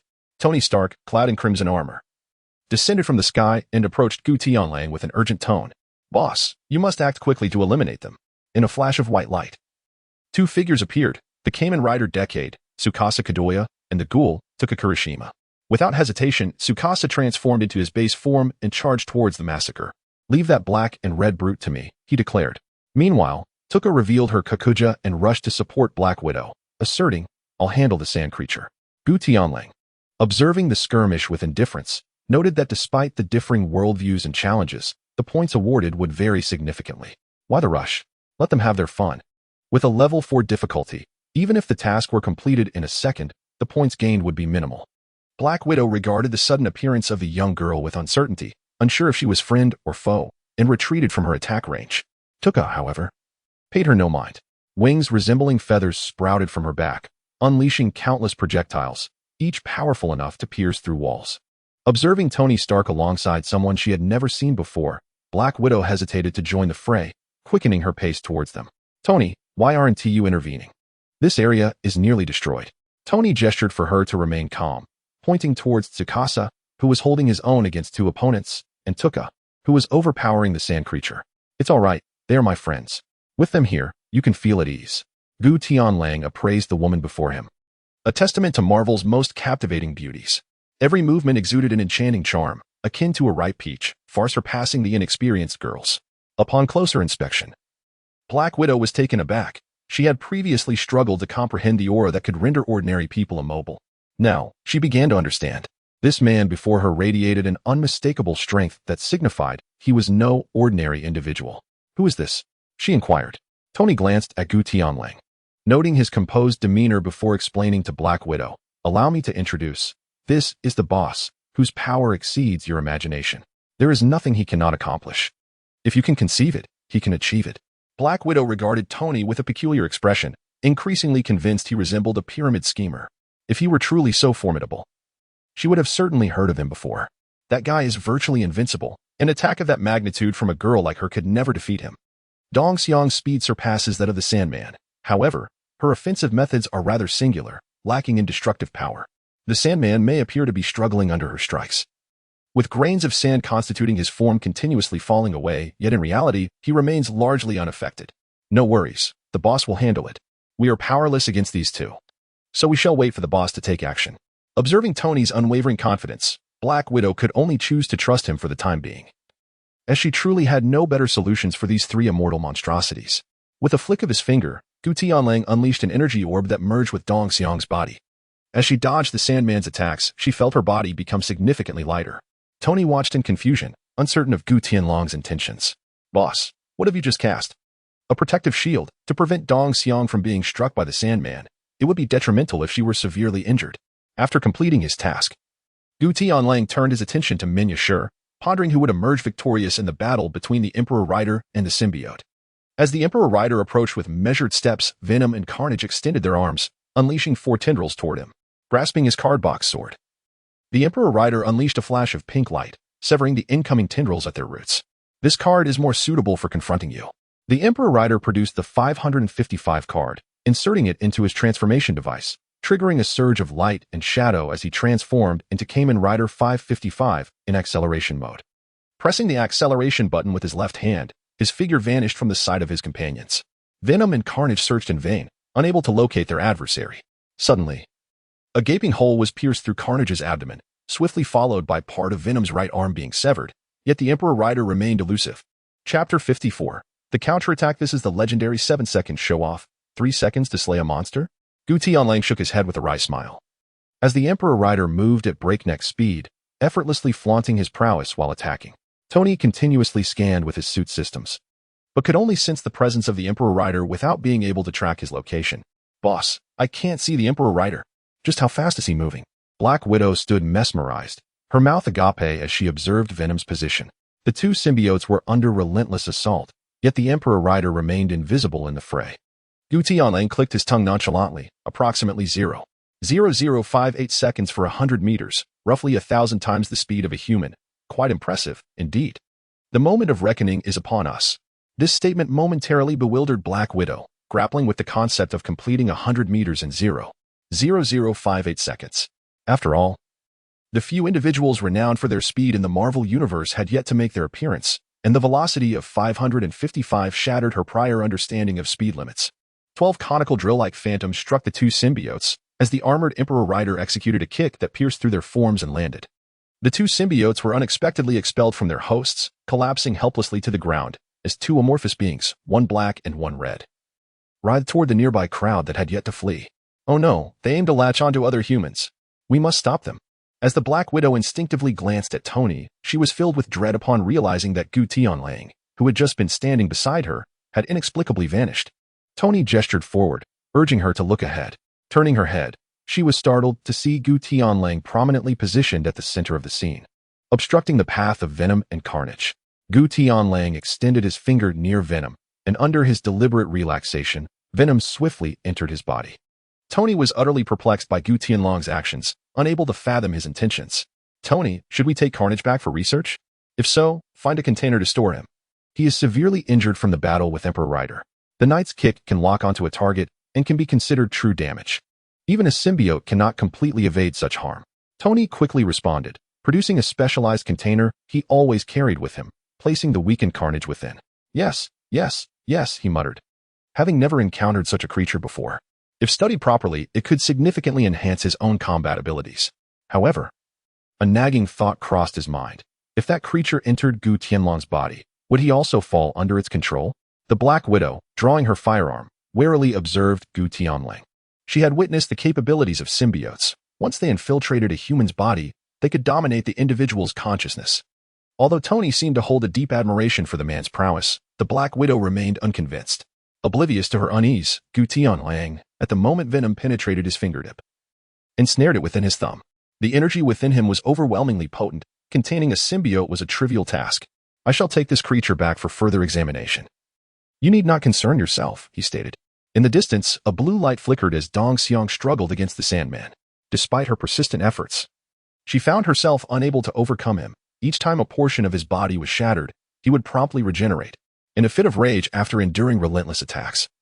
The Sandman absorbed a nearby sand truck. Growing to a towering height of 7 or 8 meters, his strength considerably amplified. In a moment of carelessness, Dong Xiang was struck by the Sandman's massive fist. Faced with a fist larger than her own body, she braced herself, preparing to endure the blow. To her surprise, as their bodies collided, a surge of blue light emanated, enveloping her in a protective aura. The Sandman's punch not only failed to injure her but also sent him staggering backward. Seizing the opportunity, Dong Xiang retreated from the Sandman's assault range. Boss, I am at a loss. This creature regenerates too swiftly for me to handle, she confessed, realizing her speed was insufficient against the Sandman, who could resurrect as long as there was sand. Hearing Dong Xiang's admission of defeat, the Black Widow found herself lacking alternatives. Besides using water to restrain him and dissolve his form, there seemed to be no direct means to eliminate him. Even deploying fighter jets to launch small missiles would not suffice to eradicate him entirely. Gu Tianlang responded, tossing an energy orb without a glance. It shot forth like lightning, striking the unsuspecting Sandman. In an instant, it transformed into a protective barrier, trapping the Sandman within. The shield radiated a brilliant blue light as immense energy surged violently within its confines. When tranquility finally returned, the figure of the Sandman within the shield had vanished without a trace. Black Widow's eyes widened in disbelief as she surveyed her surroundings. She was still contemplating how to deal with the Sandman, recognizing that the most effective strategy would require deploying a significant portion of SALT-INDUCING forces to eliminate all nearby sandy materials to prevent his resurrection, followed by inundating him with copious amounts of water to ensure his demise. Yet, in the mere blink of an eye, the troublesome Sandman had been effortlessly dispatched. How on earth had that man accomplished such a feat? Tony Stark, equally astonished, acknowledged the prowess of the individual in question. However, he had not anticipated that such a seemingly immortal adversary could be so swiftly and decisively dealt with. How did you manage that, my friend? Gu Qingfeng, with a hint of intrigue, glanced at his right thumb and casually remarked, It's quite simple, really. You merely need to confine him completely within a designated space and obliterate everything within that space. I reduced him to molecular form and then destroyed him. His tone was remarkably nonchalant, leaving Tony utterly dumbfounded. Perhaps only a figure of such caliber would find this task trivial. Were anyone else to attempt such a feat, reducing a being to its molecular state would be nearly impossible, let alone annihilating those molecules entirely. Well, I must take my leave now. I have some research to conduct on this matter. Gu Tianlang waved his hand and prepared to depart. Black Widow interjected, hoping to persuade such a formidable individual to join SHIELD. Wait, would you be interested in joining SHIELD? I could provide you with a recommendation. Without a moment's hesitation, Gu Tianlang declined. He had no desire to be constrained and was disinterested in SHIELD. I prefer my freedom. Despite her disappointment, Black Widow remained undeterred. Her curiosity about this enigmatic man piqued. May I at least have your contact information? Gu Tianlang chose not to respond, disappearing in a flash of white light. Dong Xiang and Minya Shi followed suit, leaving Black Widow intrigued by the trio. Unfortunately, Tony remained tight-lipped about their true identities, rebuffing her every attempt to glean information. Bound by the restrictions of their chat group, he found it impossible to divulge anything about their members, and his mistrust of SHIELD prevented him from revealing his hand. Chapter 55. The Evil Dragon. Task completed. Administrator T. Nexi WD T awarded 10,000 points. Group members Bunny Loving CAF Waitress and Destroyer of Worlds each received 10,000 points. Time taken, 5 minutes. Level evaluation awarded additional points. 1,000 for each member. The slumbering daughter of Little Five lamented the group leader. The extra reward points are rather meager, a mere 3,000 in total. This is unavoidable. The group leader continued. The difficulty level is too low. The points are insufficient to pique interest. Otherwise, the master would undoubtedly have dispatched the opponent in a heartbeat. Not wasting such time. The bunny-loving CAF waitress chimed in. I encountered a woman who seems quite curious about the master and wishes to engage in a deeper conversation. Spiral Flash Super will dance Roar 3 quipped. In just 5 minutes, we already have a little fangirl? The Destroyer of Worlds, to be precise. She cannot be merely classified as a fangirl. This woman appears to be in her 30s. Tony is certainly not the wealthiest individual. The Black Widow might have been married. It is such women who possess the most allure. The group chat administrator remarked on the Black Widow, noting her considerable charm. I recall a certain prominent figure who once expressed his willingness to partake in her bathwater. Is that true? Has it reached such an exaggerated level? Returning to the Dragon Ball universe, the ancient wolf, currently toiling with venom, could not help but interject upon witnessing the chat's contents. He specified that there is indeed a peculiar preference involved. Is there anyone else who harbors such interests? Truly, the denizens of Tony's world are rather peculiar. The CAF attendant, fond of rabbits, stated, Tony, do not think I have not noticed you gazing intently at that woman. Are you not satisfied even with your marital status?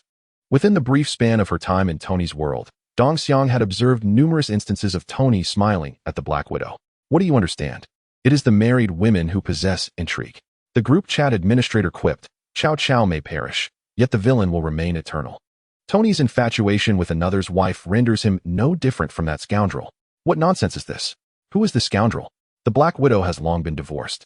If you must know, Tony found himself speechless. He was merely observing. Was it a crime to look? He had committed no transgression. As for what was being discussed in the group, the ancient wolf had little inclination to engage, as his current preoccupation was how to sustain venom. He made a visit to the supermarket, purchasing a plethora of chocolate containing phenylethylamine, which could, to some extent, nourish venom. However, the most suitable sustenance remained human heads or organs.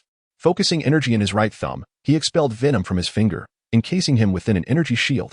After several attempts, venom ultimately consumed the chocolate. He also devoured seafood, lobsters, and small creatures. The issue of food was resolved, and everything else would follow suit. The energy shield was a vacuum, an environment in which venom could survive for extended periods, explaining why he could seek hosts throughout the universe. The days that followed passed in tranquility, with the group members only seeking assistance from one another when confronted with peril or special circumstances, thus fulfilling the criteria for task publication. The ancient wolf generally refrained from intervening in their affairs. The tasks he posted yielded fewer bonus points than those published by the chat group, and tasks of insufficient caliber garnered minimal points. This stable existence endured for several weeks until one night was shattered by the announcement of a new task in the chat. The time-space evil dragon has appeared. The warriors have been defeated. Please select 2 warriors from this time-space to confront the evil dragon within 5 minutes. Task difficulty, level 8, extremely challenging. Task duration, unlimited. This battle with the adversary will be live-streamed in its entirety. The stronger the opponent, the more points will be accrued. This live stream will replace the previous recording of the battle against the god Zamasu, thereby showcasing the authority of the chat group administrator. Tony is certainly not the wealthiest. I must express my thoughts on this. Typically, one would expect the dominance of the group leader. Yet our chat group exhibits such an unusual dynamic. The group leader, even I, cannot compare to the elite. In comparison to them, my capabilities are negligible. Although Lin Ran possesses certain privileges, even utilizing all her advantages within the chat group, her strength pales in comparison to Gutian Wolf. Be my child. I recall a former administrator mentioning a special red envelope, which the administrator claimed endowed an invincible ability. Whitebeard also recalled Gutian Wolf mentioning that the red envelope grants a form of immortality, originally intended for the first administrator of the group. Lin Ran, upon hearing this, felt utterly despondent. She had long been aware that it was meant for her, that golden opportunity was rightfully hers. Yet, Gutian Wolf entered the group before her, and inexplicably, the red envelope was awarded to him, despite his already formidable prowess. After all, Lin Ran pondered, how could anyone defeat the likes of Goku and Vegeta from Dragon Ball Super? Couldn't someone extend a little consideration to her, a mere novice? Tony is certainly not the wealthiest. It nearly made me laugh to the point of tears. It was my first encounter with a special red envelope not being given to the group leader, but rather to an administrator. Tony expressed a certain glee, knowing it was not his turn to face the consequences. Spiral Flash Super Round Dance Roar technique, impressive indeed. Tony, you truly live up to your reputation. Hinata, the eldest daughter of the family, suggested, Uncle Tony, perhaps you should refrain from speaking so much in the future. The time-devouring spirit remarked. Tony always manages to utter the most unexpected remarks.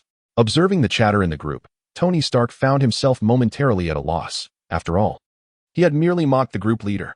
Group member Tony is certainly not the wealthiest. He has been muted by the group leader for a day. The group leader pondered. Has he always been so audacious? Does he not realize I am the leader? Lin Ran increasingly understood why Tony frequently faced backlash. He always seemed to inadvertently provoke others in peculiar ways. Time was of the essence as Gutian Lang unleashed his aura, arriving at Bulma's residence only to discover that Vegeta had gone to the God of Destruction's planet. He had no choice but to hasten to Chi-Chi's home, where he found Goku, who was busy plowing the fields, and Gohan, who was still studying. Gohan readily agreed to accompany him, as he had little else to occupy his time. When Gutian Lang located Goku, he found him with eyes closed, his feet on the plowing machine, sowing the earth in a haphazard manner. The once orderly field was now a chaotic mess, with Goku's careless cultivation creating patches of disorder. Sensing the presence of the two, Goku opened his eyes. Let us go. I'll take you to a place. I can't. If I don't finish plowing, Chi-Chi will surely kill me. Goku shook his head vigorously. This time, Chi-Chi had issued a stern command that he must complete his farming tasks. If he were to sneak away to train, Chi-Chi would withhold his meals. Gutian Lang was taken aback that Goku did not even inquire about their destination before declining. 1, 2, they all seem to be this way. Do Saiyans truly fear their wives so much? Chapter 56. The Showdown. Goku glanced at him and retorted with a question. Vegeta had once said that Saiyans inherently prefer strong-willed women. Are you not also a Saiyan? To everyone's surprise, the usually emotionally inept Wukong managed to articulate so much this time, leaving Gutian Lang with no rebuttal, as he too was a Saiyan. Engaging in battle against an opponent of immense strength posed a significant risk. It was quite unexpected that he had no desire to witness it firsthand. After uttering this, he took Gohan by the arm, feigning a departure. Wukong, upon hearing this, became discontent, for he relished the thrill of dueling formidable adversaries. However, if he were to sneak away, Chi-Chi would undoubtedly be furious with him, which was quite troublesome. Gohan promptly intervened, assuring his father that he would explain everything to his mother upon their return, alleviating concerns about her temper. Upon hearing this, Wukong swiftly approached the two, clearly having intended to go all along, merely waiting for Gohan to take the initiative in persuading Chi-Chi. Gutian Lang placed his hands on their shoulders and pressed the button to transport them, causing their figures to vanish in an instant. Administrator Tying Kongwadi Wichita has initiated a live broadcast. The time-devouring sprite has entered the live room. The group leader has entered the live room. The slumbering little Garo's daughter has entered the live room. The first sight that greeted the group's eyes was a city ravaged and pockmarked, with countless buildings teetering on the brink of collapse, and streets teeming with panicked crowds fleeing in disarray, alongside vehicles abandoned due to traffic congestion. The Spiral Flash Super Wheel Dance Howl 3 style revealed that this adversary appeared to be quite extraordinary, likely another opponent of star-exploding caliber. Group leader, in the realm of the greats, gathering the 7 Dragon Balls enables one to summon the dragon and fulfill wishes. However, the Dragon Balls in this timeline, having been used excessively, have succumbed to negative energy, transforming into evil dragons. The 7 Dragon Balls have morphed into 7 distinct enemies with varying abilities. Slumbering little Goro's daughter. Can any wish be granted? Group leader. Pretty much, such as resurrecting the dead, achieving immortality, or restoring a long-destroyed planet. This left Tony in a state of distress. He too wished to converse with the others, yet found himself silenced, unable to speak, and could only send private messages to Lin Ran, flattering him for a lengthy time. Lin Ran, not holding a grudge, understood Tony's lack of malice, recognizing it as merely a habitual folly. Time-devouring sprite, is it possible to wish to become the strongest in the world? Group leader, such a request is beyond the capabilities of the dragon. Even the deity that created him is not the strongest in existence. Lin Ran clarified the capabilities of the Dragon Balls to the group, leaving everyone in awe. Spiral Flash Super Wheel Dance Howl 3 style. Even so, that's still quite remarkable. But the transformation into evil dragons poses a significant dilemma. Upon their arrival, Wukong and Gohan began surveying their surroundings. Wukong was particularly perplexed by how Gutian Wolf had traversed time without a time machine. Was this a parallel timeline? How could you cross over without a time machine? Group leader, this is a world from your timeline several years into the future. However, in this universe, you have not encountered Beerus, thus opting for a different evolutionary form. The ancient wolf perceived the essence of the earth. They found themselves on the fringes of a metropolis. Aside from the powerful auras emanating from the city center, there was another presence lingering by the seaside, 50 miles away. With a surge of energy, the ancient wolf hastened toward the shore, where a beautiful maiden with long purple hair stood gracefully against the sea breeze, exuding an air of tranquil elegance. In their chat group, Tony had assumed that evil dragons were monstrous in appearance, but he was astonished to encounter such a stunning beauty. This evil dragon isn't just captivating. It would be a pity to slay such a visage, he mused. The cafe attendant, who adored rabbits, interrupted his thoughts. Stop daydreaming. I assessed her power, and it reveals that this maiden possesses mid-level 6-tier strength, capable of annihilating entire star systems. Is it truly that outrageous? A young girl with such formidable power? Tony exclaimed. The group leader noted, in the early stages, the power disparity is negligible, but as one advances, the gap widens significantly. A Tier 3 individual may only be 10 times stronger than a Tier 2, yet a Tier 9 could surpass a Tier 8 by several hundred times. The destroyer of worlds pondered aloud. What do you think will happen to this delicate girl? The emergence of this evil dragon was indeed peculiar. Each evil dragon was birthed from the negative energy generated by someone else's wish. In this case, the negative energy arose from a wish for women's undergarments. The maiden, noticing the trio of ancient wolves, extended her hand in a friendly greeting, adorned with a warm smile. However, the ancient wolf had no intention of wasting time. He swiftly closed the distance and unleashed a lethal strike, delivering a punch that obliterated the maiden. In her final moments, the girl could not fathom why the ancient wolf had attacked her without provocation. Her disguise was meant to be flawless. How could such a powerful being exist? The girl who met her demise transformed into a spherical Dragon Ball, decorated with 6 black stars. The ancient wolf collected the Dragon Ball and, accompanied by Goku and the others, soared back toward the city. Though it was anticipated that the ancient wolf would show no mercy, none expected him to silence a lovely girl with a single blow. Tony, it's clear that our esteemed colleague is quite different from us. His approach is rather cold. Leaving no room for sentiment, remarked the cafe attendant. The group leader added, all evil dragons are malevolent, this one included. It merely masqueraded as a girl, while its true form is rather unsightly. Despite this assertion, Lin Ran was taken aback by the ancient wolf's ruthlessness. Even if one knew it was a monster in disguise, it was rare for someone to act with such decisiveness. Moreover, the disguised girl was undeniably charming. Could it be that the esteemed figure had no interest in women? The trio flew into the heart of the metropolis, their silhouettes, a blue, a yellow, and a white, standing together in confrontation against several figures across from them. Leading the opposing side were Super Saiyan Goku and Vegeta, with Gohan and others in tow. Both parties sensed the sudden emergence of 3 powerful auras on Earth. And as they gazed at the approaching trio, astonishment swept over them. Goku, eyeing another version of himself, scratched his head in confusion. Are you me? 3 figures descended amongst the crowd, with Wukong maintaining his characteristic nonchalance as he gazed at the 3 malevolent dragons before him. I am you from a parallel universe, here to assist you this time. Those 3 are indeed our adversaries, he stated. Wukong's expression grew serious. The strength of the 1-star dragon was formidable, and even he was uncertain of his ability to prevail. Indeed, their prowess is substantial. They are not foes to be easily vanquished. Vegeta, his upper body cloaked in crimson hair, twitched his red tail in anticipation. Let's go. Chapter 57. The Great Melee. Wukong refrained from rushing into battle, observing both his and Vegeta's forms. Although neither had unleashed their full power yet, Wukong could sense the latent strength of Super Saiyan 4 within him. Is this your evolutionary path? To awaken the latent power within Saiyans? Vegeta regarded Wukong, his eyes ablaze with combat fervor. Only Kakarot was deemed worthy of being his true rival. It seems you have yet to master Super Saiyan 4. Allow me to witness what Kakarot from another dimension is capable of. Wukong chuckled, beckoning to the 4-star dragon, perhaps influenced by the nostalgia of his childhood companion. Instinctively, he yearned for a confrontation. The 4-star dragon surged forward, unleashing its energy as Wukong transformed into Super Saiyan, initiating an assault with his signature Kamehameha wave. The 4-star dragon parried with one hand, and the two entered a high-speed exchange. Seizing the moment, Wukong landed a punch squarely on the dragon's chest, igniting a fierce blaze that reached a terrifying 6,000 degrees.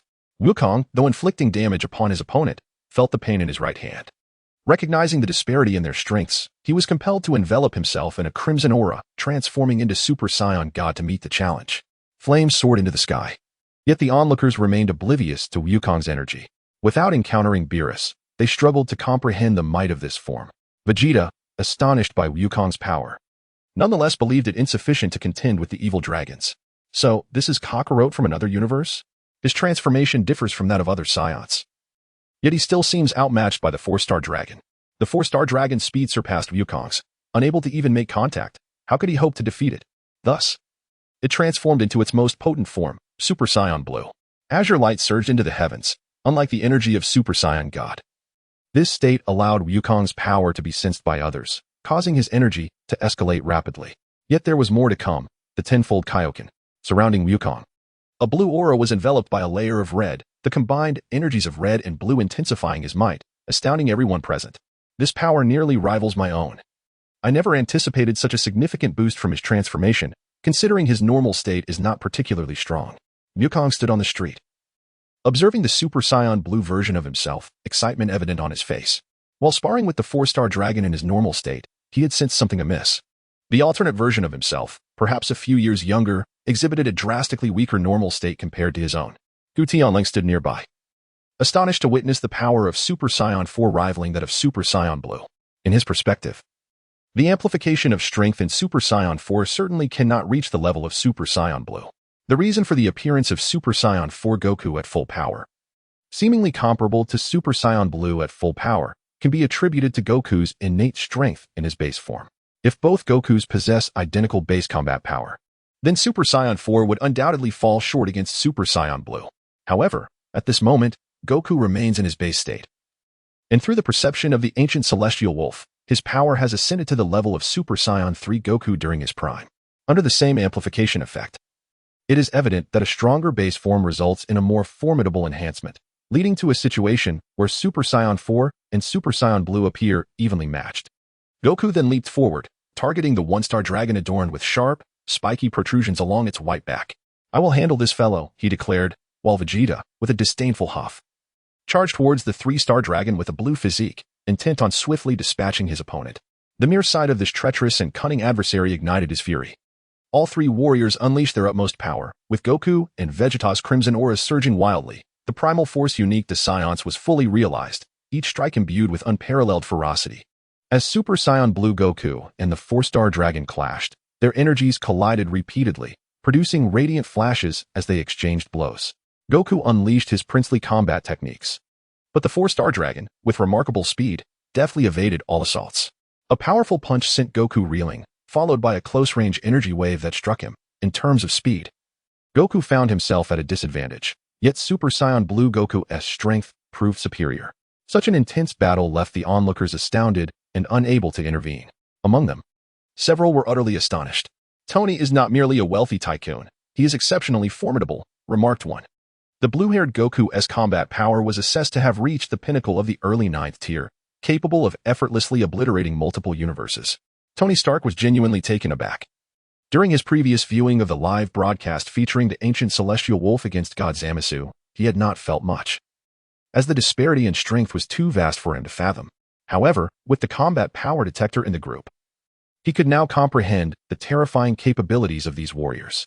He himself was merely at the 2nd tier, while the individuals from the dominant universe were all at the 9th tier, surpassing him by 7 significant levels. The eldest daughter of the Hinata family. The assessment of Goku's Super Saiyan 4 strength also indicated he was at the pinnacle of the early 9th tier. The group leader here has detected Vegeta's power at the early 9th tier, possibly due to his not having achieved full power in Super Saiyan 4, resulting in a noticeable decrease in strength. If they are all at the 9th tier, does that not place them on par with the elites? One pondered, noting that the elite's power was also recorded at the 9th tier. Dagu recalled the last time he assessed the ancient celestial wolf. Though perhaps due to his administrative role, no detailed combat power level was provided. Nevertheless, he vaguely remembered it being at the 9th tier without a doubt. There should still be some distinction. I recall that once the administrator transformed into golden hair, his strength surged dramatically. I wonder which tier he attained in that state. The slumbering daughter of the illustrious Kagoro, "Dear Master, are you not yet prepared to take action? Should the enemy be vanquished by them, the opportunity to earn points will elude you." This mission was originally intended for Kagoro to triumph over his adversaries. If Goku and his companions resolve the conflict without his intervention, the task will be deemed a failure. Unrivaled Gogeta, why the haste? Have you not assessed the rank of that sinister white dragon? Others may overlook it. But Kogoro has discerned that the power of a one-star dragon surpasses the full might of Super Saiyan Goku, making it utterly invincible. The leader of the chat group calculated the battle strength of the one-star dragon as mid-9th tier, 5 times the strength of a peak initial 9th tier combatant, capable of easily defeating such an entity. Upon hearing Kogoro's words, Lin Ran likewise evaluated the one-star dragon, and the results astonished her. Its power was indeed 5-fold. In Chapter 58, for heroes battle the evil dragon, the strength of this dragon transcended mere addition. Even 5 peak initial 9th tier warriors united would stand no chance against it. One might liken Super Saiyan 2 to double the power of Super Saiyan 1, however. The full-powered assault of Super Saiyan 1 against the attack of Cell bore little effect on young Gohan in his Super Saiyan 2 form. As the battlefield evolved, the 3-star dragon found itself increasingly beleaguered by the relentless Vegeta. Its frigid, low-temperature beams failed to connect, while Vegeta's might sent the 3-star dragon crashing down, preparing a charged energy blast to obliterate it. The 3-star dragon, flickering and darting, attempted to use Goku's granddaughter, Xiao Fang, as a shield in its desperate bid for survival. With no sense of shame, victory was all that mattered to it, regardless of the means. The disparity in strength between the 3-star dragon and the group was insurmountable. As the dragon's hands neared Xiao Fang's throat, Goku, engaged with the 1-star dragon, momentarily faltered in focus. At that moment, a hand emerged from the side. Striking the 3-star dragon away with great force, Kogoro had intervened. In comparison to your brother, your tactics are particularly ignoble, Kogoro scoffed at the 3-star dragon's underhandedness. Vanishing once more to pursue the airborne foe, delivering a powerful kick that sent it soaring into the sky. Vegeta, having completed his charge, unleashed a furious roar as a violet energy blast erupted forth, striking the 3-star dragon before it could recover from Kogoro's onslaught. A deafening explosion ensued, transforming the dragon into a cloud of icy remnants, reduced to ashes in a single strike. The Dragon Balls fell to the ground, and upon witnessing the demise of the 3-star dragon, the 1-star dragon resolved to cease concealing its true strength. In a flash, it unleashed a punch that caught Goku unawares, sending him crashing into a building. The sheer force of the impact created a gaping hole in the already damaged structure, resulting in its catastrophic collapse. Compared to its previous encounter with Goku, the 1-star dragon's speed had multiplied several times over, appearing suddenly behind Goku, who was preoccupied with battling the 4-star dragon and had been utterly unprepared for the hidden power of the 1-star dragon. A radiant wave of light was unleashed, striking the 1-star dragon, who remained unfazed by the assault. A powerful kick landed on Goku's abdomen, followed by an elbow strike that sent him soaring into the air. In a commanding tone, the 1-star dragon issued orders to the 4-star dragon beside him. Eliminate him. However, the 4-star dragon stood his ground, choosing not to capitalize on Goku's vulnerability, instead expressing his discontent. This is my duel with him. I intend to defeat him honorably. Do not interfere with my battle. Despite the 7 Dragon Balls being tainted by negative energy and transformed into evil dragons, perhaps due to the 4-star Ball's long-standing companionship with Goku during his childhood, or the negative energy stemming from King Piccolo's wish to regain his youth, their conflict fostered a mutual respect between the two. The 4-star dragon, a figure of integrity, could not bring himself to harm women or children, nor could he accept winning through vile means. Is that so? I understand. The expression of the 1-star dragon shifted. Surprised by the refusal, he patted the 4-star dragon on the shoulder, acknowledging his stance. Suddenly, with a swift motion, he drew forth a hand and struck, piercing through the unsuspecting 4-star dragon's body, extracting the dark star dragon ball from him. Then you shall perish. With a menacing gulp, he consumed the 4-star ball, leaving the latter bewildered as to why the 1-star dragon, also an incarnation of evil, would turn against him. With a gaping wound in his heart, the 4-star dragon lost all capacity to resist. Even if he wished to fight back, he was rendered powerless. The 1-star dragon unleashed a wave of energy blasts, obliterating his body into fragments. As he opened his mouth wide to inhale deeply, the dark star Dragon Balls, which Goku had obtained after defeating other evil dragons, were irresistibly drawn to the 1-star dragon, all swallowed at his core. The 1-star dragon radiated a menacing aura, 6 dark star Dragon Balls embedded in his abdomen, exuding a terrifying presence that rendered the entire city to nothingness, enveloping the earth in negative energy. The explosive force of the 1-star dragon sent Chi-Chi, Bulma, Goten, and others who were observing from the timeline into a state of chaos, their bodies flung away by sheer pressure. They understood that remaining would only serve as a hindrance. Collectively, they fled into the distance, but the 1-star dragon had no intention of letting them escape. He raised his hand, pointing towards the retreating figures. Dragon Ball lightning. Countless pink bolts of lightning cascaded from the sky. Gohan, Goten, and Trunks transformed into Super Saiyans, uniting their strength to create a protective barrier for their families. The dense pink lightning rained down, and soon, the joint shield began to crack under the relentless assault. Ultimately, their Super Saiyan 2 powers proved insufficient to withstand the one-star dragon's casual onslaught. Without the protection of the shield, the pink lightning struck fiercely. The outcome for Chi-Chi and Bulma, who were hardly different from ordinary humans, was all but certain. Just then, a figure appeared in midair. Roaring defiantly as his hair was blown upward by the force of his energy, a white aura enveloping the heads of his comrades, bracing against the lightning's attack. "You scoundrel! Do not lay a finger on my family." The person who arrived was none other than Gohan, shrouded in mystery, while protecting his companions. He swiftly unleashed a Kamehameha to disperse the gathering storm clouds above. In the realm of time, Chi-Chi gazed at Gohan, who stood valiantly before her, filled with a sense of pride that her child had matured and could now stand on his own. Young Pan, however, was somewhat bewildered. Having never encountered the future version of Goten, nor comprehended the workings of a time machine, she struggled to grasp the concept of parallel universes. Is this my father?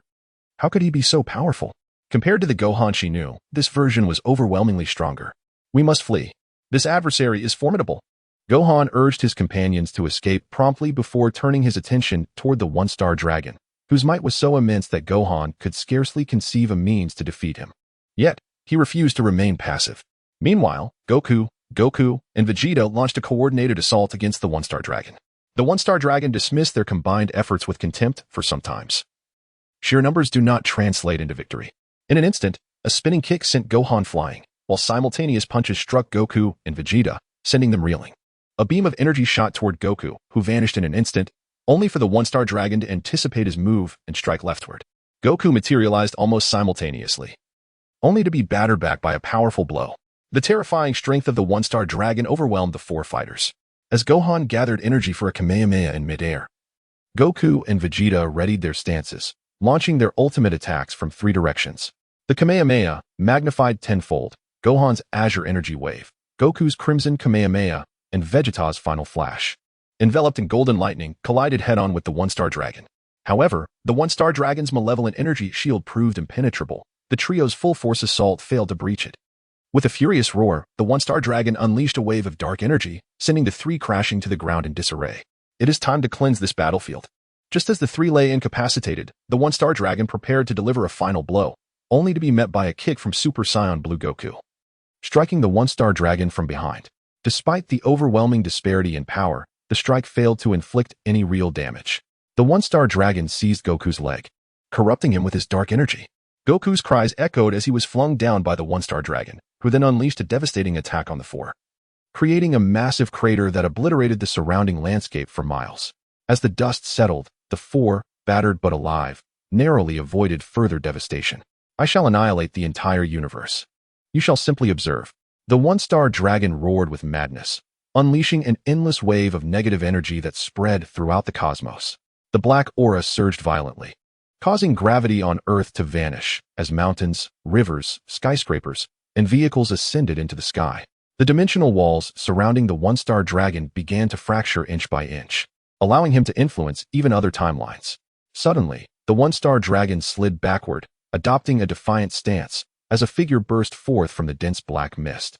Arriving before him in the blink of an eye, a powerful punch struck the one-star dragon squarely on the face, causing him to halt the expansion of his aura and retreat rapidly, his form flickering as he lunged toward the one-star dragon, delivering a swift kick to his abdomen.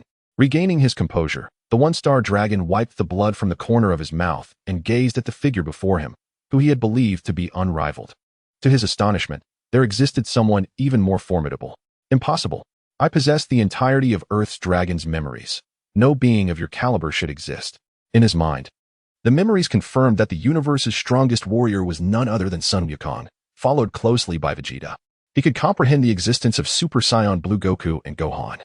Given his knowledge of time machines and their origins from alternate parallel universes, yet he had no recollection of Gutian Wolf. As Gutian Wolf finally made his move, the chat group buzzed with excitement. The group leader noted that by absorbing the powers of the other 5 Black Star Dragon Balls, the one-star dragon had reached the pinnacle of mid-9th tier strength, mere increments away from achieving the peak of that tier. Tony is not the richest. How do you think the boss stands against this guy? With the Spiral Flash Super Wheel Dance, mid-9th tier, perhaps a 46 to 54 split, the boss at 6, him at 4. I think at most a 37 to 63 split. It can't be more, the boss at 7, him at 3. Observing the lively exchanges in the chat, Gutian Wolf executed an unexpected maneuver, producing the 6-star ball from his bosom and tossing it directly to the 1-star dragon. You might as well consume it. You are far too weak. The 1-star dragon caught the 6-star ball and, with a gaping mouth, devoured it. His abdomen swelled with yet another dragon ball, transforming him into the ultimate being. Clenching his fists and feeling the overwhelming surge of power within him, the 1-star dragon laughed heartily, deeming Gutian Wolf foolish. Now, I am the strongest in the universe. Do you truly believe that? Can you not refrain from boasting? Gutian Wolf pondered the source of his confidence. In this parallel universe, there was initially no concept of a god of destruction. Yet, he sensed the presence of a god of destruction at the universe's end, indicating that perhaps there was a counterpart to Beerus here. Indeed, the 1-star dragon's strength surpassed that of Super Saiyan Blue. But the thought of confronting Beerus made Gutian Wolf chuckle. Tony is not the richest. Does the boss deem him insufficiently powerful? Perhaps. Isn't it said that the stronger the opponent, the more points the boss gains upon victory? Now, this fellow has reached the pinnacle of mid-9th tier. I wonder how the boss will handle him. The destroyer of worlds. The boss is likely to transform into a golden-haired warrior. How do you measure up against him? Is he a Super Saiyan? Perhaps it's a 50 to 50 split. Enveloped in a golden aura, Gutian Wolf instantly transformed into Super Saiyan, leaving the 1-star dragon astonished. Aren't all Saiyans extinct aside from Sun Wukong and Vegeta? Where did this one emerge from? It seems you are aware that without transforming into a Super Saiyan, you will never be my match. Gutian Wolf gazed at him in silence, pondering who had bestowed upon him such audacity. Was it that certain Jingru? I fear that if I do not transform into Super Saiyan, I might inadvertently defeat you in an instant. The mutually supportive figures of Wukong and Gohan exchanged wry smiles as they beheld the formidable Gutian Wolf in the sky, realizing that ultimately, it would fall upon him to rectify the situation. Wukong and Vegeta had never encountered Gutian Wolf, and were thus oblivious to his identity. Yet they could palpably sense the unsettling energy pulsating within him. Upon witnessing Gutian Wolf in his Super Saiyan form, Lin ran. Seizing the opportunity afforded by the group's daily assessment, decided to evaluate his combat prowess once more. As the chat group relayed the results, Lin Ran instinctively covered her mouth. She was aware of Gutian Wolf's strength, yet the outcome exceeded her expectations. The assessment revealed that Gutian Wolf's battle power was at the pinnacle of the mid-stage of the 9th tier, undeniably the strongest of his rank.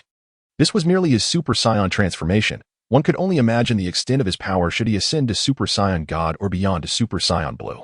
Gutian Wolf unleashed a golden energy blast with a single hand, while Yixinglong raised his arms in a desperate bid to deflect it. Regrettably, he underestimated the force of the strike. The energy was so formidable that he had no choice but to shield himself with both hands, attempting to redirect the blast elsewhere. With a mighty roar, he summoned all his strength, managing to divert the energy sphere to the side. However, Gutian Wolf was already upon him, delivering a crushing blow to his face, causing blood to stream from his nose. With a flicker of golden light, Gutian Wolf executed the 4 phases fist, splitting his attack into 4 directions, simultaneously unleashing a full-powered Kamehameha. You have the ability to resurrect, do you not? Then I shall ensure your complete annihilation. The 4 energy waves sealed off all avenues of escape for Yixinglong, leaving him no choice but to activate a protective shield to withstand the onslaught. Even though the 4 manifestations possessed only 70% of the original strength, their combined might surpass that of the fully realized Yixinglong. Desperately struggling, Yixinglong understood that should he fail to withstand this blow, he would be irrevocably erased, with no chance of resurrection. At that moment, a brilliant white light erupted from within Yixinglong, as an overwhelming surge of pure energy coursed through him. Chapter 60, Task Completion. As Gutian Long's fist connected with Yixinglong, he simultaneously plunged the Soul Arbiter into his body. Under the dual pressure of internal and external forces, Yixinglong, who was already barely holding on, was completely engulfed by the radiant light. Administrator Gogeta has completed the task. The fully realized Super Yixinglong's power is at the pinnacle of the mid-stage of the 9th tier. The administrator is awarded 100 million points. The entire battle session has concluded and has been recorded in the chat group, replacing the previous battle with Zamasu. Tony lamented, I am not a billionaire. I am so poor. 100 million points, how on earth could I ever spend that? If only I had such wealth. The CAF attendant with a fondness for rabbits suggested, perhaps you should sleep during the day. It's easier to have such dreams. Be my son, he exclaimed, though he wondered what items the administrator might wish to exchange. The Spiral Flash Super Will Dance Roar. This move is too cool. Let us name it the Colorful Azure External and Internal Flash, second stage. Before Gutian could respond in the chat group, a private message notification caught his attention. In the chat group, the leader inquired, "What do you mean by being able to defeat a one-star dragon without transformation?" As a seasoned traveler, Lin Ran was well aware of the power hierarchy among the Saiyans in Dragon Ball. Super Saiyan Blue surpasses Super Saiyan God, which in turn eclipses Super Saiyan 3. And so forth down to the base form. How could his base form possibly vanquish a one-star dragon? "Invincible Gogeta," replied Gutian. "Because I can transform into Ultra Instinct in my base form." He did not attempt to conceal this revelation upon realizing the extent of his own strength. He felt no need to hold back further. "What? You can use Ultra Instinct?" Lin Ran struggled to comprehend. In his timeline before his crossing, Goku had only just mastered Ultra Instinct in Dragon Ball Super, and Gogeta was only capable of transforming into Super Saiyan Blue. How could this individual have already mastered Ultra Instinct? Gutian himself was perplexed by the situation, yet he resolved to seek answers in due time. "I am not entirely sure. Perhaps it is due to a timeline where Goku and Vegeta fused in Dragon Ball Super. Regardless, I can utilize Ultra Instinct in my base form." Lin Ran was bewildered by this statement. He could not fathom the extent of Gutian's power. To illustrate, if Goku's Super Saiyan form had a power 50 times that of his base form, then Super Saiyan 2 would enhance it by another factor of 2. And Super Saiyan 3 by 4, leading to a staggering 400 times the power of Goku's base form. Super Saiyan God, having absorbed divine energy, represents a different evolutionary path, effectively relinquishing the power boost of Super Saiyan forms. For simplicity's sake, one might consider Super Saiyan God to be 20 times stronger than Super Saiyan 3, resulting in an astonishing 8,000 times the base form's power. If one were to assume Super Saiyan Blue is 50 times stronger than Super Saiyan God, that would equate to a phenomenal 400,000 times the base form's strength. Ultra Instinct embodies yet another distinct paradigm. It discards the cumulative effects of Super Saiyan God and embraces a state of perfect tranquility, allowing for instinctive offensive and defensive maneuvers. Even if one were to assume it is 20 times stronger than Super Saiyan Blue, that would yield a mind-boggling 8 million times Goku's base power. However, the most critical point is that Gutian's base power is on par with Goku at full power in Super Saiyan Blue, effectively comparable to Goku in Ultra Instinct enhanced by Super Saiyan Blue, equating to 40,000 times the strength of Goku in Ultra Instinct. This concept is terrifying. Even the Grand Minister may not exceed the strength of Goku in Ultra Instinct by 400,000 times. "I now understand why you did not keep this from me," the chat group leader admitted. "I truly cannot conceive of an adversary capable of defeating a monster like you." "I am uncertain myself," Gutian responded, "as I have yet to gauge the power of the Grand Minister or the angels. They may even surpass me." The power detector within the chat group not only facilitates mutual assessments among its members but also allows for the detection of beings from other universes through live broadcasts. However, direct contact with the target is necessary for accurate readings. The leader of the chat group observed that there was hardly anything within that could ignite his passion anymore. In any case, it held no utility for him. He pondered whether he had any other pursuits in life. The invincible Gogeta suggested seeking out an equally formidable opponent. And as for points, he could simply exchange them for items that he cherished, after all. He was once an avid fan of comics and had a considerable number of favorites. Gutian glanced at the energy in his hand, realizing that the energy from all realms was fundamentally the same. For instance, the aura of Gillian was as scorching as fire. At his level, he could transform his aura into any form of energy state. The leader of the chat group felt a twinge of envy. Lin Ran discerned that the only function of this chat group for Gutian was to allow him to flaunt himself in other universes, serving no other purpose. Gutian exited the private chat and entered the group chat page, noticing a few individuals fervently discussing the topic of 100 million points, after which he chose to leave the conversation. Observing the grievously injured Goku and Gohan, he took both of them and departed from the time-space continuum. Goku and Vegeta watched as the three vanished, lost in their thoughts. Upon returning to the Dragon Ball Super timeline, Goku sighed in astonishment. He had not anticipated that the enemy would possess such formidable strength, a power that was utterly on a different level, truly a terrifying adversary. Gohan, with his head bowed, reflected internally, questioning whether he would be capable of protecting his family should he encounter such an enemy in the future, though he was reluctant to admit it. Had Gutian not been present, the four of them together would have been utterly incapable of dealing with the Super One-Star Dragon. He realized he was still too weak. When faced with a stronger enemy, he would be powerless to protect his loved ones. The fear etched on the faces of Chi-Chi and Biddy during their assault deeply pierced his heart. instilling a resolve that he could not allow such a fate to befall him. Gutian bid farewell and retired to his hotel room to sleep, reassured that the injuries of the two were not life-threatening and warranted little concern. Lying on his wooden bed, Gutian swiftly fell into a deep slumber. Upon awakening, he found that it was already the following evening, and the group chat was brimming with messages, all directed at him. Spiral Flash Super will dance Roar 3 styles. I feel if the boss doesn't wake soon, we'll have to retrieve Degu's corpse. Tony, not to be rude, but those legs are quite appealing, long, fair, and slender. Degu, why not give them a touch? For the sake of my current girlfriend, I would gladly thrash my ex. You talk nonsense. I'm not you, falling for every woman I meet. Degu felt a surge of frustration. He had no time to concern himself with such trivialities. As he was on the verge of being beaten to a pulp, Miss Hinata, Invincible Gogeta, has the boss still not awakened? Degu is almost at death's door. Chapter 61. The Kyrielodian's Invincible Gogeta. What is the meaning of this? Your words evoke a sense of familiarity within me. Gutian increasingly felt that this resembled a classic scene from a past life, in his youth. He had been too preoccupied with watching Diga to appreciate the other significant works that a man ought to have seen. In a bid to confront his ex-girlfriend for the sake of his current partner, the Kyrielodians emerged, demanding that I transform into Ultraman to settle the score with them. The leader of the chat group issued a mission requirement, stating that only upon accepting the task could others join in the endeavor to traverse to the ancient world. Presently, the ability to travel has been obstructed, rendering it impossible to assist through any accrued points. Linran initially intended to venture alone, but with the backing of the chat group, she felt capable of facing the Kyrielodians. However, the mission mandated that Gutian must proceed. Typically, when group members encounter difficulties or trigger unique storylines in this world, they can independently post tasks. Yet, the rewards for such self-posted tasks, while yielding extra rating points, are significantly inferior to those offered by the chat group. Gutian scrolled through the chat group's tasks and stumbled upon the following announcement. Members are urged to actively participate in the mission to defeat the Kyrielodians who have provoked a member for the sake of their current partner. The difficulty level of this mission was rated at 8, categorized as highly challenging, with no additional reward points, and ratings would be awarded based on the number of enemies defeated. There were no restrictions on participation. All members could join, but only after the administrator, Invincible Gogeta, accepted the task. The absence of additional rewards implied that at least one Kyrielodian monster must be vanquished to earn chat group points, a feat beyond the capabilities of others.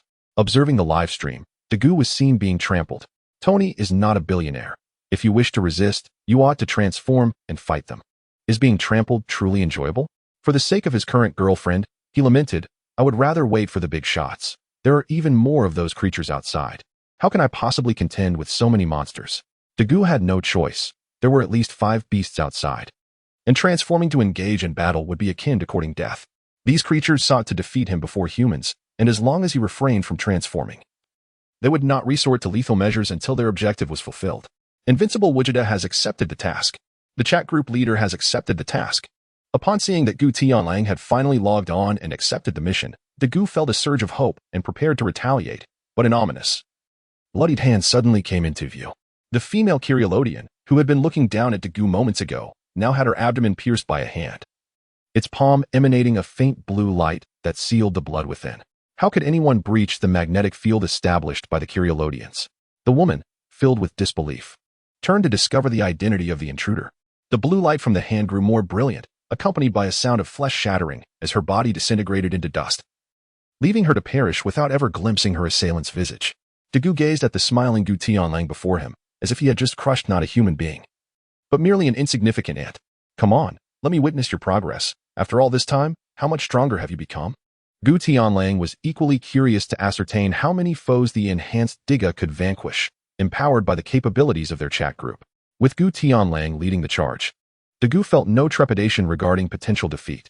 The Kyrielodians had wreaked havoc upon innocent lives, and had it not been for the concern for the safety of others, he would have long since engaged in battle, fully aware of the odds against him. As 5 spectral forms of the Kyrielodians observed Gutian's arrival from across the void, their expressions betrayed their discomfort. They had never envisioned such a formidable figure on Earth. Once we eliminate Diga, you shall be next. Gradually, the 5 phantoms dissipated, joining others to confront Diga, seizing this opportunity to reveal to humanity that the Kyrielodians were indeed their true guardians. Upon transforming into Diga and surveying the cityscape, he felt assured that summoning Gutian was the right decision.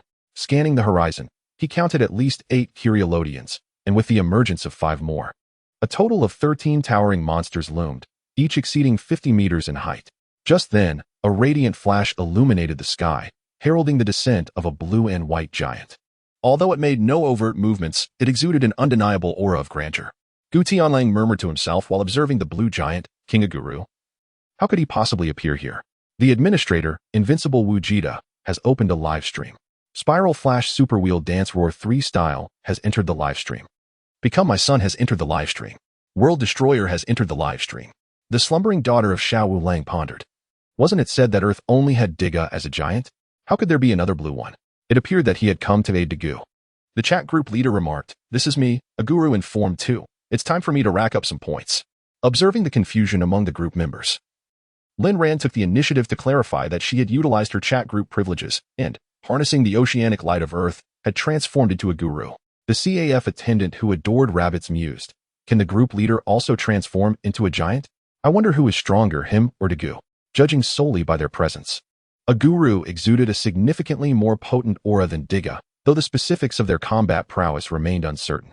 The 13 colossal Kyrielodians found themselves momentarily at a loss.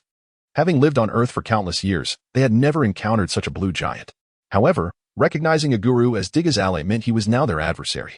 3 of the monsters charged toward Dagu, while another trio advanced menacingly toward Aguru, leaving the remaining 7 to cast their gazes downward at Gutian Wolf. Diga soared high into the air, delivering a flying kick that felled one opponent, followed by a spinning kick that sent another sprawling. In the midst of this, one Kyrielodian seized the opportunity, landing a powerful punch to Diga's lower back, resulting in a shower of sparks as the hero staggered back in pain. With a single, forceful sweep of his hand, the blue and purple form transformed into a predominantly red powerhouse. Clenching his right fist, he struck out fiercely, colliding with a Kyrielodian, whose physical form also underwent a metamorphosis, matching punches with Diga in a test of strength. Each blow met with a resounding impact. Diga remained steadfast, while the Kyrielodians were forced to retreat, their right arm hanging limply from the force of the blow. Chapter 62. The emergence of a guru. He had never anticipated that Diga's strength would be so formidable. To compete with Diga, they had meticulously altered their bodies, enabling them to assume 3 forms: speed, strength, and a composite of both. His strength form was intended to surpass Diga's powerhouse state. However, he regrettably underestimated this enhanced version of Diga, whose might rivaled that of the Supreme Gaia. The Kyrielodians had miscalculated. Diga's powerhouse form exhibited remarkable resilience and exceptional defensive capabilities, managing to hold its ground against 3 adversaries without faltering.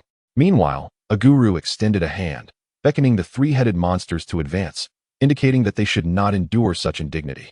Roaring, the trio charged forth. A guru clasped his right hand with his left, extracting a slender, azure energy sword from his left palm. The blade shimmered with a sharp brilliance as he directed it toward the foremost Kyrielodian. Confident in his physical fortitude, the Kyrielodian concentrated energy to clash against the sword. However, a guru's blade radiated with an intensified brilliance, becoming increasingly sharp and unstoppable. The protective energy surrounding the Kyrielodian's right arm was pierced, leaving a gaping wound. Dark green blood flowed relentlessly from the injured arm, rendered useless by a single strike. With the energy sword in hand, the guru unleashed a flurry of slashes and thrusts, seamlessly blending his exquisite combat skills to dominate the 3 adversaries. Although a guru, transformed from Linran, lacked the brute strength of Diga's powerhouse form, Linran's superior combat techniques and physical attributes surpassed those of an ordinary human, making his performance even more formidable than Diga's. The remaining 7 Kyrielodians looked down upon the ancient wolf below, their bodies emanating a final ultimatum. Another blue giant had appeared, and there was no way this being could also transform into a giant. They were determined to exact revenge on the ancient wolf for their fallen comrade. "You wish for vengeance upon those who have slain us? How would you like to perish?" "I desire your demise," the ancient wolf retorted, pointing to itself as it soared into the air, unleashing a shockwave without a glance back. The shockwave expanded in the wind, and by the time it reached the Kyrielodians, it had swelled to a width of 10 meters, crashing into the open Kyrielodian with blinding speed. Before he could react, the colossal energy pierced through his body, creating a gaping hole in his abdomen, causing him to collapse weakly to the ground. Impossible. A human cannot possess such power. Wounded, the Kyrielodian placed his hands on his chest, concentrating the energy within his palms to unleash a deadly inferno projectile. A torrent of flames surged forth, nearly 10 meters in length, as the ancient wolf hovered in the air, allowing the roaring flames to strike his form unabated. Upon witnessing his ultimate technique strike true, the Kyrielodian let out a haughty laugh, only to succumb once more to the ground as his body weakened. His abdominal wound was grievous, rendering him a mere shell of a man, intent only on extinguishing the life of this insignificant adversary before his demise. No one can defy the Kyrielodians. You truly are oblivious to the peril you face. In the aftermath of the flames, Gutian emerged unscathed, his protective aura untouched. Disappointment clouded Gutian's gaze as he regarded the fallen Kyrielodians. Is this truly your utmost? Your limits are but my starting point. With one hand, he gathered energy and aimed it at the gravely injured Kyrielodian, yet 6 others positioned themselves as a barrier before him. Faced with the daunting sight of the 6 creatures, Gutian slowly raised both hands. With a thunderous roar, a terrifying shockwave erupted from the ground, propelling the 7 Kyrielodians into the air. A high-pressure airflow surged from the earth to the clouds, rendering their transformations into brute strength or swiftness ineffective against this overwhelming force. As if ignited by a celestial display, a multitude of vibrant lights erupted from the 7 Kyrielodians, their bodies filled with surging energy that spiraled uncontrollably within them. The air shimmered with the brilliance of 7 radiant fireworks, and amidst the tumultuous currents, they were obliterated into mere fragments. Meanwhile, in the realm of Dagu, 3 colossal beasts were still engaged in battle, yet the leader effortlessly dispatched 7 foes with a mere wave of his hand.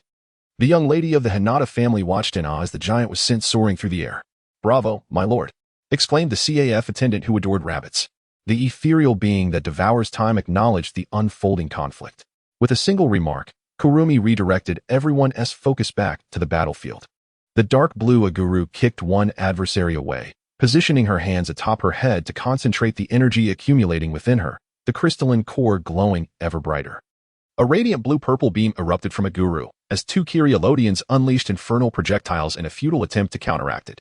The collision of crimson and azure energy resulted in the red force crumbling instantly. The sheer might of Aguru's ultimate technique, unleashed in its second form, was twofold that of her initial strength. The blue energy collided with the 2 Kyrielodians, their bodies shattering under the immense power. Only one Kyrielodian remained, witnessing the demise of its comrades. Energy surged from its being towards the heavens, manifesting as a dark portal of hell looming above the clouds. The last Kyrielodian, no longer concealing its abilities, summoned the hellish gate, behind which lay its kin. With the door ajar, they could descend upon earth together. Even if you manage to vanquish me, the army of Kyrielodians is not something you can contend with. Meanwhile, a sinister aura suddenly emerged from the depths of the earth, enveloping the Kyrielodian. As the black mist dissipated, the Kyrielodian's form transformed entirely into a shade of black, with their eyes turning a blood-red hue and robust, pointed horns sprouting from various parts of their body. The visual impact was far more oppressive than before. While others were still astonished by this transformation, Gu Qingfeng had already soared to the gates of hell, unleashing a surge of energy to force open the colossal, sealed gates, bravely entering the stronghold of the Kyrielodians alone. The Kyrielodian, now afflicted by darkness, was significantly more formidable than before. Having expended considerable energy wielding the Aguru light sword for an extended period and executing the ultimate technique, Photon Shatter, most of Aguru's power had been depleted. The sapphire embedded in their chest began to flicker with a red light, and their attacks lacked the potency they once held. As the balance of power shifted, the Kyrielodian began to overpower Aguru, landing another hit with the infernal flame bullet. Lin Ran realized that, under these circumstances, victory was no longer feasible. He had no choice but to revert from Aguru's form back to his human shape, intending to employ other abilities to confront the Kyrielodian. Chapter 63. The king. A hand reached out from beside him. Gutian was smiling at Lin Ran. "Would you mind letting me play with this transformation device?" Lin Ran, unsure of his intentions, handed over the Aguru transformation device. With energy running low, he could only resort to other Ultramen to combat the Kyrielodian. Even if Gutian were to use Aguru without energy, it would be impossible to defeat the Kyrielodian. Tony Stark, watching the live broadcast, evidently recalled another matter. "Isn't that door behind you the Kyrielodian's lair? How could you return so quickly?" The enormous gate of hell in the sky had mysteriously vanished, as if the imposing portal that had emanated dark mist moments ago was merely an illusion. "Be my son, Administrator. Surely you haven't annihilated the entire Kyrielodian race?" The destroyer of worlds, one mused. "There's indeed a possibility. Given your character, you view all, regardless of age or gender, as equal." Unrivaled Gogeta, another added. "Behind that door are 50 enhanced Kyrielodian warriors, similar in stature to Diga. After I eliminate them, I shall destroy the massive gate and return. Gu Tianlang shook his head with a wry smile. No matter how one might argue, it was impossible to obliterate an entire race. He aimed to eliminate all those preparing to invade Earth, thus averting their impending assault on the planet by the ordinary Kyrielodians, who posed no threat. He chose to spare them. They were advocates of peace, unlike those who sought to conquer Earth through force. Although they held disdain for Earthlings, the peaceful Kyrielodians intended to rescue humanity before the awakening of Gotanja. Of course, the more militant Kyrielodians sought to enslave humans. Having already destroyed the spatial gateways between the two worlds, it was nearly impossible for them to traverse over. Upon receiving the Aguru transformation device, Gu Tianlang vanished once more, reappearing at the site of combat with the Kyrielodians near the harbor. In the distance, the tumultuous sea roared, with fierce winds and flashes of lightning splitting the ocean asunder. The depths of the sea parted dramatically, revealing a celestial pathway, illuminated by a radiant blue light at the division of the waters. The entirely dark blue Aguru crouched beneath the surface, arms crossed over his chest, as his energy surged with brilliance once more. The Kyrielodians, tainted by the dark energy of Gotanja, remained oblivious to the impending danger. With a swift motion, they unleashed a hellfire orb. A towering inferno of scorching flames aimed at Lin Ran on the ground below. A blue sword of light sliced through the air, effortlessly shattering the hellfire orb as Gogeta instantaneously materialized onto the battlefield.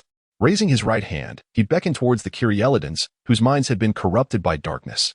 They charged at Aguru, throwing a punch. In the blink of an eye, a flash of blue light illuminated the scene, and Aguru maintained his poised stance. While the Kyrielodian staggered forward, its body reduced to mere fragments. Lin Ran, observing from the ground, was momentarily stunned, even at full power. He doubted he could best that form of the Kyrielodian. Yet, under Gu Tianlong's hand, it had not managed to execute even a single move. It was decisive and unhesitating. A single strike to conquer the foe. Tony, the so-called wealthy elite, was not merely strong. It was the presence of the master that loomed large. This Ultraman, perhaps fittingly dubbed the king, was indeed impressive. Meanwhile, Dagu, relying on an overwhelming advantage in strength, successfully dispatched the remaining 3 Kyrielodians. May I inquire why the master, transformed into a guru, emerged from the sea? Asked the waitress from the CAF, who had a fondness for rabbits. He is an Ultraman birthed from the oceanic will of Earth in another parallel universe, explained the group leader. Strictly speaking, he can operate on Earth without time constraints, but only within his own Earth. He lacks such abilities on Earths of other universes. This is also why Lin Ran relinquished the idea of using a guru in battle. As long as the human host can still fight on the Earth of a guru's origin, he can absorb the ocean's power to replenish his energy. It appears a guru does not possess this capability on Earths of other universes. How Gu Tianlang managed this remains a mystery. Master, truly magnificent, exclaimed the CAF waitress, admiringly. Once relieved of his Ultraman form, Gu Tianlang returned the transformation device to Lin Ran, having merely sought to experience the power of a guru in a moment of spontaneity. Group management. Tianxiaowudi Wujita defeated 57 Kyrielodians and 1 mutated species corrupted by darkness, earning a total of 1.2 million points. Group leader defeated 2 Kyrielodians, earning 30,000 points. Group member defeated 3 Kyrielodians while beating up an ex-girlfriend for the sake of a current girlfriend, earning 45,000 points. We are still watching the spectacle, and the master has once again accrued over 1 million points. Tony is truly not the wealthiest. I have grown weary of the term envy.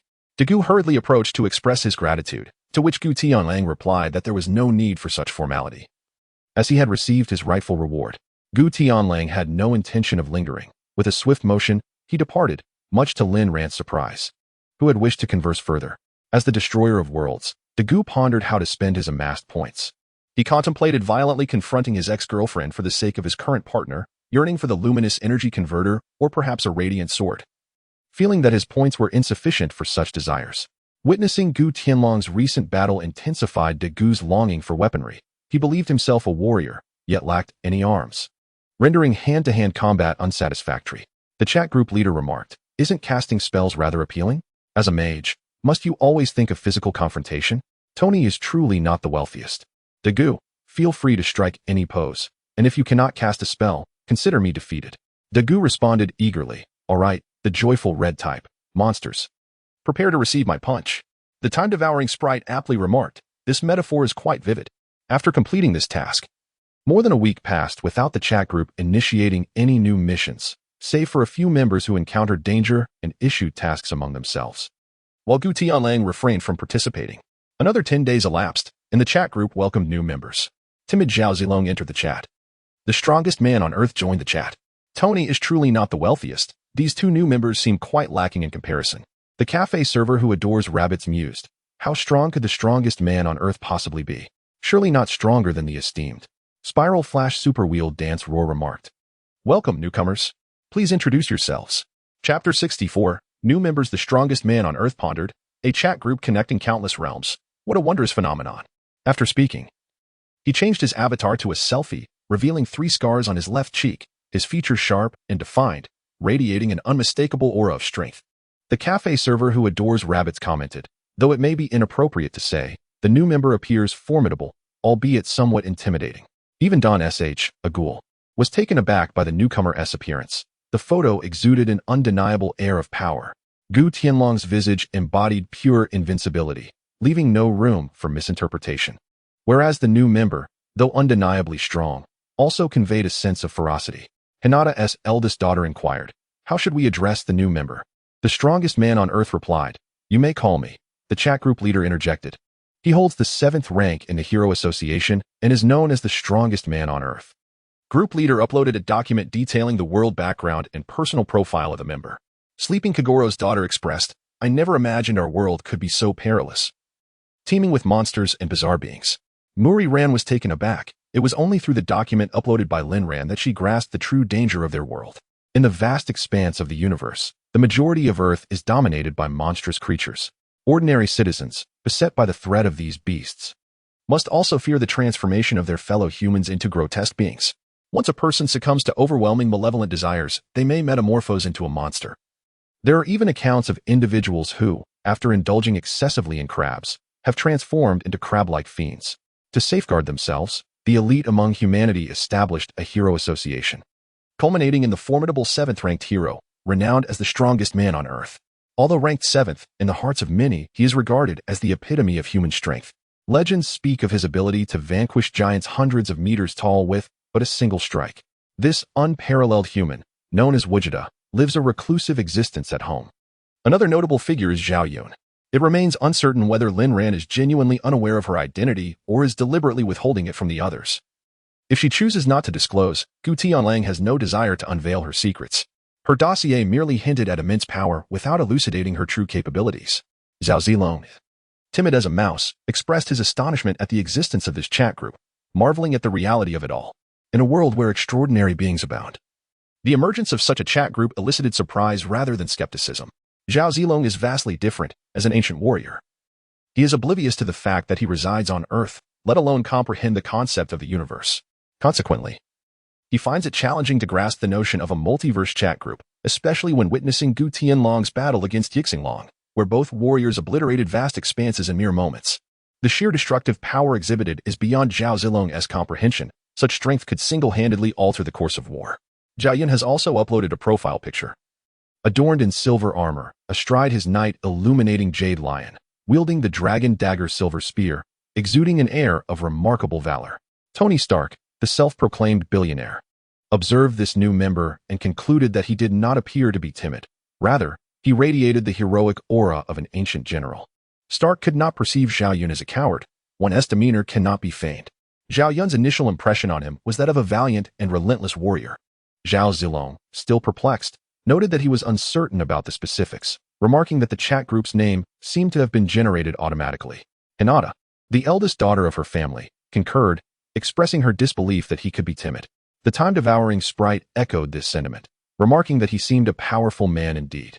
The chat group owner uploaded a group file detailing the historical context of the 3 kingdoms and a biography of Zhao Zilong. The chat group owner jested that perhaps the chat group was merely engaging in playful banter. As General Zhao during the 3 Kingdoms era was celebrated for his courageous spirit, renowned for his audacity and strength in the face of thousands. The strongest across dimensions conceded this point, noting that throughout the 3 Kingdoms, only Zhao Yun, Lu Shan, and Ming He were capable of entering and exiting perilous situations with such ease. The chat group owner agreed, humorously observing Zhao Yun's ranking as 700, Lu Shan as 007. And Ming He as 070. Tony is certainly not the wealthiest, but rather a fierce warrior, bravely navigating through the chaos of battle, entering and exiting 7 times. However, I find myself perplexed by your statement, group leader. After reading it, Tony was also taken aback. Few possess such audacity. Were he to face such a battlefield, he would undoubtedly be undaunted. Yet, this is only because he is no ordinary individual, clad in his iron armor, impervious to the threats posed by conventional weapons. In contrast, Zhao Yun lacks any advanced technology or the extraordinary abilities of figures like Whitebeard and Minato. With merely the frailty of a mortal, he stands against thousands. Such valor is not typical of ordinary men. True warriors are often timid, rendering the common person even less formidable than an ant. So Zhao Yun's 7 incursions resulted in countless enemy casualties, while he himself remained largely unscathed. Lu Shan, being carried upon his back, also counts as part of those 7 forays. Meng Hua, on the other hand, was captured 7 times and forcibly brought to the enemy camp. With the establishment of this chat group, the future of restoring the Han dynasty seems promising. Zhao Yun also noticed the exchange market within the group, and it appears that if he accumulates sufficient points, he may assist his lord in reinstating the rightful order of the Han. Unrivaled Gogeta, you all continue your discussions. Farewell. With that, Gutian Wolf exited the group chat. The grand tournament of strength is likely to commence soon. Alongside the impending clash between the Valkyrie of the End and the gods of humanity, both events being of considerable significance, Gutian Wolf eagerly anticipated meeting the supreme divine official. Curious about the capabilities of the bald man reputed to be the strongest human. Initially, Gutian Wolf intended to visit Bulma's home for a meal. But before he could set out, Bulma approached him, inviting him to dine at her residence, claiming she wished to introduce him to someone. Reluctantly, Gutian Wolf acquiesced, and the two arrived at Bulma's home, where a charming girl with blue hair sat gracefully on the sofa. Bulma nudged Gutian Wolf, introducing the girl. This is Lan Qi, a friend of Goku and me. Isn't she lovely? Gutian Wolf shook his head with a wry smile, initially thinking Bulma had ulterior motives, only to discover her intention was to play matchmaker. He was not unfamiliar with Lan Qi. She had a significant presence in the early Dragon Ball series, though she had since faded from view. Chapter 65. A new enemy has emerged. Typically, Lan Qi's hair is blue, and in this state, she exudes gentleness and grace, adorned in elegant attire. However, she possesses a dual personality. Upon sneezing, her hair turns yellow, and in this form, she becomes exceedingly aggressive. Quick to draw a weapon at the slightest provocation, donning a fiery outfit that accentuates her bold demeanor. Upon first encountering Tangent Fan, he resolved to pursue her.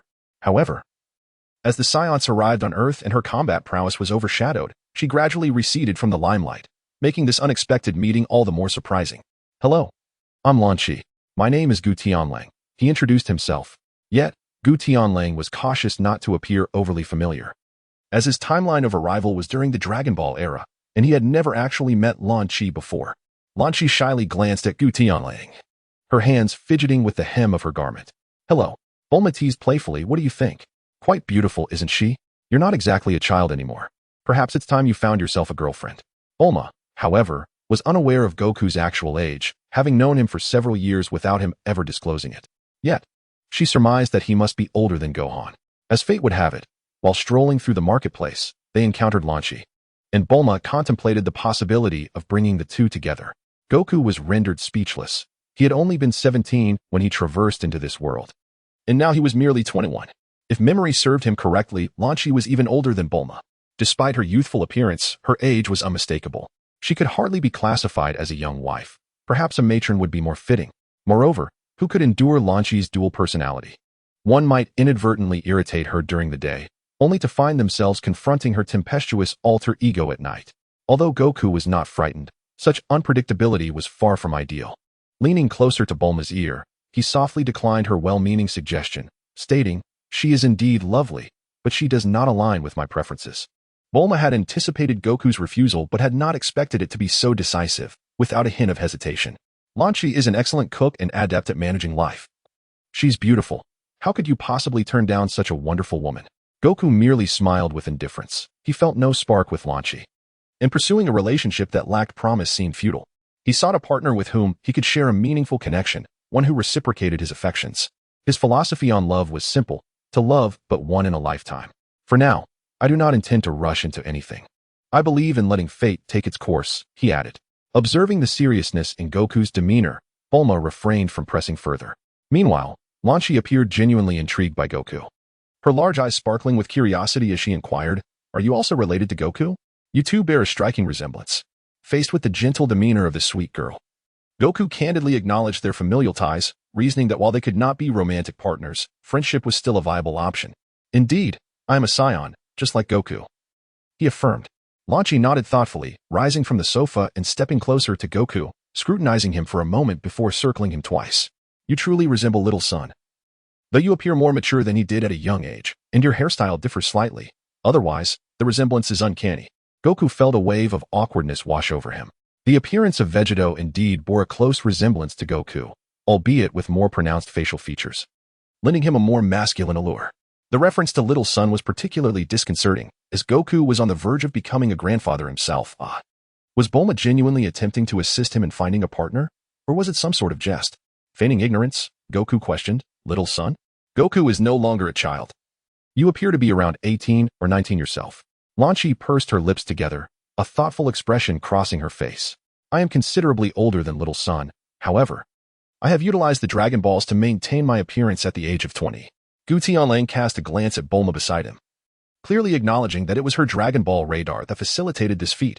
Otherwise, Lanchi alone could never have gathered the 7 Dragon Balls. One cannot help but wonder how the once majestic Shenlong feels, summoned merely for trivial wishes such as eternal youth. Yet, upon reflection, it seems reasonable, after all. Oolong once wished for a pair of women's underwear, making this request appear rather mundane in comparison. Bulma, perceiving the underlying meaning in Gutianlong's gaze, patted her chest. A woman's age can be an asset. As the saying goes, a woman 3 years older than a man is akin to a golden brick. Moreover, with 7 Dragon Balls in hand, why be concerned about age? Gutian found himself at a loss for words. Was she truly 3 years his senior? She was nearing 23, after all. Although the matchmaking did not materialize, Bulma was genuinely delighted to reunite with an old friend and had specially requested the chef to prepare a grand feast. During the meal, Gutian found himself flanked by Lanchi on his left and Bulma on his right. Lanchi, like a curious child, would steal glances at Gutian after every few bites, rendering him quite uncomfortable. He could sense that Lanchi's interest was purely inquisitive, devoid of any romantic undertones.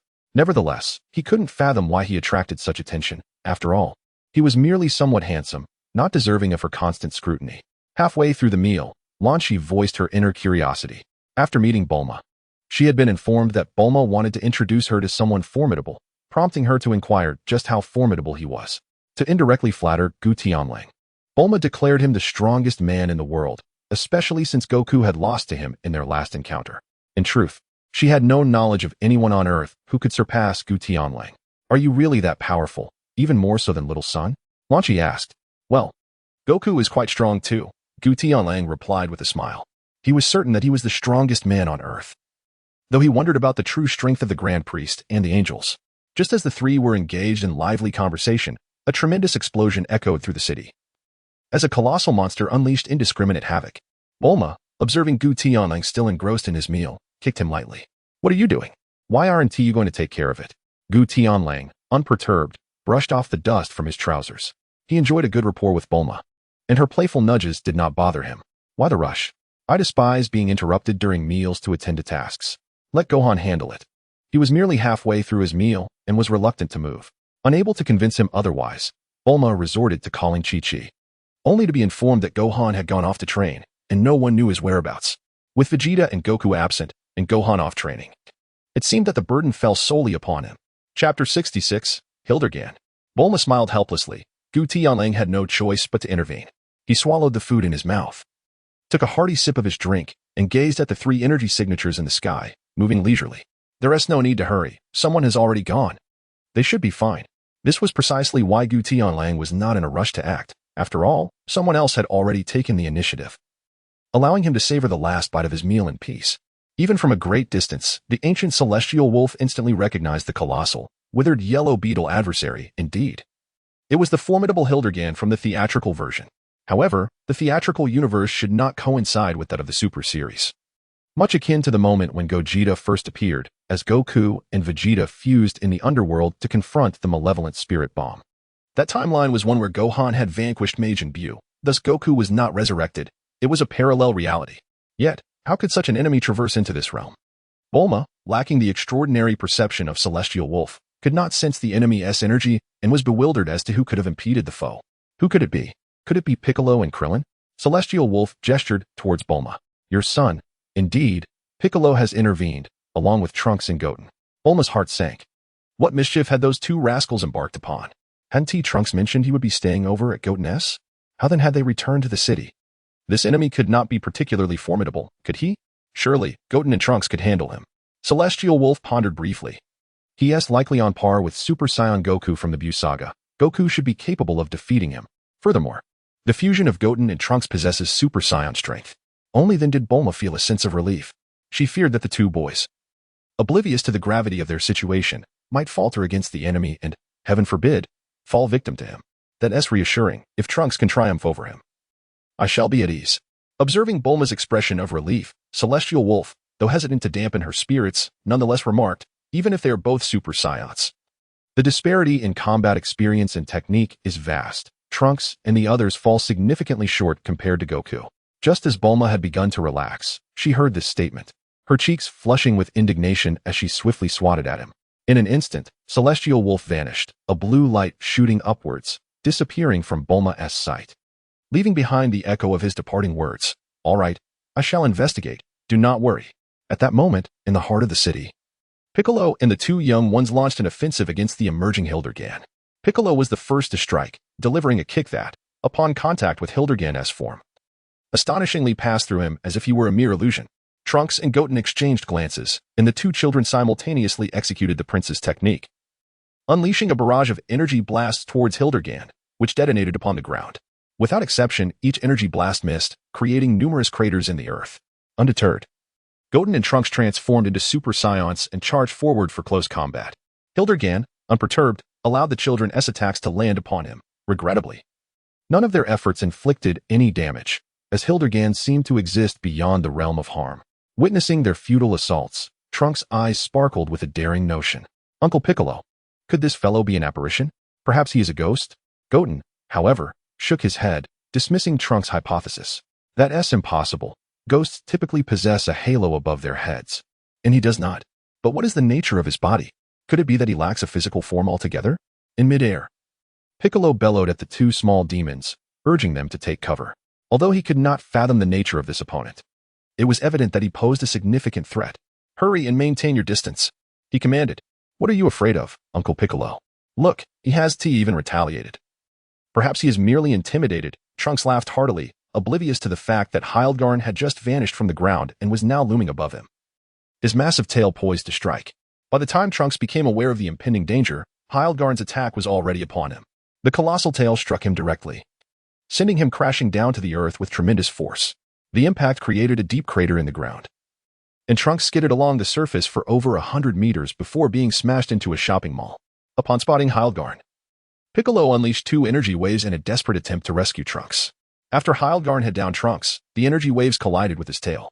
The waves once again penetrated his form, while Piccolo darted towards Trunks to assess his injuries. Meanwhile, he was incessantly on the move in the air, seeking the opponent's vulnerabilities. The manner in which Hildergan had suddenly appeared behind Trunks was perplexing. Even Piccolo, who had been monitoring him closely, had failed to discern Hildergan's movements.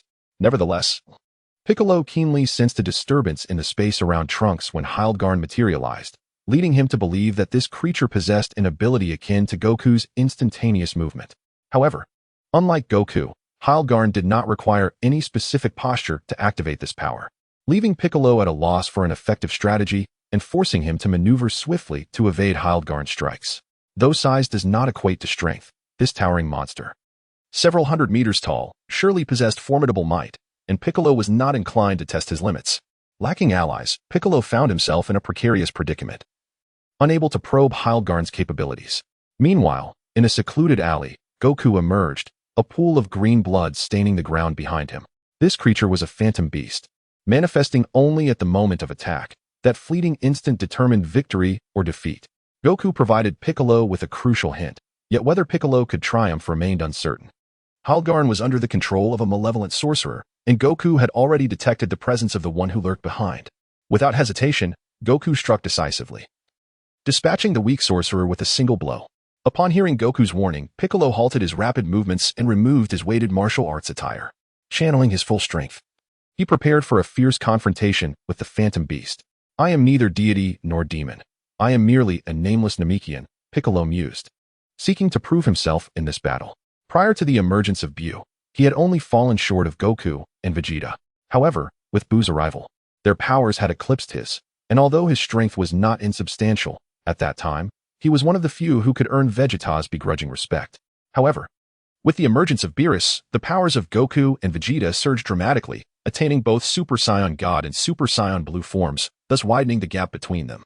In Chapter 67, titled Piccolo's Battle, after years of training, coupled with experiences in the Hyperbolic Time Chamber and Gohan's special training, Piccolo's strength has significantly escalated, reaching a level surpassing that of a fully powered Super Saiyan 2, although he has yet to attain Super Saiyan 3.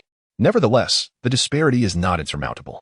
Yet, he is unwilling to accept being left so far behind by Goku. Could it be true that Namekians are inherently inferior to Saiyans? This time, he resolves to defeat his opponent on his own.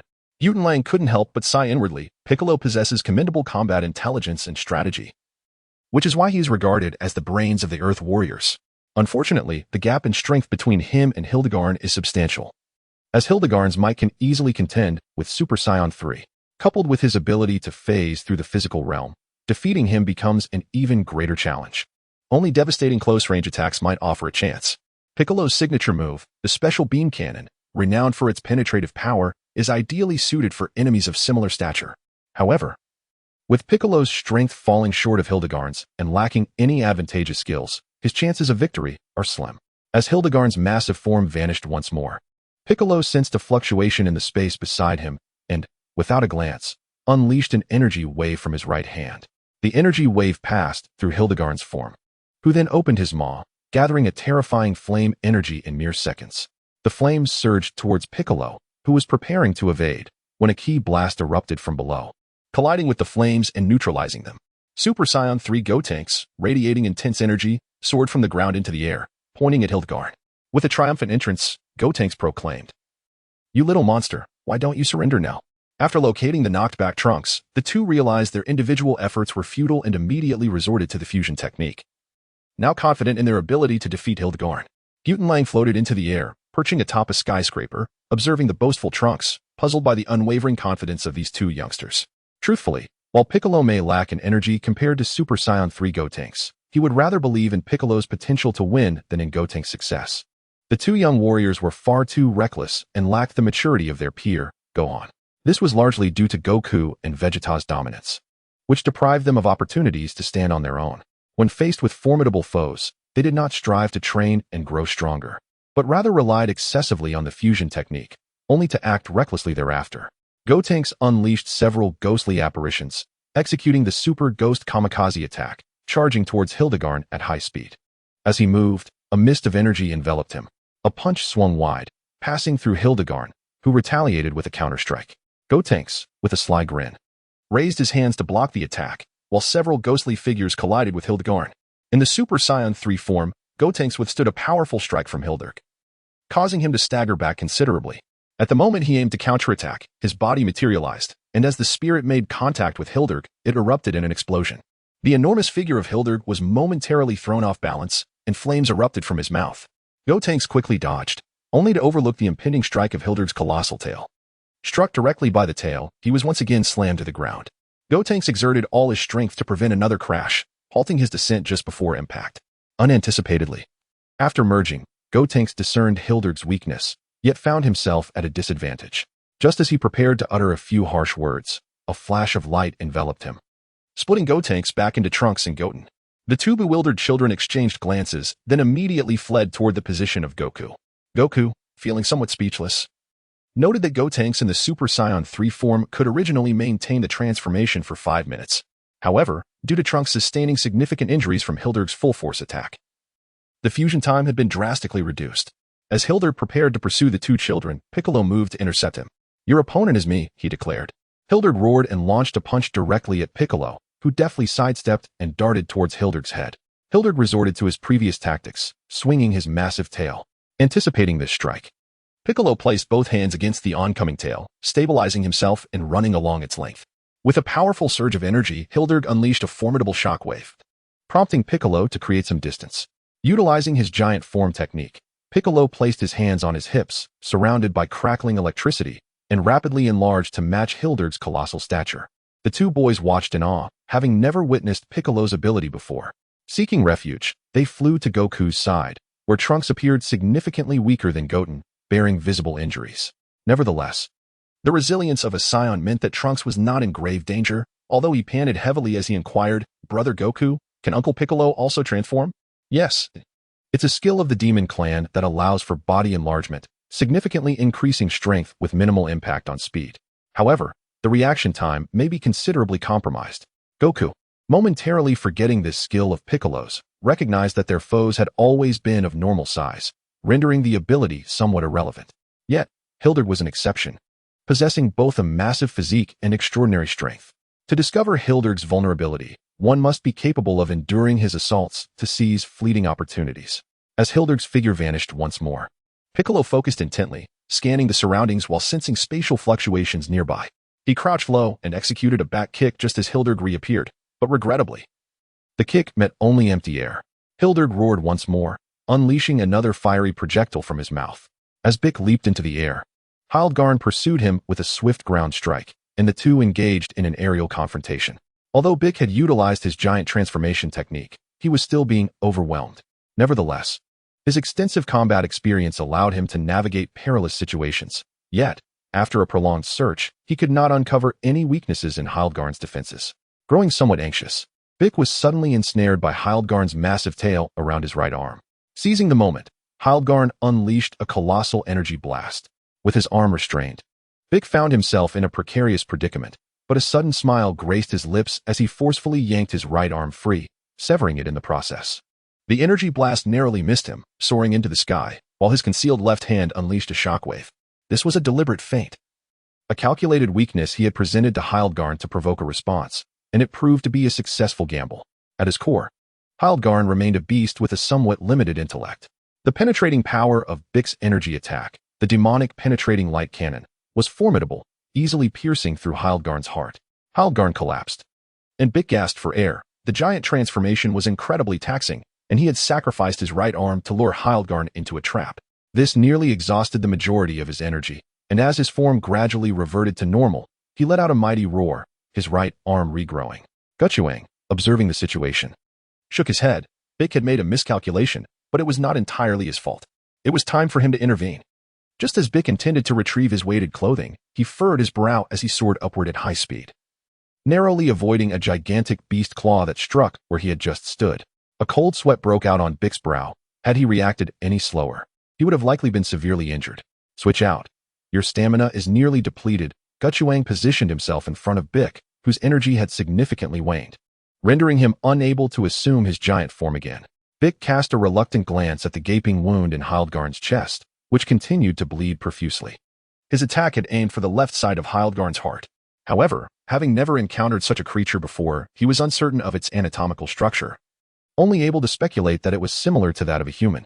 After all, the hearts of Saiyan demons and ordinary beasts were typically located on the left side. He did not expect the illusory demon beast to be any different. "You did well. Had you known its vital point, that last attack could have ended it." Gutian empathized with Bick's misfortune. In the face of suppression, Bick had relied on strategy to triumph against a stronger opponent, only to encounter an adversary with a different anatomical structure. However, using a broad-range energy blast might not have been sufficient to breach Hildegard's defenses. Only the demonic penetrating light cannon had a guaranteed chance of penetrating through. Nonetheless, Hildegard had sustained significant injuries, his enormous eyes fixed intently on Bick. Gutian surveyed the devastated city, lacking the inclination for a drawn-out battle. He had discerned the secret of Hildegard's phasing ability. Its physical form remained concealed within a spatial interstice, only materializing in the physical realm at the moment of attack.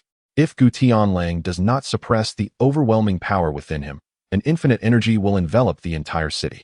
He conjured a blue energy orb in his hand and hurled it towards Hildegard, soaring high above. Without a backward glance, he turned to leave.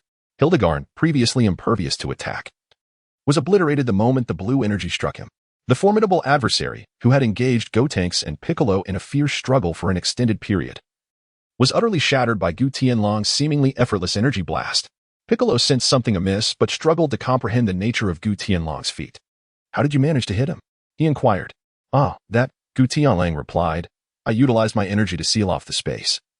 He could not evade in the interstitial dimensions. This was precisely why Gutian unleashed his energy. With his strength, a mere touch upon Hildegard would suffice to annihilate him. Piccolo had not anticipated such a strategy. Had he engaged in prolonged combat, he might have discerned Hildegard's abilities. Yet, to analyze his capabilities within such a brief time frame was unrealistic. You truly are remarkable, Piccolo remarked. In an instant, Gutian returned to Bulma's residence, picking up a glass of red wine from the table and indulging once more. I have dealt with him. As for whether Trunks will return home, I cannot say. Bulma exhaled a sigh of relief, her tone noticeably more relaxed. As long as the enemy is vanquished, if Trunks chooses not to return, he may as well continue staying with Goten. Lan Chi gazed at Gutian in astonishment. Moments ago, he and Bulma had used binoculars to observe the distant battle.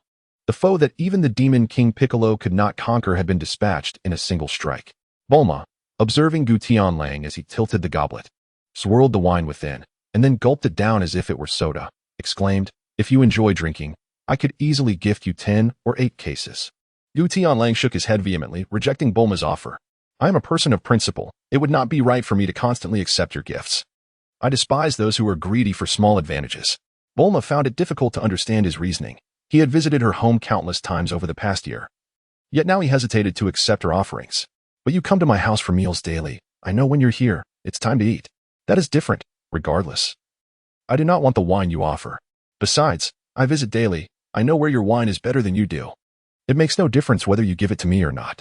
This was the crux of Gutian's refusal. His own room was not particularly spacious, and additional wine would only take up more space. It was far more convenient to visit Bulma's house for a drink. Frustrated, Bulma had no words to counter him, and finally shooed him out of her home. Go away. Lan Chi and I are going to sleep. Oh, by the way, could you have the chef prepare some dinosaur meat for me tomorrow? I haven't had it in ages. Gutian called out before swiftly flying back to his own lodging before Bulma could unleash her ire.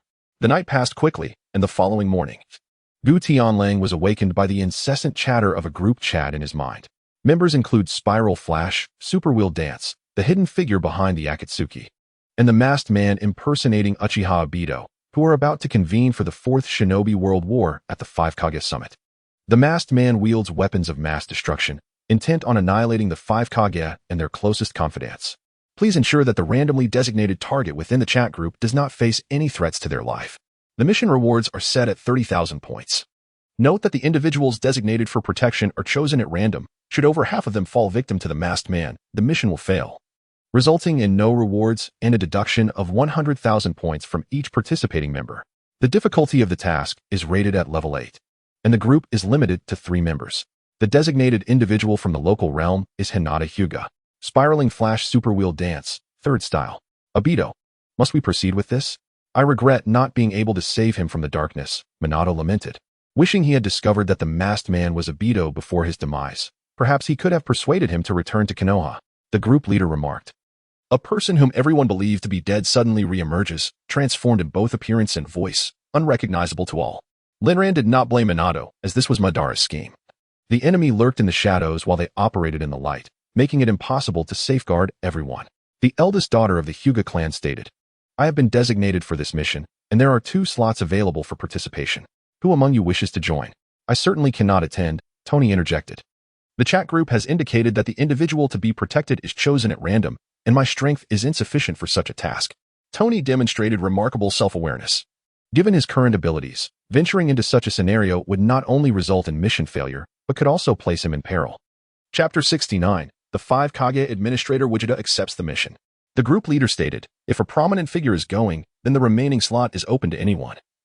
I shall refrain from participating for now, as I do not currently require points.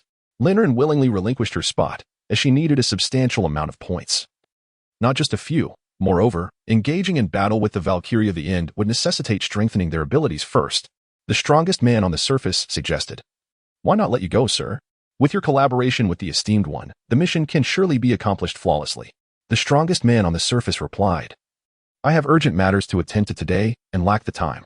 At that moment, he was seated on the couch, engrossed in a game, and nearly tumbled to the floor upon hearing the request to undertake a mission.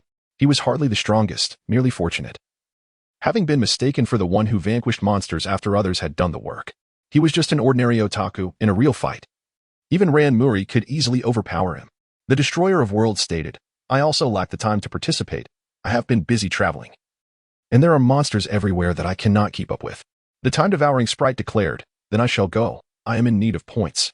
Hinata, anxiously awaiting at home, suddenly saw a flash of white light, and Gukong and Kyuko appeared before her. "Hello, esteemed one," and Kyuko, Hinata greeted. Gukong nodded slightly, while Kyuko warmly embraced Hinata, playfully squeezing her bosom and mischievously planting a kiss on her cheek. "Let us not delay any further. We must hasten to rescue the five shadows. For time is of the essence and the distance is considerable." Hinata's complexion flushed with embarrassment as she quickly sought to change the subject. Eager to set off for the scene, Gutian placed his hands upon the shoulders of the two women, and a ripple of energy enveloped them, causing their figures to vanish. Less than a minute after their departure, a maid who had brought Hinata her meal entered the courtyard only to discover that the young lady was missing. Alarmed, she hurried to report to the clan leader. Though that was a matter for later. Gutian Lang and his companions arrived at a secluded street on the outskirts of the Five Shadows conference venue, surrounded by a multitude of guards patrolling the main thoroughfare. The administrator's skills proved remarkably convenient, allowing for effortless traversal across spatial distances. Kurumi cast an envious glance at Gutian Lang, admiring his ability. Gutian Lang remained silent. In truth, instantaneous movement required the ability to detect the target's presence. However, Gu Qingfeng's strength rendered him capable of effortlessly sensing the entirety of this planet, and even without teleportation, his flying speed could cover the distance in less than a second. Hinata surveyed their surroundings, momentarily perplexed. This was the site of the Five Shadows meeting, and ordinarily, access was granted only to those of elite status, akin to Kakashi. How could the three of them gain entry? "Big brother, it appears we cannot enter. We certainly cannot force our way in," she remarked. Gutian Lang smiled faintly. Such a brute approach was beneath him. "Fear not. We shall walk in openly, and without trepidation." With that, Gu Qifeng stepped out of the alley and strode forward, seemingly unconcerned by the armored sentinels nearby. Kurumi, uncertain of the situation, followed closely behind him. Hinata, however, was momentarily taken aback. Entering would surely lead to a confrontation with the guards. Yet, with Gutian Lang moving forward, she had little choice but to comply. Gutian Lang walked unabashedly toward the main courtyard, and though Hinata had mentally prepared herself for the inevitable guards' obstruction, she was astonished when the guards paid them no heed, allowing them to pass unhindered. Upon closer inspection, Hinata realized that all the guards had become immobile, as if time itself had been suspended, each maintaining the same stance. "Big brother, have you stopped time?" she inquired hesitantly. Gutian Lang waved his hand dismissively. It was impossible for him to halt time. "I have solidified the space." He unleashed his power, instantly freezing the space occupied by the guards, thereby eliminating any potential complications. The trio ventured into the courtyard, with Gutian Lang having sensed the location of the Five Shadows in advance, leading the two women toward a room on the left. Meanwhile, the Five Shadows, seated in their respective places, sensed the arrival of intruders. The towering Reikage glared toward the entrance, his expression one of fury. How dare anyone disregard the authority of the Five Shadows and venture here to cause trouble? Those who dared to disrupt the peace in this place were undoubtedly ignorant of their own insignificance. The diminutive Tsuchikage, barely exceeding 1 meter in height, wore an expression of serene composure. He was the eldest among those present, having endured countless wars throughout his lifetime. "Allow me to witness the courage of this individual." The grand doors swung open slowly, revealing a visage of resolute authority that captivated the attention of the onlookers. Standing at approximately 1.80 meters, he donned a full black battle garb adorned with golden accents on the shoulders. His physique, though not excessively large, was defined by muscular contours that exuded an explosive power. Accompanying him were two enchanting maidens, Hinata, clad in gentle white attire, and Kurumi, dressed in a gothic Lolita ensemble with a benevolent smile. As they trailed behind him, Materumi observed the figure of Kaioken, her tongue darting to moisten her lips, her eyes glimmering with interest. Who is this handsome young man? Such striking features. Are you here to confront us? Nay, I have merely come to observe. You may proceed with your affairs as you see fit, Kaioken replied, finding an empty seat and settling in without regard for the expressions of those around him. The tempestuous Reikage cast a dubious glare at Kaioken, irritated by the interruption of his discourse and the newcomer's audacity in taking a seat. Had Reikage been privy to Kaioken's intentions, he would have already acted. The Tsuchikage and the Fkage, possessing relatively composed temperaments, merely scrutinized Kaioken's every movement. Tsunade, who had previously met Kaioken and recognized him as a friend of Minato, found herself puzzled by his motives, particularly as she was not well acquainted with him. And Minato was absent. The Mizukage, however, was entirely focused on Kaioken, her eyes sparkling with intrigue. As their gazes met, K-Tin offered a warm smile. The most fearsome sprite opens a live stream. Tony is not the richest entering the live stream. The World Destroyer enters the live stream. The chat group master enters the live stream. The sleeping daughter of Kagoro enters the live stream. Chapter 70. She makes a valid point. Tony is not the richest. What is going on? Kurumi, why are you streaming? Tony inquired, puzzled, wondering if she had forsaken her mission for such leisure. The most fearsome sprite replied, are there truly no single women in our group? Someone is flirting with the administrator. Let us keep our treasures within the family, ladies. The sleeping daughter of Kagoro chimed in, I have a new crush. The waitress who adores rabbits said, I admire the strength of the seniors, yet I have my own interests. Hinata, the eldest daughter of the Hyuga clan, added, I have Naruto-kun. Tony, perplexed, remarked, why is our group leader silent? Do you lack a partner? The chat group master retorted, there are many ways to insult, yet you chose the most brutal. Is it so wrong to be single? The invincible Gogeta interjected, have you forgotten that I am also in this group? Your discussion is quite awkward for me. From the comfort of home, one finds themselves swept into a live encounter. Why is there such fervor for matchmaking?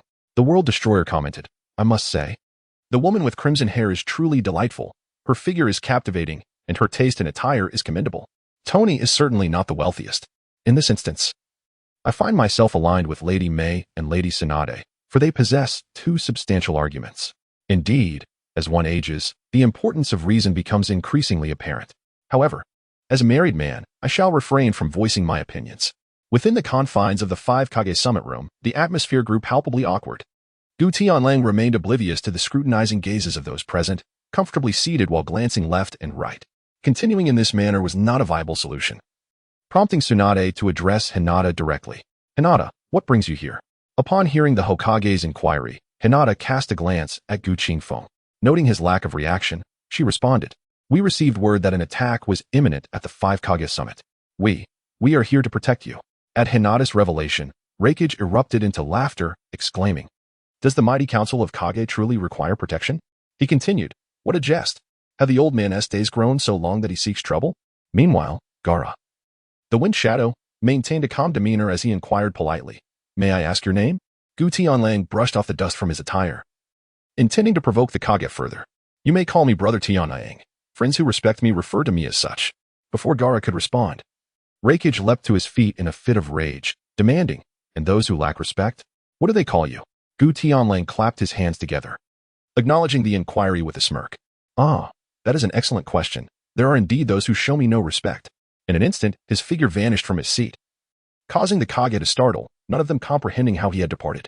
Yet, in the next moment, Gu Qifeng reappeared at his chair, this time with his right hand firmly grasping someone by the throat.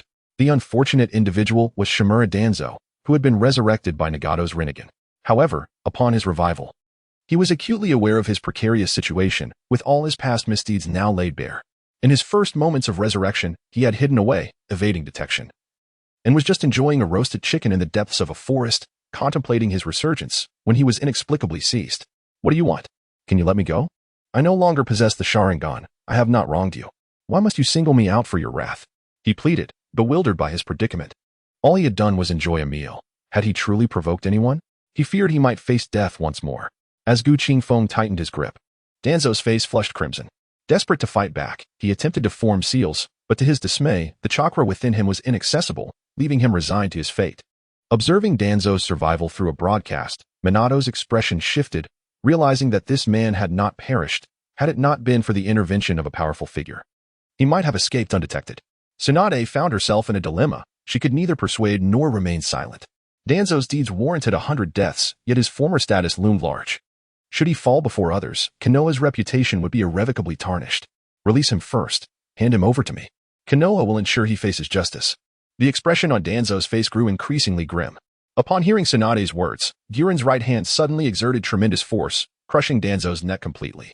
His body went limp, collapsing to the ground, devoid of breath. Guren had detected Danzo's presence while utilizing his instantaneous movement to envelop the entire planet with his perception. Discovering Danzo's aura hidden deep within a mountain, he intended to make an example of him. As for sparing him, that was out of the question. Even if Tsunade was exceptionally beautiful, Guren would not waver in his resolve. There was no possibility of allowing him to return to Konoha to prolong his existence. Witnessing the loss of life, the two guards flanking the 5 Kage immediately stood on the table, positioning themselves protectively in front of the Kage, each warily observing Gurren. His speed was terrifying, and none present felt confident they could match it. Among the 5 Kage and their 10 guards, the most striking figure was Inoki's female guard, his granddaughter Kuratsuchi. Though still young and lacking the wisdom of Tsunade and Meitarumi, her long, fair legs were vividly displayed as she assumed a defensive stance. In the live stream, Tony Stark found himself perplexed. Was it possible that in Hinata's world, every woman was a beauty? Each new female character seemed to possess extraordinary allure. Tony, despite not being the wealthiest, acknowledged the charm of the young beauty, believing her words to carry wisdom. Be my son, he mused. Realizing that Minato had indeed chosen wisely. Can't we focus less on women and more on the strength of the ninjas? It's not that I'm uninterested, Tony replied, but they cannot contend with the boss. If a conflict arises, with the boss's strength, it would be an instant defeat. Their abilities would remain hidden. If both sides were evenly matched, the battle would be captivating, but the disparity in power rendered it a mere showcase of the boss's overwhelming prowess. Denying others the opportunity to demonstrate their skills, Tsunade stepped forward to soothe the tensions, fearing that an inadvertent altercation might erupt. Everyone, please remain calm. Danzo is a rogue ninja from Konoha. He is not our enemy. There is no need for undue concern. What is happening? Mikage opened the door, intending to summon the guards outside to assist in subduing Gurren. However, upon opening the door, he was met with an astonishing sight. The gazes of several individuals in the room were drawn toward the scene, and what they witnessed was startling. Dozens of guards in the courtyard where the 5 Kage were convening stood completely still, some frozen in mid-stride, their expressions unchanged. Even the 5 Kage had never encountered such an eerie tableau. While eliminating these guards would be simple for the Kage, given their strength against mere warriors, the bizarre situation sent a chill down even the most seasoned of their spines. Chapter 71. The attack. They sensed the arrival of Gurren and his companions. Yet they lacked the ability to see through the veil of invisibility or other methods employed to elude the guards' gaze. They assumed Gurren and his party had somehow bypassed the guards' detection. Otherwise, any confrontation would have surely made noise. Meitarumi moved with elegant grace, her cat-like steps bringing her closer to Gurren.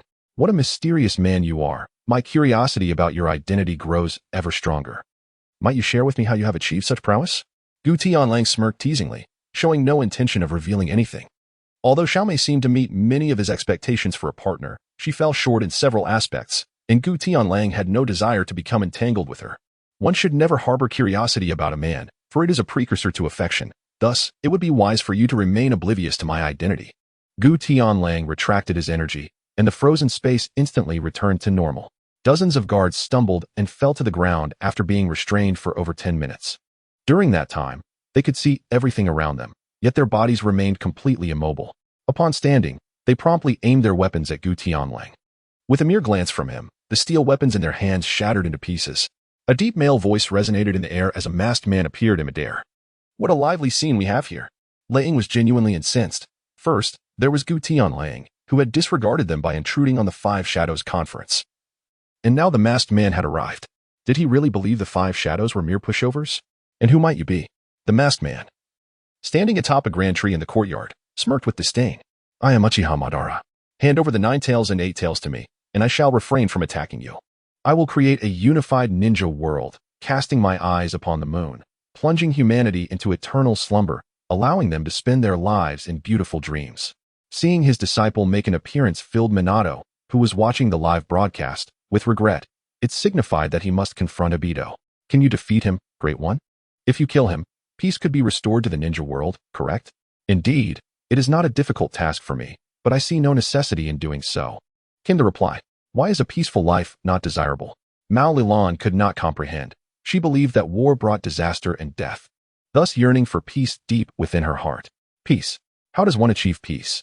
The 5 great ninja villages dominate the ninja world.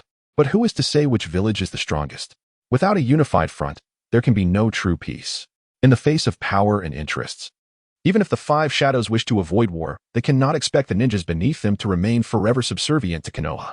While they are indeed kind-hearted individuals, they are ultimately outnumbered by those with malevolent intentions.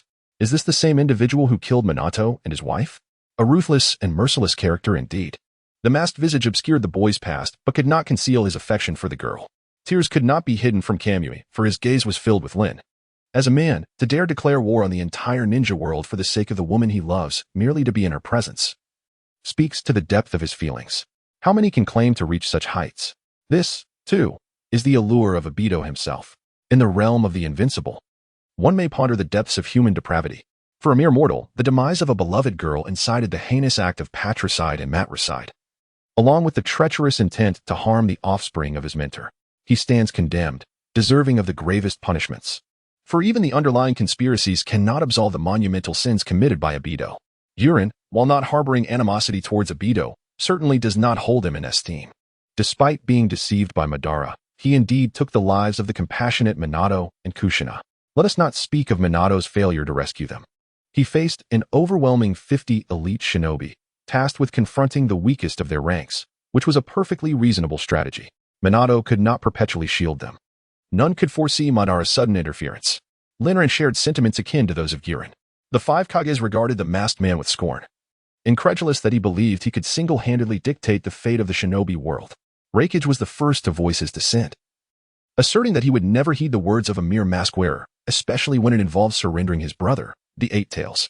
Do not jest. I would never relinquish my brother to someone like you. Gaara, too, stepped forward. The illusion of a false paradise holds no value, no matter how exquisite. The future must be forged by one's own hands.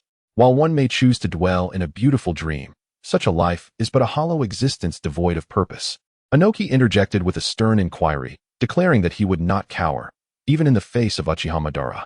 Your rhetoric of creating a world of peace more closely resembles the establishment of a realm under your dominion. The masked man murmured words that left the Kages astounded. To create my world?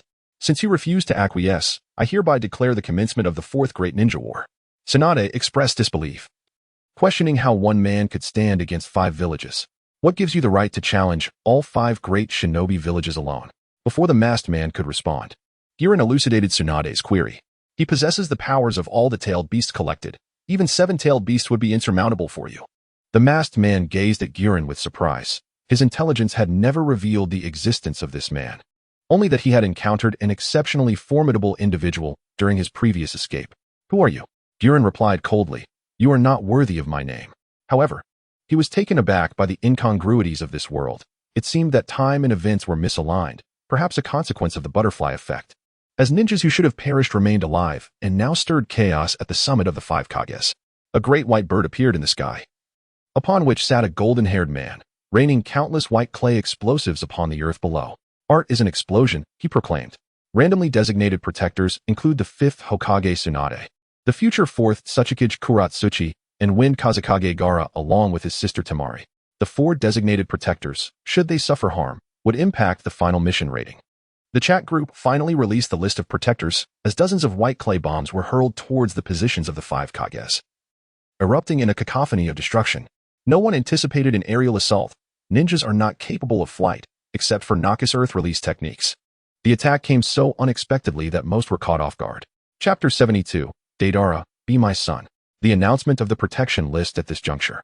Aiming to safeguard 4 individuals in such a brief time frame is nearly an impossible task. Whitebeard speculated that even the Ancient Wolf could not accomplish this. He was uncertain of the Ancient Wolf's speed, even if he were capable of rescuing all 4 within a second. Whitebeard could see through the live stream that the Ancient Wolf remained motionless, rendering any rescue impossible. Tony is not the richest. The chat group seems to be setting people up for failure. Liking rabbits. The CAF attendant remarked that revealing the personnel list at the last second meant no one could possibly rescue all 4 simultaneously. Moreover, the injuries sustained by the 4 would affect their ratings, clearly indicating an intention to deduct reward points. With such significant explosive damage, it was inconceivable that no one would sustain injuries. Dong Xiang believed that this chat group's mission was exceedingly difficult. The positions of the 5 Kage were obliterated, leaving a bottomless pit, yet all present were skilled enough to evade the brunt of the explosion. The Ancient Wolf stood a distance away from the 5 Kage, outside the main blast radius. However, debris from the shockwave flew outward, and any stone entering a 3-meter radius around the Ancient Wolf would instantly disintegrate into dust. Deidara felt confident that he could injure everyone this time, having utilized the capabilities of the masked man to launch a surprise aerial attack. Even the 5 Kage would likely suffer some injury. Ha ha ha. Art is an explosion. Yet, as the smoke dissipated, everyone was astonished to see a faint blue shield enveloping the guards of Mifune and the 5 Kage, completely nullifying the explosive damage. Deidara was taken aback, bewildered by this unforeseen phenomenon. What is this? What type of ninjutsu is at play here? The masked man, momentarily taken aback, glanced at the ancient wolf, wondering if he was the source of this surprising defense. Is this a protective barrier? How is this even possible? He was perplexed. In his world filled with superpowered individuals, he was familiar with barriers, yet creating one to protect everyone in such a short time seemed unattainable. Tony, not the wealthiest, inquired, "Boss, did you foresee who the chat group would select?" "Not at all," came the response. "It was precisely because I could not predict it that I managed to shield both the 5 Kage and their guards." He was unaware of the chat group selection. But since it was stated that the 5 Kage and their guards would be protected, the ancient wolf decided to envelop all 5 Kage, 10 guards, and Mifune in a protective barrier upon entering the conference room, which would manifest upon taking damage. As for the guardians of the Iron Nation, Gutian felt no obligation to intervene. He was no saint and had no intent to protect entities unrelated to him or to his interests. The slumbering daughter of Kogoro. Indeed, our thoughts diverged from those of the esteemed leader. While we pondered how best to safeguard several targets, the leader opted for a collective protection approach. Hinata and Kurumi stood beside Gutian, free from any concerns, thus he refrained from casting a protective shield around them. Dayamaki, being considerably older, surveyed the scene and turned his gaze towards Gutian, whose expression remained as calm as a still pond, as if he comprehended the entirety of the situation. "Thank you for your assistance. Had it not been for you, I could have been injured by Deidara." Despite Dayamaki's age, his formidable prowess in direct confrontations perhaps ranked first among the 5 Kage, yet time had not been kind, and in unforeseen circumstances, his reflexes could not compare to those of the other 4 Kage. Gutian waved his hand dismissively, urging him not to dwell on it. Subsequently, a flurry of blue light detached from the individuals, transforming into orbs of azure energy that soared back into Gutian's being, leaving only Tsunade, Karatsuchi, Tamari, and Gara shielded. The masked man expressed his discontent towards Gutian, asserting that without him, the ambush plan would have yielded no results. "What do you mean by that? Are you intending to oppose us? Engage in your own skirmishes. I merely came to observe," Gutian replied coldly, casting a glance at the masked man. Provided they could breach the protective barrier he had established. Deidara waved his hand, and 4 colossal dragons made of white explosive clay materialized in the sky. 2 multiple dragons. This was a unique technique of his, capable of forming objects from explosive clay, generating a powerful explosive force, with destructive potential ranging from levels 1 to 4. The dragons dove towards the ground as the guardians of the 5 Kage simultaneously unleashed their jutsu to counter the airborne explosive dragons. Slash dance. Lightning release. Lightning dragon. Water release. Water dragon bullet. Fire release. Phoenix fire technique. A blue lightning dragon surged through the air, accompanied by countless wind blades slicing through the atmosphere, while one of the white dragons ignited in flames. The attacks collided and erupted in the sky. Karatsuchi, on the ground, attempted to persuade Deidara to return to the hidden cloud. The Akatsuki sought conflict with the 5 great ninja villages, and if Deidara remained so obstinately devoted, only death awaited him. "Stop aligning with the Akatsuki and come back, you fool." Deidara, unwilling to respond to Karatsuchi, believed that the moment of explosion was art itself, willing to sacrifice everything for the sake of his craft. Explosion is art. Garuda, a clone, fashioned from explosive clay and of equal stature to Deidara, plummeted towards the ground, only to be shattered by the guardians of the 5 Kage, transforming into minute clay particles scattered across the earth. Deidara grinned with excitement. Even if this maneuver were thwarted, the minuscule explosive clay could detonate within an enemy's body if inhaled. However, Obito harbored little hope for this tactic, as he had originally sought Deidara to instill fear into the 5 Kage, and now that the ambush had failed, it was clear that Deidara alone could not inflict harm upon them. Explosive clay fell from the sky like rain, and those present sensed the surrounding changes, promptly employing defensive ninjutsu. Deidara, seeing no opportunity to draw them in, could only shout for all the explosive clay to detonate. The entire courtyard erupted in chaos, while the masked man cast a glance at the gathered crowd before deeply scrutinizing the ancient wolf, utilizing his spatial abilities to flee the scene alongside Deidara. The expressions of the 5 Kage varied, yet none were in high spirits. Being attacked at their doorstep and allowing their adversaries to escape unscathed was a bitter pill to swallow. At this juncture, in order to counter the formidable power of the 7-tailed beasts, an alliance among the 5 great ninja villages became inevitable. Chapter 73. The demon Tsunade was the first to speak. Her proposal met with the agreement of the other 4 Kage, who resolved to return to their villages to gather their ninjas and form a coalition of the ninja world. Mission accomplished, with no injuries or fatalities among the target objectives. Administrator Unrivaled Gogeta earned 10,000 points, while members Hinata's eldest daughter, and the most fearsome spirit each received 10,000 points. This mission has been rated. And Administrator Unrivaled Wujido received an additional reward of 500,000 points. Hinata's eldest daughter and the most fearsome spirit each received 10,000 points. The blue aura surrounding Tsunade and the others vanished, and the protective shield of the ancient wolf was also retracted. Meanwhile, Terumi Mei, with her captivating allure, exuded the charm unique to a mature woman. Did they truly believe I was inferior to her, only granting the protective shield to Princess Tsunade and the others?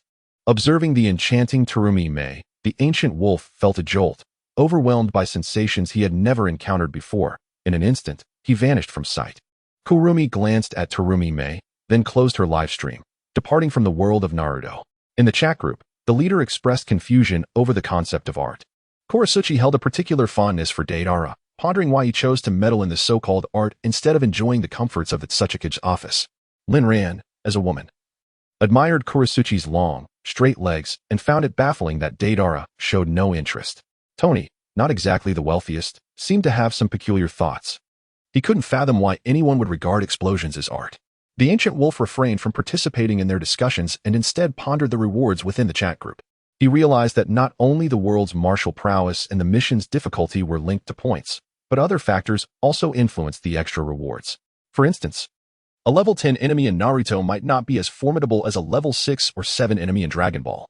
Yet the extra reward points for a comparable level task would certainly exceed those of a level 6 task in Dragon Ball.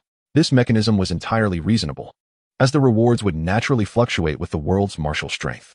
The current mission involved randomly protecting individuals. Although not the most challenging, it came with numerous restrictions. It was only natural that the points awarded surpassed those from the world of pirates. However, the last mission, which involved eliminating an aberrant Emperor Knight, yielding a staggering 10 million points, remained an enigma to him. The only point that can be elucidated is that the anomalous Emperor Rider summoned antagonists from various Kamen Rider realms, thereby influencing the progression of multiple parallel timelines. It is not solely due to his own prowess that he has accrued so many reward points. However, whether this aligns perfectly with his conjectures remains uncertain for Gutian Wolf. Though he possesses a confidence of approximately 70 to 80%, the veracity of this will be revealed through subsequent task reward points. In the days that followed, Gutian Wolf resumed his monotonous existence. In the chat group, members shared tasks, yet he typically refrained from involvement, patiently awaiting the arrival of the Cosmic Martial Arts Tournament. To his surprise, instead of news of the tournament, he received a task in the chat group. Please, Administrator Invincible Wujida, travel to the era of Dragon Ball in the past and eliminate the ultimate being, Majin Buu, spawned from ancient malevolent thoughts. Task reward points, 10,000. This task does not classify difficulty levels. The stronger Buu demonstrates his power, the more substantial additional points will be awarded. Gutian Wolf had not anticipated the chat group would issue such a task.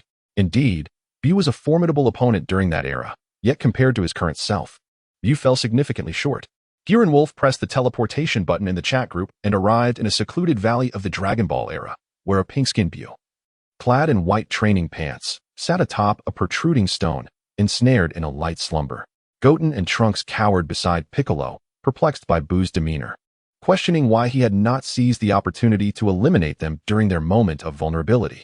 Gutian Wolf concealed his presence, hovering above the ground and observing the trio below.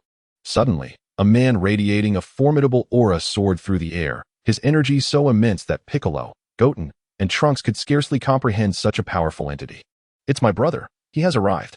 Goten recognized the newcomer first. It was Gohan, who had unlocked his potential under the guidance of the old Kai. Piccolo found it hard to fathom that the boy he once shielded now possessed such overwhelming strength. How could Gohan be so powerful? The savior re-emerged. Gohan stood opposite Buu, sensing the absence of life from his friends and family, save for Piccolo and the two boys. Yet, in a distant, desolate forest, he detected the energy signature of Dend, which indicated that the Dragon Balls were still functional, allowing for the resurrection of the fallen. A confident smile graced Gohan's face as he advanced towards Buu. Memories of leaving the Supreme Kai's planet flooded his mind, specifically Goku's parting words. I'm sorry, Gohan. I am now a denizen of another world. Even if I were to return, I could offer no assistance. Though I long to witness your remarkable strength up close, it seems we shall not meet again. At least not before your demise. Protect our Earth well. Gohan vowed to safeguard their home, determined to honor his father's legacy. His formidable presence began to unsettle Majin Buu. Two individuals stood facing each other, with Buu hesitating to make a move. Gohan landed a punch on Buu's chin, followed by a side kick to his abdomen. Buu's figure vanished, reappearing behind Gohan, launching a punch aimed at the back of his head. Gohan effortlessly blocked it and, with a swift rotation of his body, delivered a powerful blow that sent Buu staggering backward. Gohan pursued, executing a flying kick into the air, unleashing a burst of energy that struck Buu's back, sending him crashing into the ground with a series of 3 rapid impacts. Seeing that Buu had yet to emerge from the ground, Gohan stood at the edge of the pit, smirking with mockery. Hey, don't play dead. This level of attack can't possibly harm you, I know that. Several energy blasts erupted from the ground, and Gohan, with veins bulging in his right arm, retaliated with a punch that shattered the energy blasts. Buu erupted from the ground, unleashing a flurry of punches at Gohan, the force of which shattered the valley along their trajectory. Gohan, exuding confidence, sidestepped and squatted slightly, evading all assaults. His imposing presence provoked Buu's furious roars of impotent rage. Once again, Gohan swiftly knocked Buu down, leaving deep skid marks on the ground. Watching from the sidelines, Piccolo's face turned a shade of green with astonishment. He could hardly believe that his son not only survived but had also acquired such immense power. The burden of saving the Earth once more rested heavily upon Gohan's shoulders. Chapter 74. The unrivaled individual strength administrator Invincible Gogeta has entered the live stream. Tony is not the richest has entered the live stream. Cowardly Zhao Zilong has entered the live stream. The sleeping daughter of Kogoro has entered the live stream. Tony is not the richest. Oh no, another fight. Why does the big shot always start a live stream with a brawl? Cowardly Zhao Zilong. Finally, I can witness the administrator's prowess. Is this enemy also of the star-exploding caliber? Zhao Yun had seen the recordings in the group, showcasing Gu Qingfeng battling the Super One-Star Dragon, whose terrifying destructive power could easily obliterate a city spanning dozens of kilometers. However, due to Gu Tianlong's overwhelming strength, the Super One-Star Dragon was denied the opportunity to destroy the Earth. And not a family's young lady, it seems so. It appears that the big shot's enemies are always raided by the star-exploding unit. Tony is not the richest. You should put it this way, to us. A star explosion is immensely impressive, while for the big shots, they gauge battles by how many stars get blown up. Star explosions are merely a unit of measurement. Spiral Flash Super Wheel Dance Roar 3 style. However, this enemy seems rather peculiar. That cell is green, the One-Star Dragon is white. And this one is a rather flamboyant pink. Let us call it the flamboyant pink tentacle steam sprayer. Upon seeing Buu's tentacles and the steam emitted during Buu's furious roars, Watergate instantly thought of this term. He felt like a genius for naming it, satisfied with his newfound moniker for Buu. However, whether Buu was pleased or not remained a mystery. Destroyer of worlds. Pink is pink. Why call it flamboyant pink? Are you insinuating something? The sleeping daughter of Kogoro. I initially intended to assess his strength, but the chat group indicates that this mission is solely the administrator's exclusive task, and detecting the target's strength is not permitted. Merely observing the battle, Maoli Lan felt as if she were deciphering an ancient script, utterly bewildered by the events unfolding before her. Hence, she resolved to assess Buu's strength. The group leader of the chat remarked, "Indeed, I too find it impossible to gauge. Perhaps Buu is rather unique." Lin Ran was equally intrigued, for it was her first experience of being unable to ascertain a target's power. And the chat group offered no clarification. Buu, in a state of disarray, staggered to his feet, his eyes fixed intently on Gohan. With a fierce thrust of his right hand, he unleashed a wave of destructive energy, which Gohan effortlessly deflected with a single palm. Buu then contorted his body into a spherical shape and charged at Gohan with great speed. Gohan extended his hands to absorb the impact but was sent crashing into a mountainside. Buu relentlessly attacked with both hands, but Gohan deftly evaded by tilting his head. Buu's antennae fired beams of energy once more, yet Gohan leaped to evade the assault, countering with an uppercut that sent Buu flying. Ascending rapidly into the air, Gohan delivered a powerful kick to Buu's head, sending him crashing back to the ground. In the split second before impact, Buu steadied himself, absorbing the tremendous force, his legs causing the earth to buckle beneath him, creating a massive crater that spanned hundreds of meters, with no visible end in sight. I shall not allow anyone to surpass me. Perish. Buu's aura surged violently, and as his power peaked, his form became considerably more corpulent. How infuriating. Gohan swiftly moved to pull Piccolo and the young Trunks away from Buu's vicinity. A pink aura engulfed the sky as Buu's body detonated, reducing a vast area to ashes. The ground was left with an unfathomable chasm, an abyss with no discernible limits.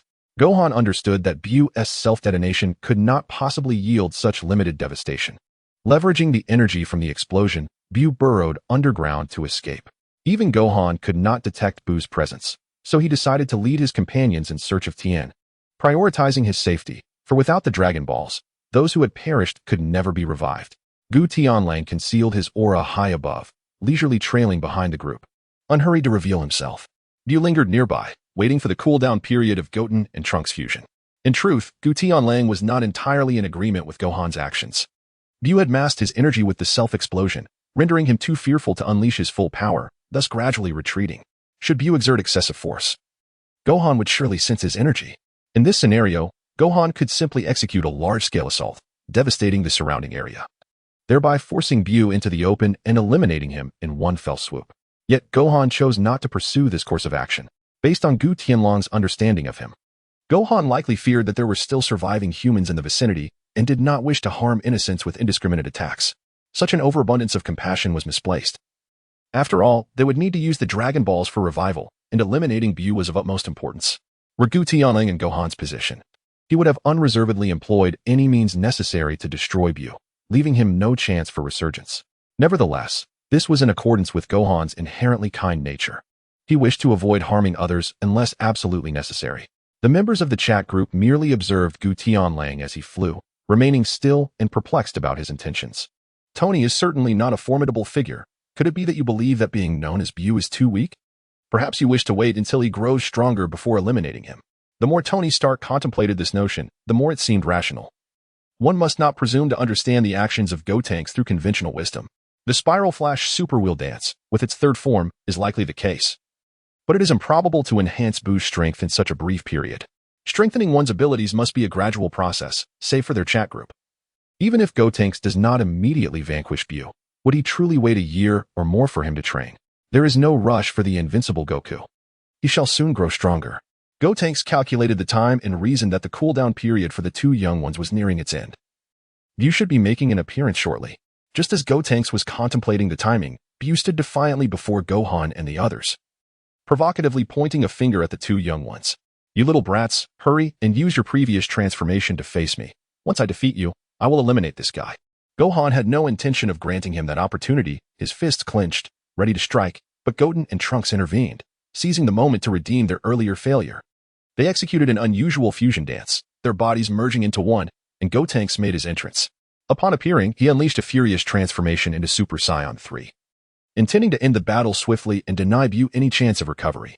Witnessing his brother transform into the Super Saiyan 3 form, with an aura that rivaled Bu's, Gohan relaxed his combat stance, allowing his brother the chance to shine.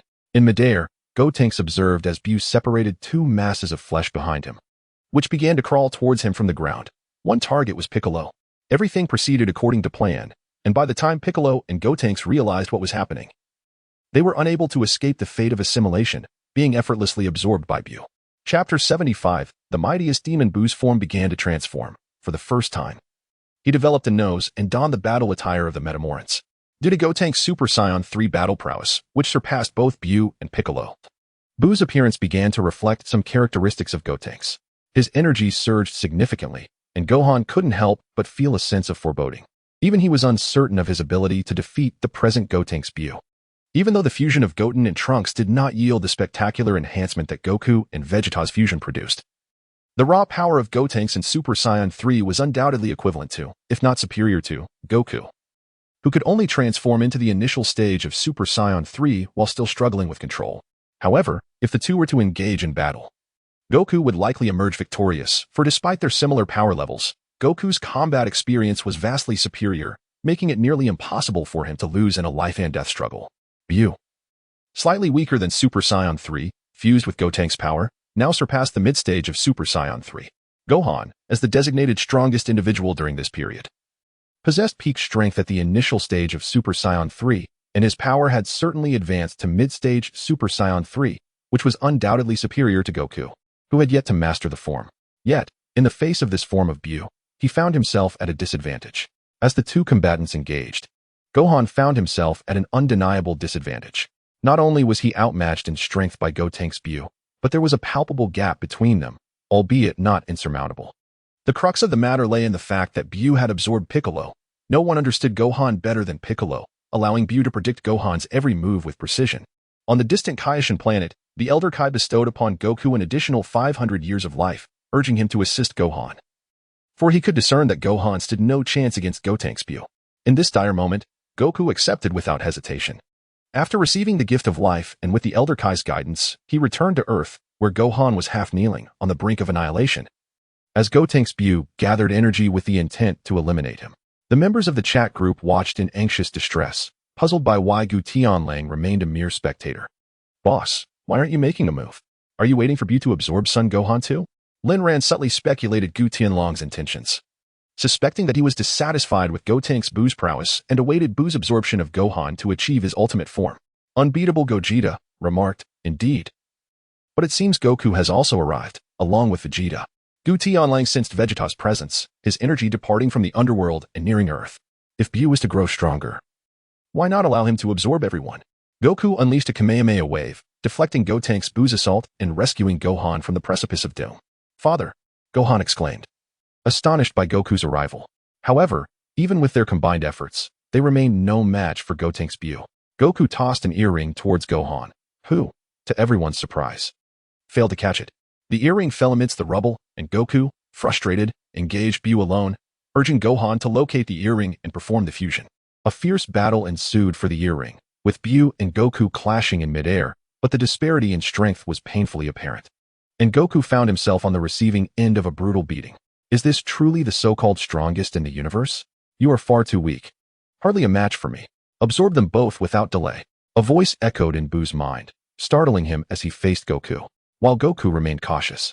Biding time for Gohan to retrieve the earring, Bu was bewildered, unable to fathom who dared to communicate with him. He believed himself to be the mightiest in the universe. How could anyone converse with him undetected? Meanwhile, Gutian Wolf observed from a layer within the atmosphere, watching Bu's confusion. He planned to let Bu waste a bit more time. Once the fusion time for Gotenks ran out, Bu's power would rapidly diminish, a scenario he wished to avert. Thus, he subtly communicated to Gotenks Bu, fully aware that someone stronger would soon urge him to absorb both Gohan and Goku. The chat group remained engrossed in the unfolding drama, their curiosity piqued.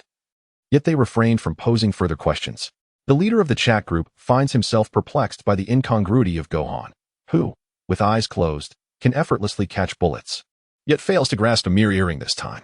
This particular inconsistency is among the most baffling aspects that Lin Ran observed in Dragon Ball. It is patently absurd. No matter how one contemplates it, it seems implausible that Gohan could miss such a simple object. Meanwhile, the invincible Gogeta successfully catches the earring. What then becomes of Chi-Chi and Bulla in this scenario? Gohan, having sustained significant injuries, was caught off guard by Goku's unannounced toss of the earring. And it is entirely reasonable that he was momentarily unable to react, having prepared himself for death.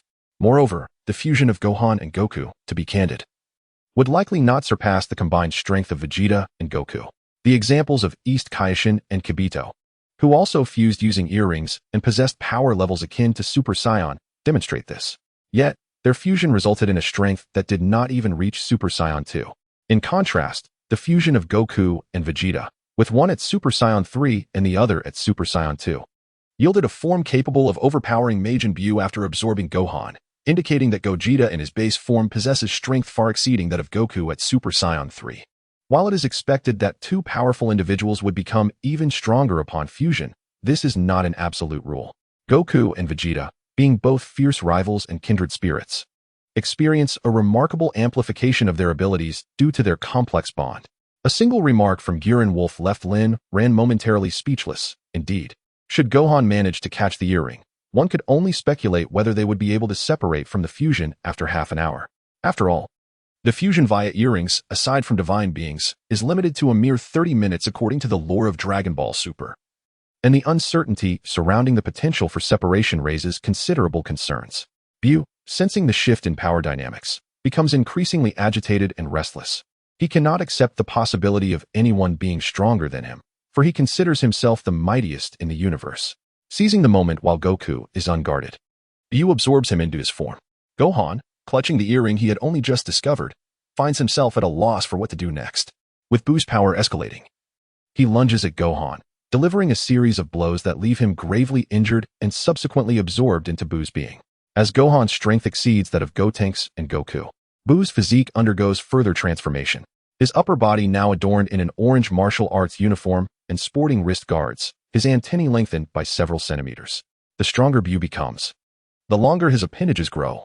With a maniacal laugh, Bu unleashes chaos. Lightning strikes from the clouds, shattering mountains and stirring the seas into tumultuous waves. At this juncture, the arrival of Beerus on Earth occurs while Vegeta arrives fashionably late. Confronted with this formidable adversary, Vegeta acknowledges internally that he is destined for annihilation, with no chance of victory. Yet, he will not shy away. He is the proud prince of the Saiyans and will not flee in the face of death. Chapter 76, Gutian Wolf takes action. Gohan, now merged with Bu, cast a glance at Vegeta. Vanishing from his original position and reappearing before Vegeta in the blink of an eye, unleashing a purple energy blast upon Vegeta's face. Before Vegeta can react, he is struck and gravely injured, and Gohan Bu seizes the opportunity to absorb him as well. As the opportune moment arrived, Gutian Lang emerged from the spatial interstice and soared before Wufan Bu, who remained oblivious to his presence, lost in the overwhelming power coursing through him. With a powerful punch, Gutian Lang unleashed a fierce gale of energy that traversed the 100 meters between them, leaving a gash upon Wufan Bu's visage. In an instant, the wound on Wufan Bu's face healed, prompting him to finally regard Gutian Lang as the two forces prepared for combat. Wufan Bu gathered his energy, significantly amplifying his power, as a pink aura coalesced into an energy sphere that radiated outward. Surrounding Gutian Lang, a dazzling golden aura formed a colossal golden orb, and the two forces clashed, causing the pink sphere to dissipate upon impact, sending Wufan Bu hurtling away for thousands of meters. Although the collision of energies occurred swiftly, the residual force shattered the nearby clouds, rendering the trees and structures below into mere remnants of a desolate wilderness, with the very fabric of space trembling in response. The onlookers in the chat group, though accustomed to witnessing Gutian Lang's prowess, were still left in awe. Zhao Zilong, timid as a mouse, marveled at the administrator's might, exclaiming how such power was truly apocalyptic in nature. As a warrior, Zhao Yan found it hard to believe that humanity could achieve such extraordinary strength. Tony, not the wealthiest, humorously suggested that the administrator should step aside as he was about to show off. The CAF attendant who adored rabbits remarked that the formidable figure was either dominating their foes or en route to do so.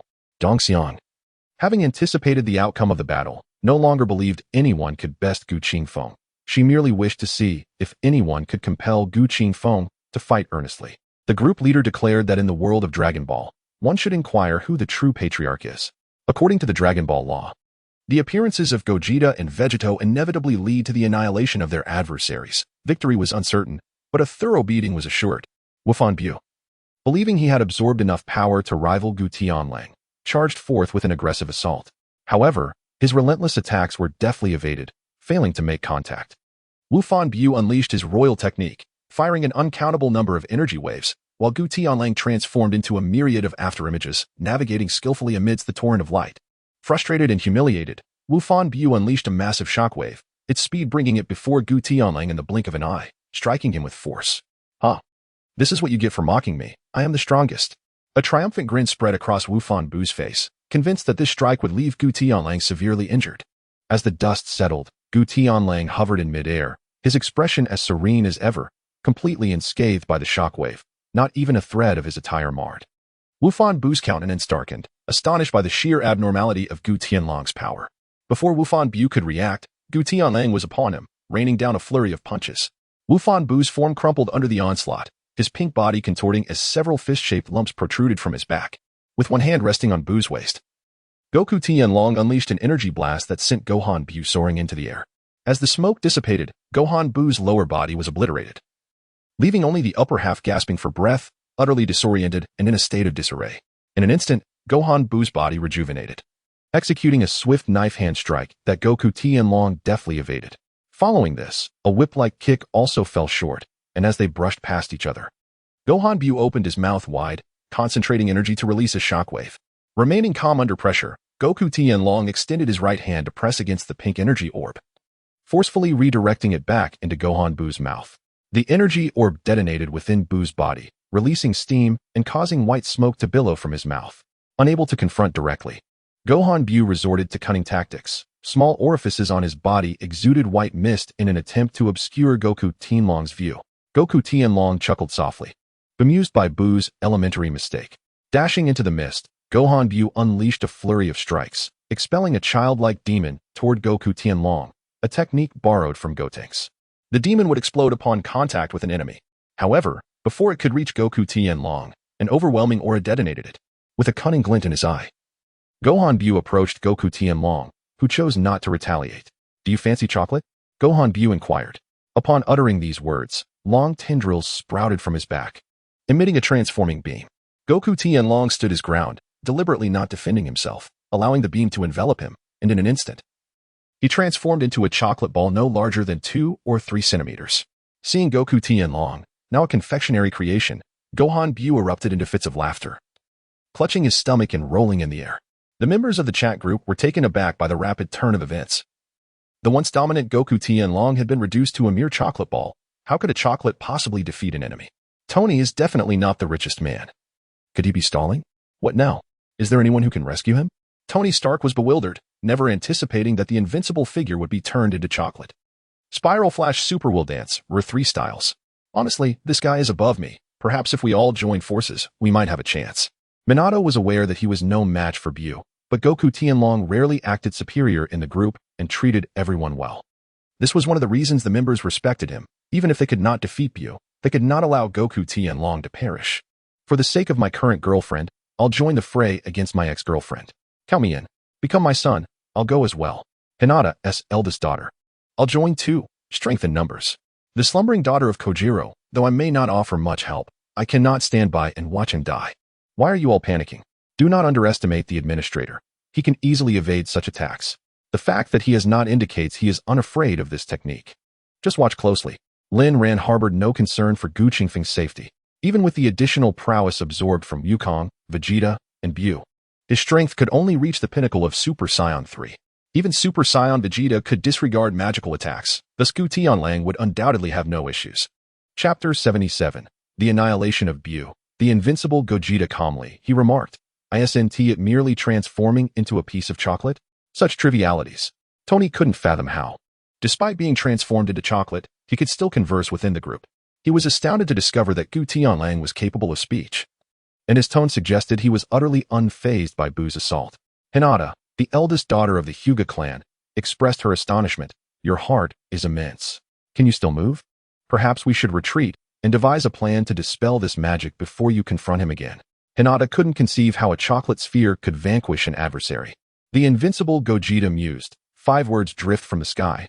This is no concern at all. Gu Tianlang stretched his body, deliberately allowing himself to be struck to discern the true effect of Bu's beam. All his senses remained intact.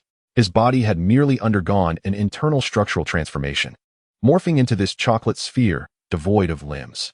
Bu, having finally ceased his laughter, reached out with one hand to seize the chocolate sphere and consume it. As the chocolate sphere evaded Bu's grasp, Gu Tianlong's voice resonated.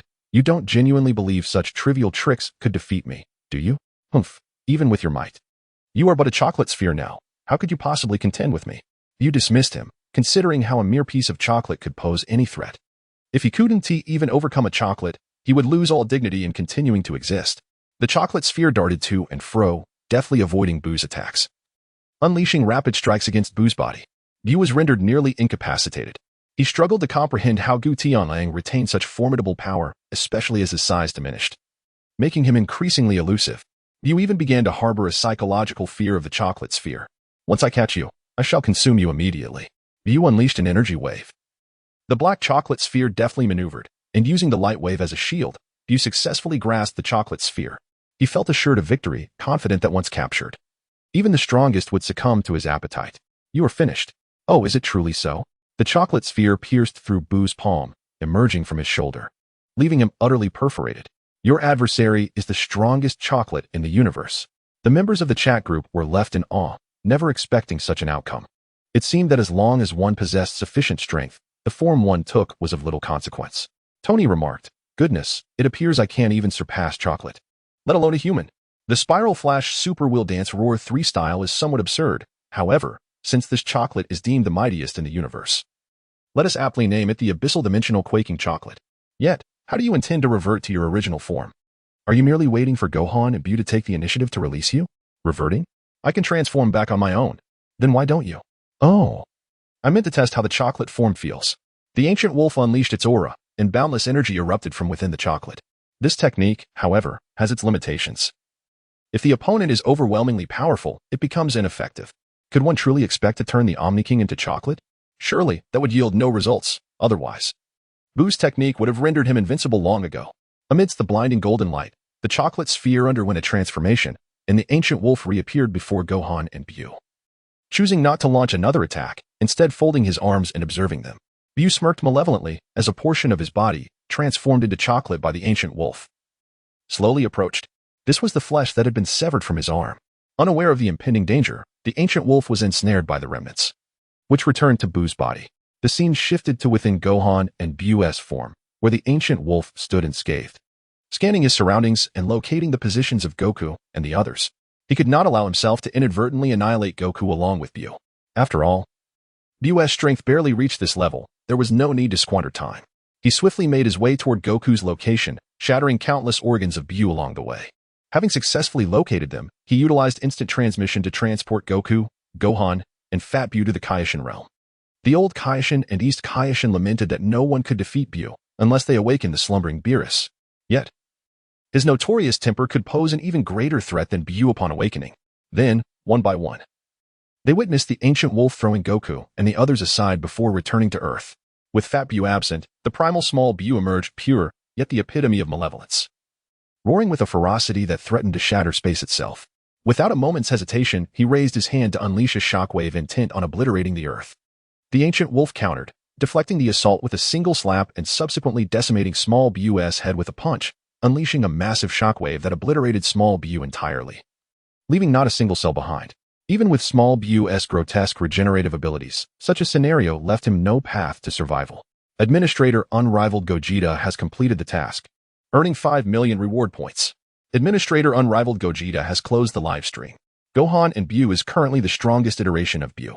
Small Bu's strength lies in his grotesque regenerative capabilities combined with boundless stamina, rendering him incomparable to Gohan and Bu in terms of raw power. Take the simplest example.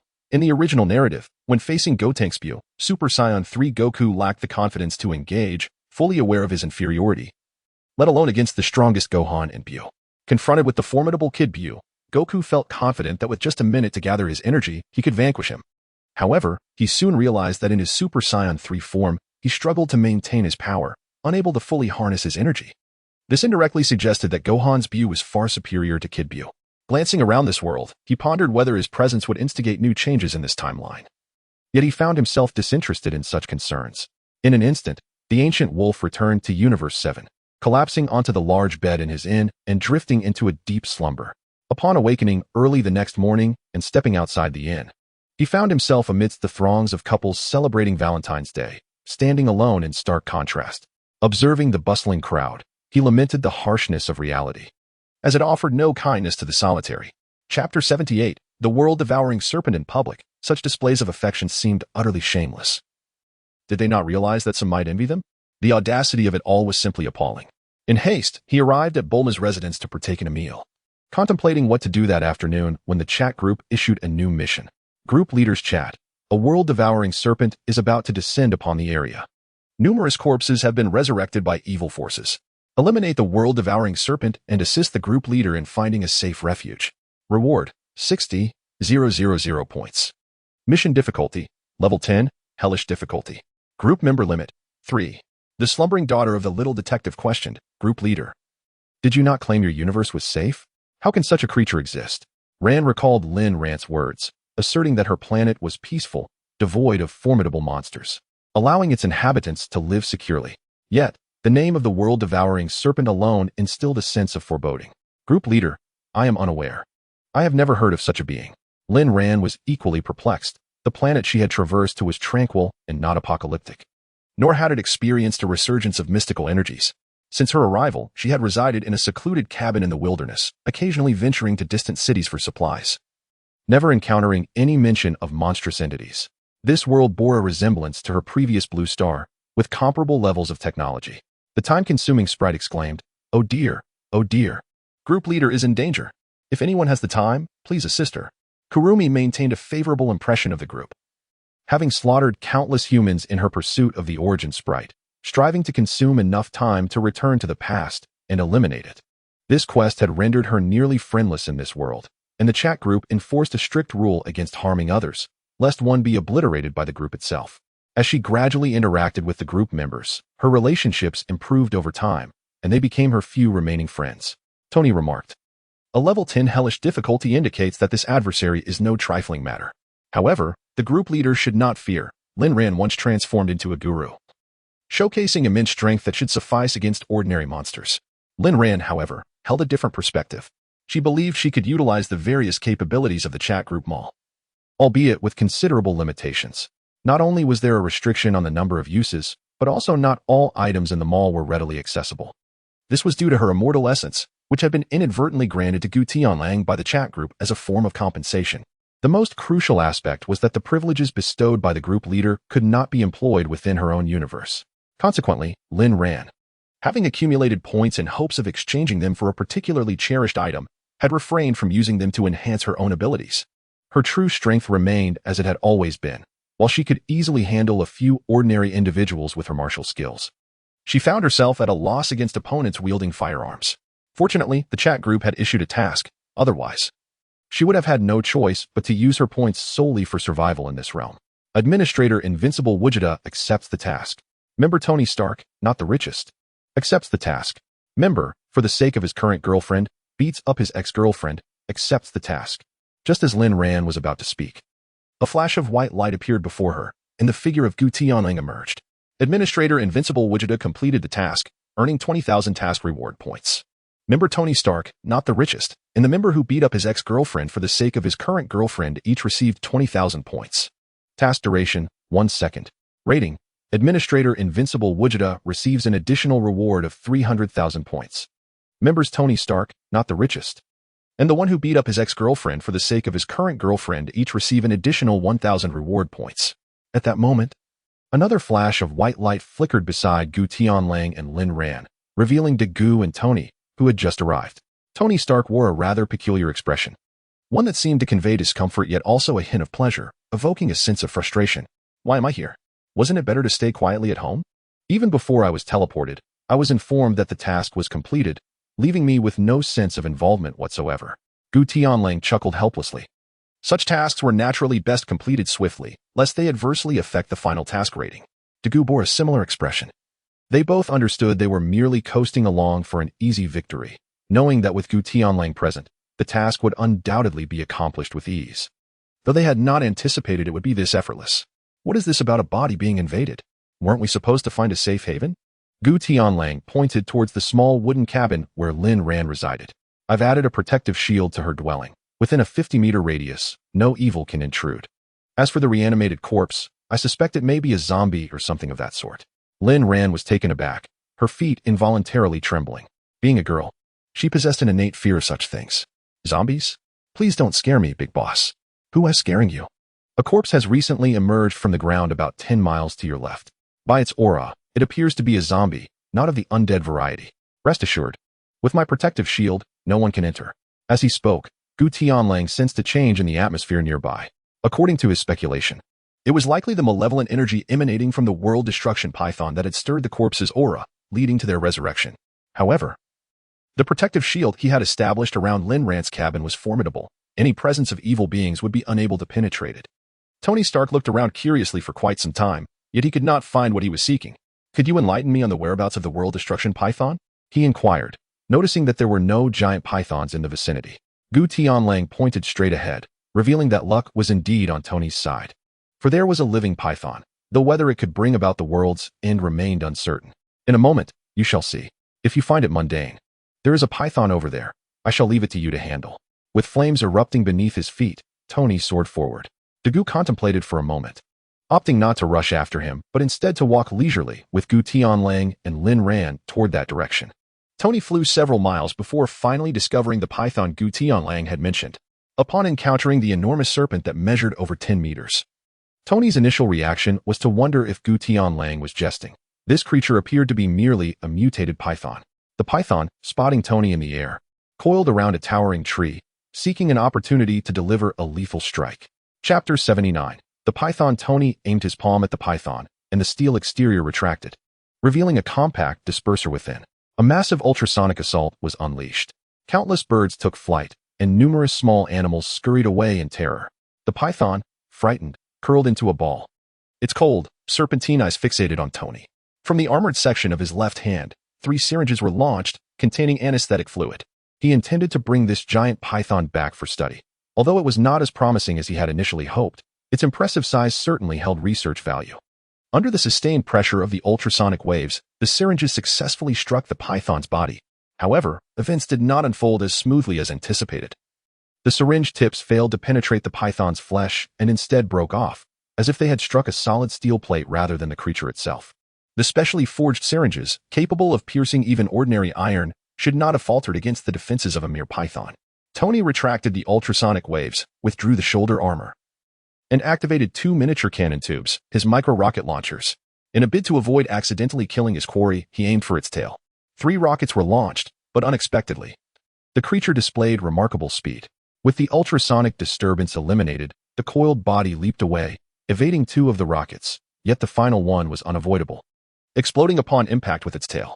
The 2 missed projectiles shattered the towering trees that had once sheltered the python, toppling the upper halves of trunks so thick that 2 men would be needed to encircle them, sending a cascade of leaves spiraling into the air.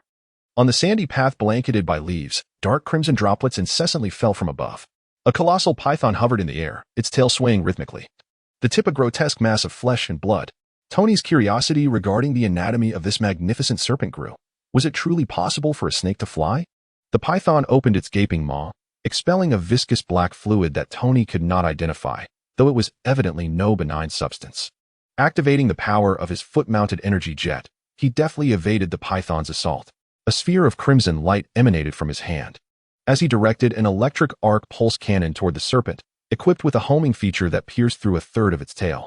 The python, struck by this blow, rapidly lost its vigor, plummeting into the jungle below with a mournful wail. Gutian Wolf, Liran, and Daegu approached, and Tony, observing the thrashing python, expressed his bemusement to Gutian Wolf. Is this truly the world-destroying python? It appears to be merely an aberrant serpent. Although it can expel that black liquid, it is hardly impressive, my friend. However, Liran and Daegu's expressions shifted to alarm, particularly Liran, whose pupils dilated in terror, as if she had encountered something dreadful. Who informed you that this is the world-destroying python? The true beast lurks behind you. Gutian Wolf gestured toward Tony's back, urging him to look behind. Behind me? Surely, that small snake is too grievously injured to move, Tony retorted. Dismissing Liran's fearful demeanor, he failed to turn around, believing there was nothing to fear from a mere 10-meter snake, attributing Liran's fright to her natural timidity toward serpents. Yet Liran continued to point behind him, and Daegu brandished a divine staff, preparing to transform. An unsettling feeling washed over Tony as he reluctantly turned to face the source of their trepidation. To his astonishment, 2 massive eyes, larger than his own, were fixed upon him, emanating a cold, bloodthirsty gaze. Startled, Tony swiftly retreated several dozen meters, rejoining Gutian Wolf and the others, only to comprehend the true nature of the creature. A completely black python, adorned with 3 heads, coiled around a massive mountain several hundred meters away, estimating its length to exceed 200 meters. Tony noted that while its tail lay far from him, its heads loomed ominously close. I said a 10-meter snake could not possibly be the world-destroying python. It must possess a size worthy of such a title. Rather than succumbing to fear, Tony felt exhilarated as he had found a new subject for study. He had never encountered a 3-headed serpent, a marvel of nature that promised significant research value. Daegu, let us confront it together. Once I achieve a breakthrough in my research, I shall fashion you a suit of iron armor as well, saving you from your frequent crashes. All right, Daegu replied, envisioning how donning such armor would surely enhance his image before Lena. The monstrous python had also noticed the severely injured giant serpent on the ground. With a fierce roar, it lunged at Tony with its massive tongue. Given its size, Tony was not overly concerned about accidentally killing it. 6 miniature rocket launchers emerged from his shoulder, unleashing a barrage of 12 projectiles, while arc pulse cannons in his hands fired at the giant python. Regardless of its imposing stature, it was merely a snake. And even that colossal serpent, measuring over 10 meters, was not immune to being gravely wounded by his assault. The rocket struck the python's head, however. Its skin proved unexpectedly resilient, rendering such attacks futile. The pulse cannons in Tony's hands also failed to penetrate its tough hide. Fortunately, the sheer size of the python allowed Tony to deftly evade its jaws using his jet propulsion, simultaneously firing several more rounds that found their way into the python's mouth.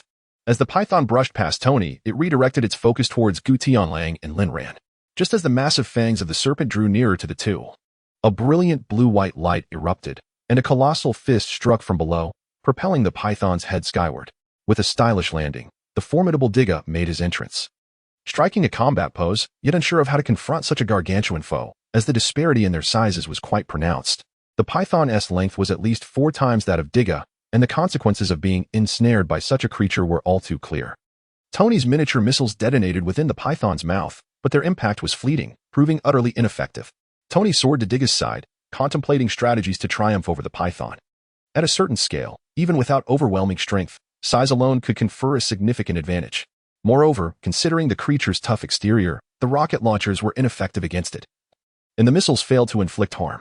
Diga's 100,000-ton fist, unanticipated, struck the python's jaw, yet the serpent merely recoiled slightly, showing no signs of injury.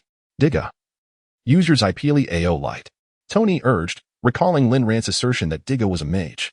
Upon hearing Tony's words, Diga nodded slightly, crossing his arms before his chest as the energy crystal atop his head radiated a crimson glow, transforming his form into a powerful variant dominated by red. Clenching his fists, he charged at the python, eliciting a mix of astonishment and fury from Tony. You stand at 200 meters while I'm at 50. And you dare to engage in close combat? Even if I plead, can't you just unleash your beams? Lin Ran, listening intently from the ground, grasped the situation clearly. Tony urged Diga to unleash his beams, only for Diga to nod, transforming into a powerful variant and opting for melee combat instead. Why agree to use beams only to engage in close combat? Why did Diga insist on brawling? Lin Ran's frustrations were met with silence from Gutian Wolf, as he anticipated that Diga would face difficulties. Indeed, the reality unfolded as Diga, confronted by the 3-headed python, found himself utterly overmatched. He had never encountered an adversary like this before. The 2 serpent heads lunged at Diga, while he grappled with the creature's massive jaws. The 3rd head, seizing the opportunity, gathered energy and struck like lightning towards the energy light on Diga's chest.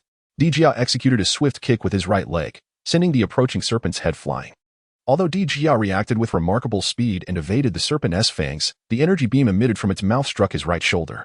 The impact forced Diga to stagger backward, causing him to release his grip on the 2 captured heads. As he retreated, his right hand enveloped in a crimson light.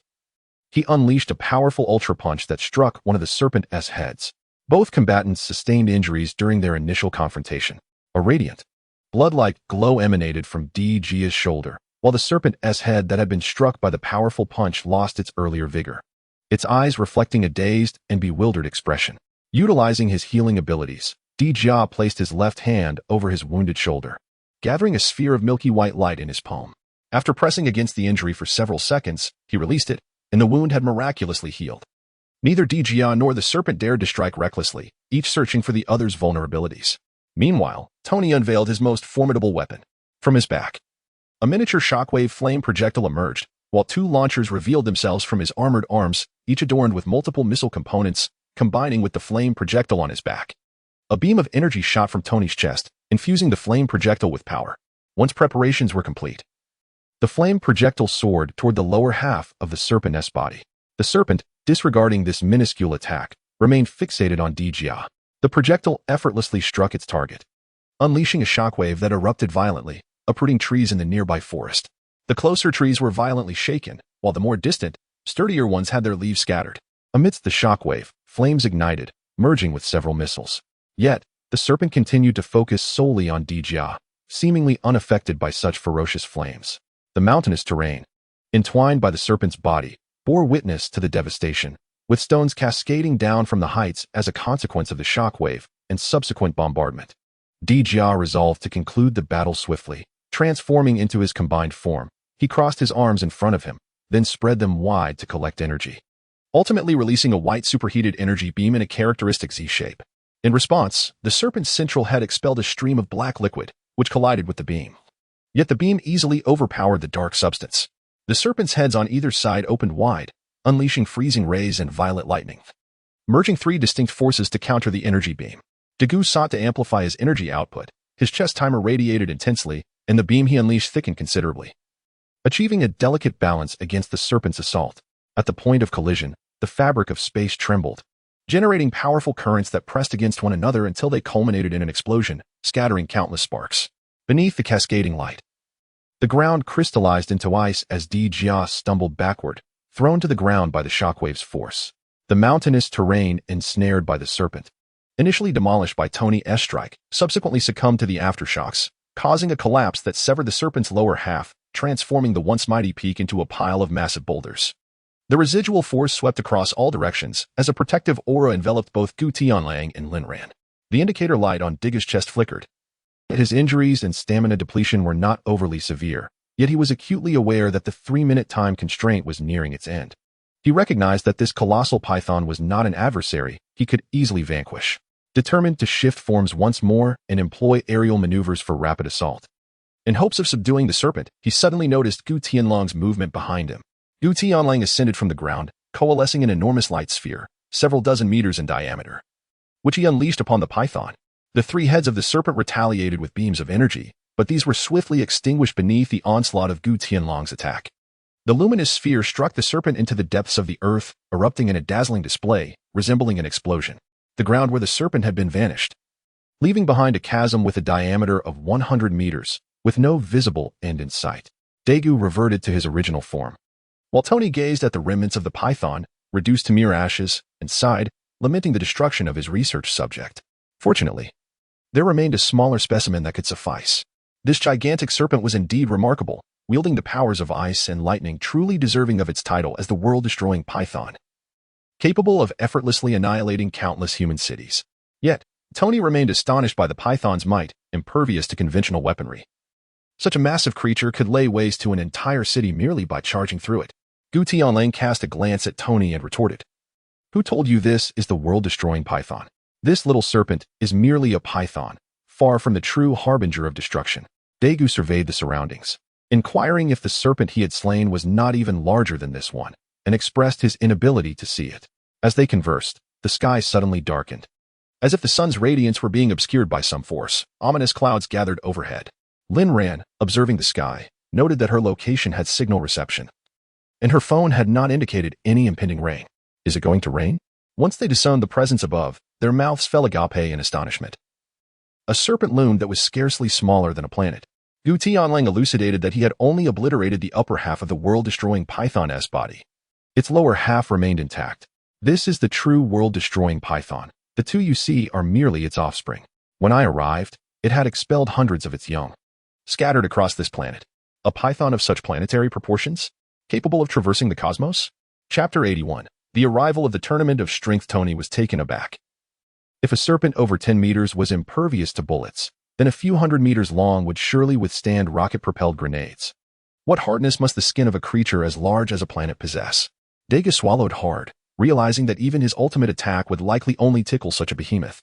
Linran felt a sense of relief, acknowledging that had it not been for the mission issued by their chat group, she would have been unable to utilize its powers in this universe, nor could she ever hope to confront such a colossal world-destroying python. Do not be misled by the swift demise of the world-destruction python at the hands of ancient Sky Wolf. It does not diminish the creature's significance. Should ancient Sky Wolf desire, it could effortlessly obliterate the very fabric of the universe. From another perspective, even the basic form of Digga's ultimate move could be effortlessly countered by a mere spit from this entity, illustrating its formidable strength. Linran suddenly recalled another statement made by ancient Sky Wolf. This world-destruction python has birthed hundreds of offspring on her home planet? Wait, are you implying that this planet harbors several hundred of these monstrous serpents? Ancient Sky Wolf nodded, indicating that every region of this planet is infested with these beasts. Some have yet to strike, while others are already engaged in combat with humans. Linran's complexion paled. Her greatest fear was indeed snakes. Faced with any other formidable creature, even if she could not overpower it, she would remain unafraid. However, the sight of a snake rendered her legs weak with trepidation. Noticing her distress, Ancient Sky Wolf offered gentle reassurances. Do not worry. Within a radius of 200 miles, there are only these 2 serpents. Go to the city, prepare some supplies, and return to your wooden cabin. Once you accumulate enough points, you can exchange for a nature-type devil fruit, and then you need not fear them. Linran nodded. Conceding to this course of action, she decided to temporarily forego the item she truly desired and opt for a devil fruit instead, to avoid being ambushed. Daegu wiped his hands and approached Tony. About that iron armor we discussed earlier, look at the current situation. For Tony, a set of iron armor is no challenge.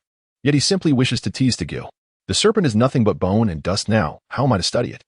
You didn't manage to capture it for me, Daegu remarked, perceiving Tony's playful banter and feigned a fierce demeanor. I recognize the armor, not the individual. Provide me with the armor, and I shall assist you. Tony replied nonchalantly. I merely sought insurance. hoping to resolve matters without troubling you. Dagu's tone was unusually harsh, lacking his customary amiability. This is not my concern. Since you sought me out, whether you proceed or not, you must comply.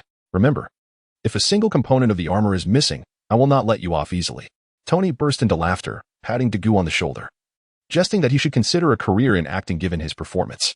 Dagu explained that he had indeed auditioned as a singer and actor but was not selected. He later took on delivery work before joining the victory team. With the matter resolved, Ancient Sky Wolf saw no reason to linger. He departed Linrant's universe and returned to the Dragon Ball Super Universe. The following morning, Goku sought out Ancient Sky Wolf without hesitation, dragging him to Bulma's home where Vegeta and Beerus were also present. Even Krillin and others had gathered.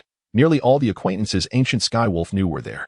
Upon seeing Ancient Sky Wolf arrive, Beerus exhaled in relief. Should he intervene, he need not worry excessively about being wiped out by the Omni King, as he held great respect for Ancient Sky Wolf's prowess. The first Universal Martial Arts Tournament is about to commence. Will you participate?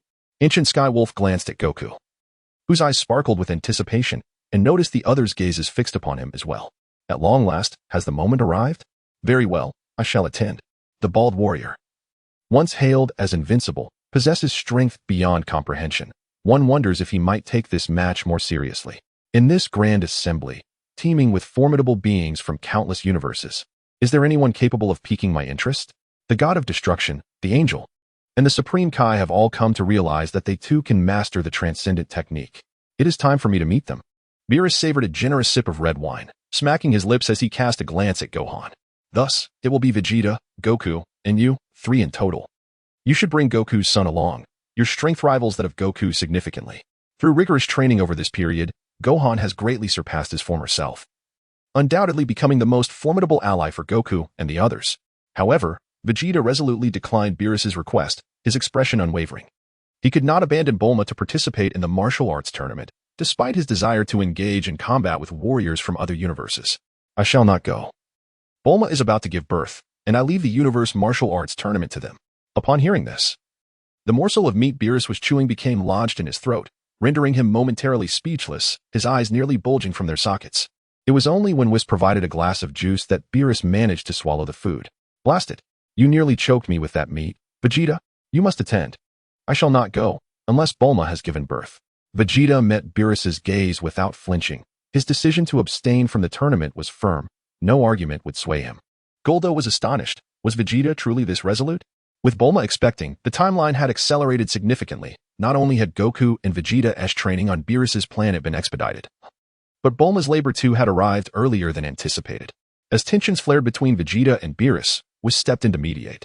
Fear not. I can safely deliver the child in advance, sparing Bulma the perils of childbirth. With a flourish of his staff, a soft white glow enveloped Bulma's abdomen, and a baby girl emerged without any discomfort felt by Bulma. Whis skillfully conjured a garment to adorn the newborn. Before Bulma could fully comprehend the situation, the child had entered the world, and she was free from the risks associated with childbirth. With Bulma encouraging him to participate in the Tournament of Power, she understood Vegeta's nature. His greatest passion lay in combat. Such grand cosmic battles were rare, and should he forego this opportunity, regret would surely follow. Content that Vegeta was willing to stay home with her instead of competing, Bulma felt satisfied. She did not wish her presence to hinder his love for battle. Eventually, Vegeta acquiesced. Guldo, however, had not been paying close attention to their conversation, but rather gazed at Bulma's abdomen. He had dined with them daily without noticing any signs of pregnancy, still marveling at her slender figure. Chapter 82. Contestants. A slight protrusion of her abdomen led him to believe Bulma had merely indulged in too much food. Beerus surveyed the individuals surrounding him, contemplating whom to enlist for the impending battle. With the necessity of 4 participants established, he realized that 6 more were still required. At that moment, Piccolo stepped forward, expressing his unease at the thought of Gohan facing the challenge alone. Among those present, Piccolo's strength was only surpassed by Goku and a few others, making it impossible for him to remain uninvolved. While it was anticipated that Piccolo would participate, it was unexpected for him to openly admit his concern for Gohan. A true father indeed, regardless of his own power, he felt compelled to protect Gohan. Then, the strongest human on Earth, the gleaming bald Krillin, rose from the table. I will join as well, he declared. Though my contributions may be modest, I wish to lend my strength. Krillin, eager to volunteer, had just welcomed a newborn into his life and could not bear the thought of allowing his family to be in danger. He was determined to protect his wife and child and contribute to the safety of Earth. Beerus, without hesitation, readily agreed, recognizing Krillin as the strongest among the Earthlings present. Android 18 gazed at Krillin with tenderness, playfully tossing her hair back as she wrapped her arm around his. Her voice, usually so composed, held a rare softness. It seems I have no choice. If my husband is going, I shall accompany him as well. She understood Krillin's motivation to participate in the perilous tournament was rooted in his desire to safeguard their family. Gutian reflected on Krillin's enviable life, the strongest ally, the most charming mentor, and the most beautiful wife, someone who could be both alluring and aloof, yet without the inevitable aging that afflicted ordinary women. Forever embodying the image of youthful beauty. This line of thought led him to recall a statement made by Vegeta, who had once remarked that Saiyans were naturally drawn to formidable partners. Thus, both Goku and Vegeta found themselves under the influence of their wives. What sort of companion would he, as a merged Saiyan, seek in the future? Beerus furrowed his brow. The numbers were still insufficient. With Goku, Gohan, Vegeta, Krillin, Piccolo, and Android 18, they totaled 7, yet 3 more participants were needed. What about that pudgy fellow who competed with me for pudding last time? He mused. Demon Satan cautiously stepped forward to explain. Bu has entered hibernation and likely 1T awakens soon. He is unable to participate. Beerus's expression darkened. If the number of contestants fell short, participation in the Tournament of Power would be denied.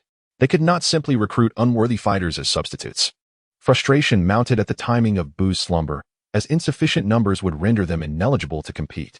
Meanwhile, Master Roshi, seated on the opposite side, stood up and declared his intention to compete. Over the years, he had been diligently training in secrecy, achieving significant advancements in his power. I shall join as well. I have yet to witness other universes. With my students participating, this old man must also stretch his legs. Goku scratched his head, pondering 2 potential candidates. What about Monaka? We could bring him in. I will also seek out Frieza. Beerus was once again taken aback. Monaka was merely a fabrication. A weakling of his own creation, how could he be deemed fit for battle? Surely, he would only serve as fodder. Cough.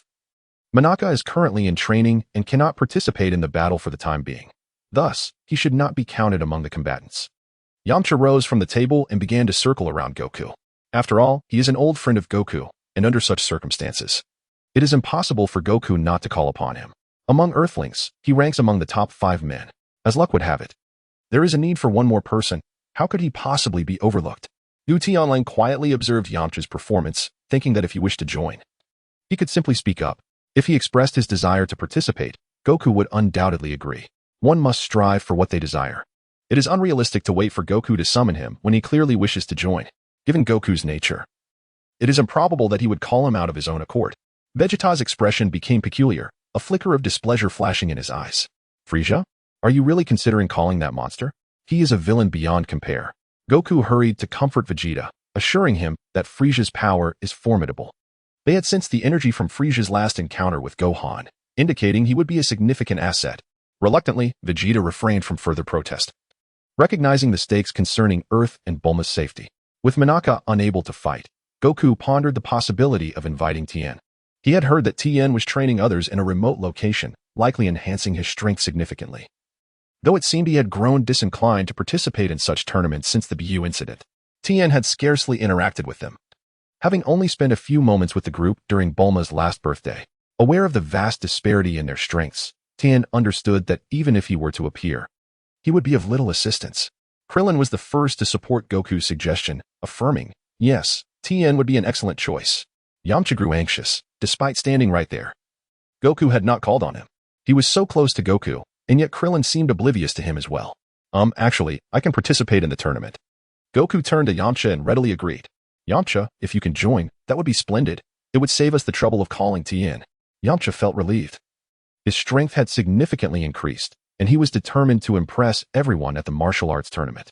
Gutian mentally assessed the roster of fighters. Goku, Gohan, and Vegeta were undoubtedly the 3 main pillars. Frieza could be considered the 4th strongest, as evidenced by his last confrontation with Gohan, showcasing power comparable to Super Saiyan Blue. However, given Gohan's recent exponential growth, he likely surpassed Frieza. In comparison to Goku and Vegeta, Gutian believed they existed on a different level. Both Vegeta and Goku had long mastered Super Saiyan Blue at full power, making them capable of easily overpowering Frieza in his initial form. Piccolo, ranked slightly lower than the others, possessed Super Saiyan 3 strength, firmly securing his place among the top 5. The specific prowess of the 17th entity remains elusive, even to the perceptive Gutian Wolf. As an artificial being, her true strength is difficult to ascertain unless she unleashes her energy. Krillin, possessing power that likely surpasses that of Super Saiyan Goku, is a formidable opponent. As for the Turtle Hermit, Gutian Wolf is uncertain. His battle prowess may be the weakest, yet his martial arts mastery is undoubtedly unparalleled. In Chapter 83, titled The Challenge from Beerus, it becomes apparent that Krillin's Super Saiyan strength is not comparable to Piccolo's Super Saiyan 3. The disparity is not merely one of tiered power, but rather a difference of 8-fold strength. Piccolo's Super Saiyan 3 abilities are measured against the current state of Goku, whose base power has long since exceeded 100 million, far surpassing the initial Super Saiyan transformations. Krillin's strength, which exceeds that of a Super Saiyan, aligns with Goku's power at the time he first transformed into a Super Saiyan on Namek, with a battle power of merely 150 million. The strength of one's base form significantly influences the prowess of their Super Saiyan transformations, primarily dependent on their inherent capabilities. While Gutian Wolf pondered this, a hand unexpectedly descended from the side. Instinctively, he shifted his body 5 centimeters to the left, narrowly evading the approaching palm. Observing Gutian Wolf's familiar reflexes, Beerus smiled subtly. The tournament of power was set to commence the following day, but Beerus proposed an impromptu sparring session. He had recognized Gutian Wolf's formidable strength when he blocked Beerus's destructive energy, yet the extent of that strength remained ambiguous to him. A task exclusive to the chat group was issued, a warm-up match against Beerus, the god of destruction of Universe 7. The stronger Beerus demonstrated his power, the more points the host could accumulate. Gutian Wolf readily accepted Beerus's invitation. Even without the task from the chat group, he would have gladly agreed, as witnessing the might of a god of destruction firsthand was an invaluable opportunity. This was the real world, not a fictional narrative from his previous life. Beerus's strength could not be endlessly elevated. Initially, it was claimed that Super Saiyan God represented 70% of his power. Then it was stated that Super Saiyan Blue could barely compel him to take things seriously. Later, a full-power Super Saiyan Blue Vegeta was effortlessly reverted to his base form with a mere swipe. By the time of the Tournament of Power, it was suggested that one participant possessed strength exceeding that of a god of destruction, even if this referred to the weakest among them. However, the power disparity among gods of destruction is not negligible. The individual in question was undoubtedly Jiren, who, despite an equal match with Goku's Ultra Instinct, was later asserted by Beerus to be easily defeated with a single strike, even by Goku's Ultra Instinct. Such inconsistency renders the power scaling within Dragon Ball Super utterly chaotic. And Gutian Wolf has long desired to discern the true strength of Beerus from this universe. As the two ascended into the sky, Beerus had already sensed that Gutian Wolf was extraordinary, seizing this opportunity to gauge his true capabilities. They soared above the atmosphere, and Gutian Wolf initiated the first attack. Unexpectedly appearing behind Beerus with formidable aggression, Beerus retaliated with a punch, leading to a brief exchange of blows. Seizing the moment, Gutian Wolf unleashed a ki blast at close range, propelling Beerus into outer space. Beerus's expression remained impassive. Their earlier confrontation was merely a test of strength. Even such a seemingly inconsequential display of skill left the onlookers on the ground utterly astonished. They never expected that the Celestial Wolf could actually engage with Beerus. Goku mused that the Celestial Wolf likely stood no chance against Beerus, who appeared to be holding back. Krillin, unable to fathom the true strength of the ancient wolf, found himself instinctively dismissing the notion that anyone could surpass Beerus, whose formidable reputation had long been established in his mind. Goku was equally eager to witness the clash between the two, for the ancient wolf had shrouded his capabilities in mystery, and Goku had yet to see him unleash his full potential. Uncertain of the Celestial Wolf's strength, he admitted that he, too, was unaware of the extent of his power. "Are you concerned that your blows might inadvertently destroy the Earth?" Beerus had already discerned the ancient wolf's intentions. He casually patted his body, stretched his muscles, and let his smile fade as he assumed an offensive stance. The ancient wolf chuckled knowingly. It was evident that concealing his strength from this opponent was futile. With a fierce roar, he unleashed a surge of energy, electric currents crackling around him, and a golden aura enveloped the cosmos. The immense energy waves shattered nearby asteroids, and blinding golden light flashed across the space.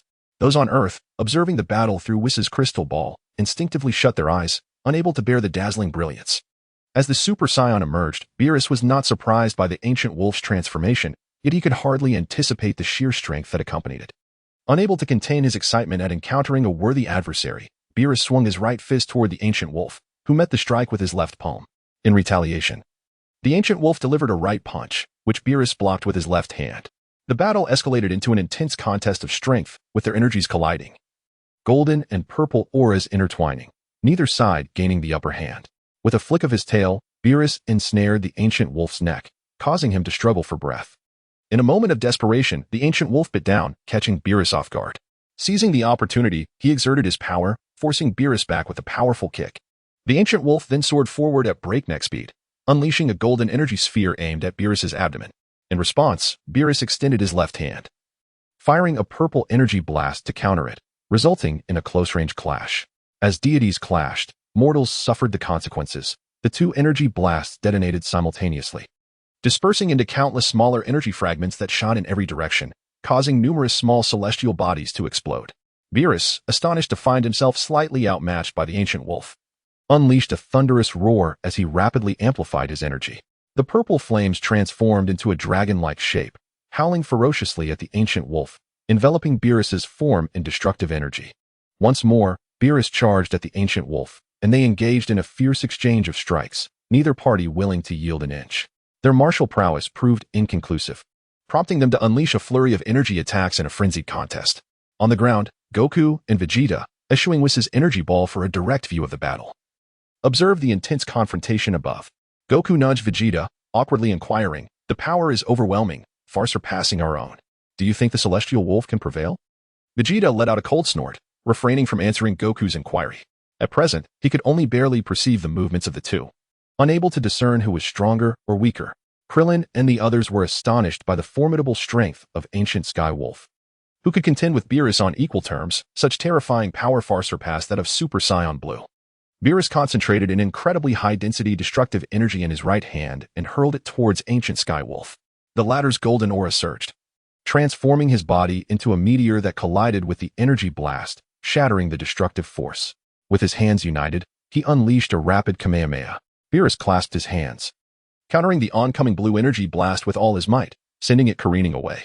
Despite their battle being far removed from Earth, the residual shockwaves caused significant turmoil on the planet, threatening to shatter it at any moment.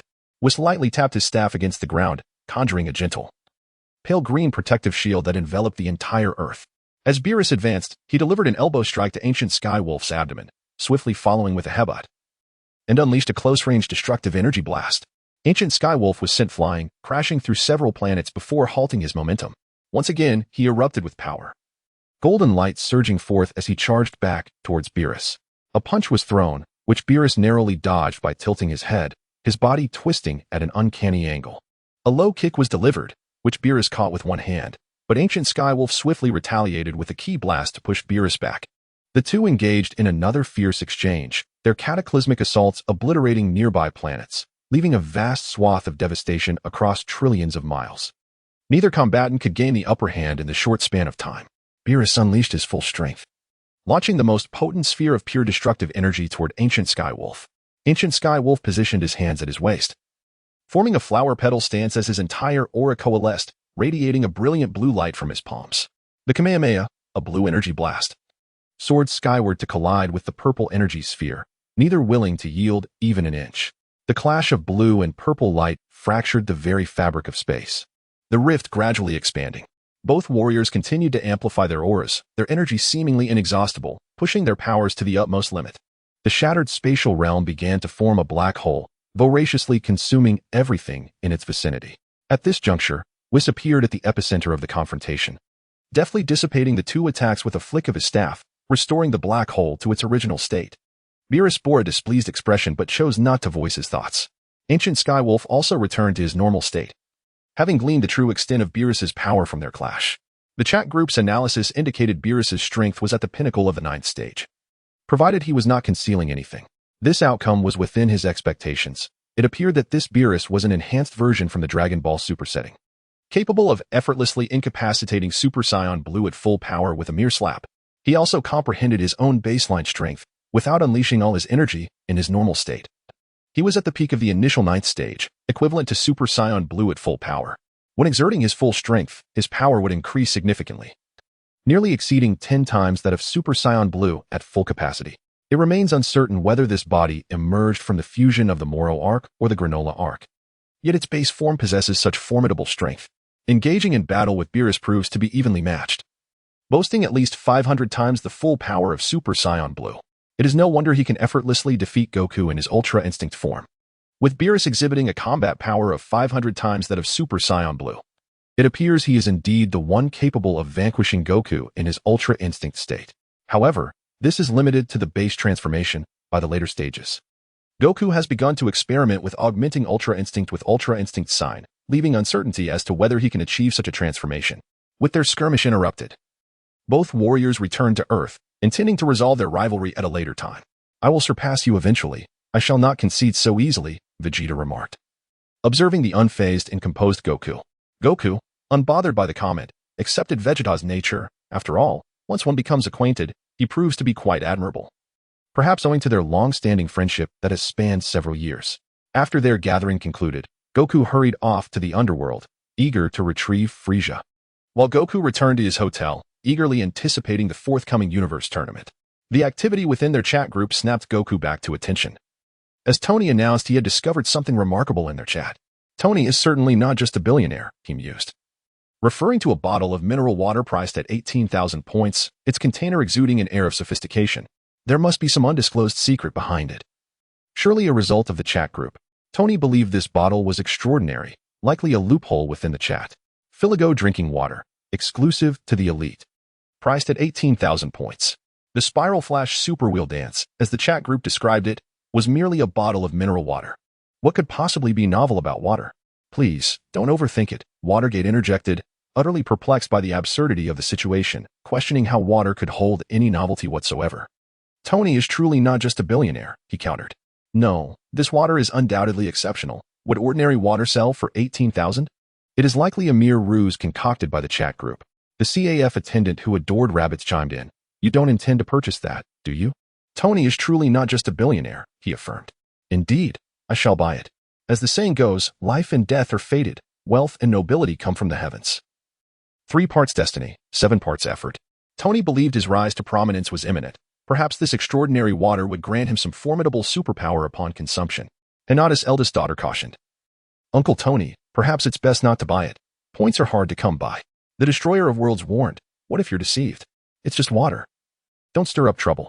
Tony is truly not just a billionaire, he insisted. It is impossible. A bottle of water cannot be priced at 18,000. I am Iron Man, and such petty tricks could never fool the world's wealthiest individual. Tony promptly purchased the bottle of Filigo Premium Drinking Water, crafted from the finest purified water. Tony is certainly not the wealthiest. Wait for me, I shall commence a live broadcast so you can witness it firsthand. Perhaps after just a sip, I may find myself even stronger than Watergate. Tony firmly believes that this is a flaw within the chat group. This seemingly mundane drinking water undoubtedly possesses undisclosed properties. Tony is not the wealthiest. Opening the live stream. Be my son, enter the live stream. The chat group leader joins the live stream. The time-devouring sprite enters the live stream. The slumbering daughter of Kagaro enters the live stream. There sits Tony in his executive chair, elegantly pouring the bottle of filigree high drinking water, exchanged from the chat group, into 2 opulent goblets. I refuse to believe this is merely mineral water. How could a chat group dare to sell it for 18,000? Is this not a ruse to fool the gullible? It must possess some extraordinary effect. After taking a gentle sip, a look of nostalgia graced his face. The mightiest man on earth, what sensation does it evoke? Are there any changes within your physique? The CAF attendant, fond of rabbits, mused, such strength, could he truly be intrigued by such trivialities? According to Lin Ran, he is universally acknowledged as the strongest man on earth. How could he take an interest in such trifles? The mightiest man on earth replied, I am merely curious. Just asking casually. Sitting upon his solitary sofa, in an effort to maintain his invincible persona, coupled with his low strength and timid nature, he had refrained from undertaking tasks with others. He simply accumulated points, intending to exchange them for a certain ability before revealing the truth of his incompetence to everyone. In the live stream, Tony's expression turned peculiar as he spoke in a subdued tone. The prelude was one of disillusionment, soon followed by emptiness and resentment, culminating in exhilaration, a thrill akin to a handsome man losing his senses and spinning foolishly. Spiral Flash Super Will Dance roar. Ha! I told you it was just a bottle of water. You wouldn't believe me. Now you're dumbfounded. Watergate could hardly contain his laughter, come rain or shine. Tony's folly as a gullible fool was unstoppable. Tony is certainly not the wealthiest. Is he not bullying the honest? Selling a bottle of water for 18,000. Tony felt an overwhelming urge to perish. particularly since he had initiated a live stream. This was indeed a scene of social demise, rendering him unable to face the chat group again. The CAF attendant, fond of rabbits, remarked, "What a handsome expenditure, Tony." Miss Hinata added, "Uncle Tony, do not be too upset. You have at least discovered the chat group's deception. After all, the items in the chat group's store never deceive. And only one item is so outrageous, which just happened to be purchased by Tony. Tony is not the wealthiest," closing the live stream.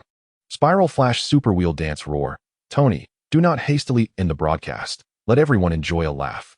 Unrivaled Goku, I am going to fight tomorrow. Would you like to watch?" The chat group leader remarks, "Has the chat group sent you a task again?" Lin Ran instinctively felt that the chat group had assigned a special task again. If Goku could traverse back in time to confront the formidable Majin Buu, it would not be surprising to encounter new adversaries. The invincible Vegeta mused that the tournament of power was about to commence. At this moment, Goku lay sprawled on the sofa, contemplating his performance for the next day, whether to engage in a fray or to feign weakness to surprise his foes. The group leader, Jiren, seemed to be a formidable opponent, though he appeared to be at a disadvantage. Nonetheless, the anticipation was palpable, especially given the inter-universal competition at hand. The slumbering daughter of Little Garo remarked on the prospect of the tournament, wondering if other universes possessed warriors as powerful as the Great Ones. She had yet to witness the full extent of their capabilities. Ran, a master of karate herself, yearned for battles against strong opponents. This cross-universal martial arts tournament was the most exhilarating of prospects. Vegeta, the invincible, acknowledged that there were indeed several worthy competitors, and he harbored some hope for an enjoyable experience. The Destroyer of Worlds understood the weight of such a grand martial arts event. The organizers must be exceptionally powerful. Daku, having never ventured beyond his universe, felt a deep curiosity about this gathering of all universes for battle. "Tomorrow, you shall find out," Vegeta replied, intrigued by the expressions of his companions upon witnessing the full spectacle. After a sleepless night, the following morning, everyone gathered at Bulma's house, where was guided them to the Null Realm, the venue for the Tournament of Power. Chi-Chi and Videl rallied their partners, understanding the stakes involved in this contest for the survival of the universe, refraining from admonishing Goku further. "Goku, Gohan, give it your all." Krillin and Android 18's daughter stood on the balcony, fervently cheering for her parents. "Dad, Mom, you can do it." Meanwhile, Wulong stood high, boosting Yamcha's morale. "You can do it, Yamcha." Bulma took a more direct approach, stepping up to Vegeta and planting a gentle kiss on his lips. Vegeta returned safely. "Our daughter and I will be waiting at home." Trunks, observing his parents, pondered if they had forgotten something. Was he not their flesh and blood? Vegeta, with a haughty demeanor, turned his head away, his voice tinged with awkwardness. "Why engage in such unnecessary gestures? I will undoubtedly achieve victory." A gentle breeze tousled Goku's dark hair, and he felt an odd sense of superfluity. However, a glance at Piccolo beside him brought him a measure of comfort. Piccolo, having only one son, Gohan, who was also entering the fray, received no send-off himself. In a flash of light, Whis appeared before them, waving his staff to cast a soft green glow over the group. "Everyone, the time has come. We shall depart." The figures of more than 10 individuals sped through the cosmos, while those left behind called out in encouragement, "Everyone, do your best." During their journey, Goku approached Goku Wolf, a grin on his face. "Wolf, I've heard that Universe 11 has a particularly strong fighter. Why not leave him for me?" Wukong participated in a warm-up match and has already faced Toppo, from whom he learned about the existence of the 11th Universe's champion, Jiren. Wukong is not keen on the idea of his opponent being defeated by the ancient wolf before they have had a chance to clash, as it would rob him of much of the joy of battle. Vegeta is quite displeased, asserting that it is unacceptable for all the good fortune to fall into Kakarot's lap. "What are you saying, Kakarot? That fellow is undoubtedly meant to be vanquished by me." The ancient wolf shrugged, indifferent to the matter. Allowing Wukong to have a go at it seemed reasonable. Wukong laughed heartily, reasoning that if even Lord Beerus cannot triumph over the ancient wolf, he need not bear the burden of saving Planet Blue alone and can relish the thrill of combat. Ultimately, whoever seizes the opportunity will claim the victory. Frieza, with a grim expression, glared at the ancient wolf. Previously, he had arrived on Earth brimming with confidence, intent on exacting revenge on Wukong, only to be thwarted by Gohan and subsequently dispatched like refuse by the ancient wolf, leaving Frieza with deep-seated resentment. "If I ever catch a chance, I shall show no mercy and will certainly throw you off the stage." The others stared blankly at Frieza, wondering if he was unaware that even Beerus could not defeat the ancient wolf. Had he always been this audacious? However, upon reflection, it made sense. While Beerus battled the ancient wolf, Frieza was still in hell, completely oblivious to the unfolding events.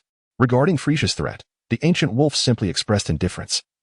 Noting that Frieza would be highly valuable in this match, serving as the ultimate meat shield capable of allowing Broly to unleash his full power for an hour. Under Whist's guidance, the group, comprising more than 10 individuals, soon arrived at the void. They all took their places in the spectator stands, perhaps due to their early arrival. None of the other universes had yet made an appearance. A circular arena, nearly 500 meters in diameter, had already been erected in the center. Below it lay an unfathomable abyss, with the arena suspended in the middle, where two figures stood, one, a bloodied Beerus, and the other, a yellow mouse god of destruction. While the other 10 gods of destruction lay incapacitated on the arena floor. Chapter 86. The grudges among the gods of destruction. Krillin stared vacantly at the arena. Noticing that only Beerus and the mouse god of destruction were still capable of standing, while the other 10 were severely injured. What is happening? Isn't this the Universe Martial Arts Tournament? Why are Lord Beerus and the others already in the arena? Whis was not in a hurry to assist Beerus and calmly explained. Lord Zeno has commanded the 12 gods of destruction to engage in a grand melee as a warm-up for the Tournament of Power. However, it seems their tempers have flared, and the gods are fighting with all their might. Piccolo and the others had never witnessed such fierce combat up close. The arena was filled with destructive energy, and any ordinary person stepping onto it would be met with devastation from the residual energy. Above the void, Lord Zeno sat upon a high platform. Due to the intervention of the ancient wind, Wukong did not utilize Lord Zeno's button during the Zamasu incident, and thus there was no future version of Zeno present. 2 attendants flanked him, while the Grand Priest issued a loud command to halt the current match. Your Majesty, I am quite pleased with everyone's performance. You may now withdraw. The Grand Minister declared. Whis gracefully descended upon the arena, assisting Beerus in his return, employing his angelic abilities to mend Beerus' injuries. Lord Beerus, your wounds are rather severe, he noted. Beerus let out a disdainful huff. Indeed, this battle had left him in a rather disheveled state. His upper garments were nearly in tatters, and his body bore various injuries of differing severity. Gohan was taken aback by Beerus' formidable strength. He had always known the god of destruction to be powerful, yet he had not anticipated that in the chaotic melee, Beerus would emerge as one of the last standing. It was a true spectacle of mayhem. How fitting for Lord Beerus to endure alongside that rat-like god of destruction. In stark contrast, the other 10 gods of destruction lay incapacitated, struggling to rise. Yamcha was equally astonished by Beerus' prowess. While the chaos of battle often involves an element of luck, it was evident that Lord Beerus must rank among the top 3 gods of destruction. Vegeta pointed towards the fallen gods, noting that despite all wielding destructive energy, each god possessed distinct forms. A closer observation revealed that nearly all had sustained injuries at the hands of Beerus. You are mistaken. Beerus is indeed the strongest god of destruction. Look closely, and you will see that the 10 fallen gods were all wounded by him, he asserted. Beerus held his head high, reveling in Vegeta's acknowledgement of his supremacy. Whis stifled a chuckle and explained to everyone. This is due to the fact that Lord Beerus is at odds with the others. Thus, whenever he is present, he becomes the target of their collective assault. Whis' remarks left everyone somewhat bewildered. They had assumed the discord between Beerus and Champa stemmed solely from their differing personalities. It is plausible for one to have a poor relationship with an individual due to that person's faults, yet if someone is at odds with everyone, it may be prudent to reflect upon oneself. Krillin scratched his head, struggling to comprehend the situation. When he first met Beerus, he indeed perceived him as rather malevolent. However, as time passed, Beerus' rapport with them improved, and he occasionally offered them insights into their martial arts. Krillin mused that Beerus was actually quite amiable. Yet, I find Lord Beerus' character to be quite agreeable. He is rather kind, he remarked. Frieza let out a cold laugh upon hearing this. If even a god of destruction could be deemed good, then there would be no villains left in this world. In that case, I suppose I need not be referred to as the Emperor of Evil in the universe. I could simply change my title to Chairman of the Universe Real Estate Company. He quipped. Goku's thoughts aligned with Krillin's. He believed it was not necessarily Beerus' fault. All of them were gods of destruction, and their powers were relatively comparable. Why should Beerus be deemed superior? Naturally, they would target the strongest among them. Whis nodded in agreement, acknowledging that this was indeed part of the reason. However, it alone could not account for such a situation. The crux of the matter lay in an incident many years prior, when the Grand Minister had organized a universe-wide game of hide-and-seek, during which the other gods of destruction had been effortlessly located by him. Lord Beerus concealed himself adeptly, and inadvertently drifted into slumber. Upon awakening, 5 decades had elapsed. This unexpected turn of events soured the mood of the Omni King, who had been eagerly anticipating a game of hide-and-seek. Unable to locate Lord Beerus, and with his absence dragging on, the Omni King's spirits waned. This situation ultimately strained his relationships with other gods of destruction, leading to the current predicament. Which illuminated the circumstances, enlightening the gathered assembly. Given the childish temperament of the Omni King, it was plausible that his frustration over Beerus's disappearance could lead him to obliterate all universes in a fit of anger. The other gods of destruction, fearing such a catastrophe, could only lay the blame at Beerus's feet, despite the fact that the Omni King ultimately refrained from annihilating any universes in his wrath. Nevertheless, this incident only deepened their animosity towards Beerus. The ancient wolf, Gukong, extended a thumb towards Beerus, expressing admiration. How remarkable it is to play games with the Omni King and still find time to sleep. Truly, this is quintessentially Beerus. Upon having his motives exposed by Whis, Beerus wore an awkward expression. Could he truly be blamed? A god of destruction engaged in a game of hide and seek would naturally find it tedious and succumb to slumber. Zampa approached the viewing area, casting an irritable glance at Beerus. Humph, today I was careless. Otherwise, I would have certainly pummeled you into a pulp. Beerus, indifferent to Zampa's remarks, held back any retaliation out of respect for their brotherly bond. Given Zampa's moderate ranking among the gods of destruction, it was improbable for him to consistently match Beerus in combat. The 12th universe's god of destruction, resembling a sea creature, shifted his gaze towards Beerus, locking eyes with Gukong. Neither was willing to break their gaze. Jean, having suffered a crushing defeat at Beerus's hands, was seething with anger after his humiliating experience of being outnumbered 11-1. Spotting Gukong's audacity to stare at him ignited a desire for retribution. Human, how dare you be insolent towards a god of destruction? It appears you are also a contestant. If you survive this tournament, I shall personally bring ruin upon you. Gukong was unimpressed by Jin's threats. What do you think you're staring at? Step forward for a duel. Do you believe I fear you? Have you ever taken a life? Have you ever witnessed death? The 12th universe's god of destruction, named Jin, was currently being escorted back to the viewing area by his attendant angel, receiving treatment for his injuries. I once wielded 2 destruction orbs, wreaking havoc from the western reaches of the universe to the east, killing without pause for 3 days and nights. Do you question whether I have seen death? Yamucha, seemingly oblivious to the gravity of the situation, interjected with a dazed remark. Isn't it a bit uncomfortable to keep your eyes open for so long? Initially, the audacity of Gukong, unafraid to provoke a god of destruction, irked Jin. However, the emergence of the dim-witted Yamucha only exacerbated his irritation. Chapter 87. The tournament is about to begin. Do not question whether my eyes are dry. Do you think I am concerned with such trivialities? Gukong narrowed his eyes slightly, harboring a deep disdain for seafood, particularly those as unsightly as Jin. From my perspective in the 7th universe, I have never regarded you as a threat. Jin, infuriated, turned his gaze towards Beerus with a twisted smile. Your people exhibit a lack of the reverence due to the divine. Following the conclusion of the Tournament of Power, I shall obliterate him. You have no objections, I trust? After all, the ancient wolf god is a denizen of the 7th universe. Jin lacks the authority to act against him without the consent of Beerus. Beerus, with a benevolent smile, expressed for the first time a semblance of goodwill towards the insufferable Jin. Very well, if you possess the capability, then eliminate him. I assure you, I shall not intervene. Even if one of you were to perish, I would merely look the other way. Jin was taken aback. He had never anticipated that Beerus would genuinely disregard the wolf god, considering their long-standing enmity. It was entirely within reason for Beerus to withhold his favor. To his astonishment, Beerus acquiesced so readily. Could it be that this human has a poor rapport with Beerus? Did you hear that? Beerus has forsaken you, regardless of who triumphs in the tournament. You cannot escape the clutches of death. Fool, the ancient wolf god scoffed, casting a disdainful glance at Jin, uninterested in further discourse with such a simpleton. Clearly, Beerus intended for him to meet his demise. This was a case of using another's blade to kill. Beerus turned away, his smirk hidden from Jin's view. Knowing he could not defeat the wolf god himself, let alone Jin, it was evident that Jin was destined to be soundly trounced. Regardless, this was what Beerus had requested, to refrain from intervening. Thus, if Jin were to be vanquished by the wolf god, he would be absolved of responsibility. With a grand gesture, the Grand Priest restored the nearly ruined arena to its former glory in an instant.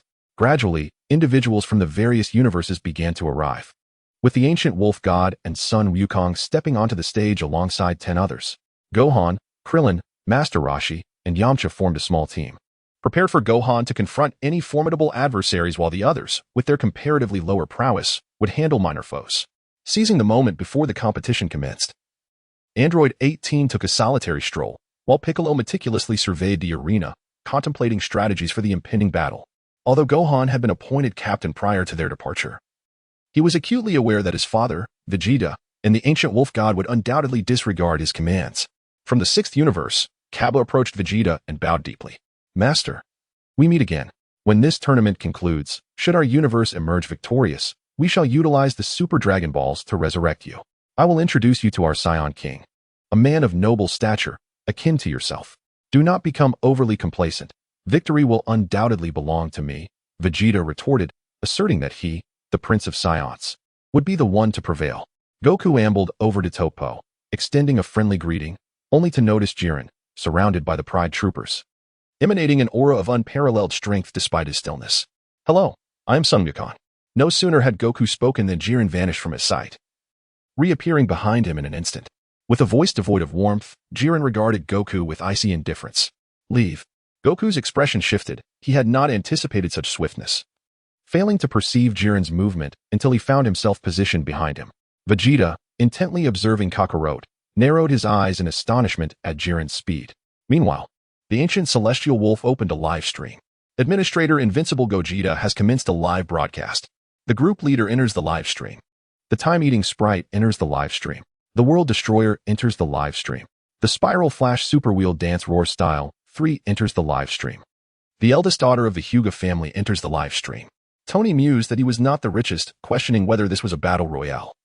Given the multitude of participants, the previous day, the ancient celestial wolf merely mentioned a grand melee among the 8 universes, without further elaboration. The group leader noted that the victorious universe would gain the opportunity to make a wish, regardless of its nature. The slumbering daughter of Kagaro inquired, "Can any wish be granted? Could it restore Shinichi to his original form?" The group leader replied, "That might be somewhat exaggerated. There are remedies within the group to alleviate his condition, but restoring him would invite his enemies." The eldest daughter of the Hyuga family concurred, emphasizing that it was paramount for Ran to eliminate their foes. Otherwise, even if they could cure her boyfriend, he would hesitate to revert to his true self. Hinata shared the sentiment that transforming Edagawa Konan back into Shinichi was not overly difficult. The real challenge lay in dealing with their adversaries. Although the chat group possessed the ability to traverse universes, this came with preconditions. Interfering with the natural progression of history was strictly forbidden unless the group issued a mission or a member fulfilled the conditions to initiate such assistance.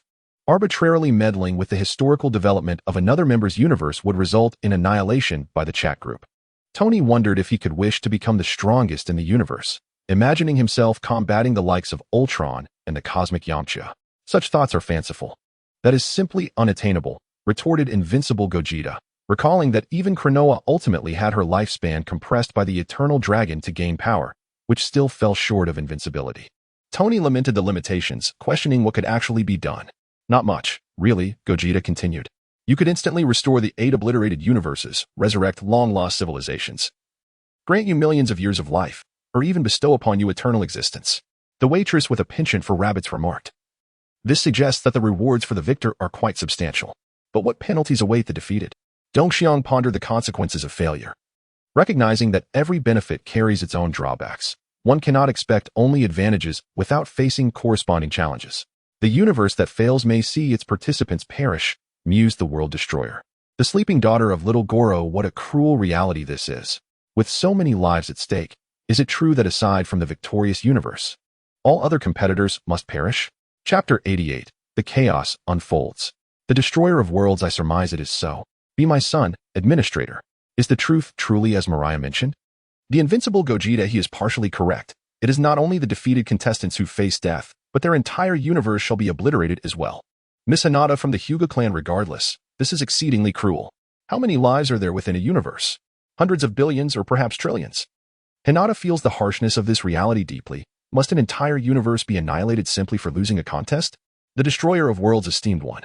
Who is responsible for the destruction of the universes? Moreover, who is the architect of this martial arts tournament? Ancient Sky Wolf pointed above to the Grand King. The Grand King, it is he who orchestrated the martial arts tournament, and it is also he who shall eradicate the failed universes. Tony is certainly not a billionaire, this little fellow. Esteemed one, do not jest. He can hardly be called a Grand King. I would sooner call him a Grand Egg. Tony gazes at the diminutive creature, seemingly less than a meter tall, and perceives Ancient Skywolf's words as mere folly. It appears utterly implausible. The strongest man on earth, nay, this individual may indeed possess such power. Everything is possible, One of his friends, Saitama, also appears rather foolish and unkempt. And both are bald. Yet, he is hailed as the strongest man on Earth, often reaping the accolades of Saitama's victories, as everyone mistakenly believes he vanquished the foes. His title stems from this very misunderstanding. Whenever Saitama is near him, it is a matter of celestial supremacy. After Saitama departs, he is left to lament his existence as a mere mortal, and for that, he apologizes. The invincible Gogeta do not underestimate him. With a mere wave of his hand, he could erase an entire universe. The rabbit-loving CAF server, is this little one truly so formidable? It is indeed true that appearances can be deceiving. The sleeping daughter of little Garo, truly, he is worthy of the title. Aside from the esteemed ones, he is the strongest man in the group. Immediately discerning the prowess of this little creature, to defend his current girlfriend by vanquishing his ex, he is indeed impressive. Group leader of the chat, esteemed one. What are your intentions?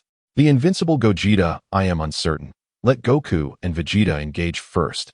I am in no rush to intervene. The Grand Priest soared above the arena, announcing the predetermined rules to the onlookers below. Any participant who loses their fighting capability or falls from the stage shall be disqualified. When the central pillar descends to the ground, the universe with the most remaining participants on the stage shall be declared the ultimate victor. In the center of the arena stood a colossal stone pillar, towering over 10 zhong, slowly descending towards the ground. Instantly, all participants clashed in a fierce melee. While ancient Sky Wolf observed the massive pillar at the center and began to leisurely approach it step by step, surrounded by 3 insignificant foes. Wukong found himself in a precarious situation, while Vegeta was obstructed by 2 underlings. Gohan and his companions faced a horde of over 10 adversaries. Under the deliberate instigation of other gods of destruction, the majority of the participants directed their animosity toward Universe 7. The god of destruction from Universe 11, Vermouth, wore a facade of amusement as he gazed at Beerus. It seems misfortune awaits you. It appears your universe will be the first to be eliminated. In the recent skirmish among the 12 gods of destruction, Vermouth had merely exchanged a couple of blows before feigning defeat, resulting in him sustaining the lightest injuries among all the deities. Beerus, with an enigmatic smile, remained unfazed by Vermouth's provocation. Is that so? We shall see.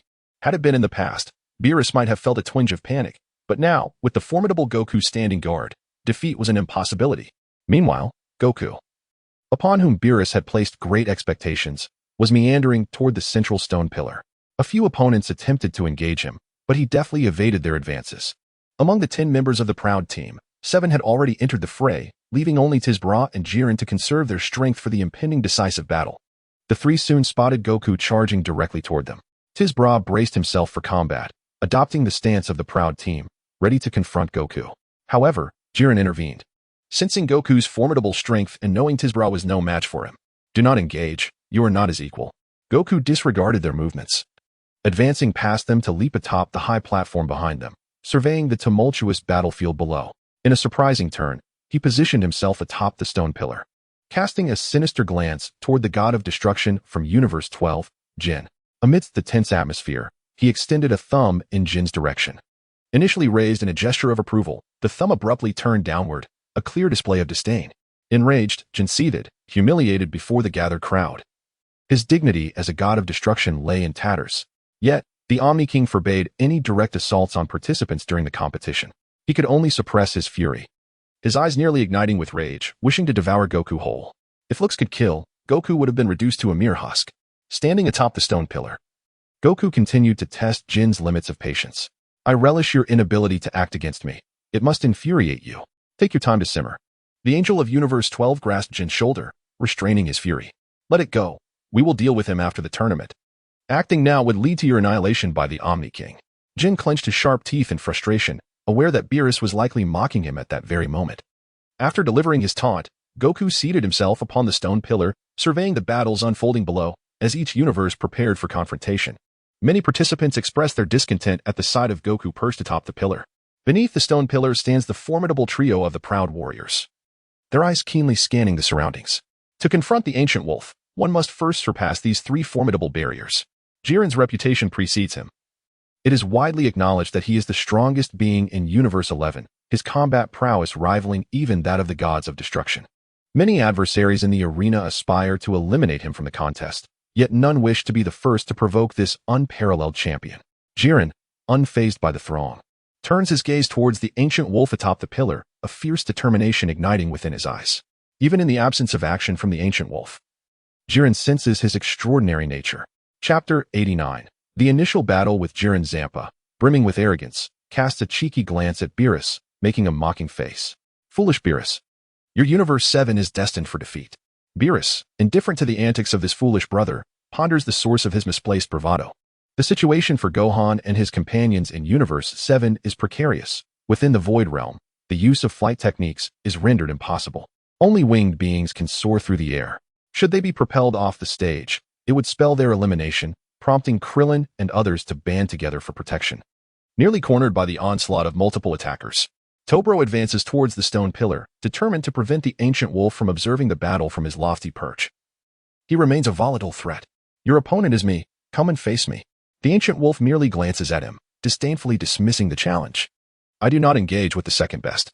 Tobro, fully aware of his inferiority to Jiren, is undeterred by the ancient wolf's mockery. He points his left fingertip at the ancient wolf, unleashing a barrage of energy blasts. As the projectiles hurtle towards him, the ancient wolf remains motionless, as if he were a mere illusion, allowing the energy blasts to pass through him as though he were non-existent. Tobro's actions draw the attention of all present. No one can discern what the ancient wolf has done to evade the attack. Amidst the chaos, many have fixated on the ancient wolf. Recognizing that he is no ordinary opponent, it is no wonder he dares to challenge the god of destruction. Confusion envelopes Tobro as he grapples with the inexplicable. He clearly observed the ancient wolf's stillness. How could he have evaded his onslaught? How is this possible? Jiren interjects, halting Tobro's advance. The disparity in strength is too vast. Tobro stands little chance against this foe. He is moving at an astonishing speed, far surpassing even a fully powered Tispa. Allow me to engage him. Once again, after many years, Jiren encounters a rival who instills a sense of threat within him, and he is resolved to contend with the ancient wolf. The three lesser warriors stand no chance against Goku. In his normal state, Goku easily dispatches them with no effort, even managing to observe the other battle zones. He notices Jiren steadily approaching the ancient wolf and grows anxious. It was agreed that Jiren would allow him this opportunity. He cannot let it slip away to the ancient wolf. With a fierce roar, he transforms into a Super Saiyan, his golden aura enveloping him. His speed and strength surge dramatically, executing a sweeping kick to fell one opponent before instantly appearing before another, unleashing a point-blank energy blast. Before the overwhelming might of Goku, his adversaries were utterly powerless, dispatched with a single blow that sent them crashing off the stage. A fallen opponent received an additional strike, mercilessly flung away. The last remaining foe, sensing imminent defeat, chose to flee, while Goku made no attempt to pursue him, instead dashing towards Jiren with fervor. Meanwhile, Vegeta was engaged in combat with a minion, indifferent about who would confront Jiren first, keen to observe Kakarot's tactics against the formidable foe. Goku positioned himself before Jiren, obstructing his path. I shall be your opponent, he declared. Jiren regarded Goku with an unwavering demeanor, his thoughts undisturbed, as he stood still, gazing upward at the ancient figure of Jiren. Jiren, however, paid him no mind, fixated on Goku, curious to see if he could truly grasp the essence of Ultra Instinct. The members of the chat group, watching the chaotic battle unfold via live stream, were left bewildered, unable to discern the intricacies of the clashes. Tony, the billionaire, is at a loss. Why can't we detect power levels? What on earth is happening? He exclaimed, thoroughly perplexed. I can't tell who is strong. I thought the chat group's power detector would offer some insight, yet it seems it is forbidden to use. Sleeping Kagoro's daughter inquired, group leader. Do you understand what's going on? The group leader speculated. It could be that there are exceptionally powerful figures present, and once the detector is activated, it may be discovered. Lin Ran surmised that the likely culprits behind this situation were the Grand Minister and the Omni King. Their overwhelming strength could very well sense the existence of the chat group, and merely being able to live stream was a stroke of fortune. Invincible Goku and Vegeta urged, let us focus on the match. Goku and Jiren are about to clash. The rabbit-loving CAF waitress remarked, I can't shake the feeling that the big shots aren't really competing. It seems more like a vacation to them, devoid of any tension. In truth, this sentiment was shared by nearly all in the chat group. Jiren stood out on the battlefield, neither engaging in solo combat nor forming alliances, simply surveying the entire arena from atop a stone pillar. The impending clash between Goku and Jiren drew the attention of all present. Goku's displayed strength during the previous warm-up match had astonished many, leading them to instinctively regard him as the strongest ace of Universe 7, thereby warning the participants of the other universes to be wary of Son Goku. Jiren, being a prime contender, was viewed with less regard than Jiren. who was perceived as possessing some strength, but little more. They perhaps believed that victory was unattainable, fully aware that they would ultimately face obliteration at the hands of the Omni King. Those who resorted to provoking the god of destruction were seen as mere jesters. At long last, the momentous clash that everyone anticipated commenced. A bead of sweat trickled down Goku's forehead as he raised his hand to unleash the Kamehameha wave. While Jiren remained unmoved, his aura coalescing into a protective shield around him. With mere fluctuations of energy, Goku's full-force Kamehameha was effortlessly thwarted. The initial assault proved futile, prompting Goku to abandon any restraint. Transforming into a Super Saiyan, he launched himself at Jiren with unrelenting ferocity. Striking with powerful blows, he darted around Jiren, landing successive punches upon him. Yet, Jiren remained unfazed, evading the onslaught with ease while Goku continued his relentless barrage, his strikes failing to yield any effect on Jiren's steadfast form. Realizing his attacks were in vain, Goku ceased his probing strikes, unleashing a fierce roar as crimson light enveloped him, transforming into the Super Saiyan God. In close quarters, he executed the prince's technique, sending dust and debris swirling around them. Amidst the haze, a figure shot forth, colliding with a massive boulder behind him, as Super Saiyan God Goku was sent reeling by a single punch. Undeterred, Goku plunged back into the smoke to mount another assault, yet Jiren merely utilized a finger to deflect Goku's fierce strike, revealing the immense disparity in their power. Halting his relentless onslaught, Goku unleashed a primal scream, the red aura dissipating to reveal a brilliant blue glow that illuminated the arena, his overwhelming presence soaring skyward. In his Super Saiyan blue form, Goku rooted himself and roared, amplifying his internal energy. Channeling the Kaioken tenfold, he surged forth, his right hand moving with blinding speed toward Jiren. A flicker of change appeared in Jiren's gaze as he countered Goku's mighty punch with his right hand while simultaneously retaliating with his left. Goku barely managed to evade the blow, narrowly escaping the onslaught that shattered the boulder behind him, a testament to Jiren's formidable strength. The arena, constructed from one of the universe's strongest metals, was nearly impervious to damage, making Jiren's destructive prowess all the more formidable. Goku swiftly distanced himself, but Jiren vanished and unleashed a powerful strike, sending Goku crashing into the mountainside. The battle quickly devolved into a one-sided affair as they exchanged blows in rapid succession. Spectators watched in stunned silence, captivated by the clash of titans. Jiren sent Goku soaring with a punch, then followed him into the air with a kick that sent him plummeting downwards, unleashing a barrage of fiery shockwaves. In less than 30 seconds, Goku found himself on the ground, battered and struggling to retaliate as Jiren unleashed a relentless series of strikes, pummeling him mercilessly. With desperation, Goku roared anew, his red aura flaring with renewed vigor. Channeling the Kaioken 20-fold, he released a shockwave that forced Jiren back, increasing his speed to an astonishing level that left Jiren astounded. They soared through the sky, weaving amidst the debris of the arena. However, against the near-invincible Jiren, Goku's 20-fold Kaioken ultimately fell short.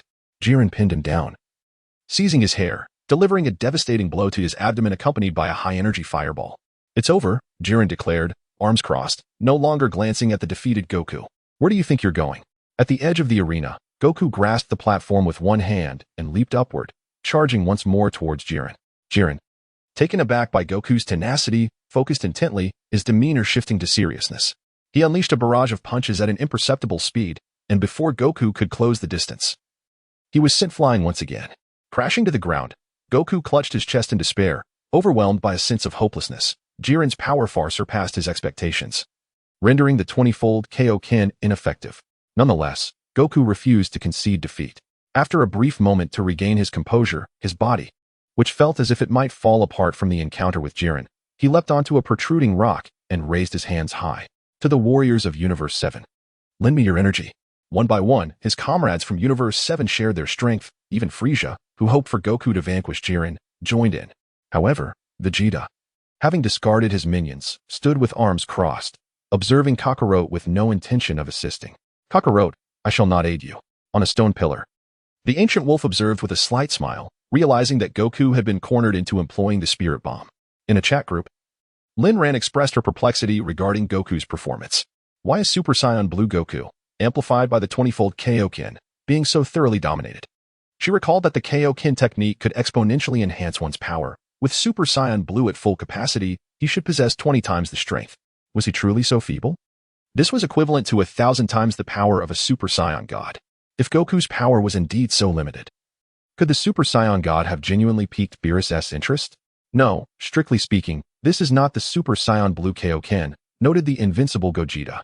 Goku has never utilized the Kaioken in his Super Saiyan form, as his body cannot endure it. What he has achieved is a 20-fold enhancement of the Super Saiyan God S power, translating to a 2/5 increase in strength, rather than a 20-fold battle power. The ancient wolf had been closely monitoring Goku. His power increase was not particularly significant because the Super Saiyan God is a constant state that amplifies divine energy. Thus, his body could withstand the 20-fold Kaioken. One should not underestimate a 2/5 increase in battle power. When Vegeta first arrived on Earth with a battle power of 18,000, he was only marginally superior to Goku. With Goku activating the 3-fold Kaioken, his battle power reached 24,000, surpassing Vegeta by a third, which resulted in a complete domination of their encounters. This illustrates just how formidable a 2/5 increase in strength can be. I see. However, the Spirit Bomb may not be effective against Jiren, as I recall it only affects evil beings, commented the group leader. That is not entirely accurate, replied Gogeta. While its damage is indeed doubled against malevolent foes, it still has an effect on ordinary enemies, albeit without the same amplification. May I rudely inquire? Can the group see the battle between the two? Asked Tony, the billionaire. Unable to see anything, we only witnessed the clash of red and blue lights, replied Spiral Flash. Echoing the sentiment of others, I am in the same boat. I can see nothing at all, added the CAF attendant who adored rabbits. Tony is certainly not the wealthiest. What a sight it was, as everyone merely observed in silence. On the battlefield, Goku was exceedingly anxious, gathering his energy required time. And this interval was ample for Jiren to defeat him. To Goku's surprise, Jiren closed his eyes, patiently awaiting Goku's energy accumulation, showing no intention to interrupt. In the area behind Goku, a humanoid blue creature continually amassed power, unleashing a wave of energy towards the unsuspecting Goku. Suddenly, a figure intervened, standing protectively behind Goku, extending a single hand to grasp the blue energy blast, crushing it effortlessly. It was the ancient wolf, Gutian Wolf, having left the stone pillar. After thwarting the ambush, he vanished once again, reappearing before the blue creature and delivering a powerful punch to its face, sending it flying. Do not interfere at such a critical moment.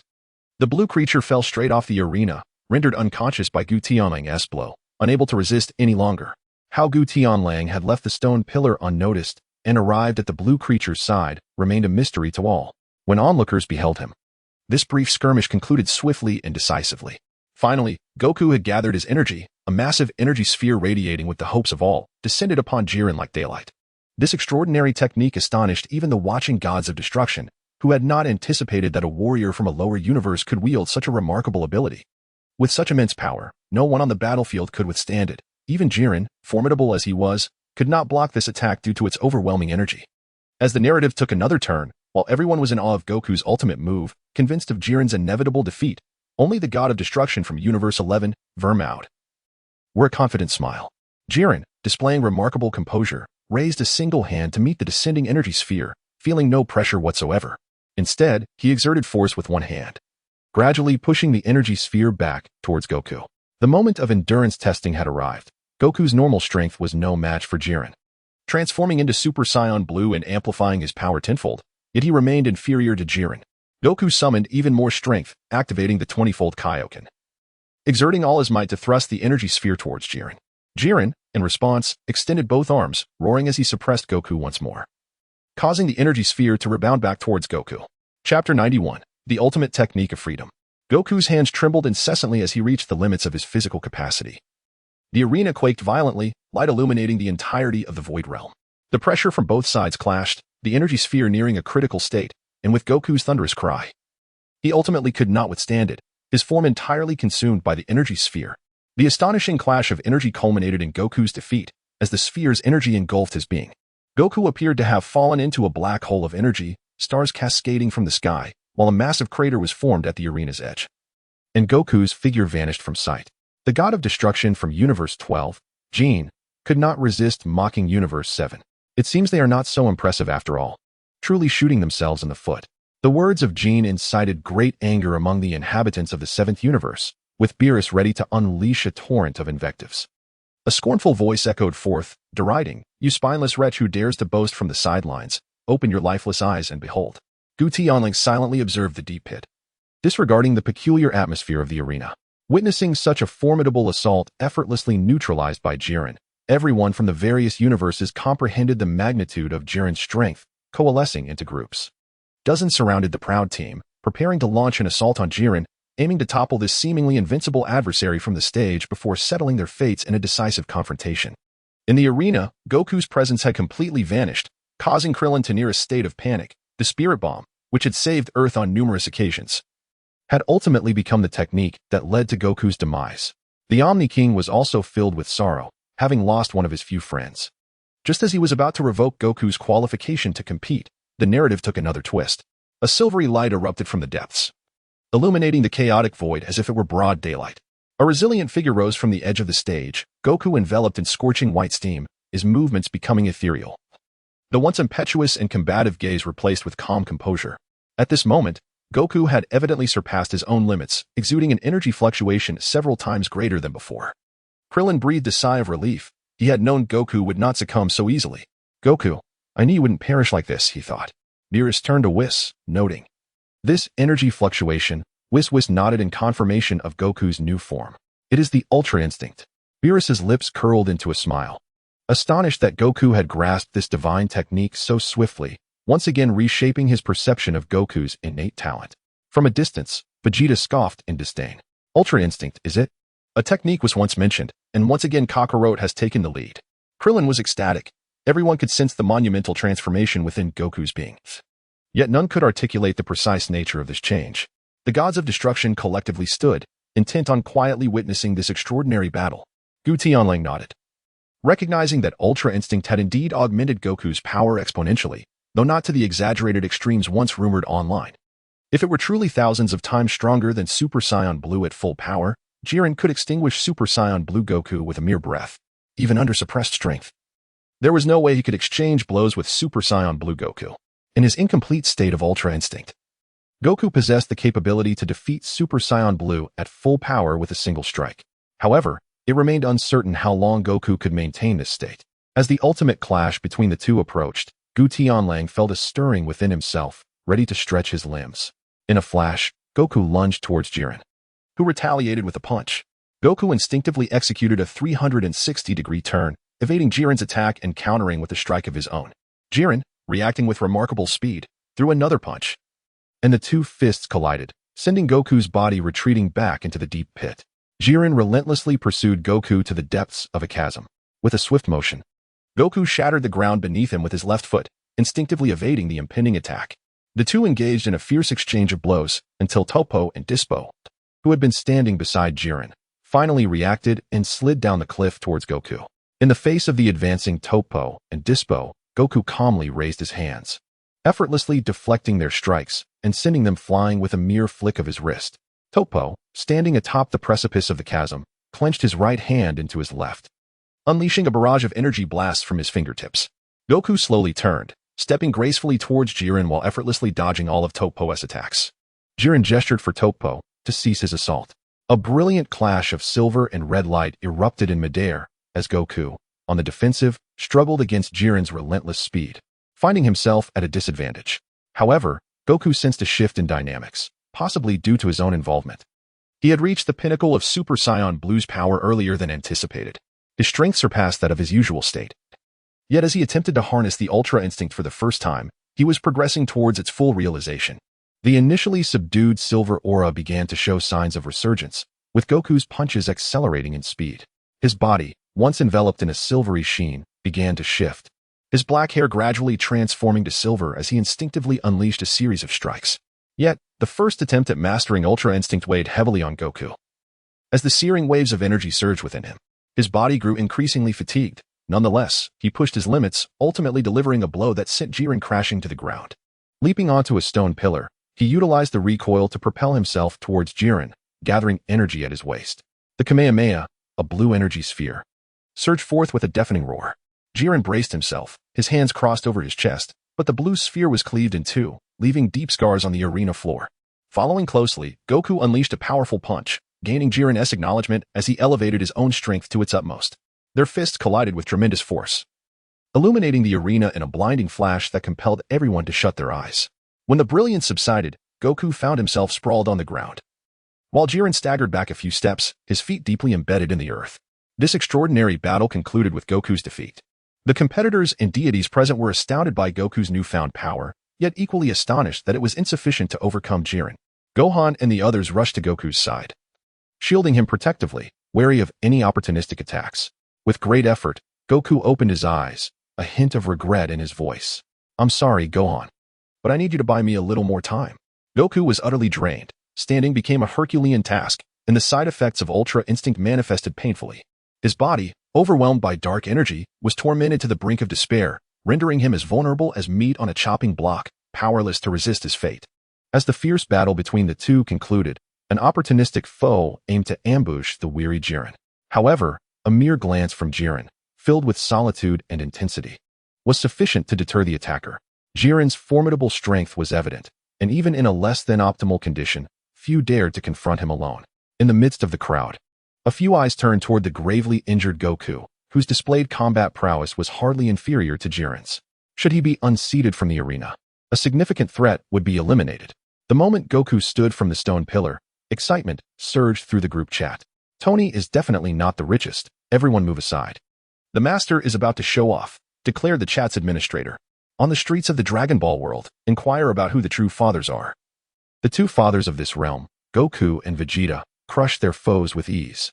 Linran was convinced that none present could rival Goku, even if he transformed into a Super Saiyan god. In the original narrative, Vegeta, in his normal state, effortlessly overwhelmed Zamasu, who couldn't even touch him. The anime's Super Saiyan Blue Vegeta was merely a facade of power, while Goku, with abilities comparable to that of the formidable Wolf, would undoubtedly reign supreme in such a martial arts tournament. "Is that, Vegeta? I recall you mentioning him," remarked a CAF server who adored rabbits. "Indeed. He certainly looks like a seasoned underdog," Tony remarked, pondering his own approach should he face Jiren. Suddenly, Vegeta sneezed. "It must be that scoundrel Frieza," he muttered inwardly, vowing to eliminate him once the tournament of power concluded.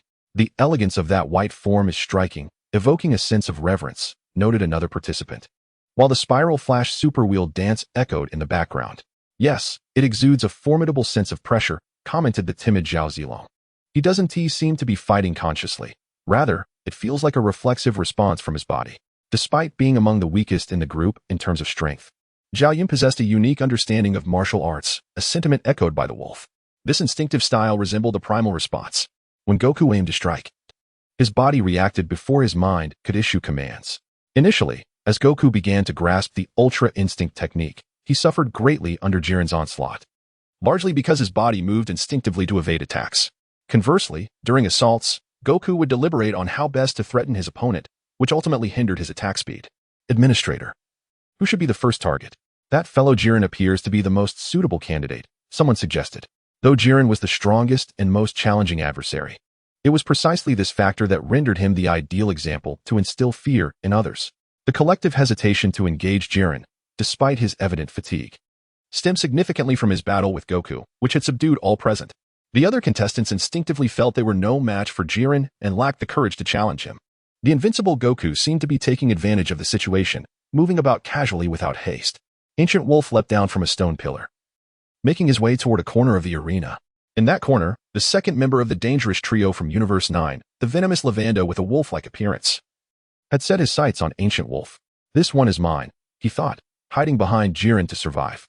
"Let me show you how I will torment you, you cowardly creature." Since the battle began, Ancient Wolf had only made a move once, and while no one had witnessed how he had maneuvered, it was generally believed that he had taken advantage of others' inattention. They did not consider Ancient Wolf to be particularly formidable. Lavanda, skilled in poison, felt that honorable combat was beneath him. A direct confrontation was out of the question, as he lacked both strength and fighting prowess.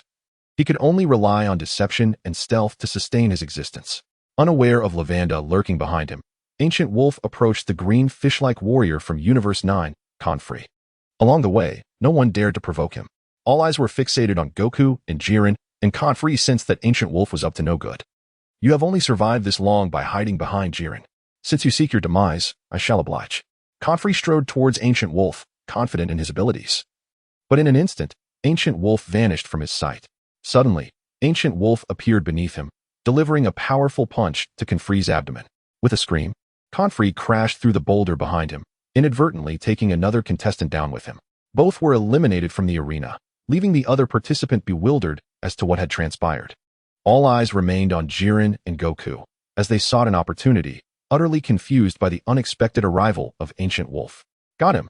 Lavanda, enveloped in toxic gas, crept closer to Ancient Wolf, ready to strike, but upon witnessing him defeat two opponents with a single blow, he quickly halted his assault. Slowly, Ancient Wolf turned his head, smiling at Lavanda. Do you require something from me? No, I merely came to see if you needed assistance. Since you appear unscathed, I shall take my leave. Lavanda replied hurriedly, retreating from Ancient Wolf as if fleeing. He had clearly observed the terrifying speed at which Ancient Wolf had approached Confrey, and he had no desire to provoke such an adversary. With the tournament just beginning, he was not eager to confront Ancient Wolf. The god of destruction from Universe 9, Sidra, yelled at Ancient Wolf, his red beard askew with frustration. What grievance do we hold against you that you seek our warriors? If only Confrey had fallen.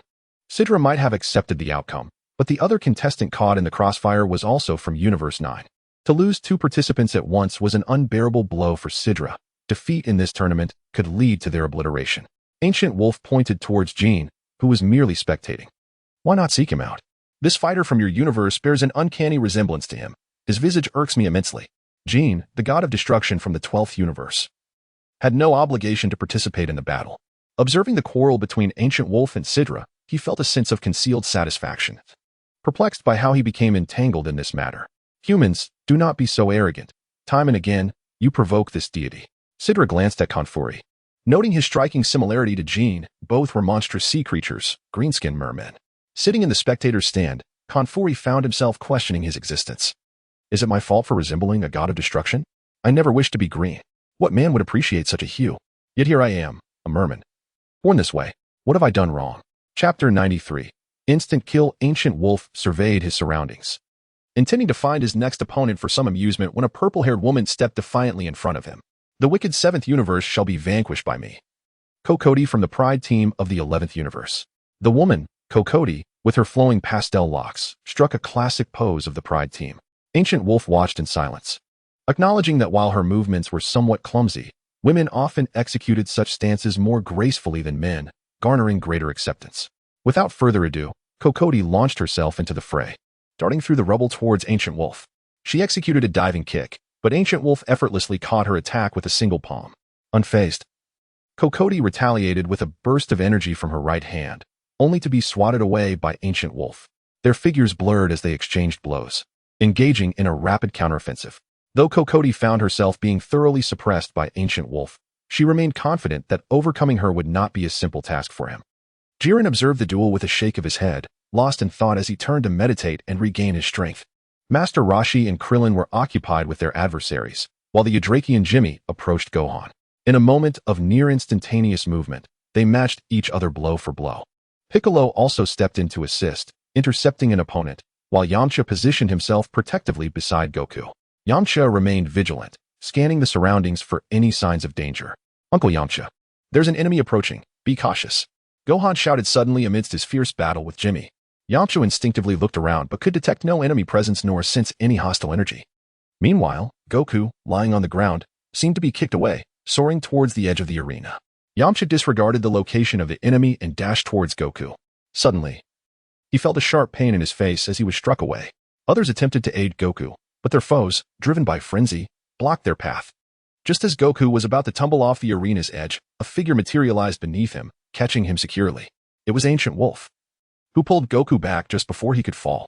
Wukong laboriously leaned against the ancient celestial wolf, barely managing to keep himself upright. I apologize for the burden. I still need a moment, he murmured. Frustration surged within him, for he had nearly succeeded in casting both adversaries into the abyss. Just as Wukong teetered on the brink of defeat, the ancient celestial wolf emerged as a savior. A voice from the crowd unknowingly cried out. The trio rushed towards the ancient celestial wolf, intent on toppling him along with Wukong. They unleashed energy blasts from 3 distinct angles. With a swift motion, the ancient celestial wolf released Wukong, who was on the verge of collapsing. Just as he was about to succumb, the ancient celestial wolf reappeared, supporting Wukong as they advanced toward the center of the arena. The 3 assailants, having charged forward moments earlier, now found themselves plummeting off the platform.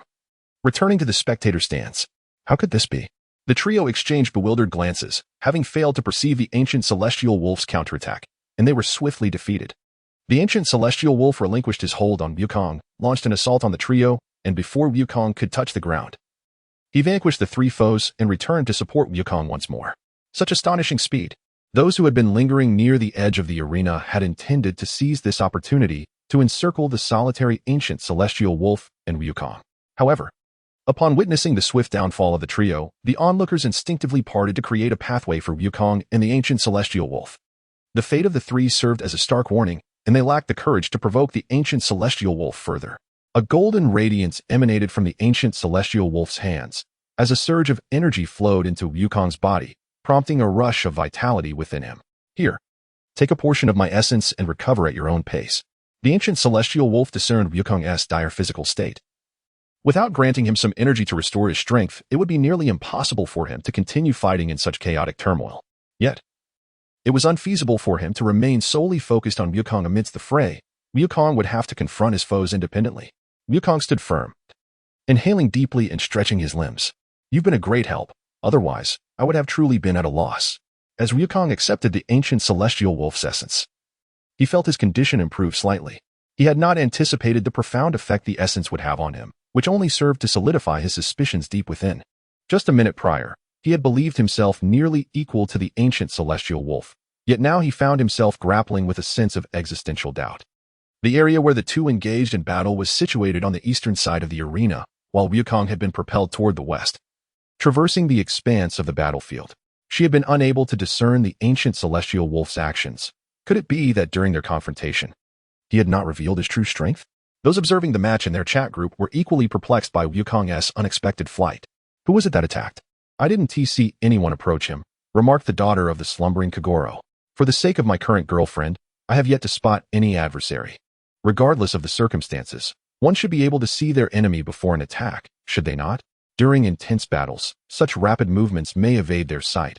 However, it appears as though an enemy was stealthily approaching, so why could they not perceive it? Queried the eldest daughter of the Hyuga clan. I did see it. It resembled a tiny creature, akin to a mosquito. Tony is certainly not the wealthiest individual. It must be a jest. This creature named Sun Wukong must weigh at least 100 pounds. Is it plausible that a mere mosquito could propel him like a projectile?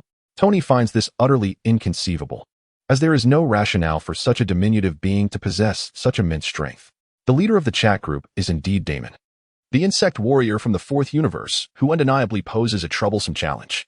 Lin Ran recalls him, particularly since this fellow eliminated Piccolo, albeit through a surprise attack, which left Lin Ran with a certain impression of him.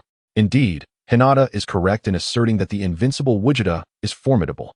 However, wait a moment, does this mosquito also factor into the battle power of the exploding star? As a superhero, Iron Man cannot possibly be outmatched by a mere mosquito. Strictly speaking, that is the case. Do not dwell on it. Remember, even when the Great One transforms into chocolate, he remains formidable. Thus, a mosquito's power is understandable. Minato accepted the reality, having witnessed the ancient scene of the chocolate version of the Great One overpowering Buu. Gutian Lang had no intention of seeking Kokote to engage in battle, instead finding another opponent nearby to commence a new round of confrontation. At that moment, Vegeta was engaged in combat with Cardo Bessler from the third universe. After witnessing Goku's mastery of Ultra Instinct, Vegeta yearned to transcend to that realm. Chapter 94. Vegeta with his eyes closed, he relinquished his body, allowing Cardo Bessler's powerful blows to rain down upon him, forcing him to stagger backward. Cardo Bessler was exceedingly displeased with Vegeta's demeanor. Did he look down upon him, allowing the assault to continue unchallenged? Transitioning into a furious battle mode, he unleashed a relentless barrage upon Vegeta, leaving him battered and bruised. Gutian Lang, while engaged with his own adversary, could not help but observe the scene of Vegeta enduring the onslaught of this pitiful opponent, eliciting a bemused shake of his head. Beerus was astonished by Vegeta's lack of retaliation. In the past, he would never have tolerated such humiliation. Whis, what is Vegeta doing? Whis pondered for a moment before uncertainly replying, perhaps he is attempting to master Ultra Instinct. After being unilaterally pummeled by Cardo Bessler for a minute, Vegeta could not sense Ultra Instinct. He opened his eyes, seized Cardo Bessler's incoming punch, and retaliated with a powerful blow to his abdomen. Damn it. I can't endure this any longer. I'm done practicing. Accompanied by a shockwave, he sent Cardo Bessler flying to the side and turned his gaze toward Jiren. Jiren, your opponent is none other than me, the Saiyan Prince Vegeta, who shall defeat you. With a fierce stomp, he shattered the ground and surged towards Jiren, eschewing any tentative approach. Adopting the super blue form, he transformed into a meteor rushing toward Jiren. A figure engulfed in flames emerged from the rubble, blocking Vegeta's path. Your opponent is me. Vegeta disdainfully snorted, dismissing the presence of the interloper. I have no interest in fighting second-rates. Torpo, undeterred, returned a serious retort. You are not just a secondary figure, perhaps you are even a tertiary one. The words ignited Vegeta's wrath, for he, the proud prince of the Saiyan race, found himself regarded as inferior to Kakarot in the eyes of Topo. He despises being compared unfavorably to Kakarot, and in an instant, his azure aura surged forth as he disregarded Jiren and fiercely engaged Topo in combat. The two commenced a dazzling exchange of blows, skillfully maneuvering amidst the stone pillars. Their speed so astounding that most of the other participants could scarcely follow the action with their eyes. Some unfortunate souls inadvertently strayed into the fray, prompting Vegeta to unleash 2 energy blasts, dispatching them in the blink of an eye. Despite Topo's imposing physique, his movements were surprisingly agile. In close-quarters combat, no clear victor emerged, and Topo retaliated with fiery projectiles launched from his fingertips. Vegeta, unwilling to be outdone, executed the Royal Saiyan battle technique, unleashing a barrage of red and blue energy waves that clashed with tremendous force, creating a residual impact that deterred most onlookers from approaching. However, Vegeta was discontent with the stalemate. Kakarot's displayed prowess had already eclipsed that of Topo, and yet he found himself embroiled in a struggle with such a foe. With a thunderous roar, he transformed into full-power Super Saiyan Blue, amplifying both his speed and strength to a level that left Topo only capable of defense, unable to retaliate. Like a force of nature, he viewed everything in his path as an adversary, inadvertently knocking several innocent competitors off the stage. Goku Black remained composed, curious about how far Vegeta and Gohan could push their limits. While Vegeta and Goku possessed equal strength, Goku held an advantage with his Kaioken technique, granting him a slight edge. Yet, the true potency of Goku's enhanced Super Saiyan Blue form, his deep blue state, remained a mystery. The observers in the chat were utterly astonished. The combatants before them possessed stellar-level power, and their exchanges were nearly incomprehensible to the casual viewer. Tony is certainly not the richest. Look at the crowd. Is stellar-level power so commonplace? Remarked a CAF attendant who favored rabbits. Being stellar is less significant than being a dog. There are experts everywhere. The chat group leader mused. I suddenly recall a famous saying. In anime, Super Saiyan Blue, who shall I face on equal footing today? In manga, who shall I dominate today? Linran witnessed Vegeta effortlessly dispatching 2 opponents, who barely registered before being swatted down as if they were mere flies. It became evident. It was not that Super Saiyan Blue was lacking in strength. Rather, the anime did not portray its power with such exaggeration. Excluding the few anomalies like Jiren and Topo, Super Saiyan Blue Vegeta could easily take on 50 foes without breaking a sweat. Vegeta, the unrivaled, awaited the conclusion of the battle. Intending to clear the field once the chaos subsided, too many participants were causing him dizziness. Goku Black, with a swift kick, sent one opponent flying and simultaneously drew 2 more into the fray, engaging in a 1-against-3 tussle. Vegeta concentrated his energy, unleashing a powerful energy wave that forced Topo to collide with the still-resting Jiren. Jiren intervened, halting Topo's advance, signaling that he would handle the situation, while Vegeta unleashed a relentless assault upon Jiren. Despite sensing the oppressive aura of Jiren, Vegeta exhibited no inclination to retreat. Jiren's movements appeared languid, yet they were executed with unparalleled swiftness. He merely retreated in a straight line, evading all of Vegeta's assaults, before retaliating with a single punch that sent Vegeta hurtling away. As Vegeta soared through the air, Jiren's gaze sharpened. He was unwilling to continue this tedious game. Slightly crouching, he unleashed a flurry of ordinary punches. Countless shadows of fists surged towards Vegeta, yet he, with a composed smile, navigated through the whistling winds of punches as though in an uninhabited realm, evading all of Jiren's strikes. He closed the distance, landing a blow squarely on Jiren's chest for the first time, striking the seemingly invincible opponent. Jiren stared at Vegeta in disbelief, unable to fathom how he had evaded his attacks. Onlookers Whis and Beerus were astonished. Even the normally composed Whis had not anticipated that Vegeta could land a hit on Jiren, leading to a re-evaluation of Vegeta's prowess. Nonetheless, the Supreme Kai and Destroyer of Universe 11 remained unfazed, harboring immense trust in Jiren's capabilities. Beerus, observing their smug expressions, felt irritation. What pretense was this? Only Goku, who had regained his stamina and was fighting off weaker opponents while recuperating, discerned Vegeta's tactics. Had he analyzed my battle with Jiren to unravel his offensive patterns? A confident smirk graced Vegeta's lips as he pressed his advantage against Jiren. Their battle intensified, soaring through the heavens and plunging to the earth. Vegeta exuded confidence. And to outsiders, it appeared that the full-powered Super Saiyan Blue Vegeta was poised to overwhelm Jiren. Yet internally, Vegeta felt veins bulging, consumed by rage, sensing a belittlement of his abilities. When you fought Kakarot, you were capable of much more. You should be even faster and stronger than now. Jiren retaliated, delivering a kick that sent Vegeta flying. As he soared backward, Vegeta gathered energy for his final flash, a violet beam aimed at the advancing Jiren. Jiren swatted the energy blast aside with a single hand and struck at the air. Vegeta executed several flips to stabilize himself, only to find that Jiren had vanished from sight. Chapter 95. Clearing the field suddenly, a heavy blow struck Vegeta's back, sending him crashing to the ground once more. Jiren conjured a fireball in his hand and launched it at Vegeta, sending him spiraling away. Vegeta was pushed to the edge of the arena by the force of the energy blast, yet he refused to abandon hope, striving to deflect the tumultuous onslaught of energy. The arena shattered, billowing smoke obscuring Vegeta's figure. Jiren turned his attention away from Vegeta, directing his challenge towards Goku. You're next. If you have the skill, feel free to try. Goku observed the debris scattering at the edge of the arena. Vegeta's transformation was occurring at that moment. As the smoke dissipated, Vegeta's battle attire lay in tatters, clutching his right arm as he rose to his feet, gazing at the unyielding Jiren in the distance. Despite the ferocity of their confrontation, Jiren had not broken a sweat.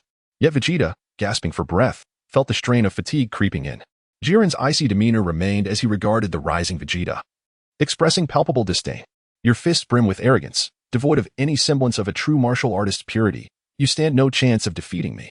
Just as Vegeta was on the brink of exhaustion, the taunting words of Jiren ignited a surge of strength within him. Arrogance, indeed, I embrace it. For it embodies the pride of a Saiyan.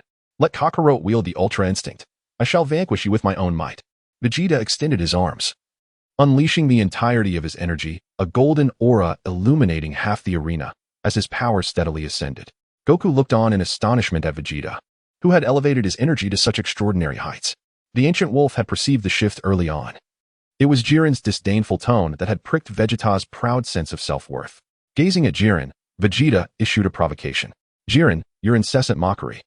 Are you too cowardly to withstand this strike? Jiren acknowledged with a nod, standing firm to confront Vegeta's final flash, a radiant pillar of gold soaring toward him. Jiren crossed his arms over his chest, bracing himself to endure the overwhelming force of the attack. The very fabric of the void trembled, and the arena quaked as Vegeta's strike unleashed energy surpassing even the full power of Super Saiyan Blue. In the aftermath, a scar marked the ground where Jiren lay motionless, enveloped by the shockwave. The universe's pinnacle belongs to me, Vegeta declared, thumb raised toward himself, yet before he could finish, Jiren vanished from sight. Jiren materialized a flame-infused energy orb, pressing it against Vegeta's abdomen, transforming it into a crimson cage that ensnared him. Within the sea of energy, Vegeta's visage contorted as the searing force assaulted his body. With a resounding crash, he succumbed, collapsing to the ground, steam rising from his form. Jiren, indifferent to Vegeta's plight, surveyed the surroundings with an air of superiority. That last strike was commendable. I retract my earlier insult. Rest well, warrior. On the observation platform, the god of destruction from Universe 11, Vermouth, cast a haughty glance at Beerus. Humph. To be regarded as a warrior by Jiren is indeed a mark of supreme honor. Beerus seethed, gritting his teeth. He felt utterly outwitted by this insufferable foe. Meanwhile, on the arena, the tide of battle shifted dramatically, witnessing Vegeta's anticipated defeat. The ancient wolf finally took the matter seriously. You all are rather bothersome. Surveying the numerous opponents within a several-meter radius, he roared, amplifying his strength rapidly. He was about to unleash his true power without any pretense. A golden radiance erupted forth, enveloping the entire arena in an instant, sweeping outward in all directions. Unlike Goku's Super Saiyan Blue, which was formidable, this energy was imbued with divine essence, and it was distinctly different from the divine techniques of Ultra Instinct, which sought to maximize power in its normal state. The ancient wolf's might, akin to Jiren's, stemmed purely from his essence, a simple and unadulterated force. Nearby foes attempted to resist the onslaught of the shockwave, but alas, the disparity in power was insurmountable. They were no match for the overwhelming energy that far surpassed Super Saiyan Blue. It is utterly impossible, in the blink of an eye. The arena once again erupted in chaos, with the spot where ancient Sky Wolf stood being trampled into a deep pit. Dazzling golden light flooded the entire area, forcing Clint and his companions, who were situated at a distance, to shut their eyes, unable to bear the blinding glare. The nearest dozen competitors, without exception, were all thrown off the stage. Even those who sought refuge behind protruding rocks found it utterly futile. A few others, precariously perched at the edge of the arena, were caught off guard and were likewise sent tumbling down. The atmosphere was one of total annihilation.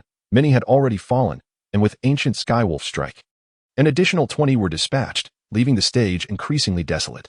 He then retracted his unleashed aura, thinking to himself that this was about sufficient. He could not possibly exert himself to the fullest and conclude the battle in mere 3 minutes. The Tournament of Power was a pivotal event. A swift conclusion would render it rather dull. The power released by Ancient Sky Wolf astonished the deities, who had not anticipated such strength from this individual.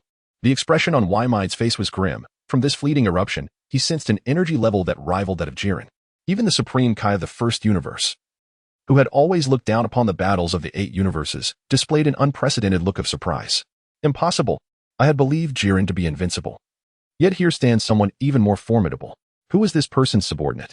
Finally, Beerus felt a sense of relief, casting a sidelong glance at Whitebeard, who had always maintained an air of superiority. No more pretense. I reveal my hand. Ancient Sky Wolf is unparalleled in our universe. Beerus relished the moment, thinking to himself, look at all of you, so self-important. Now you seem rather dumbfounded. Is it merely a slight edge in average combat power that warrants such arrogance? If you possess the capability, summon your universe's god of destruction to challenge me, our average combat power may be higher. But it does not imply that your god of destruction surpasses ours. The deities could not help but ponder, having overwhelmingly defeated Goku, who had mastered the Ultra Instinct. Jiren rightfully held the title of the strongest warrior of Universe 11. Yet, Ancient Sky Wolf's display was equally astonishing. To wield such might solely through the manifestation of his aura left many questioning whether this was indeed his full power. The strongest contender from Universe 4, the portly Mona, did not distance herself from Ancient Sky Wolf. Rather, she approached him with intention. Young man, do not be so arrogant. Observing Mona's figure, Ancient Sky Wolf estimated her weight to be around 200 pounds, not merely because she weighed that much, but because any ordinary scale would indicate such. Is being arrogant against the law? Is there a rule in the arena that forbids arrogance? Mona replied confidently, curling her body into a compact form, preparing to launch herself at Ancient Sky Wolf with her formidable strength, brimming with self-assurance in her capabilities.